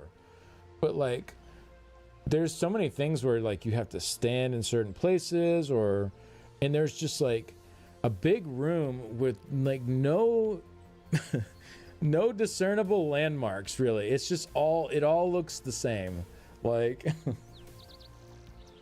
you know what I mean? Like there's so many things like that could be cleaned up to, you know, have it where people don't feel like they need to like mark the ground and do this and that. What's up, Lucid? How's it going? What am I up to? I don't know. I don't have a clue. Hot take: keyboard that can macro should get you hardware banned from Steam. Swoops his cape over his face and runs out. One of the exploits I've heard of Raiders getting banned for were double drop exploits. Oh, I didn't even hear about that one. What's up, Sergeant Sandwich? Same to you. Oh, thank you. If you remove a piece of gear, the game should reset your item set buffs for sure. I think so, personally. I think if I have skills on my bar and I put them on the ground and then I swap them off my bar, they should disappear. Like all these skills shouldn't still exist here, right? Like they're not on either of my bars anymore. Why should they still exist? I agree with the gear too. I think if I'm not wearing a gear set, I don't think the bonuses should persist. But I don't think that's. I also don't think that is like an exploit in need of banning either, because that's something that it's just like how the game works, how it's designed, and ZOS has made no stance against it. So while I don't agree that that's how it should work, I also don't feel like that's something that is like a bannable thing, unless ZOS came out and said, hey, we're working on fixing this. In the meantime, don't do it anymore. Or you know, obviously some stuff can't be helped. Like if a buff carries over from one fight to the next on a set you're no longer using, it is what it is. Like you can't ban somebody for that. That's how the game works, right? But I don't know. I'm not a big fan of the game working like that, personally. But I know a lot of people are a fan of the game working like that too. So, you know, who's to say who's right there? I don't think it should rely on add-ons to be able to do it. So like, you know, if I'm buffing up and then I swap all my skills and buff up all this stuff and then swap them off my bar, you know, I can't really reasonably do that without an add-on, right? I could like go into my skill menu and maybe get off like a couple skills, you know, real fast. I could learn like exactly where to click super fast, get, you know, like especially like Scalding Rune. Like Scalding Rune, I could totally put it on, do that, and then, you know, get this back on, like stuff like that. Like I could reasonably do that without an add-on. But the kind of stuff people do, they lay down like multiple bars of skills and weapon sets they're not even using, like endless hail from a bow. Well, they go into the fight, they don't even have a bow equipped. Wall of Elements going down when they don't have a staff equipped, right? They like, you can do this all with add-ons right before the fight with these quick swaps and lay down all this stuff that isn't actually like equipped on your loadout, right? And I think it's just kind of like weird, you know? Like it's obviously not like when the developers designed the game, that's not how they were expecting people to be able to do things. Now they have allowed add-ons to quick swap that stuff, and it's okay. You're allowed to do that. There's nothing against the rules to quick swap that stuff and to do it exactly like I was just talking about. Like, there's nothing against the rules in doing that. I just personally think it's kind of weird. Like, I think it's kind of strange gameplay, and I think people should have to go into fights with the gear that they have on and the skills that they have on, and make do the best they can with those loadouts. I don't think you should get to manipulate stuff from previous fights or from before you pull. Now, I will say I do love the idea of pre-buffing, like, which is what you're doing with this stuff, you know, putting all this stuff down, you're pre-buffing all these dots and doing all this stuff. Like, I love that idea. It's fun to do. Like, it's fun to have like a little routine before the boss is pulled where you're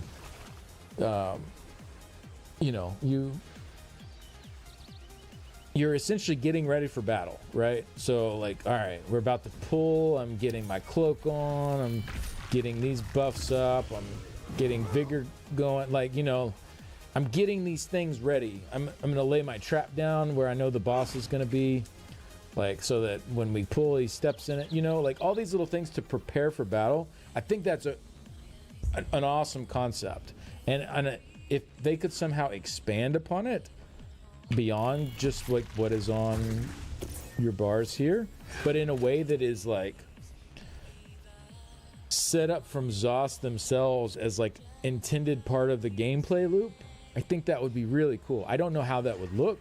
I don't know how they would do it. To me, the cheesy part is like the quick swap with add-ons to accomplish that task, right? That feels a little weird to me, that's how you do it. I wish it was something that was more like sanctioned by ZOS as like an official way to pre-buff, because I love that. Like, all right, we're pulling in, 10 seconds, get your pre-buffs ready, and you start pre-buffing, everybody's getting ready for the fight, like you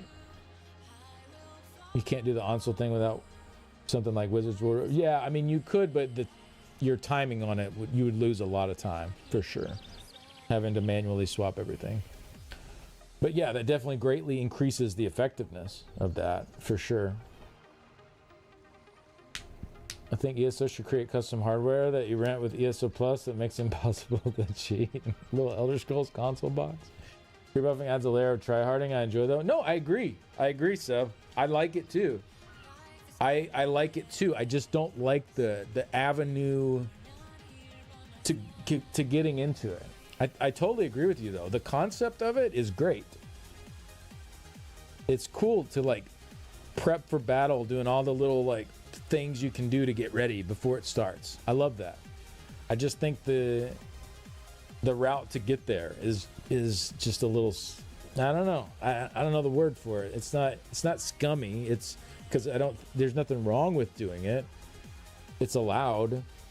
It's just kind of it feels weird to me. It feels awkward. There's a way to essentially get Ansel procced on you before a fight starts, so I don't want to keep going into it too much, but because it's not fixed yet on live, it's not fixed until the PTO server, but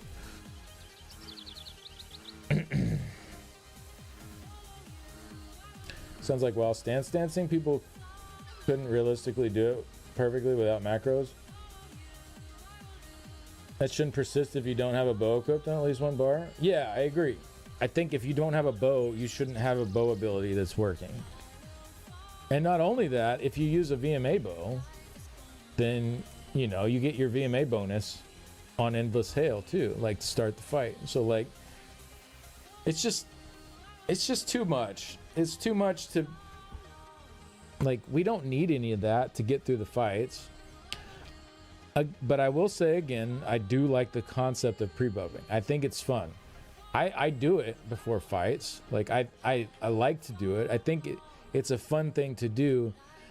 I don't like that I have to rely on add-ons to do it effectively. Like, I think there should be an official avenue to get there where, I don't know, more of like that feeling of like, all right, we're as a team, we're hyping ourselves up before a fight, and like, all right, I'm buffing everybody with this, you're buffing everybody with this, and we're not like a crazy like 1 minute thing, but you know, like a 10 to 15 second little period before the fight where we're like getting ready for battle. I think that's a really cool concept. I like that a lot, and I would love if there was some kind of official way to engage with that. Yeah, it's a perfectly acceptable practice across MMOs. Yeah, it just makes sense. Like, even in like D&D and stuff, you see enemies up ahead, you pre-buff what you can to go into the fight to like gain the advantage in the fight, right? But you're not like the kind of stuff you're doing in ESO, like thinking about an actual character in like D&D or some like fantasy setting doing these things, like pull out my staff, do that, all right, pull out my bow, do that, all right, pull out this, and like it's just like what are you like what are you realistically doing in this scenario? It's just nonsense, right? I mean, then again, we have a backpack carrying around like 80 pieces of armor in it too, so I guess like who cares what's realistic and what's not. But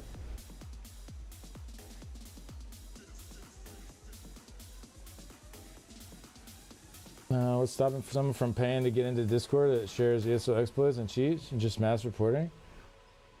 Maybe having to pay to do it. I don't know. I didn't know that was a Discord server that existed. Pre-buffing is, yeah. Sauce is probably already in there. I ain't typing out, use 13 in the middle of the fight to set my trinket off. I'm using a macro. Again, though, I think WoW should at some point realize that's bad game design and have a better way to do something like that. You know what I mean?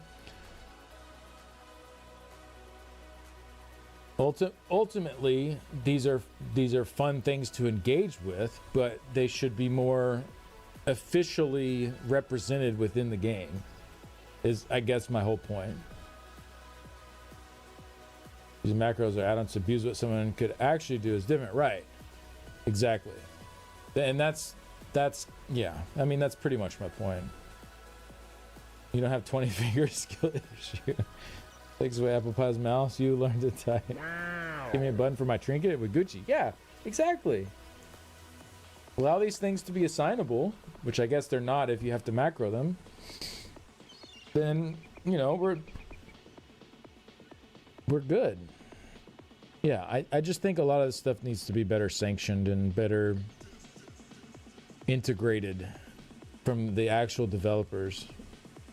They just end up being done in like these very weird unintended ways, which can be fun to discover. I will admit that.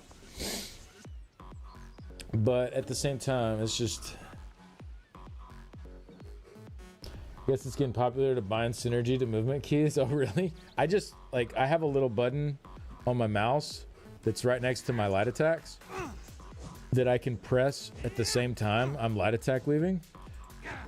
So I just bound it to that, and I just hit both of those buttons at the same time. So every light attack weave I press, I'm also pressing my synergy button. Yeah, I'm a piece of crap, I know. I used to get so much extra synergy damage back in the day though, doing that. But now, I mean, like, if I'm on Arcanist, it's half the time you're beaming and can't hit a synergy anyway. I guess it's getting popular. Is Cronus still a thing, or did those Xbox players finally get the ban happen? I don't know who that is. Dude, that's genius.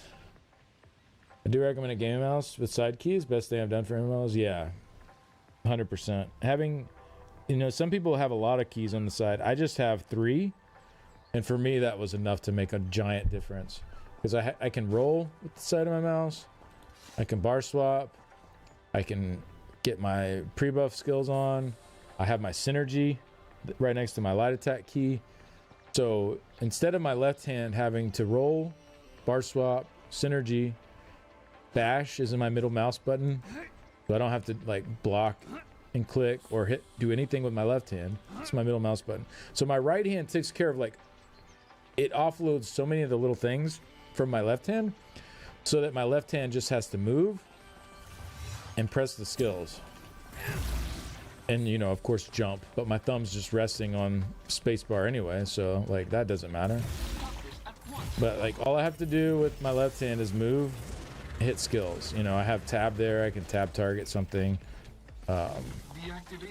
Shift is on my pinky to run. It's all stuff my hand is just sitting on anyway. So, I have very few things I have to worry about with my left hand, where the default keybinds, you have your left hand is going absolutely crazy over here trying to hit all this stuff, when your right hand is just you're just light attacking and doing nothing else, or blocking with the right click. You know what I mean?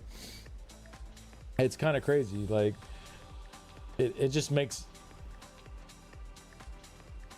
I don't know, it just evens it out a lot more, because your left hand has by default so much more to take care of than your right hand, and I think evening that out definitely helped me get a lot better at the game for sure. But I guess they can't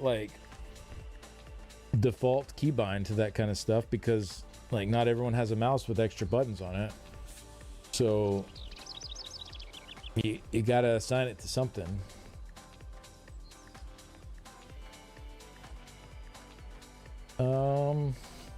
I should get one of those. Be using numpad like it's 2004. You really should. It helps a lot. It's such a big difference. Some people use the MMO mice too, where it has a full ring of buttons on there. So people will actually assign all of their skills, 1, 2, 3, 4, 5, and their ult, to the side of their mouse, and use their thumb for their skills. So, I mean, I don't do it that way, but that's a totally valid way to do it. And then as you're running around, you don't have to move your fingers off of your movement keys to hit your skills. You just need to move them to hit whatever's left over. If maybe you have, roll on your left hand on the space bar or something, or maybe you have bar swap now on your left hand instead of your mouse hand, or whatever it is. But yeah, there are different ways to do it, but I definitely recommend trying to offload something from your left hand onto your right. It makes it way easier to play.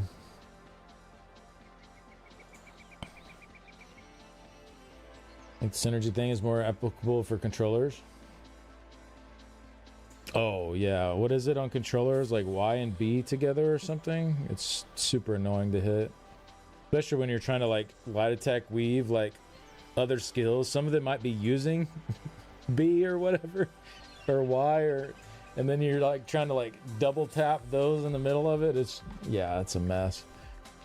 I did play controller on Xbox for a little bit, for a couple months. I learned it. It was a wild time. Hard to get it to go off on controller. Yeah, for sure.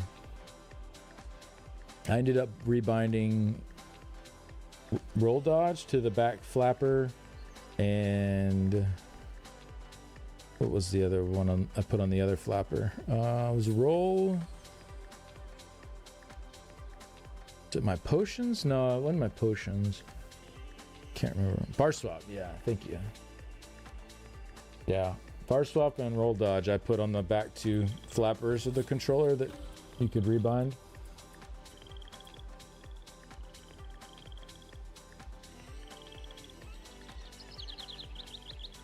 Ooh, excuse me. Been considering getting one of the add-on metronomes. Yeah, it's really good. Combat metronome is a very good one. Speaking of that, I need to actually update. Glad you said that. Hi, Abby. What are you doing? You're probably ready for dinner, huh? What do I need? Lib chat message, newer version required.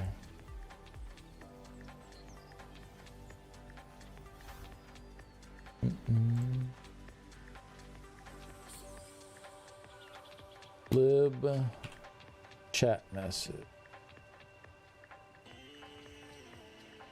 Why do so many of my libs, like lib character knowledge, I know I have this. I have it installed. But Minion says I don't. It's, God, Minion sucks so bad. It's so crappy. I'm constantly finding add-ons that I have installed that Minion has stopped offering updates for and acts like I don't have it installed.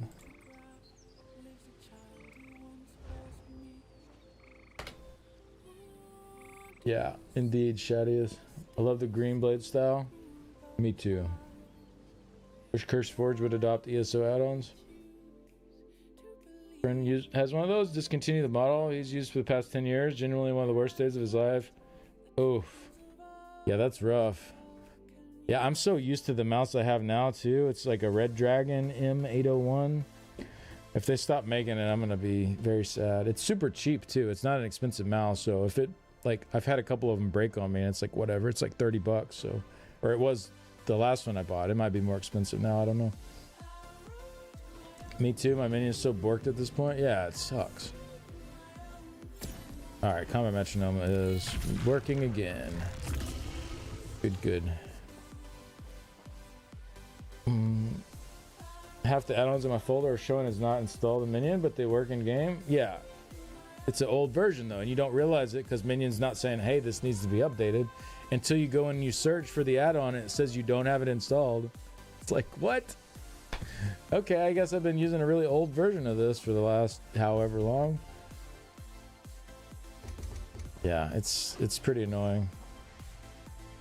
I don't know. I don't know what to do about it at this point. What pots am I using? These are just tripods, I think. Yeah. Just tripods. I'm also using armor pots sometimes when for fights where sustain is super chill. Anything where you're like also like taking a bunch of damage that is mitigatable. These are really nice if you can sustain them.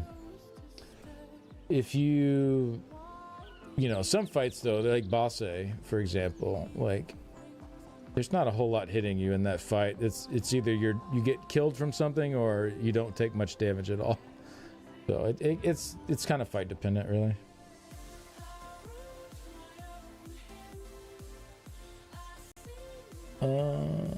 Watch a skinny trash talk on Minion. Good.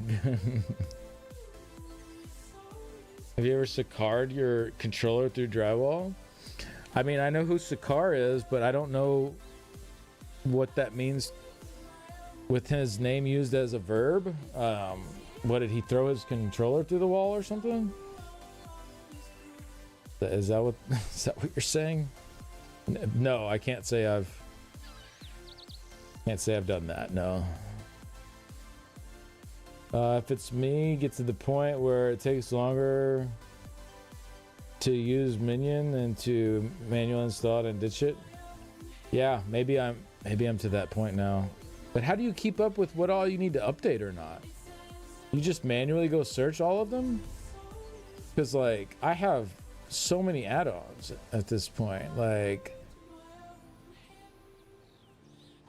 I'm not like gonna regularly check for updates on this stuff. Then again, Minion doesn't tell me when it needs to be updated anyway, so. Add to favorite, it tells you when they are new. Never not use Minion, couldn't be me. What do you mean add to favorite? On ESO UI? add to favorite, but I'd still have to go and like. Oh, you saying it like gives you a list if you add to favorite, and then it'll say which ones need to be updated?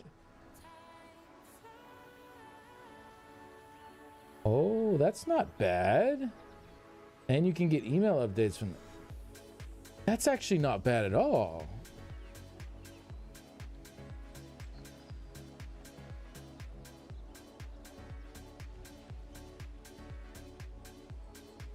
Okay, okay. Does it just like remember the last version you downloaded or something? How does it know when you need the next one?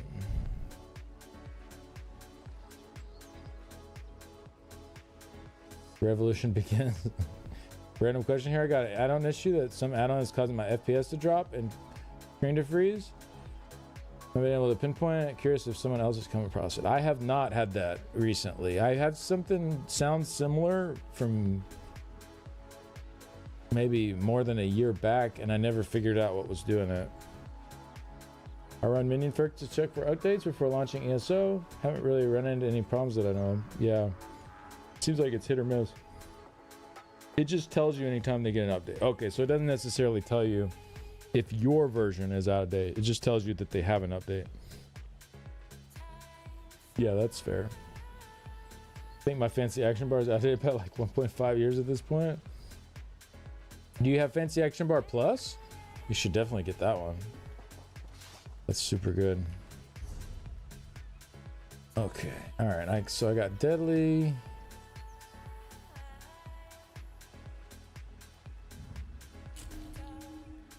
Null Arca, 5 pieces of each. Oh my stuff, stamina.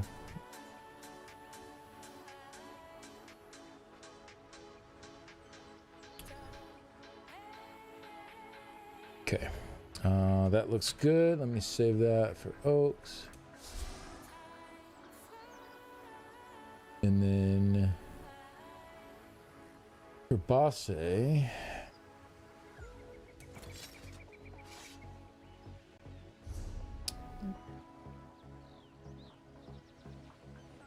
the tracers, legs, ring, and chest. Uh-oh. Surely I have a deadly chest in here. Yes, look at there. Good. I didn't have to make any gear for this. It's beautiful.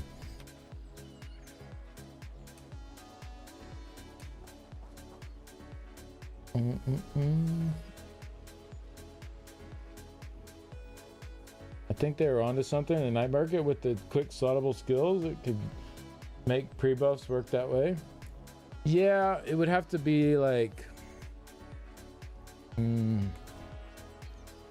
would have to work a little bit differently though, because those were super clunky and shared cooldowns with your potions too. But yeah, something in that vein maybe. Okay, so we got that. Okay, so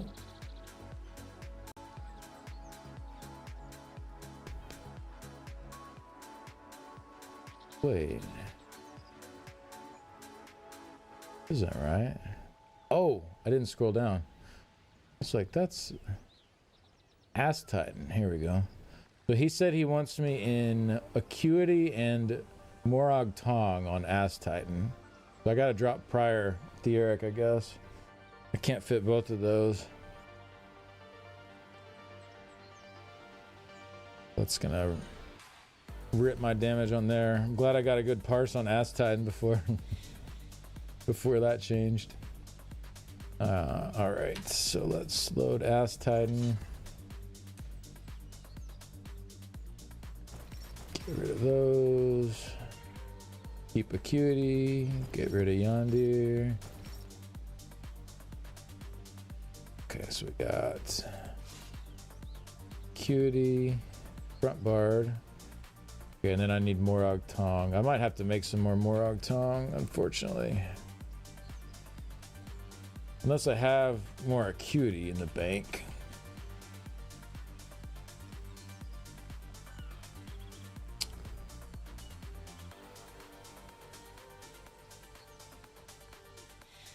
Either way, I think I'm gonna need to make some more.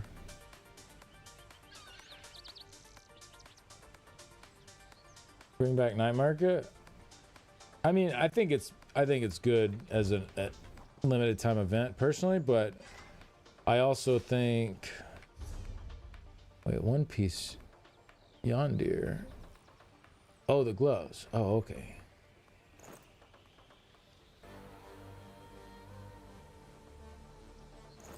So gloves, guards. Okay, what acuity pieces do I have here? Oh, they're divines. They're the wrong. Should be infused. Okay, so I need.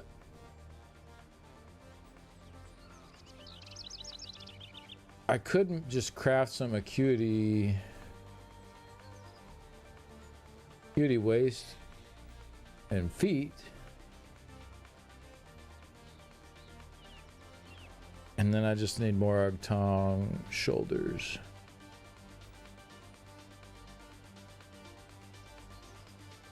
The boss actually named Ass Titan. It's Ash Titan, but everybody calls him Ass Titan.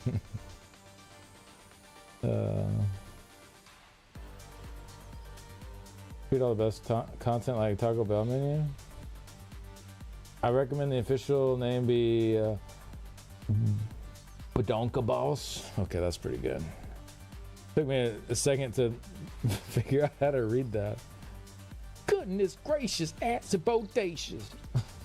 If I remember right, there was an ESO bug making a boss twerk. That was Bossa, yeah. Okay, let me figure out what I need to make here. I need to make. Well, I guess I could just leave this acuity stuff. So I need to make Morag Tong waist, feet, and shoulders.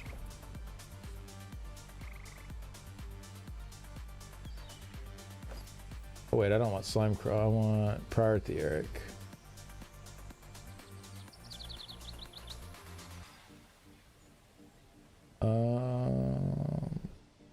Infused. There we go.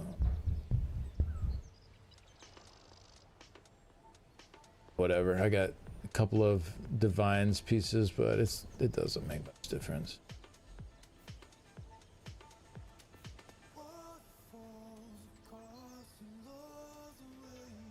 Okay.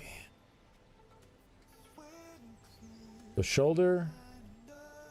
Let me just make sure I don't have any of these pieces somewhere. Morag Tong. Oh wait, I do have belt. Belt and shoes. Where are these? Belt, boots. I just need the shoulders. Nice. Well, that's cool.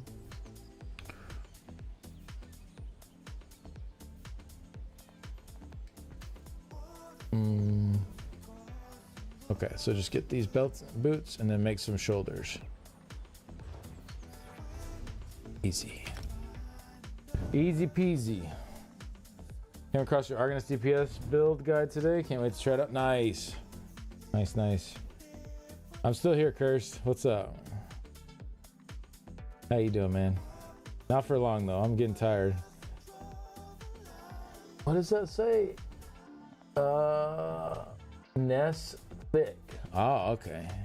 Are those some booties? Kind of small. I can't see.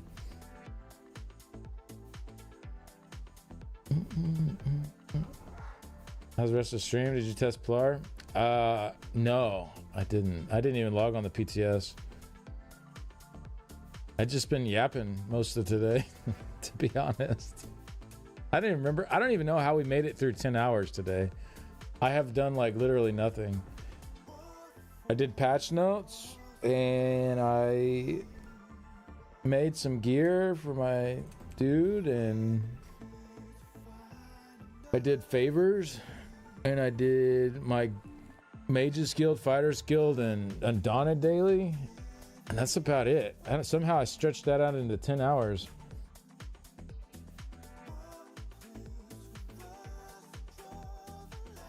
Beats me.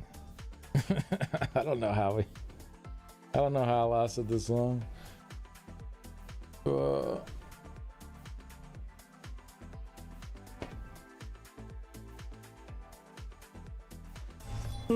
Definitely felt like I had good energy today, though.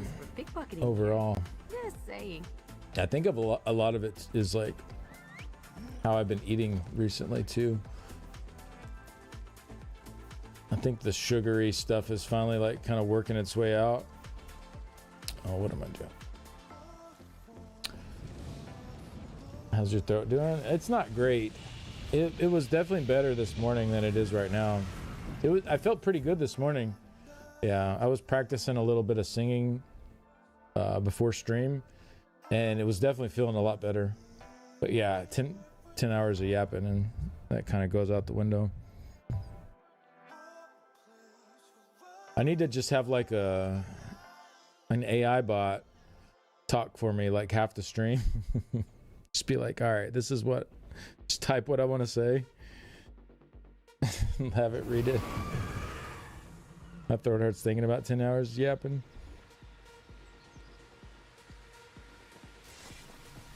Okay. So I needed shoulders of Morag Tong.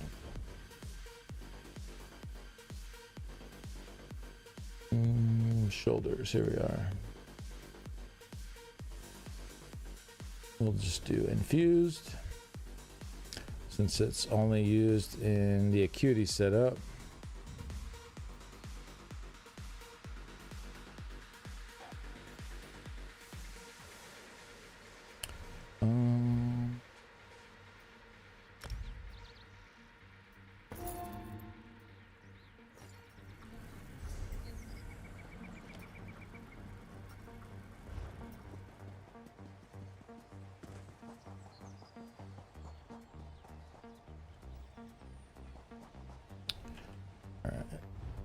Put those bad boys in the bank.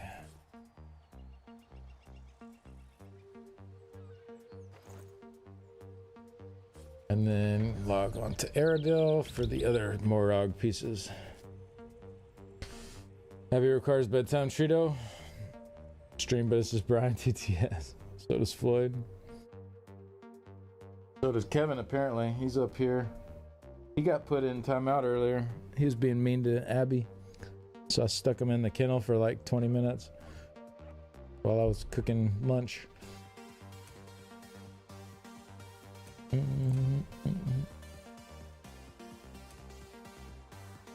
Alright, Aerodel. Alright, y'all. Alright, y'all. I'm tired. I'm gonna find somebody to raid.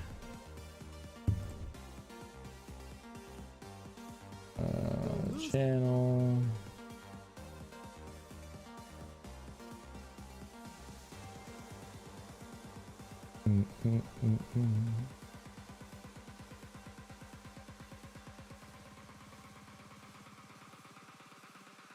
Oh.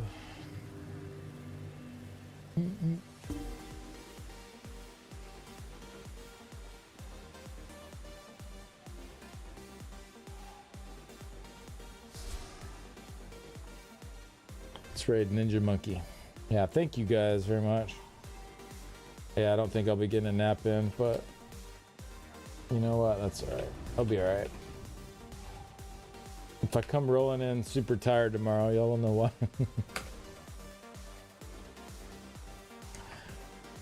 Thanks, guys. Appreciate y'all. I will see you guys in the morning. We'll have, looks like close to 2 hours on the timer still. BG. Appreciate y'all.